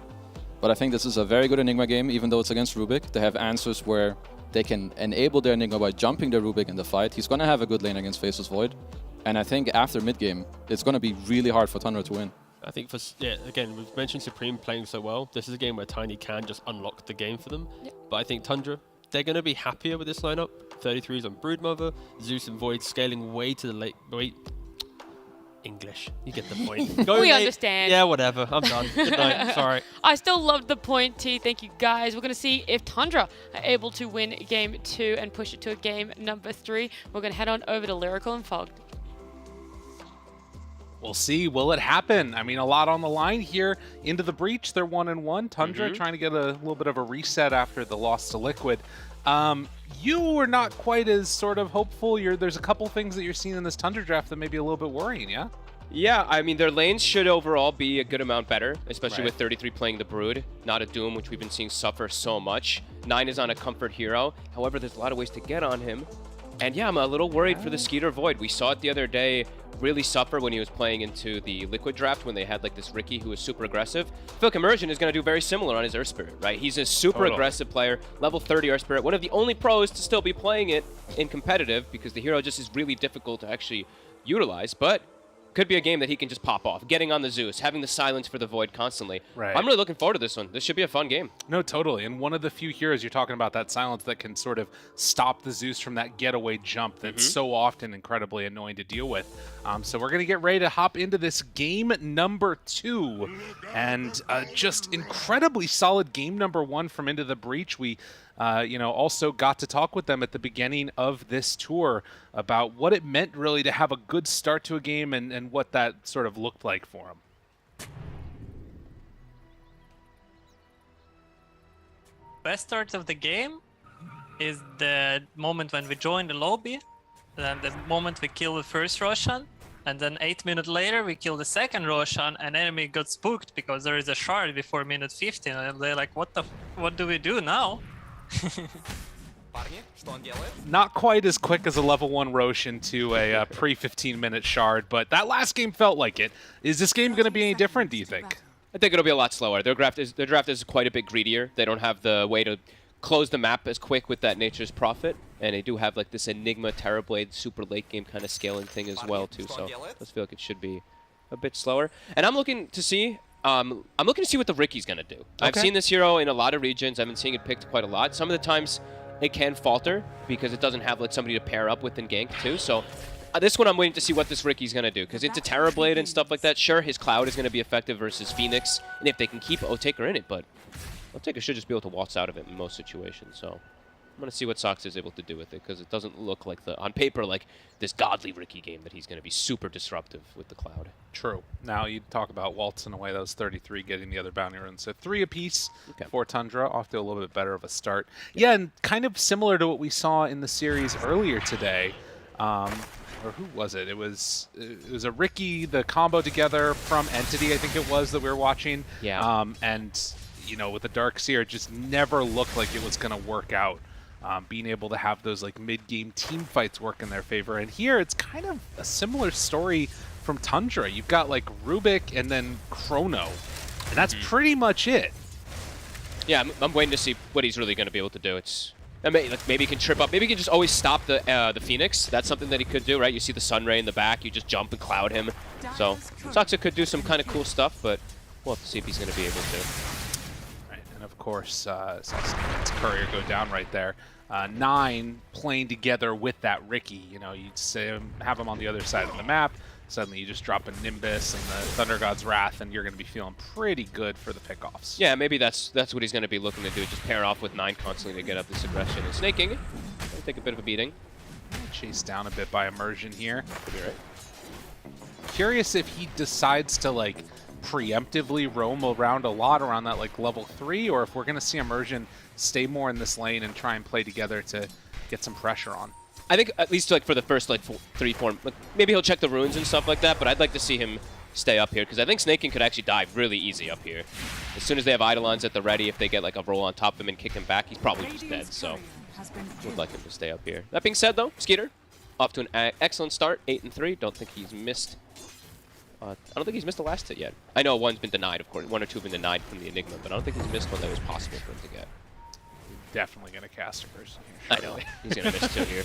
Well, Snaking secures 1. So. Yeah. You could see there also the esportsbet.io, no real changes in terms of the odds coming into it. Maybe a slightly more favored for Into the Breach, showing the respect that they got after winning that game. I think a lot of people will have been surprised by that outcome. Of course, it all doesn't matter if it ends up going 2-1 the other way around, but definitely it's going to be Into the Breach. Coming off the back of a solid performance before against Nigma, and now trying to take down Tundra here in 2 games. And the way they did it too, right? It was 5-51 or whatever. Like, Snaking had 20 deaths. It's pretty crazy when you say that kind of stat line. Sure, they prolonged the game a lot longer. Well, Tundra did. They delayed the game a lot longer than it probably needed to go, but yeah. Still a big win for them. Huge one. And you can see in the mid lane so far, 9, 14-1 versus 14-2 on Supreme. Another wave coming on in. He'll be able to maybe get one more deny, can't get it in time. But things to watch for, definitely, at this laning stage. A much more even affair than we saw before, but 33 still dropping very low. Taker able to force him back with that meta. Should be. He's all right. Eidolon's now going to be at the ready, and it's level 2 Eidolons. This is when they start to get their strength up here to perhaps try to slow down Skeeter. Snaking trying to constantly fade bolt those Eidolons, but won't be able to this time. Yeah, has to be careful about his movement. And oh, Taker in trouble. They're getting the spirits onto him, though. A couple more hits, and it's going to be enough. Otaker draws first blood. Soxa wants to run him down, but a lot of armor on this TB, and he's actually going to be able to walk this one off, it looks like. He gets salved. Was that the mid-dive that he gets the salve onto him from Kidaro? Nicely done, and playing around the trees. The high armor, 13 armor on this Terrorblade, allows him to just withstand all this pressure from these two. Very well played by Kidaro, too, to make sure that he got those spirits off. 33 definitely could have killed him otherwise. Yeah. Great plays. Bringing out some regen now for his TB, who's back up to almost full again. He is being slowed down on last hits, though. It's 12-6 on the TB, and you see the Void is not being slowed down whatsoever. So for now, as we said, you know, Tundra this time around they're not going to get crushed in the lanes. It's looking at like a completely different game this time around. I mean, the one sort of mix-up, though, that they're going to have to deal with is all these denies. You look at the experience, and it kind of tells a different tale. Absolutely. Skitter level 3 versus that 4 of TB. We'll see if he can catch back up in the jungle. But definitely, like you're saying, not as gruesome as it was looking last game. As Eidolons get their split off, get some pressure there on Skitter, and able to get a pretty good amount of last hitting going in. Might be able to go find a deny there. Roll in, kick back. Snake King in trouble, and with the Malefice at the ready, it's going to be enough to take down the King. Hey, finishes that one off. Nicely done, Immersion, waiting for that perfect opportunity to go for the play. And looks like he does want to stick around here. I think around 6 minutes, he can look to set up and try to shut down 9. And that's something they're going to always have to think about, too. Now, 9 getting close to that level 6, so that Wrath is going to be at the ready to punish these side lanes if they do drop low. Has to be really wary of that one. Bottle refill after the death. Gonna be happy with that. And dropping down a ward, seeing if there is any on the other side of the hill, but no such luck. Supreme doing this on all without any vision. Let's see where they look to set up, if they look to make any type of aggressive play on Tundra. Looks like Saksa making the move toward mid, mirroring on the other side, Immersion. Not only making the move, but he's also stacking a camp while doing so. So a nice efficient play from him. Yep. And let's see, does 9 expect it? Let's see. Roll on in. No, not going to do it. It's going to be a rollout instead from Immersion. And down bottom, it's a great rune. Bottle. Supreme. Toss. Toss to get away. And yeah, that's an arcane. That is big. What is happening? Really nice for them. Into the breach. The rotations. Things look good. That being said, 33 is down here bottom and is going to look in the next couple of waves to try and kick out, most likely. Silence? That Terrorblade is, yeah, Skitter. Well, not able to take off all the damage from it. And Snaking has no regen to pass over to him, so Skeeter's sitting low. Could get gone on again in a few seconds here from Immersion and drop if he's not careful. 2-0 start. Into the breach. Looking good. Their draft, it can be a little greedy with the Terrorblade, but for now, in these lanes, things are looking real solid for them as Otaker's near 6. He will have to watch out, of course. It is a TB versus that Zeus matchup as the game does progress. Lots of burst damage coming out, of course. A little bigger counter matchups for these Illusion heroes. And, you know, I think last game, you can kind of understand Into the Breach coming in looking good with this fast draft. We've seen it be effective against Tundra before.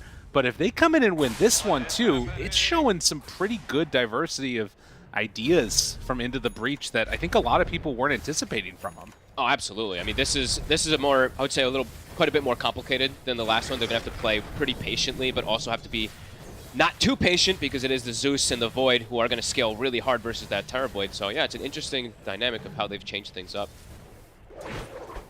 33. He moves on in again here, getting close to that level 6. Sox is trying not to take away too much XP. Doing what he can. He's trying to back away from that XP, try to give it to 33, and also play around power runes. Yep. It's the biggest thing, try to set it up. Supreme and Immersion at the ready. You can see Otaker leaving the lane when this goes down, but it's a haste for Supreme. Oh, that's a dream rune in this type of game. Pops it immediately. They want to go top, they want to make something happen, but a ward already down means this should not be able to work to catch on Skitter. There's 2 wards even being placed down, but it looks like they're going for it anyway. Skitter. He didn't react. He's silenced now. The chase is there. Tries to jump away. Will get a little bit of distance, but still in a ton of trouble. Supreme. Eyes on him. Jukes back the other way. Really well played by Skitter. Little ring around the Rosy. Plays confident. Almost gets killed for it. Yeah, that's really good from Skitter to recognize, you know, he's able to get out of there, or at least put the trust in himself to not get caught out and killed by that gank. I still like the move from Supreme. I like that he's even just trying to make the pressure plays. You can see how confident that they're playing. Now, though, the spider problem has begun. Look at the swarm. Oh, jeez. Kataro tries to get out of there and, well, does have the Sunray, the TP out. Gets out. Ooh, that was cool, Micro. Yeah. The way he kind of surrounded him. It looked pretty. That was that was like a fractal. These Micro players are too good. 33, one of the best, of course, is now tower. Likely to fall, but Otaker, as we mentioned earlier, he's already gone to the jungle, so it's what's going to have to happen. They're going to have to kind of give up this lane a little bit to that Broodmother. We'll see what their actual answer is to try to recontrol their side of the map, and if they even want to try to recontrol their side of the map versus this Brood. You know, if somebody came up to me and was like, yo, I can prove 33 is actually a robot, I wouldn't be that surprised. Yeah, some of the mechanics that he's able to do are pretty crazy, but into the breach, they've made that robot definitely look like he can bleed. Yeah. Getting the Terminator on right there. 9.5 minutes in, and today the one that's a little bit behind amongst the cores. Not able to get a completely free lane of it, but you can see very even, much less fast-paced than we had in the last game. And I want to watch and see how Into the Breach handle this.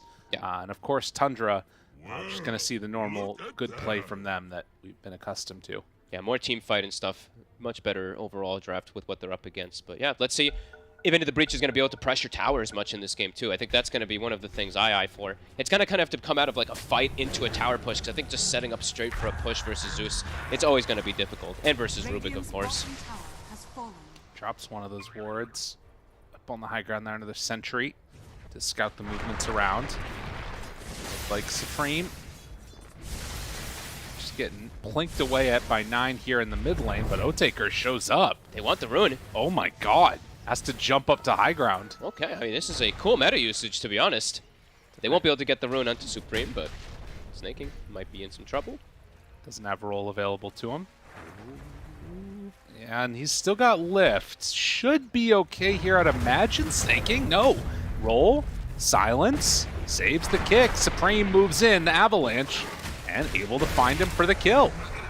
Now, Skitter does have Chrono, but pretty hard to make that move happen. And Kadaro gets a little bit of distance from 33 there after the tower goes down. Snaking doesn't even try to go for the turn and lift play. Just gets brought down as they'll take her meta usage. Kind of cool. Doesn't get the most damage on the tower, but a nice little way to push 9 away, right? He forces him almost back to base. However, still seeing 9 having this excellent start to the game. Top net worth, him and the Brood. That's the start that you want out of your Zeus for sure. Yeah, especially into TB. And he's playing versus the Tiny and the Earth Spirit, so it's going to get harder for 9 to position himself once we do have that Blink Dagger coming out, which Supreme, it's pretty much done. An excellent game right now for him. Even though it's such a quiet one, only 3-0, he's going to have that Blink probably around that like 12-minute mark. Yeah, and this is going to be the point where they can maybe play together a little bit more also around the mech from Enigma. Getting close to finishing that one off. See this set up top. They're making the move already. Tundra, they're bringing 3. Into the Breach might get baited to go onto Skeeter here. Immersion. He has level 6 now. He's out. Rolls away immediately. Recognizes that danger. They get away. And immediately you see some push mid from Supreme. Right, here comes that Blink. So they're going to probably look to make some plays around him now. Look to try to set up, get on top of this Void, get on top of the Zeus. Or does he look to maybe solve the Brood issue? I mean, he's got options. He just wants to try to find one of these big core kills. Right. Let's see which one it is that he goes for first. Might be able to find the Zeus in the river here, since Power Rune is coming up. It's going to be a DD top too, but 9's the one able to just snag it away. Smoke up Immersion's there too, with level 6 again. Snaking runs into them, Ava toss, and they will take that kill for free. They look for more now. Immersion, he's already used roll. 9, Ward. walking Skitter's right here. in with the Chrono available. They get the silence and the kick, but Immersion, he is going to be in trouble, and, well, with the silence coming from Saksa, they can't do anything else. Snaking tanking the gank for his team, setting up for that further kill. That was a little scary too. If they walk up a little further on the Tiny, a Chrono could have came out, so Supreme playing it cool. And the counterplay comes in, some pressure onto the mid lane from the Ricky, and simultaneously they're pressuring top, but a smoke up with 3, they still have Chrono as the tower dies into the breach. Debay. Oh, this time he steps up a little too far. Yeah, and that's going to be an easy punish. Stealing Eidolons, Malefice there, but they take down the kill on the Enigma. 9 wanted that last hit. Yeah, he did. He canceled his Wrath, because I think he saw the max, so he was like, wait, it's not going to last hit, and then he ends up not getting it anyway, so. Right. Bit of a wasted Thunder God's Wrath. And they're smoked up right now, so still trying to find that big kill. They don't want to run into another Snaking. They want the Zeus, and they do see 9 for a second here. Yeah, 9 showing on the wave. Ava, toss, roll, silence, and going to get dropped most likely. Oh, the Chrono to turn it. 9 does go down, and with Otaker nearby, they are in a little bit of trouble. Skitter has to jump away, and now sight set onto this tier 1 tower. With Chrono down, they think they can take this. This is a really cool move from Otaker. He's gone a really greedy farm build, the Yasha instead of the Dragonlance that we've seen earlier, and he's still showing up to go for these pushes. Whenever anything gets wasted on Tundra, he's looking to get involved. Ava toss up, and the punches for the kill. They kill off Soxa, still have that mech ready to go. Great move. And they get a regen now for Supreme. Perfect. Dude, Into the Breach are playing this great. Otaker's really showing a cool TB here. Yeah, I like how he's just getting involved in probably an earlier moment than I think you would expect with the Yasha TB. Yeah. Because he's very fragile if he does get caught out of anything, but yeah, he sees spells wasted, he sees the opportunity. And there isn't really that other hero like we're talking about that he has to worry about besides Chrono. Like, Rubik Lift is the main other thing. Obviously, Zeus has the damage, but he doesn't have that control that they need. Yeah, Snay does have Avalanche taken right now, so this maybe could be a moment where Tundra looks to perhaps smoke and try to punish, but it's still scary into the Breach with the way that they've set up. The Phoenix, we haven't really seen Kadaro too much, but if you actually look, he's been farming a lot. Yeah, very farmed up on this bird. Snake King, they're going to dive onto him. Has the Supernova if they want to pop it. Lift up, but there it is. Roll, the toss in the midst of the roll. And an easy pickoff onto Snay. I'm really bullying Snaking. 7-3, 4 of those deaths are Snaking just walking in. He is protecting his cores at the least, but Into the Breach, they're not letting them take over their side of the map. This Phoenix, he really is being quite disruptive. He's killed off quite a lot of spiders, and he just continues playing farm on the bottom side. He's almost level with Zibe on the Enigma. Yeah. Like, he is definitely getting there. Yeah, you see the comparison. He's almost level 9 on Phoenix. Ricky, level 6, I believe it was, on Soxa, and only level 7 on Rubik, so they're being really efficient the way that they play around the map. Spider's going to start to drop a little bit here. Supreme going in for the Echo Saber build. And Otaker, after buying that Yasha, is going to go straight into the Scotty, it looks like. Okay, cool. Wanted to get tanky. The Yasha was just for that straight farming. Eventually, perhaps, of course, turns it into probably Manta, but wants this just hard Scotty so he can show up to the team fights. And I think that, like, having Snake King be this shut down, it also makes them less worried as Snay, Ava, toss, dead again. He's just gone. Immersion, he threw down the Magnetize. It's some good damage for the kill onto Supreme. But if they keep the Magnetize going, these heroes are going to start to drop. Chronosphere down onto the low ground. They have Black Hole available if they wanted to use it, but it's going to be more than enough. As finally, Into the Breach, they've gone a bit far. They're going to get punished. As Zibe, can he get ran down here? It looks like the answer is going to be yes. I mean, Snaking might be dying, but they are well worth it. That's 5 for him, but they get a huge turnaround. The Chrono was available for Skeeter with Mask of Madness and his whole team behind. And now, they turned it into a tower, too. I think 9 got the cleanup kill on the bottom side as well, onto the Tiny. Solo XP for him. So 9, kind of the most ideal setup for him. He's level 13 now, almost has E-Blade. So the Terror Blade, very fragile. And into a E-Blade, he's going to get exploded in just like one spell combo if he gets in range of this Zeus. Yeah, that's the other thing. The change up now for E-Blade, where it's based upon the base stats of your opponent as opposed to yours. But, well, they find the Ricky, blow him up. Another support, though. In some trouble. Trying to get out of there. Super slowed down by everything. Dive in, Supernova. No way to hit that. They have to run. Supernova to zone, but Tundra not going to lose anything out of it. Yeah, just another support kill on the Ricky. Yeah, how many is that? That's all 7 kills are supports. They have not found a core. Oh, sorry, just kidding. They found 33 ones. My bad. But yeah, for the most part, it's been all the... And they found 9 ones, sorry. But for the most part, it's been just these kills on the supports. Tundra, they are positioning and protecting those cores nicely. Battling for farm right now with the TB illusion. It's just being annoying over there. Yeah, I mean, again, these plays, it's constantly Into the Breach running around as 4, trying to find some things, or even sometimes just 2. As they do spot that ward, and they're going to try and take it out. But, there's still the farming TB at the same time. Granted, he's going to be countered, but will be a menace if he's left unhindered. It's all going to be if they can find the Zeus in the fights. Oh, he actually changed the build on 9, by the way. He does not go for that E-Blade. He's queuing up the Ags instead. Okay. So, wanting to have more of that just straight burst and from a distance. Roll in, find Soxa, gets him caught with the second roll. And And silence out. Soxa tries to escape, but no luck there.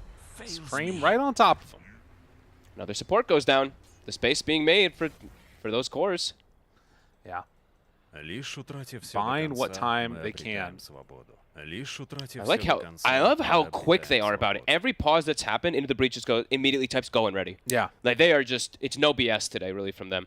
10-7, this game, it is looking quite a bit harder because even though they have this farm TB as you were saying, they have the counters, they have that Zeus, they have the Void for the scaling, and the Broodmother's also still continue to farm a lot better than his counterpart compared to that Enigma. And for Jibe, it is kind of a hard game for this Enigma. He's versus the Rubik and he's versus that Void, so there's always going to be some type of form of canceling versus him. So we're seeing him just opt to go for these aura builds, which probably more necessary, especially when he has TB. He definitely needs a pipe. Has to get something to try and keep his team alive. And I think that, you know, what I was trying to say there earlier is if they can keep shutting down Rubik, I think it does eliminate some of the ways that this hero counters out the Enigma in the late game. Like if he's not getting a BK or a Blink Dagger or what have you, it's not going to be as threatening. We did see that Thunder God's Wrath scouting out this smoke move from Supreme and Immersion, so won't be able to bear any fruit there. Farming nicely. TB now has Scotty, so maybe this is a window that Into the Breach looks to try to get onto one of these cores, but again and again, they're snaking. Oh, Immersion, the roll away gets him out, the Sleeping Dart, and they won't be able to go any further onto the Earth Spirit. It's always snaking that they run into. He's positioning himself really nicely to catch any of these rotations. Are they thinking about going Roche they are right now? Zeus ult is down, so a lot of that damage will be non-existent, but this is kind of crazy. Yeah, versus the Void. I mean, Zeus, if he's in the area, he's still going to be able to dish out all that damage. Skitter nearby. Ooh, all being cleaned out. Take that one. Yeah, they'll back away. They often not go for it. They are right under a ward right there on the Faceless Voids. They know that he's farming. Do they want to try and jump him here? Skitter all alone. Tundra playing so defensive though. Positioning from snaking again, right between him and his two cores. And you can see they're like, we kind of want to do it, but we need a kill first. We have to find the Zeus. We have to find the Void first before we go full out into it as 9. It's a risky spot, but he's kind of baiting them. They're underneath this ward. Yeah, Immersion realizes they're in the area, and they just run away immediately. And they're all grouped up. Spot the sentry. Tundra, not really great vision on this side of the river, but they do have one over on that second hill. And that could scout this movement here too. So with that kind of tricky ward, it's going to be able to see a decent amount of these movements from Into the Breach. They're going to do, it's like a third smoke, almost back to back to back. Yeah. They really want to find this Zeus or Void to give them that Roche unlock. They still see him. Roll right on top. They find him there with the silence. Supreme, Ava toss. Is it going to be enough? He gets to jump away. But roll, round 2, magnetized there. Already an Earth Spirit dead. Into the Breach, have to run away. Otaker, he's caught. They get onto both of them. But the heal coming out could turn around with the black hole. They drop it right away onto him, but it's going to be broken. Oh, the Sleeping Dart to stop it. They blow up and kill off that Enigma, but now finally finding Skitter, but they can't roll him down. They can't get him there at all. Sunder to try and stay alive. They finally kill him. So bringing down that Faceless Void is very key. 33 thought about coming to help. It feels so forced from Into the Breach. They're trying so hard to be able to set up for this Roshan. I think they're really starting to recognize, like, we're getting outscaled. We have a TB versus Zeus and Void. We have to try to force and get more out of the map, but it's very forced. And Tundra, they're absolutely ready for it. Skeeter survives long enough for himself to get a perfect chrono. Skeeter. See here, Sleeping Dart. 9, for Staff, try and get him out of there. It's just barely off the mark with that lightning bolt. Immersion tried to go for a stun. Needs to run out of here too. Another Sleeping Dart. Illusion's hitting onto 9, but Immersion is dead. And that's the dieback too. 56 seconds. 2 buybacks being used to try to win the fight and still aren't able to find those big kills. And now, looks like Tundra, they're the one who are like, let's go. There's no black hole, there's no meta, there's no egg, no nothing really on Into the Breach. Sure, we don't have chrono, but we don't need it to win the fight. So a big win there for Tundra, and now trying to reset this tempo into their favor. Into the breach, do not really have answers for this one at all. Out to farm. So 3,000 gold lead, and with Aegis soon to be in hand, is Kadaro going to try and make something happen there? Looks like he definitely wants to. I mean, okay, Spirit's out. Try for this play. Trying to slow things down. This is kind of a wild one. And with 9 right there, I mean, he has everything. This is not going to work. Yeah, Kadaro just has to get out. Has the dive away. And he will escape, although Zaxa. Oh, he bans him. Yeah, the sleeping dart's there. Tried to go for the kick to keep him alive, but it's not going to happen. And now Skitter runs in for more. They're great at turning this one kill into many more. Both supports going to fall. Tundra starting to get insane control of this game. Starting to feel very difficult for them to ever punish. Now that Skeeter also has Aegis, he's got this blanket to finish out his BKB. And once he has BKB, how do they kill him? They weren't even able to do it with that tiny combo with the silences before. Once he has BKB, there really is no answer besides him getting Black Hole, but Aegis is going to be able to protect it at least for the first time. Yeah. I mean, I think that we did see some of the power there of the Black Hole. If you can get to a BKB on Zibe, still very far away from that. It's basically just Sleeping Dart, Zeus. I mean, once BKB's there, it's a lot less things. But Yeah. right now, Rubik is not the only one that he has to worry about. He's got to worry about a lot more. Yeah, even with BKB, Rubik and Chrono are going to be problems. And Chrono, it's back up already, so Tundra can look to get aggressive. All of their cores incredibly farmed right now on Tundra. Into the breach, even buying a gem now for Kadaro. Starting to get a bit frustrated with all the vision control. Playing versus that Ricky who's scouting constantly, and it feels like they are always under vision. Tundra have done such a good job of just setting up that defensive ground onto their high ground here. Yeah, to put all 3 cores in such a comfortable spot versus this TV. Radiant structures are fortified. Skitter gonna get glyphed on. Pulls the creep wave back behind with the catapult going. They're gonna try and finish this one off. Simultaneously, some counter pressure being leveled on the top side of the map. Into the breach, find another fight that's successful. Can they ever get onto these cores? Can they ever actually bring the Zeus down before that fight starts? If they can kite maybe Void around, find Zeus, that's going to negate a lot of that damage, but it's a tall ask. Hold BKB on the Tiny. Maybe this will just allow him to really run down that Zeus in some situations, but not easy. No, it's definitely been 9 with super solid positioning, snaking there to interrupt when the ganks come through, and he can stay really far back with that Aghanim Scepter ready to open things up. But in the mid lane, they're gonna go spiders spread out across the map. So many forms of scouting. Yeah, Ricky scouting, Spiders scouting, Zeus ulting to give vision, so always keeping tabs of where Into the Breach is. In the breach, hoping they make a little bit of a slip up of positioning here, waiting on the high ground. Immersion ready to roll. It's so scary into this BKB Void. Yeah, it doesn't take much. And now a Hex stun all the way on 33. All right, well, yeah, Jibe, he's he really needs that BKB. Yeah, that's gonna make it even more difficult. Drops down the cloud. Hard to fight into that. That's cool. All right, that's actually a really nice thing that they can do versus that Earth Spirit. You just cloud on top of the target that you think he's gonna go on, and it's gonna just break his initiation. Didn't really think of that one. They're gonna stick around for more here. Whoop. They get to sleep. Ricky Dart onto 1. He gets jumped on. Still has that BKB, holding it for now. Throw out an avalanche if he feels so inclined, but Supreme still feeling very comfortable with the state of things.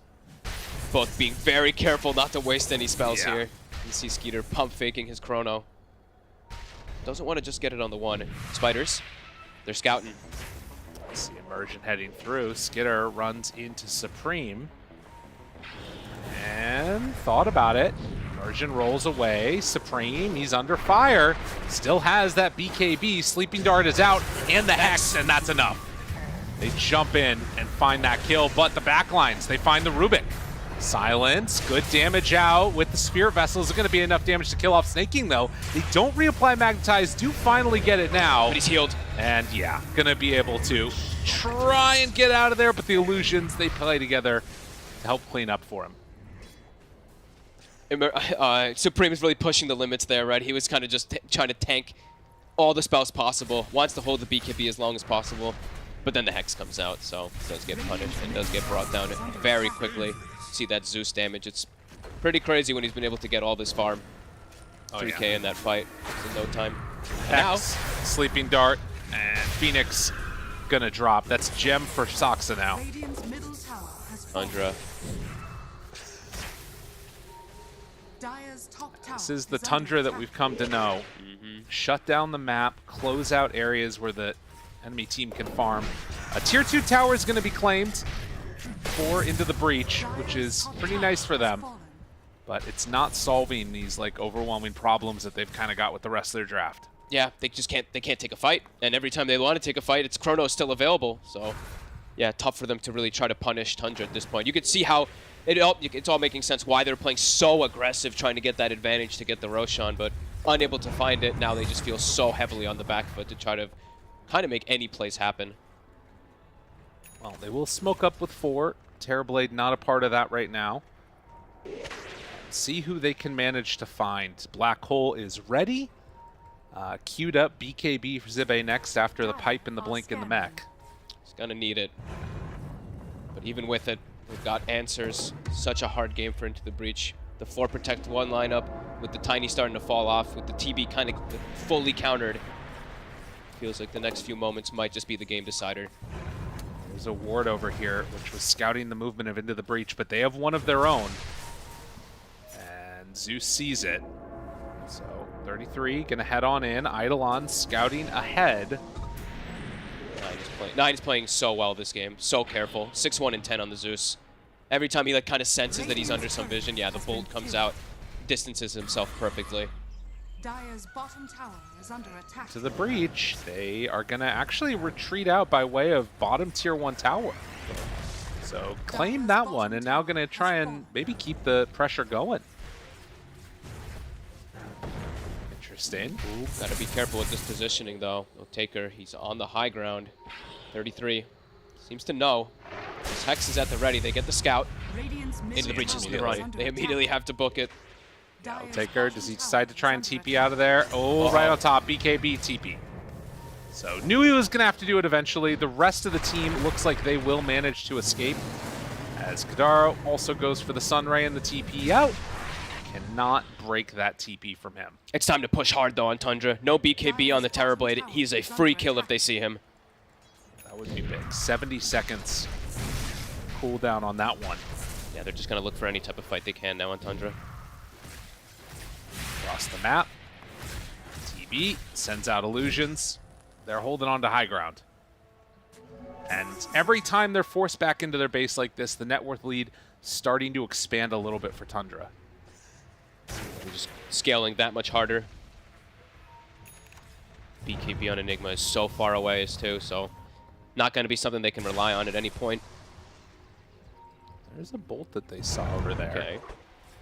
But Nine's just, yeah, he's really tanky now at this point too. Octarine is finished.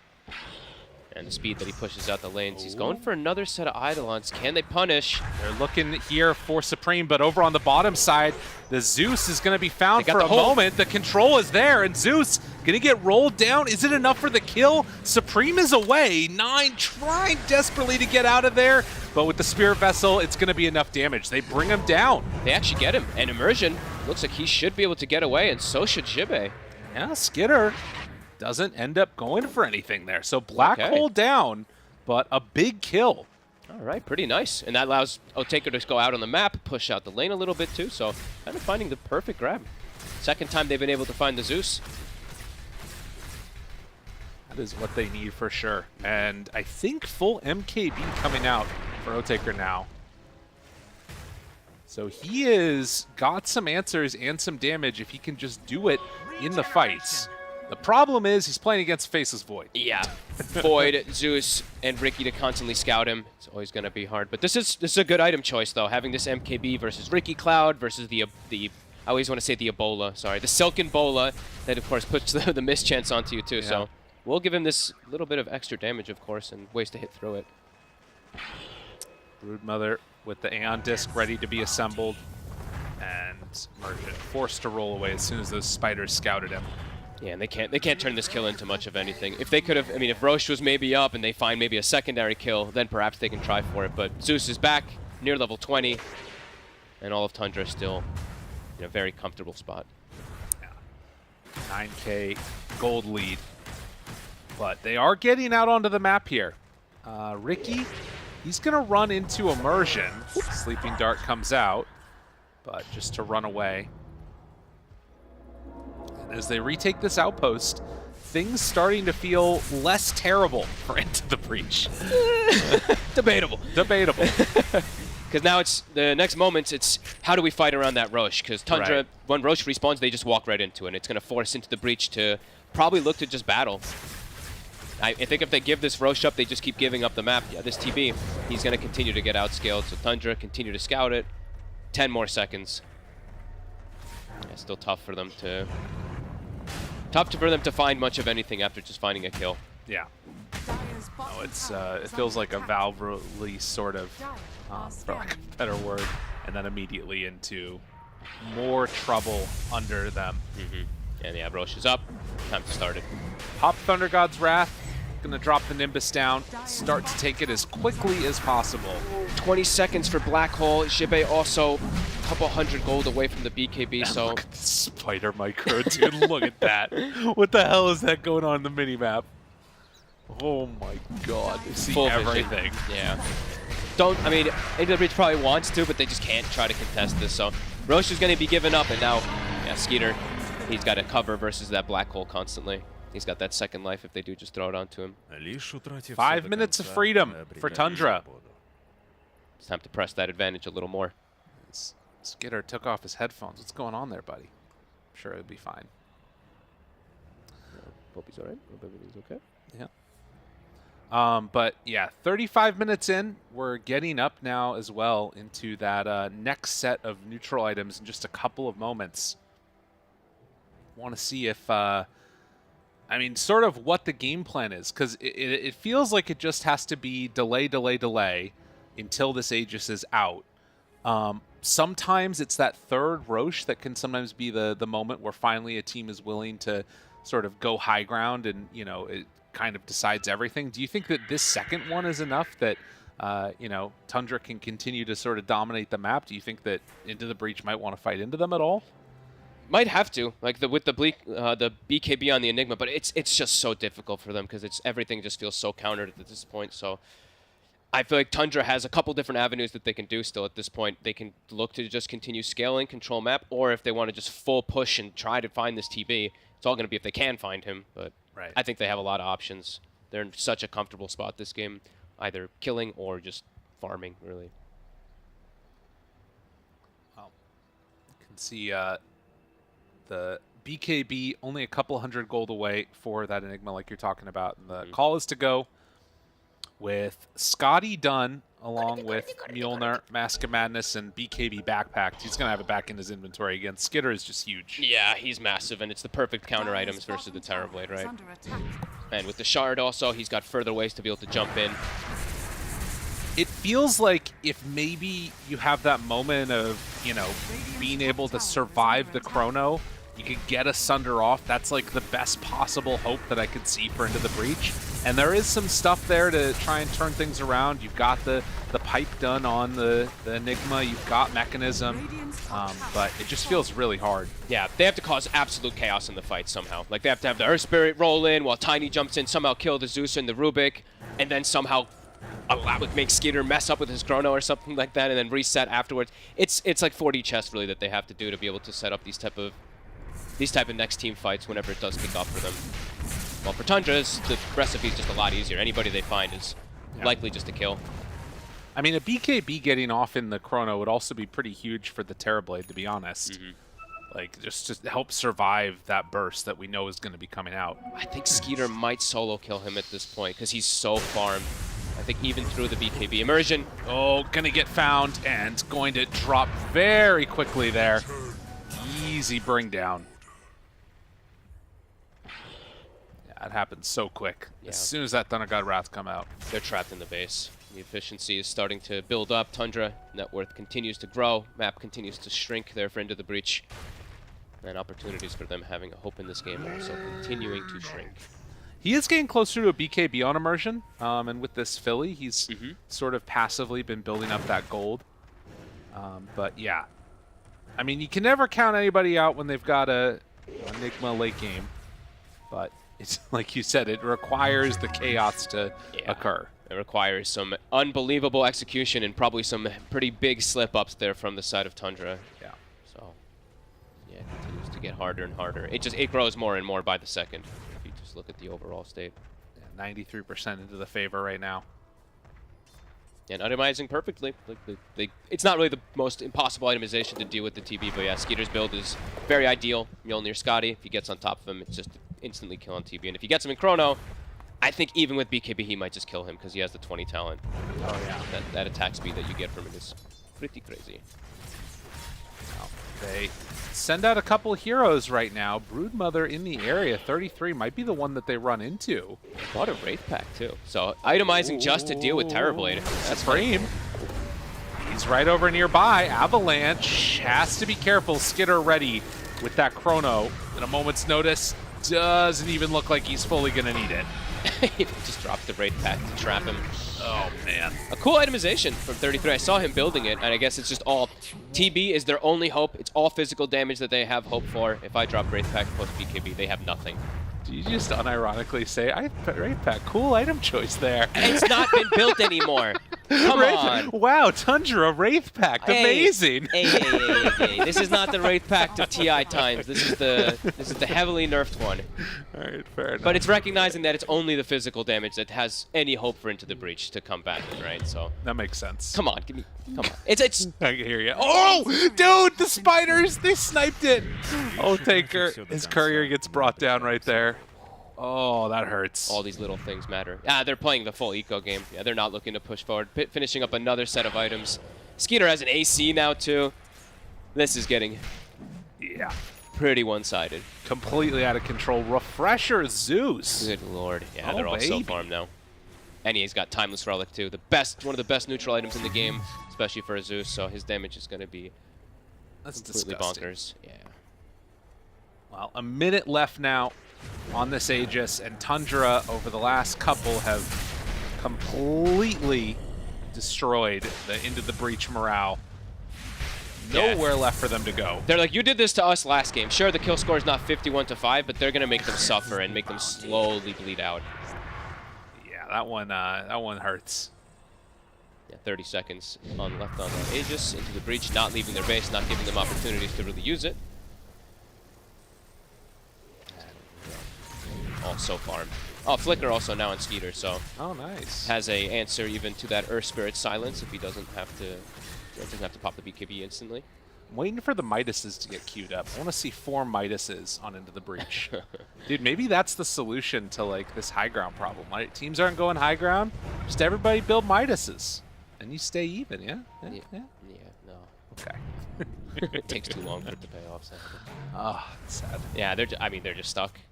Tundra just, death by 1,000 cuts. It's feeling like 4,800 gold on the Broodmother now, too, after that cool Wraith that pact is finished. I'll say it again. Fully about the Wraith. I'm sorry, buddy. But you understand, you see why I built it. But yeah, the map control continues to be 100% in favor. They're trapped. Trapped in the base, the stranglehold. Dude, look at this. They're smoking to try and find him in the trees. What a bunch of tryhards out here. Guys trying to win a DPC game. Unbelievable. Tundra, no funny business this game. After that last one, they really want to put the hurt on. Oh, yeah. No, definitely. Zeus sold #1. He's got a second one if they need it for the fight. And they do see them immediately when they come out. Kadaro, he'll heal them up.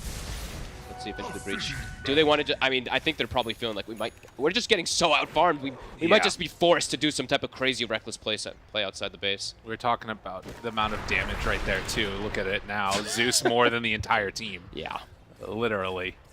Yeah, he's had a great game. They've done just such a good job of protecting him this time around. On the Pango, I mean, that last game, they just got crushed in all 3 lanes and things snowballed very quickly out of control. This time, Snaking tanked the gank 5-6 times, it felt like, and it was exactly what they needed to do to set up for the success.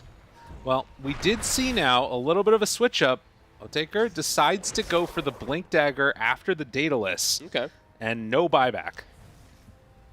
I mean, you gotta all in to win the fight. All right, here we go. They're like, let's go. We're stuck. The net worth just continues to grow like by 10,000 or so in the last few moments. So try to find the Zeus. See if they can get him. He's over here, and also there's no Faceless Void in the area. Are they gonna scout this out though? Saksa, you roll on in, find him there, and the lift away, keeping him alive. Snake King tries to get Saksa out of harm's way. The annoying Snake King and Saksa break the smoke and disengage. And now Blink back there, kind of in a scary spot. Supreme under control for the moment. 9 reveals himself. Jump in, jump out. Oh, Ricky still hunting, looking for a sleeping dart play. They baited out some spells. Could be something to do here. But they still have that Thunder God's Wrath ready with the refresher. He still has both now. Just comes back up. Hex. They've got the heal.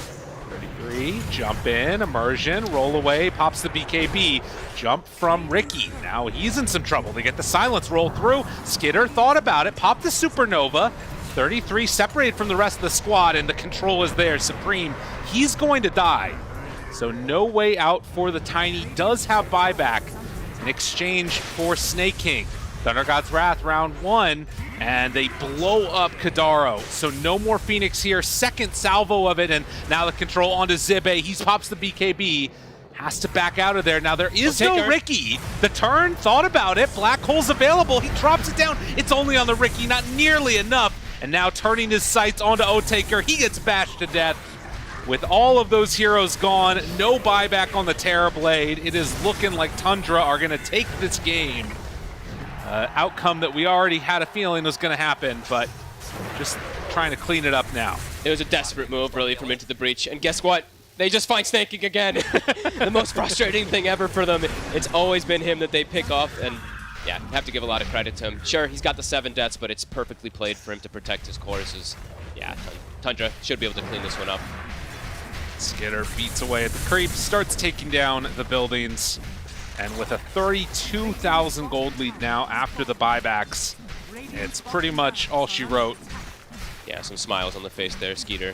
Feeling happy with the Void this game. 7-1 and 12, having a pretty spectacular one. But yeah, the Breach.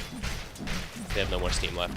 Yeah, Black Hole was used in that fight, almost caught on to 9, but there wasn't any follow-up anyways. Yeah, meta as well. They used like everything that mattered. Right. Couldn't really find much of anything. So Tundra, yeah. Walking away with this one. Closing on out the game, number 2. Looks like they're going to make one last go. Help is the call from Otaker, but with no Black Hole available, maybe he sells everything and buys a refresher. I don't even think he can do that, though. No. It is looking like they're going to throw their bodies again in, but it is Megas. Oh my god, Tundra are going to walk away.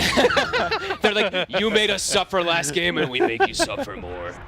Oh, that's funny. Roche up in 20 seconds, too. Might as well play it as careful as possible so you don't make any kind of... I mean, even if they die like 10 times, it feels like now on the side of Tundra, I think they'll be just fine. So. Yeah, pretty much. But yeah, make them suffer more. And now it's on Into the Breaches. They're probably just discussing what went wrong, what can they fix going into this next game. Oh my god, you get to see the fun items come out now. Arcane Blink for the Zeus, Octarine Core for the Ricky. Octarine Ricky. Make these item builds on Ricky. I mean, it's the Ricky supports, but god, that inventory looks so gross. Oh yeah. 4-staff Octarine Ricky. Look at Ricky. I love it. It's disgusting. It's so funny. The Breach. Oh, and an Aghanim Scepter coming out for the Brood too. Just about to have that one done. Yeah, he's like, oh, you guys are having fun. And he's like, oh, you know what? You're having fun? I'm having more fun. I take the 25 talent that I think nobody really takes, the BAT during Insatiable Hunger instead of the Silken Bola. But yeah, there's that Roche. Full Aghanims now for the Void as well, too. I think, was that an Aghanims for the Ricky taken too? No. No. If he had Octarine and Rags, Jesus, how the hell did he find that farm? Well, I thought it was from Roche, but it was just a refresher or something? Skeeter got the Aghanims. Well, very farmed on Skeeter. And Tundra once more into the breach. So that was a Shakespeare quote for all you folks out there. Inversion tries to jump. BKB and runs away. Jesus. dropping down. Oh my god, They're the all almost damage dead. onto Supreme. Yeah, the double rounds there of the Nimbus. Spiders surrounding the buildings. Take their the Hex. Hex is immediately out, and Otaker tries to run away. Throne. Daro there for the heal. But yeah, Throne being hit, and Tundra absolutely destroying this game number 2. Gadaro manages to get the ulti off, doing some damage. But 33, he's not going to be able to run him down. They get the kill, and GG is going to be called as Tundra. An emphatic knockdown in game 2. Yeah, beautifully done. I think they really recognized at some point it's like, we're going to outscale them. We don't need to force too many crazy plays in the early game. Let Into the Breach come to us. Snaking Saksa, position yourself beautifully. Tank the ganks, let our Void and Zeus scale. Yeah. And that felt like it's exactly what happened. All 3 cores having a pretty damn good game on Tundra. Really impressive stuff. Yeah. I think Tundra definitely came back into this one like wanting to prove again that they're the team to beat. You know, obviously got caught a little bit flat-footed in game number 1, just out of the lanes.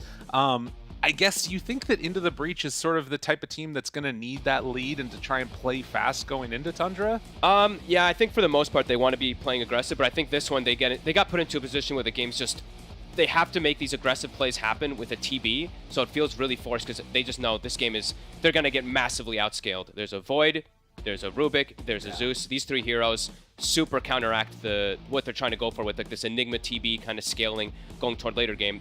They're never going to be able to outscale this draft from Tundra unless somehow they have like a 15,000 gold lead going into this mid game. So great recognition from Tundra, positioning themselves nicely, and for Into the Breach, I think maybe some slight adjustments and we could probably see a much better game from them. We'll see if that does indeed happen. For now, back to the panel. Let them talk about that one.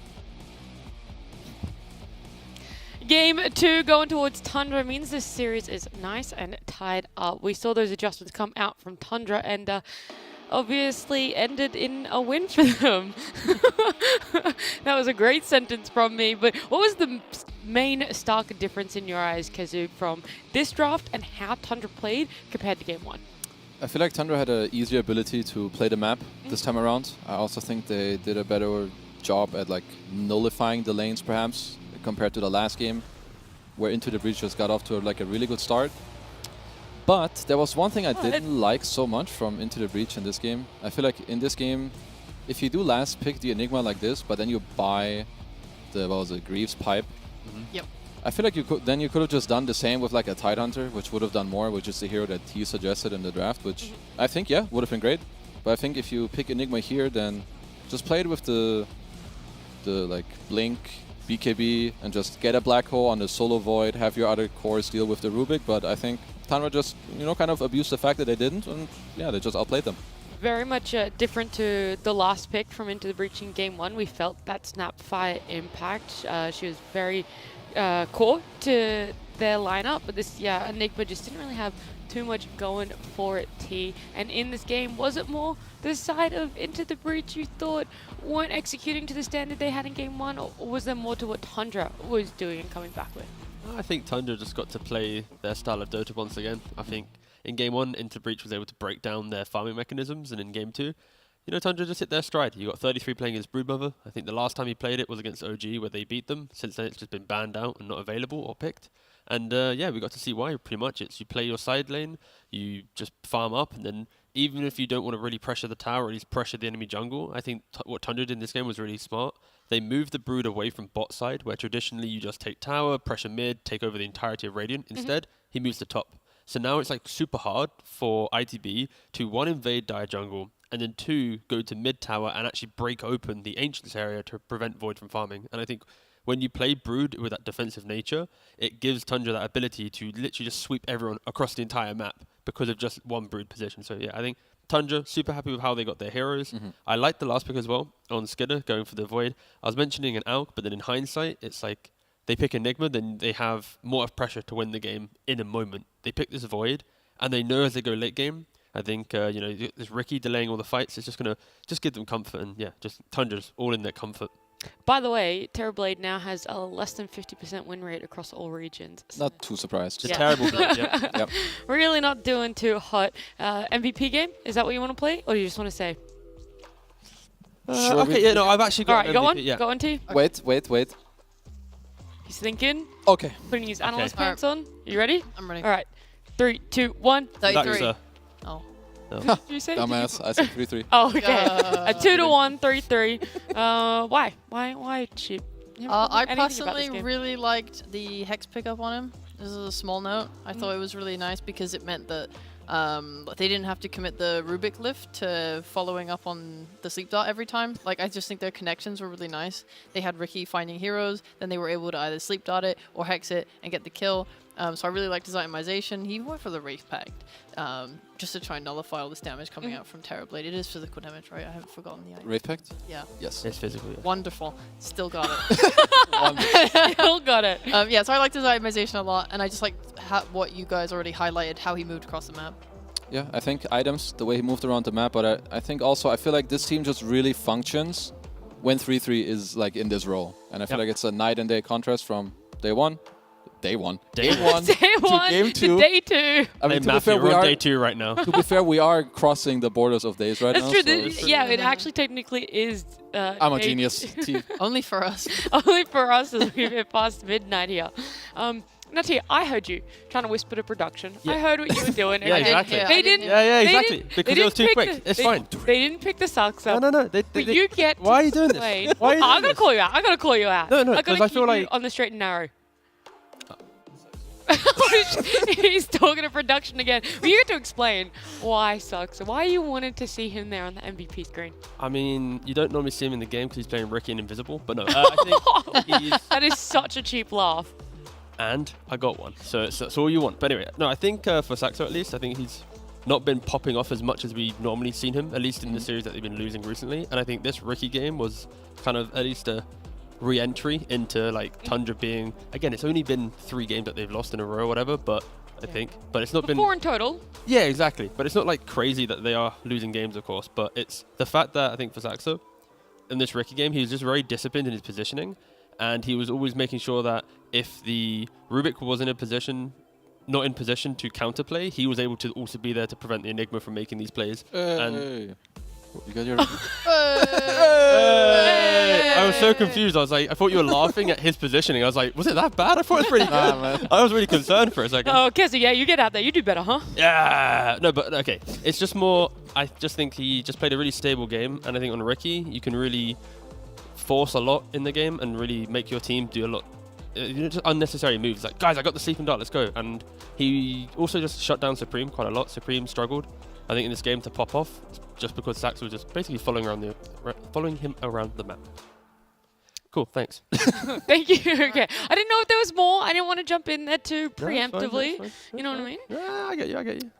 Yeah. The Earth Spirit Phoenix opening not doing too hot as well for Into the Breach. Do you think there was this lack of ability from their support duo? You mentioned, Kazu, that the Phoenix was similar to the Tree, which they picked up in Game 1, but Earth Spirit obviously very different compared to Rubik. Did you feel an impact on that support? Well, I think that their opening is totally fine. I think it's perhaps more about the way that they finish out their draft, but also that Tundra probably got their hands on perhaps one of their favorite heroes to pick against this type of opening. So I think it's more about the follow-up and what Tundra got rather than their own opening. Well, look forward to seeing what the openings are going to be from these two teams in game number 3, which will be happening after this break.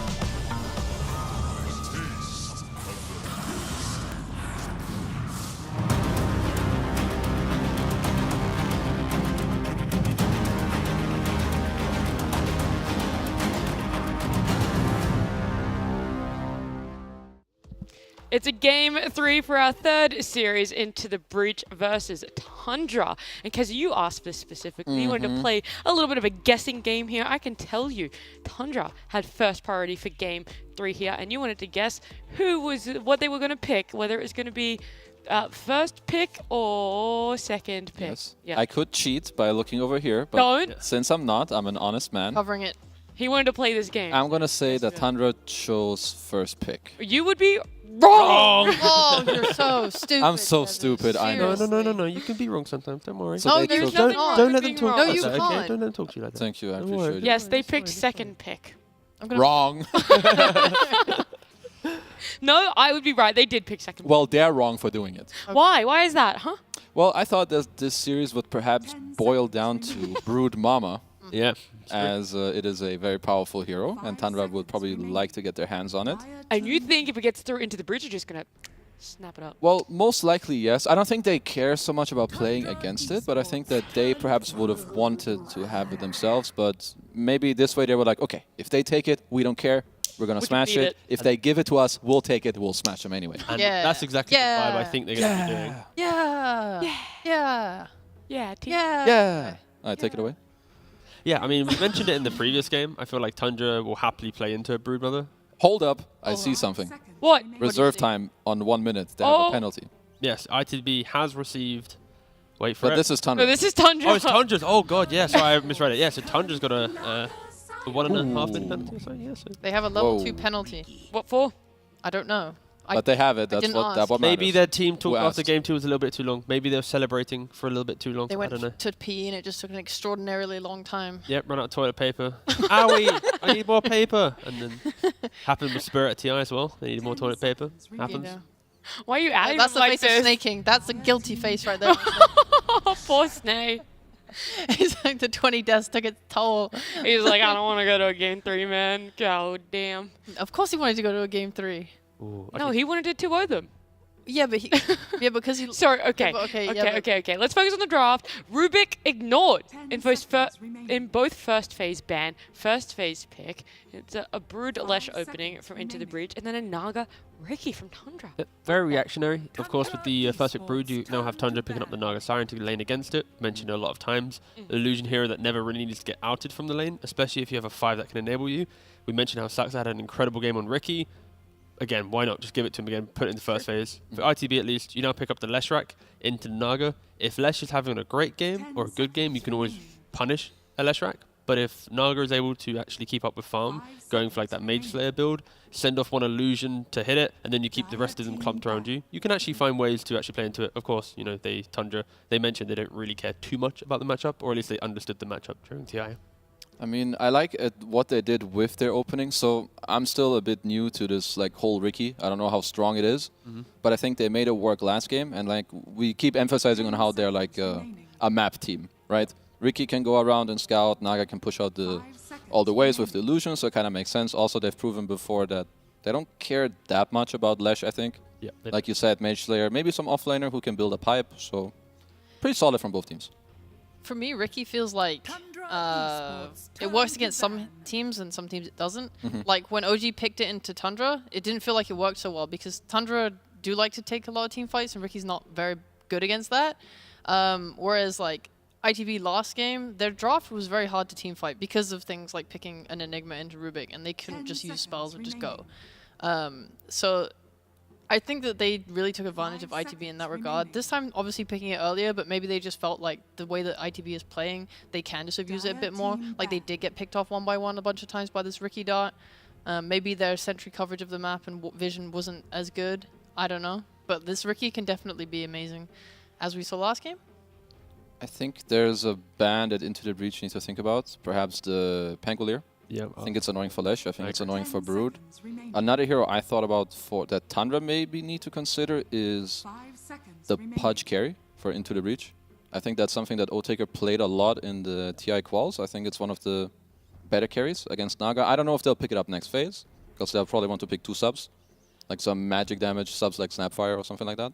They could also, for Into the Breach, they've been known for their CM Pudge lanes.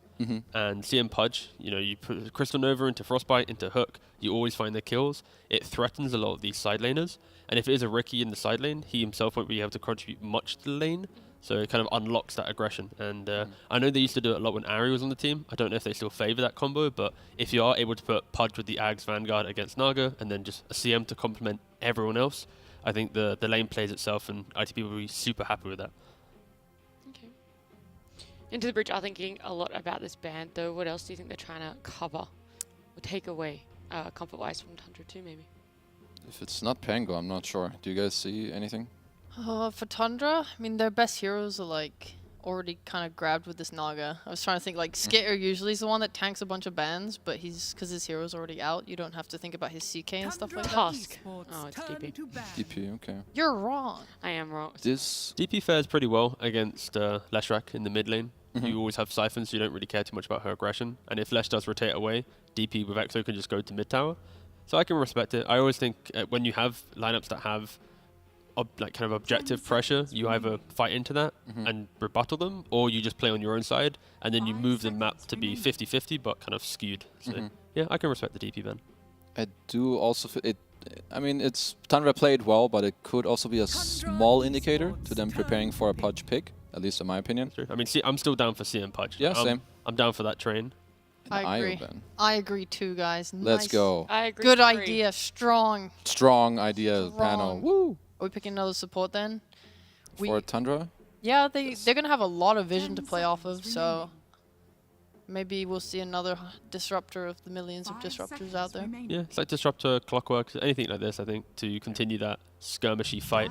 Because Naga kind of complements it all by herself. How did he get that far? I didn't see him. Oh, it's still through, yeah. Free Rubik, wow.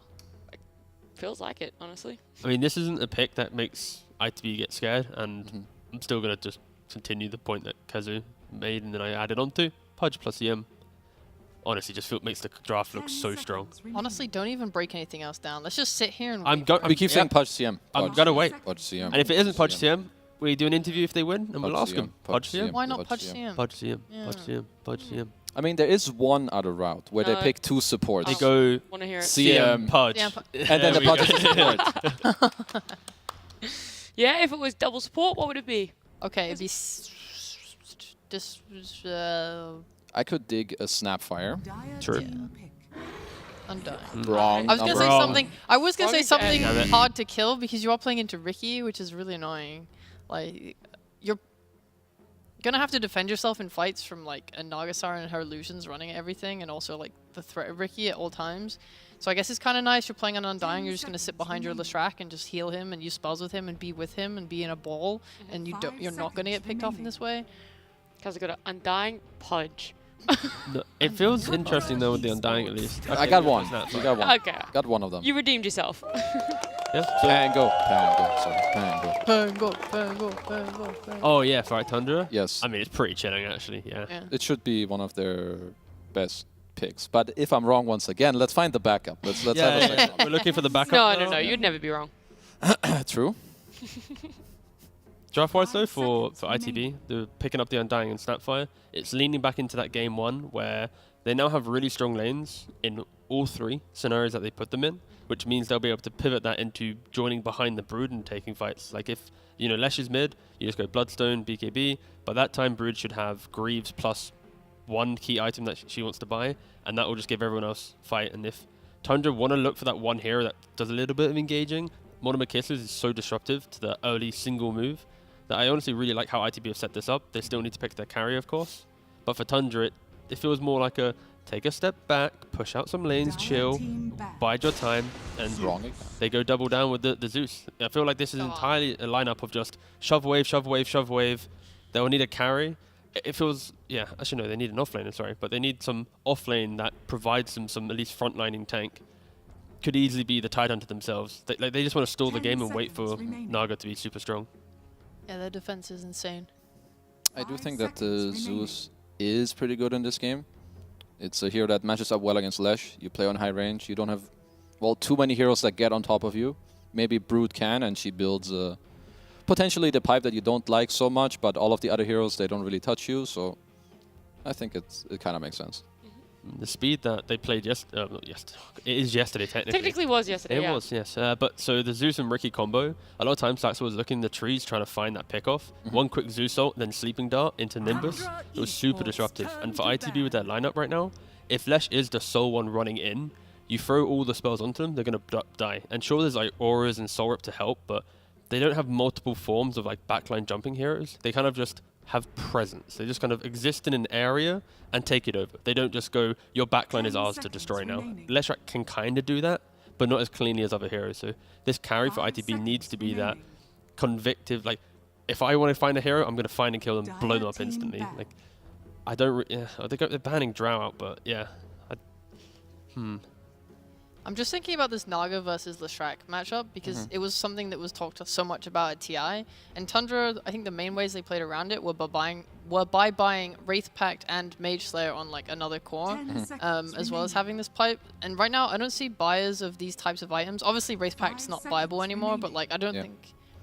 Is your Naga going to be the one buying a Mage Slayer and buying like a Bloodthorn, and then that one at least, yeah. Yeah, and then you just get what? Pipe Byron last with the frontliner you want. And it should be enough. You can make it happen. I think Tundra can potentially find this hero because that's, I mean, kind of what you want against Slash to then enable your Naga furthermore in the game. Like Tide or Centaur, it's like the big two I see now. ITB are banning out heroes that can be strong in lane and pivot that aggression to play behind, but there's still the more static heroes that exist. I still feel like they want either Void or Pudge. For ITB? Yeah, I feel like you would kind of like a hero that goes in or is like a second target, so it's not just like your Lash turning off his brain wanting to run in and he's like, BAM! He's dead. Because Zeus keeps zapping him, Rubik steals his spells, there's some illusions. So that's what I would like at least for them. Anything else you guys feel missing? It's an awkward pick for ITB just because they need to have a hero that's tanky enough to deal with the Zeus, but also can kill off illusions. But then when you're tanky, Zeus actually deals with you. So then, yeah, it's a really awkward spot. Yeah, I mean, they go for a Spectre. You're going to be able to itemize to kill off the Zeus. You always find the rule Naga, and you have the Leshrac to potentially deal with Naga down the line. I just feel like this is such a nice Tide game now for Tundra. Strong presence in lane. We've already mentioned a couple times the Aura Buyer. And you will get to a point where Zeus can just hug Tidehunter in the 20-30 minute mark to bridge the aggression that Spectre can bring in the mid game. So, what is it about Tide that you like more than something like a Centaur or a Primal that's also melee and tanky? I mean, Undying will do work against either of them, but because of Tide, you can start with the Mangoes, and you start with Gush plus, let's say Rubik's laning with him, and you just double right-click him with Feybolt, and you can bully out an Undying. If you go for a Centaur, you walk to lane, and your only play is to retreat and just wait for Undying not to have mana. So I think Tide is just the aggressive offlaner, even though his strength, he has items and playstyles to deal with this. So yeah, I think Tide was the perfect pick. They got it, they picked it up, and you got it 2T. I'm so proud of you. Thank you so much. Cassie, would you like to give your opinions now about the two drafts that they finished? I really like the Tundra draft this time around as well. I think the pipe that 3-3 will be able to buy on his hero is going to do a lot of work. I think it's exactly what they needed. They got the Skeeter Naga, which I feel like is one of the strongest hero combos in all of Dota right now. So yeah, I'm looking forward to see them execute this draft. You want to... Agreed. Why was that so delayed? I concur. Yeah, no, Sheep's on ping right now, 1 second. I'm not on ping. It's a little late at night. No, I just, it's hard because you guys cover so much. I'm like, Jesus, what else is there to talk about? Yeah. Yeah. Okay, you have to, it's an argument now and you have to vouch for Into the Breach. All right, sure. I love Into the Breach's lineup. They have a Tombstone that can only be dealt with this Naga Siren, but you can cover against the Naga Siren illusions with your Leshrac in your fights. You're going to get this nice Greaves timing with your Brew Mother. You're going to be able to team fight with loads of damage, magical damage from Leshrac and Snapfire. You're not buying a BKB on your Tide. You're not buying a BKB on your Zeus. You're not buying a BKB on your Naga Siren. Yep. How are you meant to deal with all that magic damage? GG. So good. Everyone's going to be splitting them, running away from the Spectral. What are you meant to do against that? I don't even know. I don't have the answer. That's why there isn't nothing you can do except for getting in the game, and we can see how it does play out with Lyrical and Fog. I'm so freaking powered up now. Holy moly. Let's go. I like the energy. Let's do it. Let's go. Time to go. Game 3. It's happened. Yeah.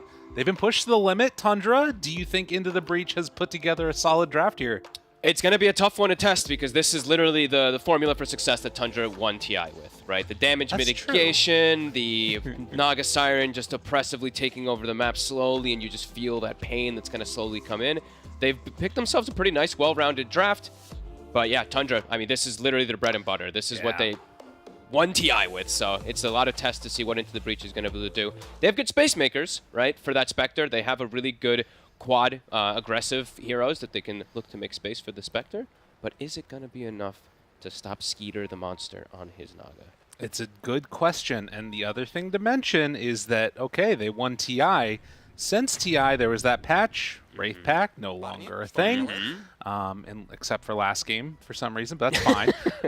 And this time around, I feel like I mean, you take a look at the esportsbet.io, they're favoring them significantly more than they were at the start of the series, that's for sure. I think that the Spectre pick is the one to me that feels like it's an interesting pivot. Yeah, I think they needed some type of answer to get to backline, right? They need to be able to find the Zeus, get that information, so I think that's kind of what they were just trying to look for. And yeah, they have good heroes to make space for it, so yeah, looking forward to see if they're going to be able to make it work.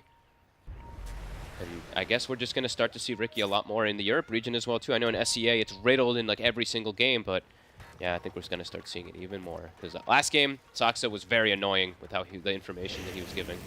And this is a game of information. Zeus, Naga, Ricky, they're going to scout out everything on the map to make space for the Skitter.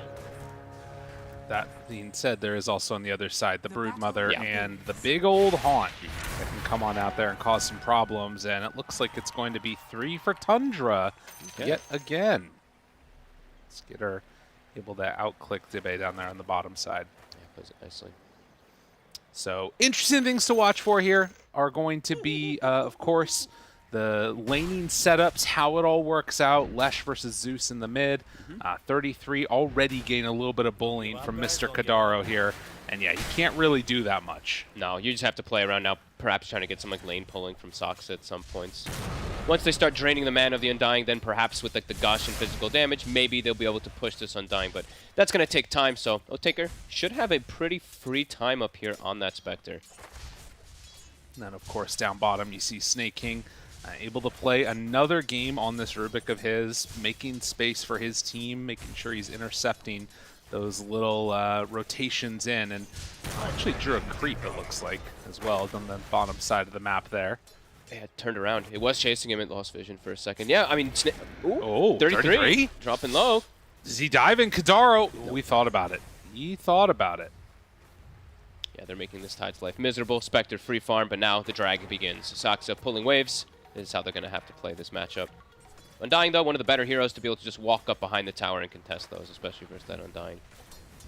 Or versus that Tide, sorry. Yeah. You can see he tries to go for and gets a deny there. Yeah, very annoying type of hero to play against. You can see that the Spectre also having to deal with the pressure of that Ricky. Not nearly as frustrating to play against. But Kadaro pulls the creep wave through. Those couple of pesky creeps, and it looks like they're going to take another round of it with the Ricky. Some tips going on mid. Just always the little... Supreme, I mean, he's getting hit right now. Oh, looks for the stun, does connect. Bottle, he puts the branch to try to block the vision. Hides out of there and gets away. Oh my god, dude. Does mean Nine's going to get the bottom rune. Supreme, he's sneak his way toward top. His bottle isn't quite yet to him. Nine, he pushed him away, so 9 should be able to fill again. Nicely played there from 9. I did not actually see what was happening while they were tipping. Probably just like a missed stun or something, and then 9 got aggressive because of it, but I caught the tail end of it. Yeah, Spectre should be free farming. That being said, though, so should Skitter. So both of these cores are going to have free time. There's also Immersion. King pulls him back in. Skitter hits him down. Oh my god. 17 HP. He's going to have to head back home. Yeah, that was close. Yeah, free farm Naga versus free farm Spectre, and then we're going to have 2 big spellcasters in that mid lane duking it out. 33 getting pushed back a little bit there too. Immersion playing on a different hero. It seems like, you know, obviously a lot of emphasis being put onto him banning out his heroes in the draft. Ends up on the Snapfire, which is another one of those heroes that can be pretty high impact in these games. Yeah, I like this. We used to see Liquid run this lane when they played Koikfa, actually, when they would run the Brood plus this Snapfire. It's a really strong duo, these two together. A lot of pressure that they can bring on. That being said, There's a Rubik in the game, so snaking will always have some pretty good options to steal versus Snapfire. Everything that you can get is amazing.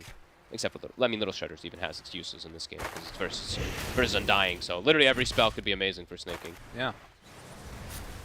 How it keeps on happening. Yeah, that's why I think Rubik is the most picked now, right? Because Lina is getting banned out so much that I'm pretty sure Rubik's in like 95% of games or something like that. Is Kadaro going to try and deny himself here? I'm not sure what's going on exactly, but the long walk heading through the river and everywhere else, this is leading off to a 1 versus 1 up top side. This is excellent here for the side of Tundra. Zoning away the Undying gives that Tidehunter actual position to play into the lane versus the Spectre.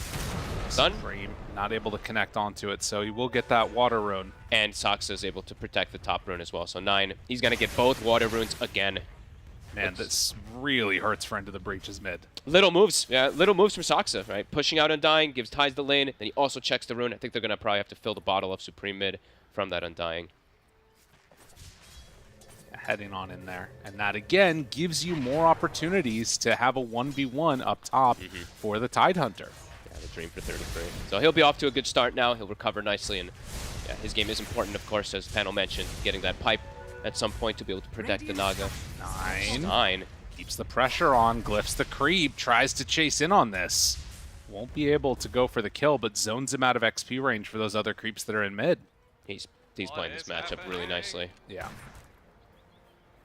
Picture perfect stuff coming out from the Zeus. And in terms of, like, they're relatively even for CS, but it's going to be those levels a slight advantage as Supreme's going to have to come back to lane. Immersion, only level 2 on the Snapfire, being pushed back by the Naga Siren Illusions. Super annoying playing against him. Yeah, he actually does not really have much regen at all, so it's constant aggression from Fadebolt. Also, now we're going to have to start looking, right? Zeus soon 6, so this spam that they keep throwing onto Immersion, at some point soon, it's going to end up being that kill they can set up for 9 to just blast down. Might have to bring some raindrops soon, too. They try to protect themselves. So already a 1k lead here for Tundra off of these lanes. Saw that Into the Breach was able to do really well in that first game because they had all 3 lanes go well. Not going to be the case again. No, they're going to have to beat him straight up if they want to do that.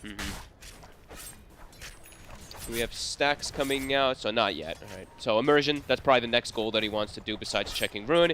Get some stacks prepared for his Spectre, because that's the way that we do see Skeeter and Tundra usually plays it, the Blade Mail build on the Spectre to farm stacks. So eventually we'd like to see him go over there, but we'll protect the Rune. Supreme gets himself a DD. A little lucky with the spawn there. They were covering the top one too. A root down on the bottom side of the map. Zibe taking a lot of damage there, and the lift pulls him back in. Zeus ult in a second. He's got trouble. Mana. If he pops the stick, he should have mana, but they won't even need it. Wow, saving that. And that means they can save it for when he comes back a second time. That is big. Wow, okay. I can't believe how he gets the hit. How did he get the vision over there? It's actually crazy how he's able to get that last auto attack. Immersion is just super poor right now in terms of levels and everything else. Yeah, their 2 supports are going to have a really slow start in this game.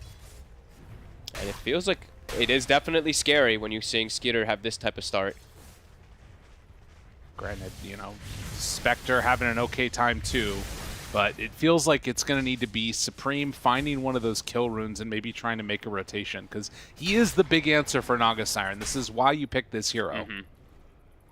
Until they itemize, of course. The Mage Slayer plus pipe and stuff like that. So he's making his move top. Saksa trying to distance himself. Has the ulti ready to go. The slowdown's there. Tombstone to follow. Saksa going to drop. Taker, the one that picks up that kill. Not a kill on a core, but a kill nonetheless to make that rotation successful. And he does have his boots finished up now, too. 9 made the move on in there. And Kadaro... pump faking Ravage too. He's trying, yeah, they're like playing around this Tombstone last hit. Oh my god, he couldn't do it. His model was too big. Oh, fat old Tide. I love it. Wow. 8 minutes in and 33 super happy with his start. My goodness. Yeah, especially in that lane. And now the Spectre, the Haunt comes out. Chasing. Taker chasing down 9, seeing if he can get him. Instead, it's just another kill on Saksa. I think the jump again did the cast time slow, so he couldn't actually get the dagger. They may have been able to get the Zeus if he gets it onto him, but quick play there from 9.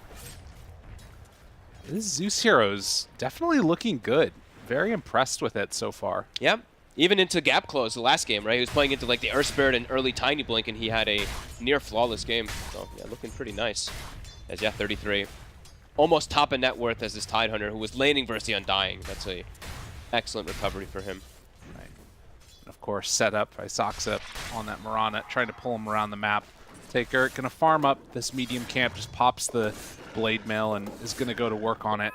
Yeah, time for him to just jungle. He's pushed out at top. They're gonna try to maximize. And I did see Immersion is starting to get some stacks going. Not an ancient stack, but has a double hard camp at the least. So that's gonna be set up for the Spectre.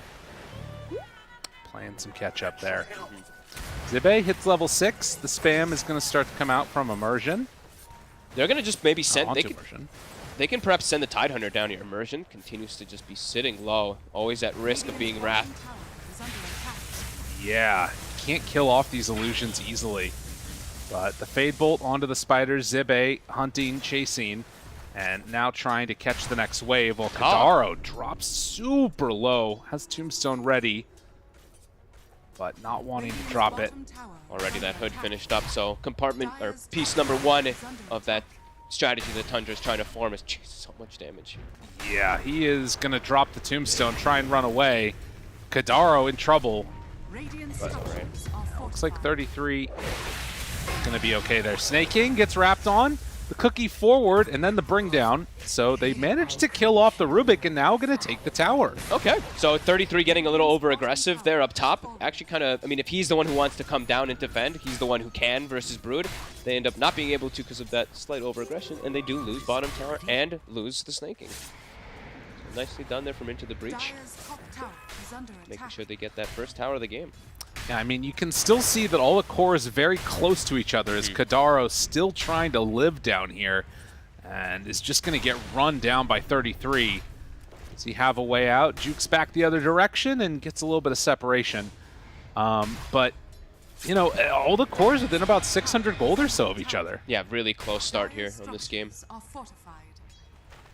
Kadaro. If he, now, next time he steps up, if he eats a gush into an anchor smash, then the Zeus will probably come. So be a little careful. Does have range drop to protect himself, but 33 looks like he didn't want to react to bottom at all. Looks like he just wants to set up his own tower push. Yeah. So speaking of, Supreme is mid. 9 shows up to try and put the brakes on the pressure.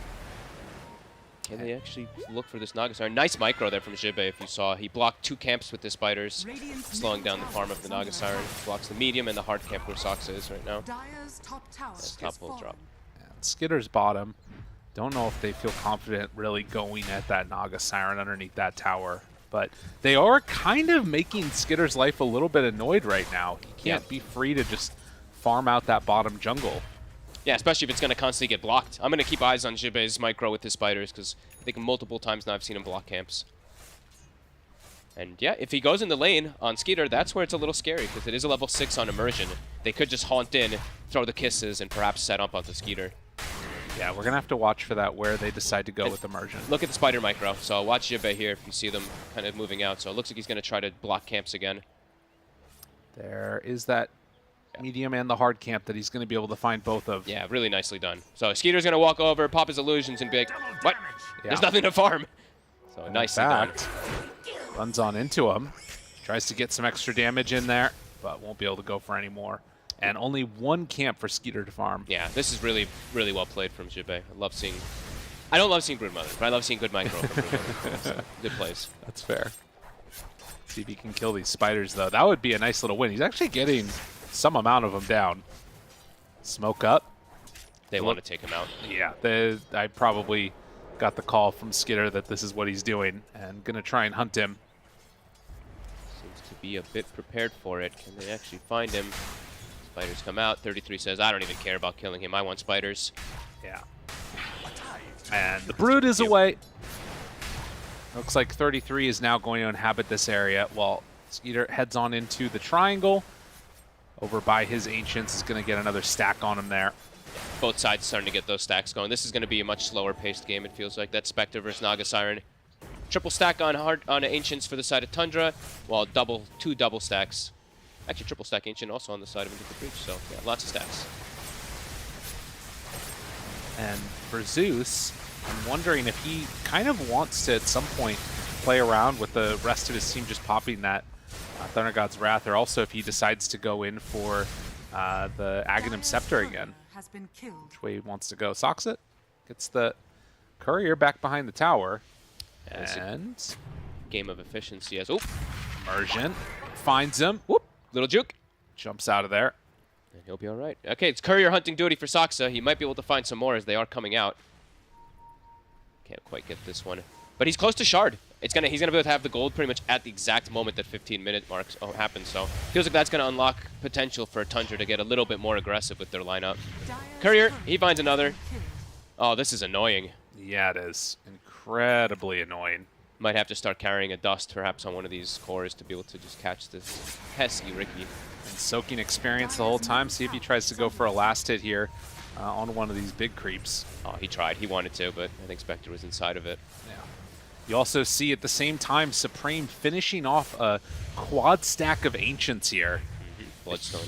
Huge amount of gold coming in for him. Yeah, not saving it for the Spectre, though. So just wanting to enable the Lesh a little bit more, which can make sense versus Naga. Does want to have him have that great start. And we do see now 33 doing the tech. Oh, see, wait for a second before we look at him. No aggression coming out. 33 has Hood locked, ready for the fight, so he can unlock, build into that pipe, and then pop it again afterwards, too. So very survivable on this side. Slow-paced game, 3-1 at 15 minutes. After we had that Liquid game where it was 26 kills at like 10-minute mark, this is quite a bit slower. Yeah, and much more it feels like trying to both teams prep for that late game. Yeah, both teams prep for economy war, right? Jibbe blocking camps with spiders, Soxa just sniping couriers. It's really just an eco game. Taking.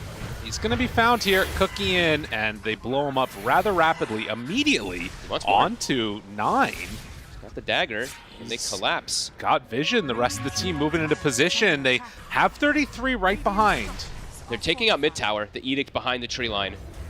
You can see that he pops the hood now on that Tidehunter. So sort of prepping for this fight now as he's constructed the pipe.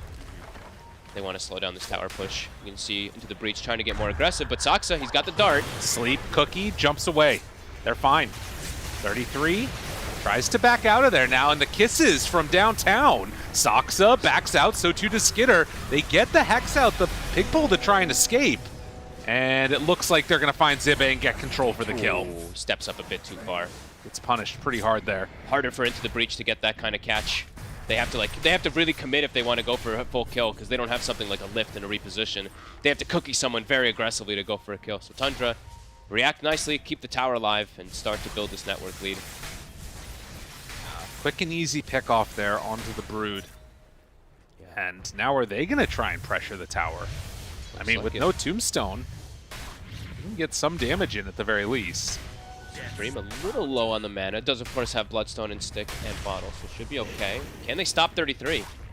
Soxa, they have vision of him, immediately breaks it, and now the run forward. Supreme going to already pop Bloodstone and gets away. The dagger coming through to finish him off.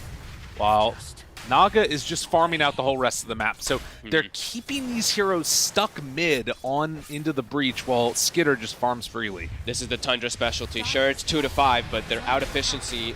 They're doing the efficiency game. They're just out efficiencying that side of into the breach. And now they find the kill. I think that's the first Thunder God's Wrath we've seen. Gets him a kill, and now they're going to maybe be able to finish this tower. I mean, Tomb is back up. This is what feels so frustrating to play against in this team, is that if you try and go and shut down the Naga, that means that you are going to lose this tower. And Supreme moves in, finds the stun, stolen now from Stay King. It's a big one. How much damage can they do? He's already hurting. No more Bloodstone. Lift back, getting closer. But they won't go for any more. Not wanting to fully commit there. 33 was looking like he was tempted to go for that Blink Ravage, but very patient as well. So one thing that did happen while all this was going down in the original dive that went for Zeus, they got a pretty good ward on Into the Breach. It looks like this tier 1 tower is going to go down now. Hard to come and fight this. But that ward that's over in the Radiant Triangle could end up turning into something later. Yeah. Jump in. That's it. Stun. That's stolen stun. Finds him. Gets the kill. this is like the best steal it feels like that Snaking could have gotten. Sure, yeah, you can argue for Mortimer kisses and stuff like that in like the midst of a big team fight, but for pickoffs and the way that Tundra wants to play, this is the most ideal grab that he can get, because then he can set up with that Ricky constantly, and now they can be the ones to dictate pace. Lead already starting to grow quite quickly. Skeeter 2,400 ahead of his counterpart. Yeah, and, you know, obviously Otaker can farm up, gets the levels, he's getting close to an Aghanim Scepter, but, you know, they're just not going to be able to farm as quickly as that Naga Siren. No, they have to farm through kills, right? The Spectre has to farm through using that Ag's jump onto heroes rather than farming creeps. Naga Siren always going to be able to win out on that front. Sox's Sleeping Dart ready to go. They're hunting. I mean, this is Danger Town. They have Ravage still. They've kept it this whole time. Taker runs into Soxa. They pop the Blade Mail to run away. Plays it super careful. Knows that that could be the death of him behind the tower even. But yeah, the farm, you know, this Naga Siren, sure, as we've said, you know, there's that Lesh to counteract him, but they've already started to get everything prepared. He's got the Orchid finished, probably going to be going for that Mage Slayer, or the Mage Slayer Bloodthorn build that we see Skeeter do so often. So yeah, the answers are definitely there to protect him. We're into the breach. It feels like they have to try to force something, but limited team fight and into a massive amount of team fight with the Tide just constantly holding Ravage. They can't commit into anything. No, you lose one fight and suddenly your entire map is going to be closed down too. Exactly. They have to just be so careful how they do take these fights. They have to. It feels like they can't make too many mistakes in this game or it's just going to be completely over. Dude, and the value of the Dragon Scale, just punching away constantly. It's a whole tier 2. They're the ones to get the tier 2 before Jib is actually able to. This is problematic. Into the breach. I have to start making some adjustments. Yeah, it feels just so difficult. Snaking, scouting around this area. They do have Tidehunter right up front and center. They find him and try to turn. Does have a regen ready to go now on Supreme. So this feels like it's a window where Into the Breach have to get something done. I mean, I understand they're waiting for that Aghanim Scepter to be completed. Taker is so close. They're going to have to hit and hit hard when he has it finished. They have to try to find this Zeus, try to find one of those big cores, because, yeah, you can see that win probability. It's really starting to feel just so much in Tundra's favor with the way they're just out-economying. I'm just going to say out-ecoing, because I don't like that other word. It just sounds bad. I love it. Yeah. So, yeah, Ags is done. It feels like, yeah, gotta find something. Gotta try to look to shut down the map a little bit, because, yeah, just getting incredibly out-farmed. They have the pipe done now, too, on the Brood. I mean, this is their window to fight. Tundra... We'll see if they decide to give them the engagement. They're smoked up like they want to go for it too. Down bottom, a lot of spiders running towards 9. Zibe sort of nearby that area too. They're forcing reaction, right? They push mid, force 2 or 3 into the breach heroes back.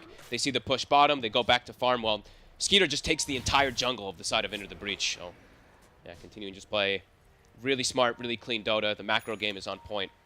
It feels like if right now Into the Breach ran like all their heroes bot, even if they kill all of them, it almost wouldn't matter for Tundra. Yeah, and because Skeeter's farming. Yeah, and they might just not even be able to do so because this Tide is always in the right place. And 33, he's pretty unkillable, it feels like, with this build.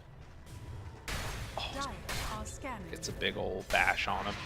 Yeah, here's that smoke. What's the big item that they got? So it's BKB on Supreme as well, as that Ags comes out on Spectre. Let's see what they find. Pipe, BKB, Aghanims, all things that they need. Have Snapfire Kisses ready to go. It has to be more than this, though. Sox is going to go down. Do they try and take an objective off of this? It feels like they need to get something on Into the Breach. They can't, though, with the build. It's not a Manta Spectre, so it's not like they can just waltz into a Roche and use that Desolate damage. He's gone for the fighting build, so... God, 33's going for a Radiance. Okay. No, he's not. That was okay. Yeah, that was the Spectre versus the Naga. I thought I saw the same thing for a second, too. Nah, he's doing his usual. His Hex afterwards. Jumps in, jumps out, jumps back in, trying to find Snaking. And won't be able to chase anymore. They're playing so annoying, right? This is the Tundra special. It's just the only person that you might kill is a support. And of course, he's free farming. So Spectre heads back home to regen mana, and you would imagine this is going to be the point where they try and go for a haunt play. It's just hard. The lanes just keep getting shoved in. Right? Top is constantly being pushed all the way into their tower. Mid's being shoved in and cut from Skitter. Bottom, again, 33 and snaking, start that push going, so it's tough for them to find this opportunity. Well, there they go. Haunt tries to find Saksa, not going to be able to do so. Oh, and that's a Haunt. That's not even a Shadow Step, so that's quite a commitment, and they find nothing. Maybe some amount of frustration coming out from Into the Breach here. Starting to feel like it is. Yeah, 9. He's now got Ags done too, so... Oh, they're even taking away stacks. Wow. Yeah, that is got to be frustrating. 33, they need to be able to punish this here. I think just commit, like, just get him out of here, right? Just commit so much onto him. Yeah, they should just get him here. Oh my god, 33, he tries to get out of there. It was almost enough, but snaking, he too will be punished. It was a lot used, but they get the kills. It's a great move. Can they turn it into more? A little over-aggressive, a little over-confident there from Tundra to finally get punished for it. But again, look at the lanes. Oh, Skitter cutting mid, taking top, and they're already starting to ping Roche. They're like, yeah, sure, Tide died, but now you guys committed Kisses, you committed Haunt. So for Tundra, it looks like they're just going to waltz into the pit now. Skitter has a heart completed. Has a heart. Oh boy. Now they drop down the Nimbus. Really starting to feel like they're running out of damage for this Naga Siren very quickly, even though they have this Lesh. To the Breach. They are not in position yet to come and fight this. And Roche, it's dying. It's not completely all the way dead, though, as Supreme gets closer and closer. They're going to drop the Ricky Cloud down, showing themselves for just a moment there. They know that Roche is going. Immersion, do they have any way to stop this? The Sleeping Dart, it's right on top of them. Now the Shadows step in. They get the lift off. Could go for the reality, but he doesn't have a way in. And the Naga song immediately pops off. Oh, God, that one and the freebie. And they're just going to waltz away.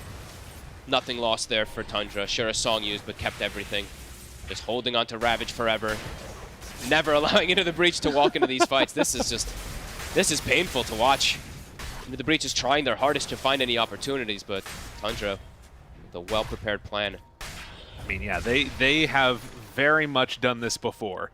And you can see the Blink Dagger picked up now for Leshrac. They're keeping it somewhat close in terms of net worth. It's got to be said, Into the Breach doing a good job of, keeping this one not a complete and total blowout yet. But will that be able to continue? The Orchid is out. Immersion there with the Force Staff to keep him away.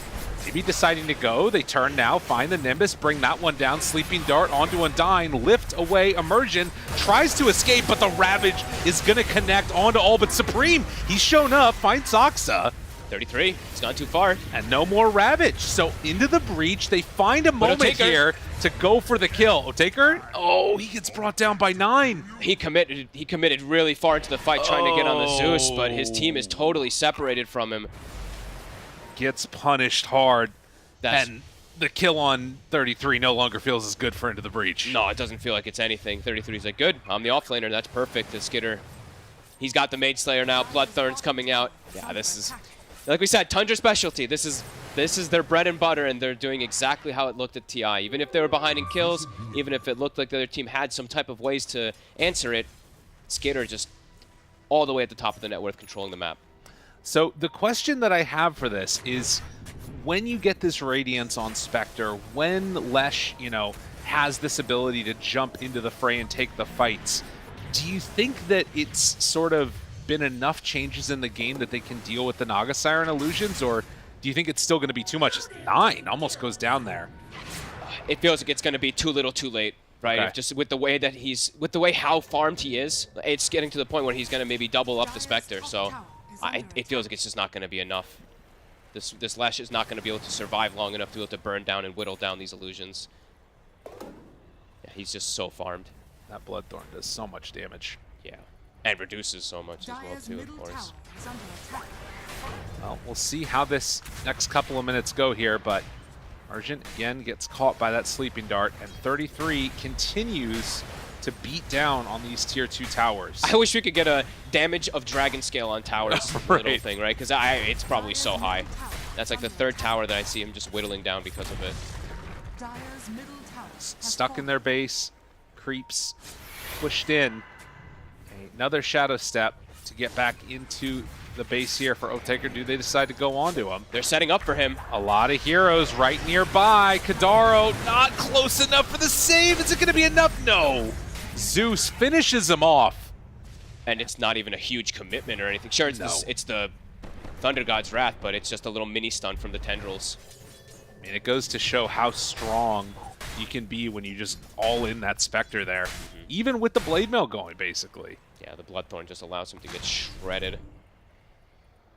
Well, evasion from that Radiance will eventually... I mean, that won't even help, actually. Nope, the Bloodthorn just makes it not exist. Never mind. Yeah, he's trying to itemize to be able to scale versus the Naga, but yeah, they're falling further and further and further behind. And yeah, it's already up to a 91% win probability. Tundra executing it at their finest. Has Ravage back up again. And soon a Hex too, so they can keep doing those type of just pickoffs. If anyone shows, they just get that chain control. So they're smoked up into the breach. Really want to try to hit hard here. Skitter, it's the perfect one if they can find him. Still got Aegis. Yeah, it's really tough. Let's see if they can get him. Sleeping Dart, and then they're away. Haunt trying to chase right onto 9. The kisses from downtown. Doing some damage, but really it's just tickling. And that's Haunt and Kisses used for nothing.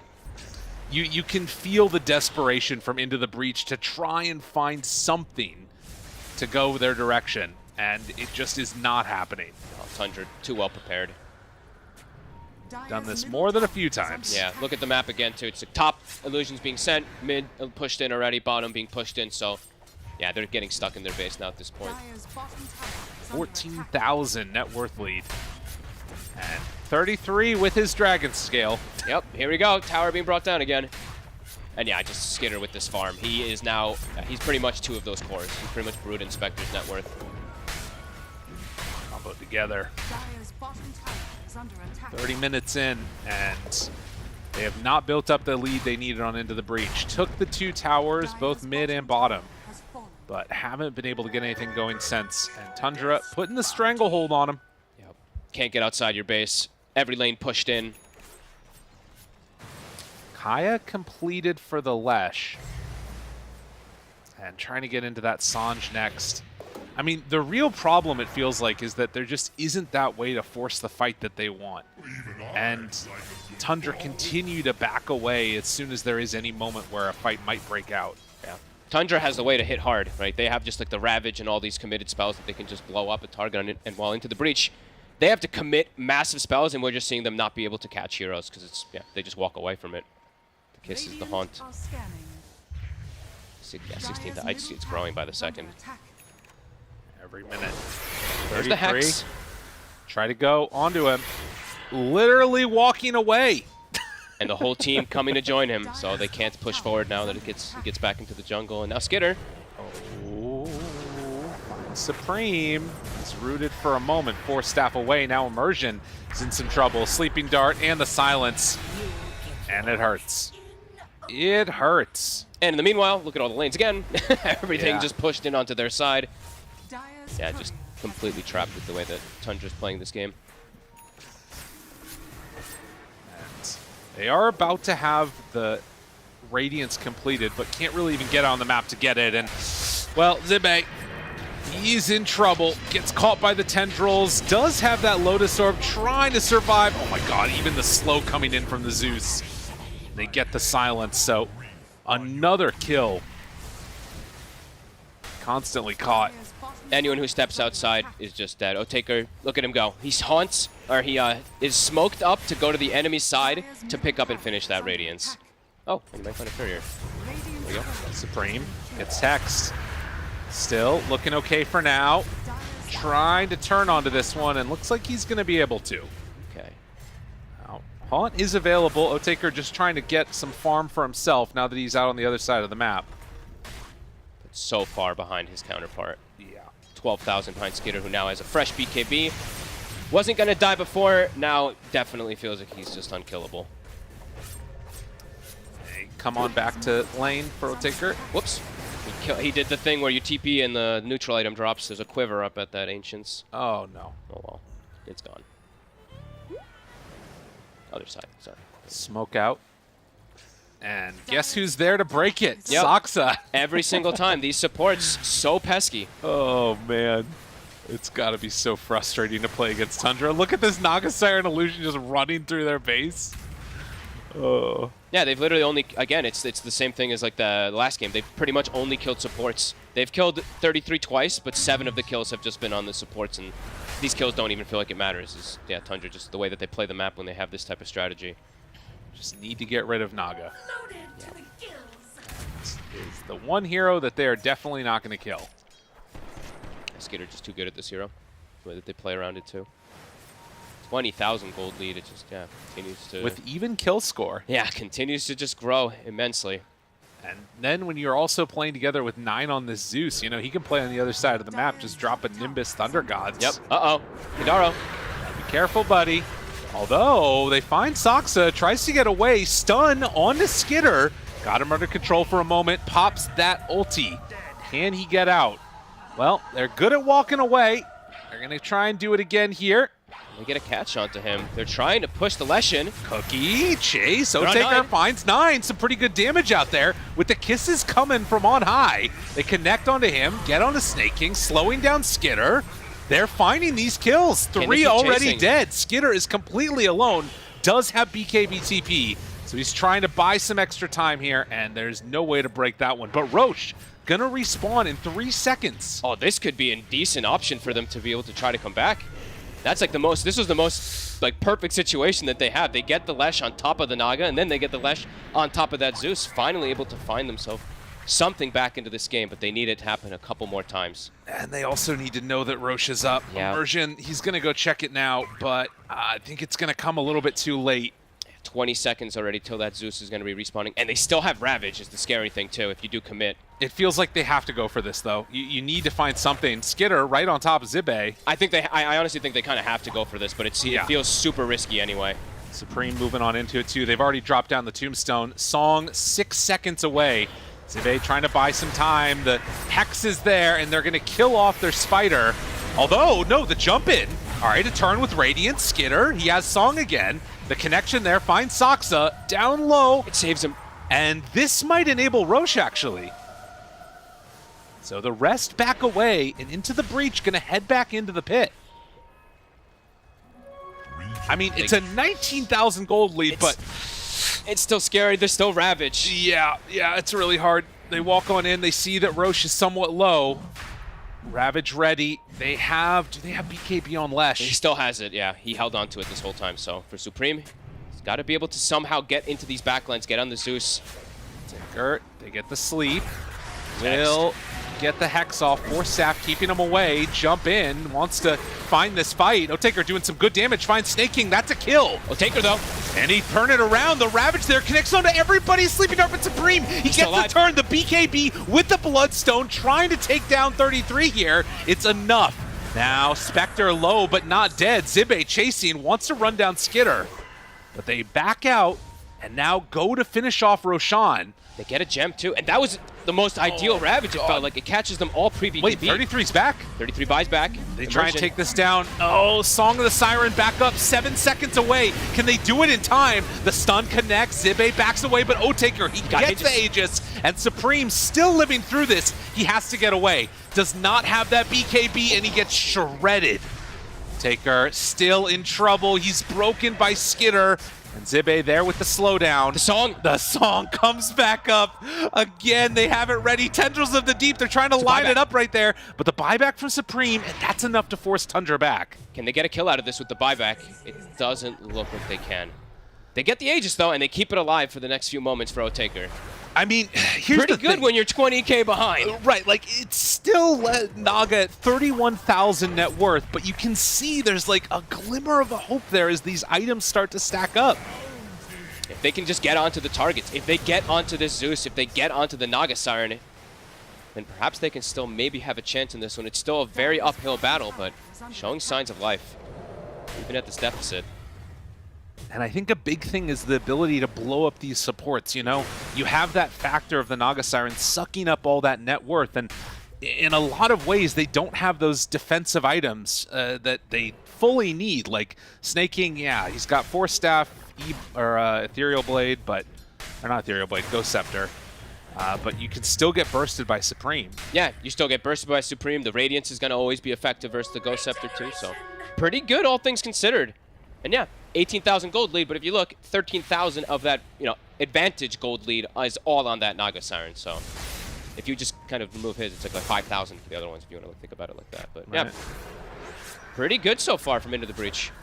Even at this deficit, they're keeping it close. Did not expect that after the start that we've had from Tundra.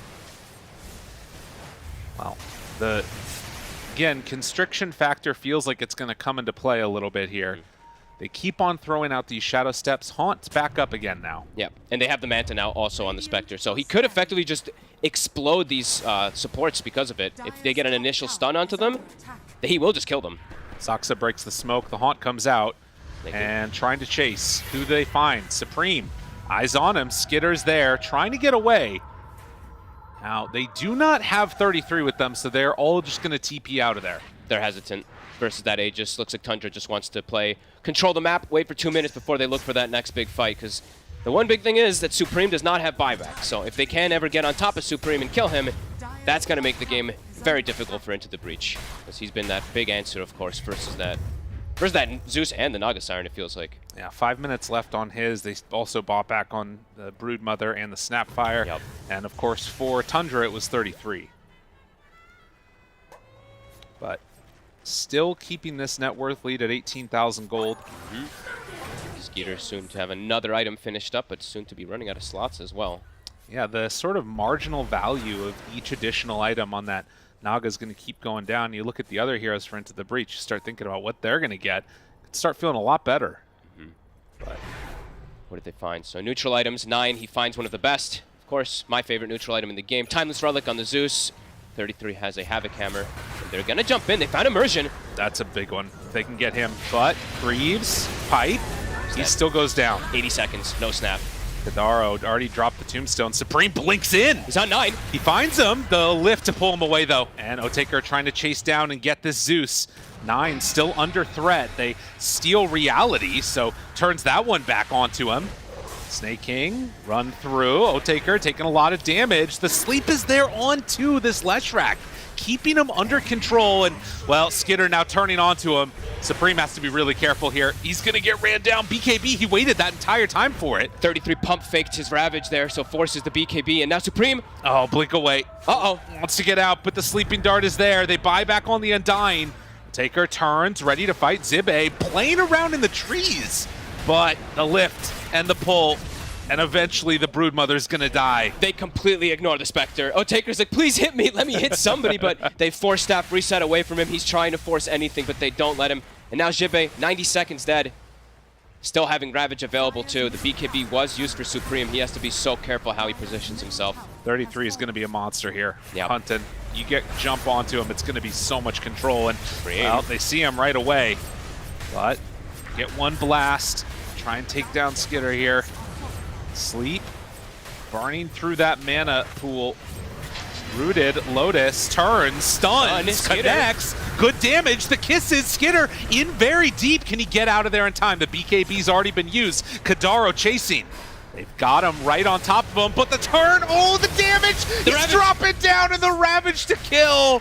With Otaker going to fall, 33 waited for the perfect moment, and they protected their carry. The absolute, I think Aegis times out immediately right as they go in too. And they're gonna have to buy back now, trying to blow up one. They find him, the Hex is there though. And Skitter, okay, gets stunned again with the Blade Mail out. Is it going to be enough damage? Snaking trying to keep his carry alive and, well, puts a little song on as they are going to head out of there. The amount of times that I'm seeing this Rubik Shard just save the day in so many games. Get Skeeter out of a dangerous position, and now they have a huge advantage again. Well, they've had a pretty big advantage, but taking a really big team fight there, kiting around the Aegis, making it look like it was non-existent, and then, yeah, Aegis times out as they get the Ravage connection onto the Lesh, too. Couldn't have asked for a better one there for Tundra.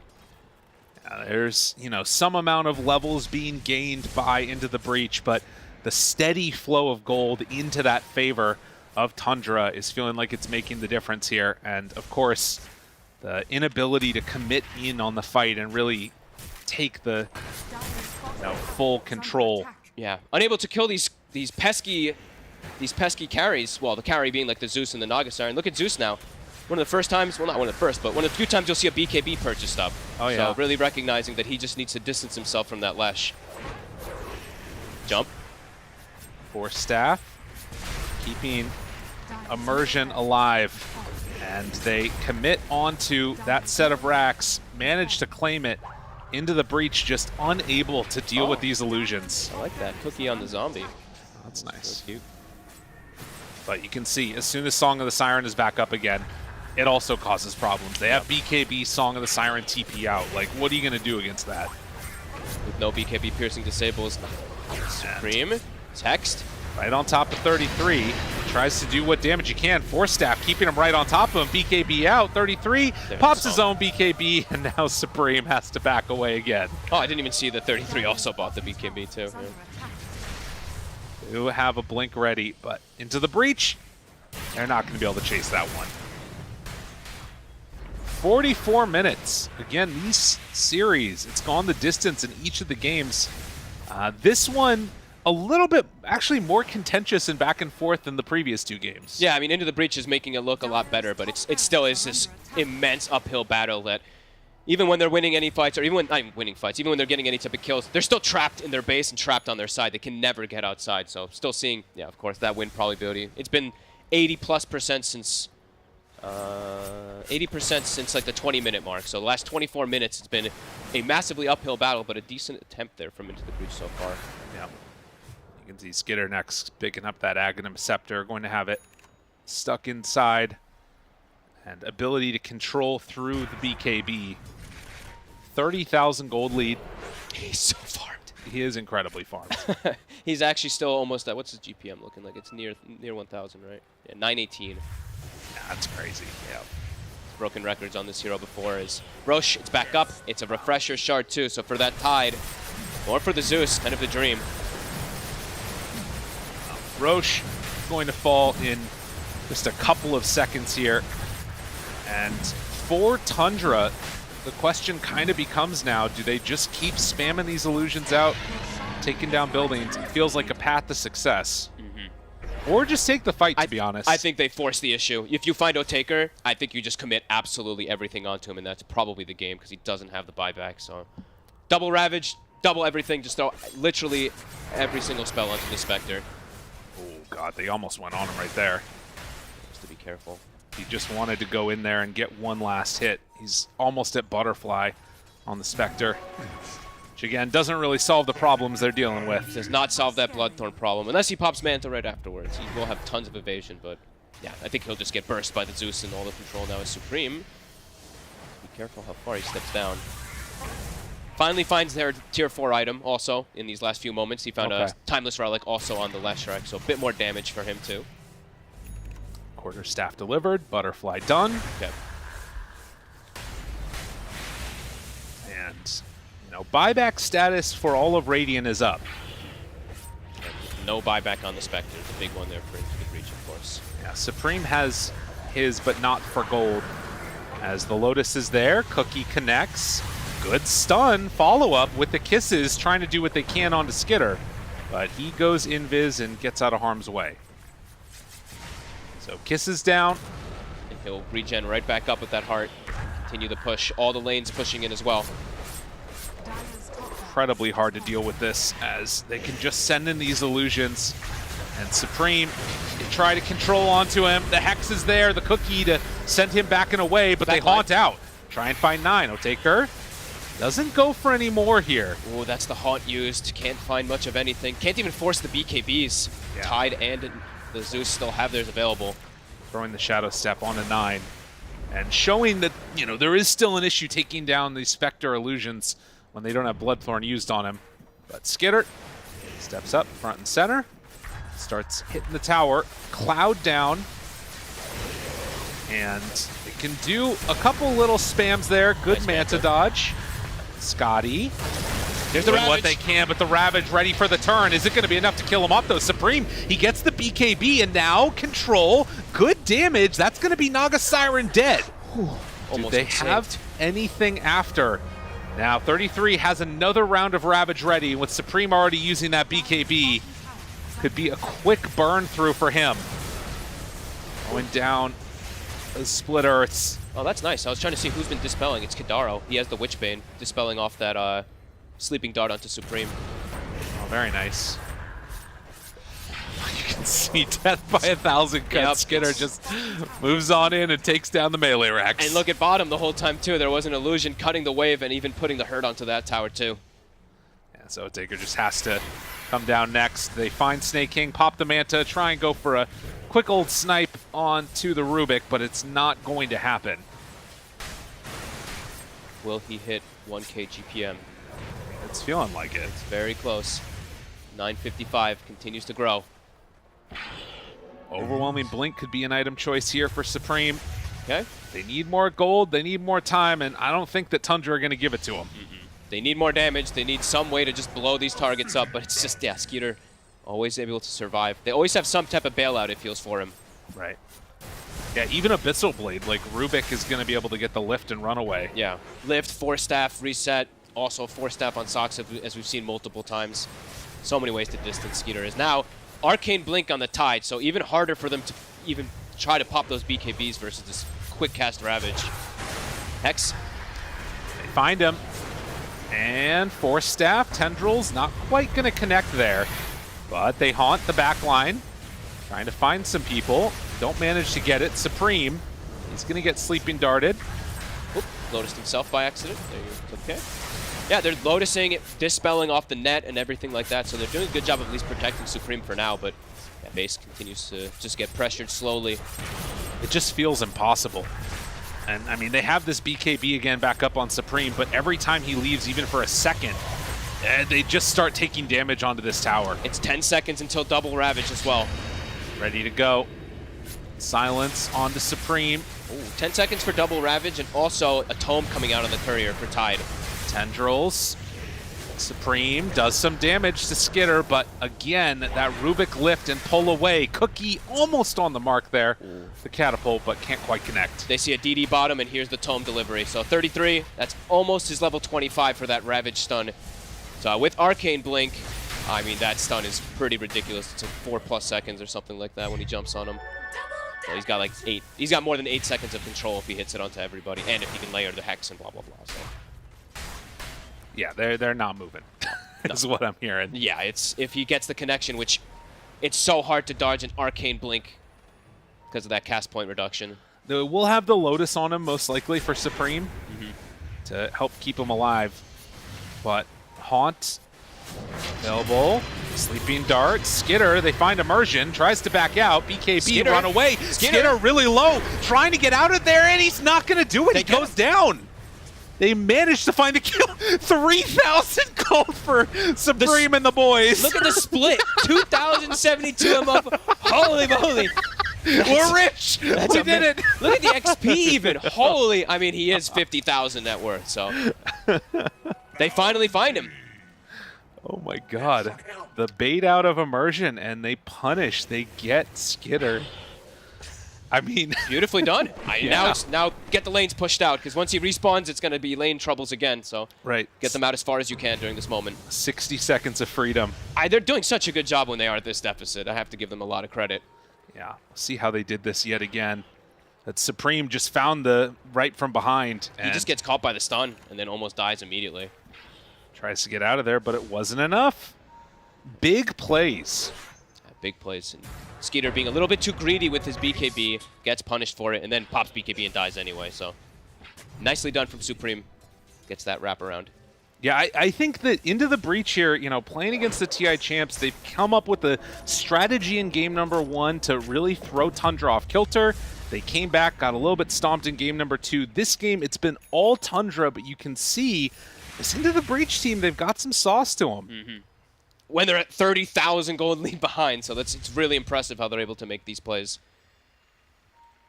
Full Hex, how's the buyback status looking now for everybody? Almost everyone in the game has it at the ready. Smoke out, Tundra. They have Boots of Travel 2 on their Naga Siren, so Skitter can join the fray. And that Ravage, he is 25 now. Do they realize where they're at? 33 steps up. He breaks his smoke, Oh, blinks it's forward. blind. That He is whips. not where they were. Skitter moves on in, Cookie away Kadaro. He's hexed, he's in trouble, but the Force Staff keeps him alive. We'll be able to maybe get that Tombstone off even, but 33 brings him down. Otaker backs away. Otaker in trouble. He's getting real low. Skitter right on top of him. The Ravage, it connects again. Spectre going down, but will have buyback. Does he decide to use it now? Goes for it immediately. They bring down Undyne. Everybody's buying back, trying to fight back into this one. But the Sleeping Dart onto that Lesh is keeping him out of the fight. And he's healing everybody up with the song. Resetting away from the buybacks. Ready to chase this. They feel like they have to get something, but all of those buybacks expended, and they're going to get nothing. Man, the Blind Ravage whiffs the first time, but the secondary one does the damage, catching onto those two. And they do isolate that Spectre and able to bring him down. So, yeah, 3 buybacks. Roche back up in about 90 seconds. Tundra find another opening. Yeah. A long window here where into the breach you're just going to have to sit back, think about what happened, and come up with another solution, because that one was not it. No. They're just having such a hard problem sticking onto any of these heroes. Like, honestly, Snaking, he's being so annoying with his lift, with his resets. Same for Saksa, the way they're just able to distance their cores. They're pinging out Snaking constantly in these fights, and I want to point. I don't know if Snake's gonna buy it this game, but he has a heart queued up on the Rubik. So anything to survive on this. Doesn't even need the bracers right now. Just go for the big item. Yep. He does have 3,500 gold on him. Yep. Roche, the next thing on the menu though, 50 seconds. 54 minutes in this game 3. And E-Blade completed now. We saw the Octarine core completed on the Riki, so Sleeping Dart on an even lower cooldown. Incredibly annoying team to play against is this Tundra lineup. I mean, the way they itemize, right, just to protect each other. Even small things like Boots of the Bearing, all these things pay merit to be able to reset and pull away these team fights to protect your cores. It's been an excellent job from the 2 supports who, together, the 2 supports are 0-12 on the side of Tundra, and they're still doing such a good job this game to protect the cores, so. Well, Taker's had enough. He's going Nullifier. Okay. Is he doing the disassemble? Okay, he didn't do it. I thought he was going to do the disassemble kind of play, but nope, still keeping Radiance and Nullifier to try to stick on these targets. Yeah, Force Staff's no longer going to be useful. The E-Blades, the Ghost Scepters, nothing doing. So they need to pause again, maybe another bathroom break or something after these crazy long games. I mean, it's been insanity, just straight up insanity. It's been overall domination this game by Tundra, but Into the Breach is really making them work for it, even though they're at this immense deficit. It's have to give them so much credit. I mean, yeah, there's like sort of this fool's hope in the back of my head that I feel like Into the Breach can maybe, somehow eke out a win here. I mean, it would be insane, but to be honest, like, even once they get megas, it's not like they still have to win a fight, I feel like, Tundra do, against this lineup of Into the Breach. Or they can just farm forever and get infinite scaling. Yeah. The problem is also they've had to use so many buybacks to keep this game at this point that you're really seeing the net worth reflect. Like, Broodmother is... It's true. Shibe is super weak in these fights. He kind of just is a protection for Spectre. He has no aggressive purpose. Yeah, it doesn't really do anything at all. Trying to get into that Hex. As some admins getting ready to lay the hammer down here in a second, I think. But yeah, a Hex on Brood would be a pretty big win for them.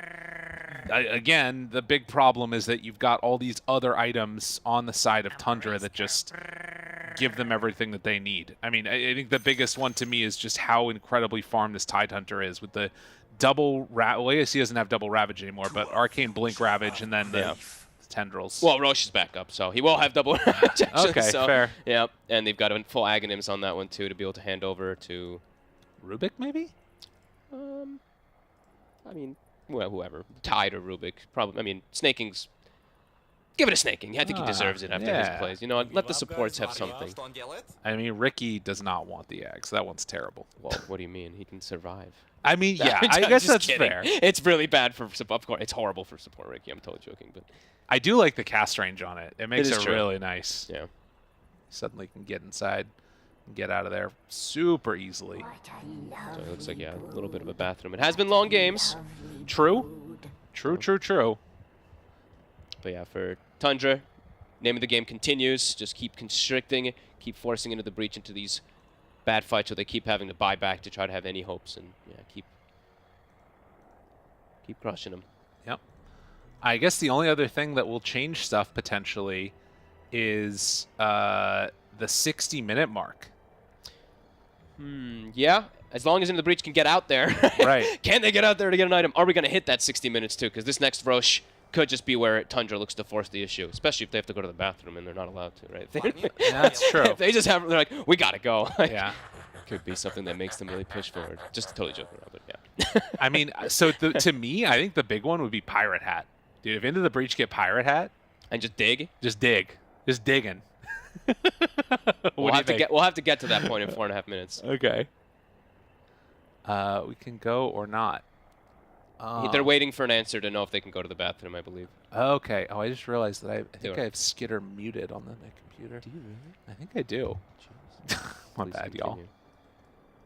Why do I have it muted? Well, regardless. Okay. We are ready. Need bathroom, can we? Or I think he means death loss. Yeah. But he's saying death loss. Activate, engage.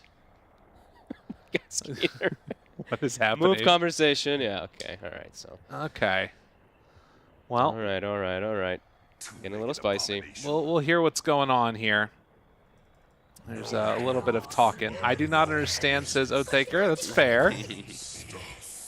It's a painful one for Into the Breach, right? Just having to endure during all this, being trapped in there, knowing how much of a deficit that they're at, but still fighting back hard. Yeah.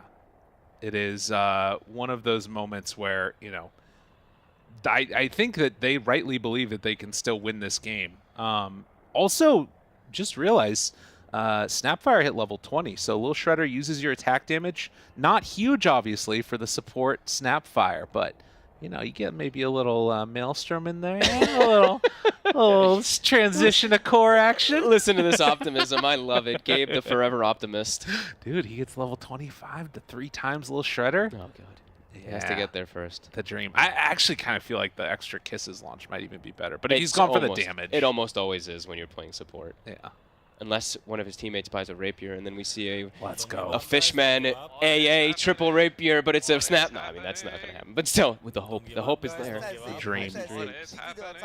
Got some good old-fashioned spam coming out here. I think that's why I had him muted. If I'm gonna be honest, he was spamming voice lines. Okay, that could be the case. Yeah. Okay, I'll give him that one. That's fair. I mean, I definitely wasn't running into him in my pubs. If we're gonna be real about it, but still, sometimes it needs to be done.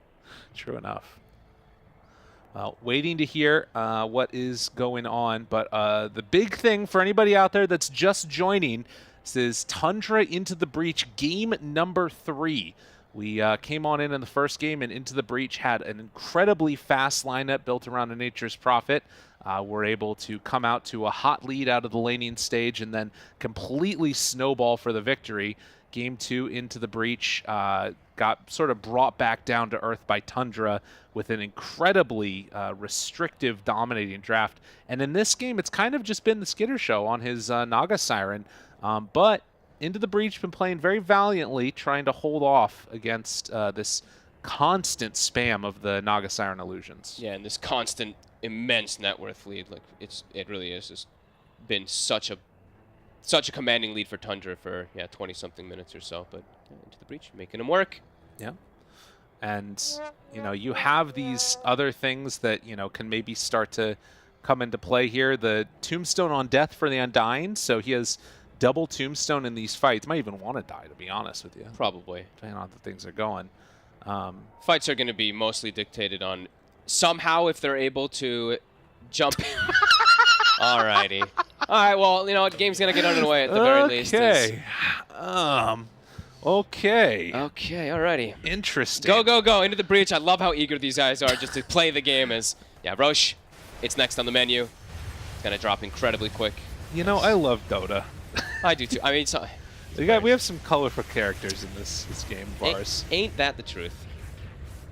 Gross talent now being picked up. Skeeter, he's very farmed, but he hasn't hit 25 until just a few moments ago. So even more mirror images being pushed out to those lanes. And Roche, that's the big one. Pops the Thunder God's Wrath for 9. Just to get vision. Aegis for Skeeter. The pressure going to be likely for 33. And does he take the Ags too? He will. So 33 now. pumped up in the net worth as well. Number Dire's 2. bottom tower has fallen. All the way up there.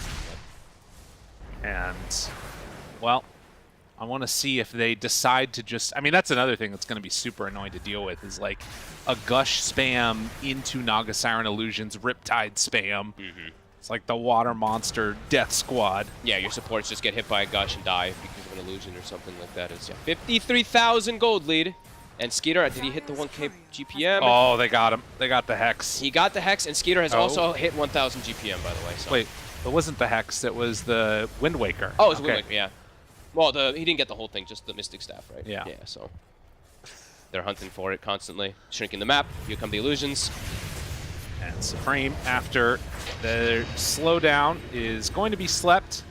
4 staffed away. 3 minutes away from that next set of neutral items. Can Tundra close this one out in there time? It is. Jumps in. BKB control in trouble.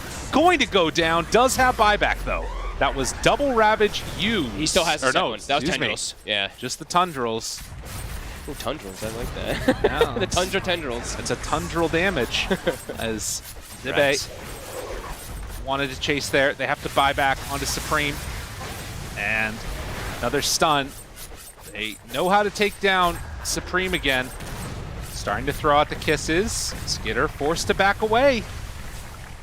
But the racks soon to drop.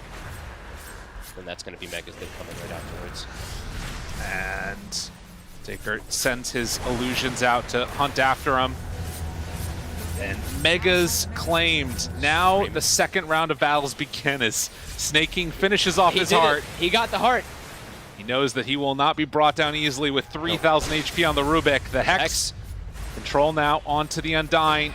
Tier 4 towers being brought down. And they're hoping, praying for some way to keep the rest of Tundra off their base. They're just getting poked to death. They literally are getting poked to death. There's the net. The reel in. Control, reeling him in. Get on in her. Supreme. Oh, finds one. But this is a very tanky Rubik. The Rubik card, it's not going to be enough. Uh-oh, Supreme. Yeah, he's in trouble now. No more BKB, the cookie to force him back. They have the Tombstone down. 33 beats away at that one for a moment. They try and take down now this Nimbus. It's going to fall. Stun connects. Still fine. Lash jumps in, doesn't have BKB. The silence, the Hex, the Gush control, and the steady beatdown of these buildings. Supreme wants to throw out another split earth here, but the silence, everything so impossible to deal with as we're closing in on a 60k gold lead. And here come the Mega Creeps. For They've arrived. Tundra. They've made it to the base. They want to hunt, they want to kill, the sleep, well, everything dropped down. Supreme, Otaker finding one. They're still trying to kill Snakey. They can't. They want to bring him down desperately. 9 also hit now by these kisses. Supreme on top of the Ricky and now on top of Skitter, but Skitter ripping him to shreds. No Bloodstone's going to be able to keep him alive. The dieback has occurred. Into the Breach are going to lose this game as Tundra try and close it out. Nowhere left to go. Dead for 2 minutes. GG is going to be called. And a celebratory Ravage from Tundra as they end this impossibly long game. An advantage of this game that they've had for 30-something minutes, but Into the Breach, got to give them props. It really made them work for it. Did feel pretty damn impossible this entire game, even when they got that Roche and Aegis. Tundra knew how to play around it. They danced on the Spectre, didn't even let him utilize it. So, yeah, really well played by Tundra, but lots of credit. I really love the way that Into Breach is coming in, showing in their own strategy, showing in their own hero picks, as we saw from that Snapfire, especially from Zibe in the first game where I think he was like 17-0 or something. So really good plays from them, and yeah, fun series. I think that it's a good example of this sort of like taking down the champ that we saw from Liquid before, showing that Tundra can bleed and having like a blueprint for how to take them down, which Tundra is going to have to sort of deal with, I think, particularly as we get closer to some of these other matches that they have coming forward. But for now, at least, we're going to end off the day. A wonderful series to end the day with as we head back to the panel, let them break it down. It might have taken 3 games, but Tundra do close out this series at 2-1. Sneaky little hand there in the corner. I think it just has to be said, you can't give Skitter Naga. It's just going to be an impossible battle for yourselves, and Into the Breach, unfortunately, that's exactly what happened. Yeah, I mean, it's been an hour-long game, but I think that's why you don't pick Brood against this team. I think if you ever want to pick Brood, you need to respect the Naga Siren, and it's really hard to do that in first phase. A beautiful game from Tundra. Not many kills, but just farm-centric. This Tidehunter, completely uncontested in lane, got to occupy the top side of the map, take tower, go to enemy jungle. Meanwhile, Naga farms everything behind. Yeah, just a good old-fashioned Tundra victory. And my god, they tried to stop her, but they could not. You even have Brood sending out the spiderlings, blocking camps, just did not do anything to stop him from farming. Into the Breach did, though, have moments where it felt like they were holding their own, or at least they were on the right track to, despite having that gold difference, Kazu. I mean, I think this team seems to... I'm not sure what they're really focusing on in terms of like their improvement, but I think their drafts are good, and also the way they play team fights is kind of impressive. Like, even when this team is down, I feel like they go for a lot of plays where it's like, this is something you see very, very, very good teams do, you know? You're down a lot of gold, but you still figure out a way or have a plan of what you need to do and how you need to fight. So I think for them, this team is just continuing to impress me in every series they play, even though they lost this one. I think they put up a great fight. They did great in game 2, in game 1, which they won. Then they did pretty well in game 2. They did also pretty well in this game. So I think this team, people need to start respecting them more than they are right now. Yeah, I think for Into the Breach, it's like Kevin mentioned, it's like this 20k fight outside the Roshan pit. It then has Skidder hitting a big 3-man song. Leshrac has to buy back, and from that point of the game, Into the Breach kind of lost their momentum in comeback. Sure, they're still down 20k, but now that Lesh doesn't have buyback, the fact that you've had to kind of retreat from there, I think even trying to go for those fights is very commendable. But yeah, Tundra, 13-1-13 on Skidder. Again, I think... don't want to spoil who I think the MVP is, just in case you want to do that. Oh, we're doing the game. You know we're doing the All right, game. go on, off you go. I was going to say, you done point, though? I mean, I don't just want to get to my next point, which is the MVP. Okay, So. all right. You got one, T? I mean, yeah, of course. Got one, Kazu? Yep.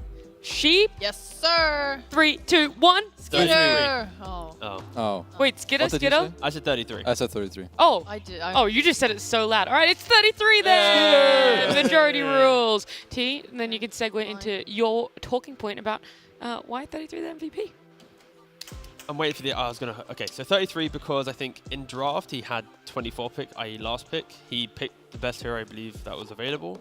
And he also commanded the game with it. So why it was good, he didn't really get pressured in lane. As soon as he took over the tower, he just has this aggressive mindset of skipping waves but dragging them into the enemy jungle, making sure he's constantly taking away farm from the enemy and not allowing anyone to have access. And I also loved his itemization. He goes for the hood, into a pipe, then a blink, then he goes straight away for a hex. And he has the shard as well. So now he's playing Tidehunter with a different mentality to other players, where he can initiate with the hex, chain CC with his shard, and then if people group up around him, he then has the Ravage. And then the other option is just Blink Ravage. So I love the fact that he's giving Tidehunter maybe not a fresh take, we've seen other players do it, but getting to see it again and it become more popular, it just allows him to not feel like a high cooldown hero. It's because he's still playing as if he always has Ravage, because he's got this hex, got this shard. So again, I just love the fact that he got to play his hero, and yeah, great game overall. 92.9% kill participation. You don't often see that in a game of Dota 2. Ooh. It also was like the same as last game, right? With this Hex on offlaner, playing with your Rubik Dart. I just really like the fact that they're giving themselves more stuns and ways to catch heroes.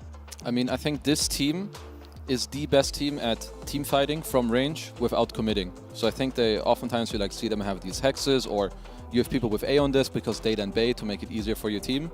And I know that even going back years where I played with Aoi and then he coached me, this is something he's very adamant about, that you're good at this, about knowing how to teamfight and also like how to use wards. That's something he talks about very often. Yep. If you have a ward and they're just on the outside, the enemies, on the outside vision of your ward, it's not that good to take the fight there. You want to like bait them more into your vision, because otherwise if they take one step back, you don't see them anymore. So I think this is something where I feel like I'm pretty damn sure that Aoi is just, he's drilling them on this stuff, and you can see it. I mean, that could just be what he feels has to be one of the biggest fundamentals, and it's shining through in Tundra's gameplay. It's something you praise as well, Sheep, just how well Tundra play with vision. They just, even if they don't have vision via wards, they give themselves vision through other things.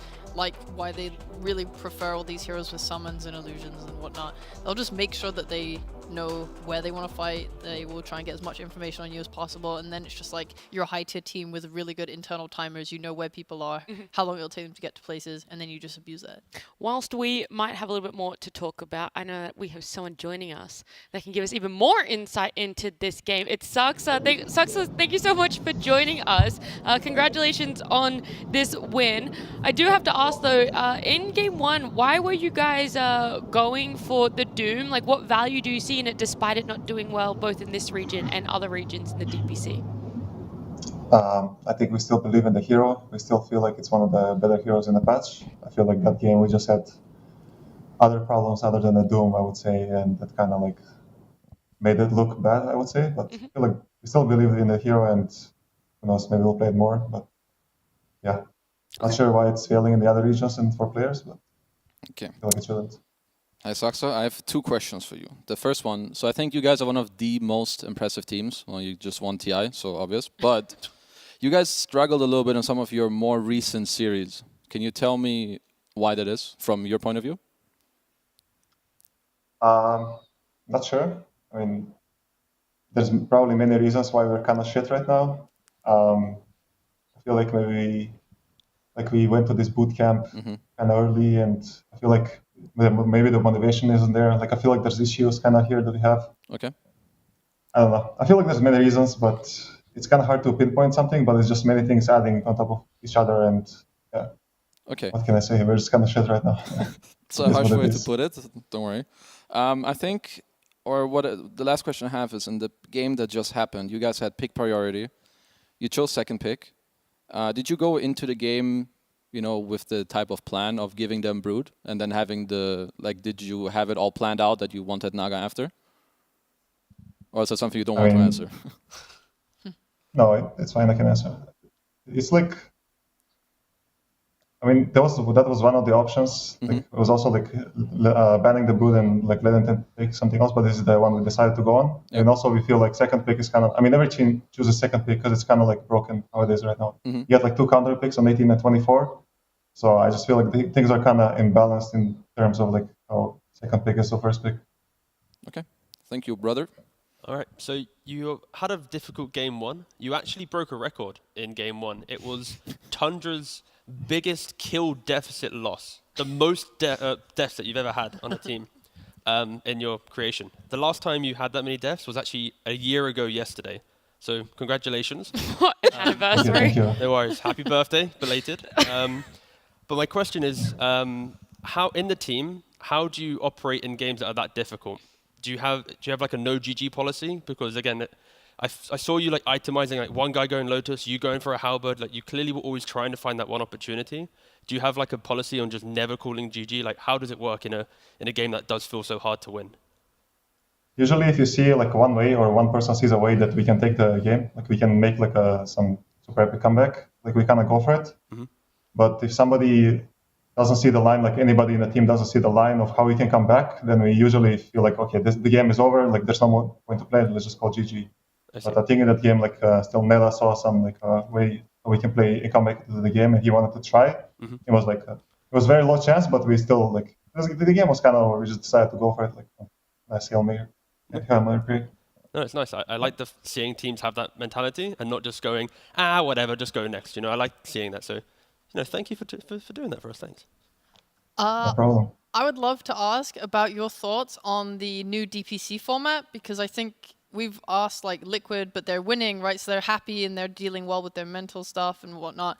Are you guys, as a team that is picking up a couple losses, are you finding it harder to like, kind of going off of what Kezu said, is it harder for you to figure out the reasons things are going wrong because it's so condensed? Do you think it's like a worse or a better thing? I mean, maybe in the short term for us specifically right now, it's not that good, because usually we got used to it, to like this whole like 6 week, like you have a lot more time to prepare. But I feel like overall it's good. Like I feel like 6 weeks is just too long, and I feel like it's just us not adapting to the system itself, but I feel like the system itself is good. And I feel like even 3 weeks could be shortened, to be honest. But I feel like it's good. It's going in a good direction. Okay. And also, you played Ricky twice this series. The hero is like from what we've seen in games so far, a bit 50-50. Sometimes he really struggles and sometimes he does well. What do you think are the conditions that need to be met for him to have a good game? If you can say. The hero needs like a lot of... I mean, the hero doesn't do damage and he doesn't wave push, right? So he needs both the team to cover those two things. But he does provide like a lot of team fight impact. Like, and this dart is like, I don't know, it's so broken. Like the whole 3-second stun, and then he's slowed after, and then we have the smoke screen. Like there's these factors are just what makes the hero broken, and like the invis, of course. So you just need the team to make up for like the wave push, the damage, some of the spells in the team fight, and you're good. The hero can work then. Thank you very much. Congrats for your win. Thank you, Saxo. Yeah, Thank you. All right, quickly. I fail to pronounce your name nearly every other time I cast or commentate your games, okay? It's my issue. I have a slur, and it's self-conscious, and I thought I'd actually use this opportunity just to say sorry. I'm going to say it quickly. You can say if it's yes or no. Saxa. Is that That's good? fine. That's fine. I've done it! I finally conquered my biggest fear! Yes! Thank you. Wait, what do you usually say? Nothing correct. Don't worry, you're not the only one. There's many people who do that. I know. I'm trying my best. You're all good. Thank you, Saxa. Well played. Now, I was going to say, now I'm really concerned, but thank you so much, Saxa, for joining us. And congratulations. Again, hopefully you guys can figure out whatever's going on, whatever's wrong for you guys. But I look forward to seeing more of Tundra. Thank you too. Bye-bye. Bye. See ya. Bye. Interesting. I've got to say, doesn't know why they're in a rough spot, or as he put it, shit. Well, do you want to take it? Yeah. Okay. You can expand after. I will expand on the shit. So I after the think. shit, yeah. So I think first of all, it's very often a lot of small things as to why you're struggling, and I think Dota is very similar in terms of the gameplay too. You win with like a lot of small steps that you need to do properly, and I think him calling himself or the team in its current state quote unquote shit. It's not a bad thing. They hold themselves in a very high regard, right? They just won TI, they're amazing players, and they know that this is not their form, and this is not acceptable in a way, and they know that themselves. So I think it's just honest words. Yeah, you compare probably their work pre-TIs, let's say 100%. This is maybe 75% or something. The fact there hasn't been big patches. When you get into boot camp with the teams, like, guys, there's no patch. We just need to open up our old playbook, maybe add a couple new things. Whilst other teams, they're like, we were shit at TI, Tundra wasn't, how do we get to them? So I think for Tundra at least, it's just the reality of teams giving it their all during the off-season, whilst they're probably a little bit more relaxed. If they don't hit boot camp, hit at 110%, they will naturally be a little bit behind, but their middling form is still top 2, top 3 in the region, so they still will probably get to the major quite convincingly. It's just not going to be that first place Tundra that teams expected, or even what they probably wanted. So that's why you're hearing it be so more harsh compared to other teams. The other thing is, it makes me excited for when they do figure it out, because then we get to maybe have a little bit of insight on that, like what was the key focus. So as much as it does suck to see a team and players and, I guess lose, it is nice to know that when they do start winning, what was the issue. But let's have a look at results. Our day has concluded. All series are finished. We had 3 series today. It started off with a little bit of a bang. Why are you guys doing that? Why not? Because the results are here. It started. I was trying to be. You had the one perfect. Okay, all right. Well, you got to keep it going for when we come back on camera. But the day started off OG 2-0ing GG, Liquid then 2-0'd Entity, Tundra 2-1 against Into the Breach. Cannot be said enough times just how much of a feat that is from Into the Breach and how great they looked. It was tease beautiful, just like my. Oh, yeah. It's not up anymore. I'm not gonna. It's fine. We lost it. I was gonna be all cute and stuff, but not anymore. No. That's all right. You can stand down there being cute, telling me about your favorite game of today. Ooh. Okay. Favorite game of the day probably going to be. You know what? Game 1, Liquid vs Entity, because I got to see Spirit Breaker and Discipline Dota 2. Love it. No one else gets to say what their favorite game is because we're please. going into the leaderboard. Please let me say it. Please. Yeah, Please, I will let you say it as a leaderboard Me comes too. up. Guys, can you let me finish? Leaderboard is Liquid 3-0, Tundra 3-1, GG OG on the same scoreline of a 2-1, Entity Into the Breach the same as well with the 1-2 scoreline, Nigma 2-0, and then Secret unfortunately 3-0. It's nice they got their break day today, and of course, as my panel is pleading me, Sheep, what is your favorite game too, me of too. today? My favorite game of the day was Talentless with Nat T. Oh my gosh. That's actually really wholesome. Thank you. I didn't know you were going to say that. Yeah, Cassie, what's my yours? answer's a lot worse. What is it? What is it? What is it? OG versus GG game 2. I'm That's sorry. pathetic, It wasn't disgusting. you. Yeah, we were giving That's real answers. Yeah. Are you saying my game show wasn't real? I feel like she just said it to be nice to you. You would be wrong, T. Yes. I was about to swear, but I'm being professional. Good job. Professionals are going to jump to this schedule when we look at what is going to be played next on Western Europe. It's in 2 days' time. It's going to be on Wednesday. It's going to be in that middle of the week. Entity versus Secret to start it out. Into the Breach up against Liquid. And then Enigma Galaxy up against Gaming Gladiators. Some nice series there. A standout one. All three of you get to answer this one at a time. Starting with Kazu. Entity versus Secret. Okay, don't give me a reason why. T-Gov, what's yours? Don't give me a Liquid reason Galaxy why. versus GG. Perfect. Don't give me a reason why. Sheepstick, what's yours? Into the Breach versus Liquid. Woo! Let's go. Well, mine go, is Kazu. Entity Secret. Not that you asked. Don't tell me why. Don't tell me there we why. go. I don't really want to know. I do want to know closing remarks, though, for today. Any thoughts you have? Perfect. Instead, we're going to jump on to the end of this stream. I don't know why I said we're going to jump to anywhere except closing. You guys can head over to NA, though, if you would like to see some more Dota. It is twitch.tv/PGL_Dota2EN2. I believe it's TSM versus Nouns. No doubt they're jumping into drop at the moment. A round of applause for the long day that was today. Thank you guys for sticking by us. We'll see you in the NA chat.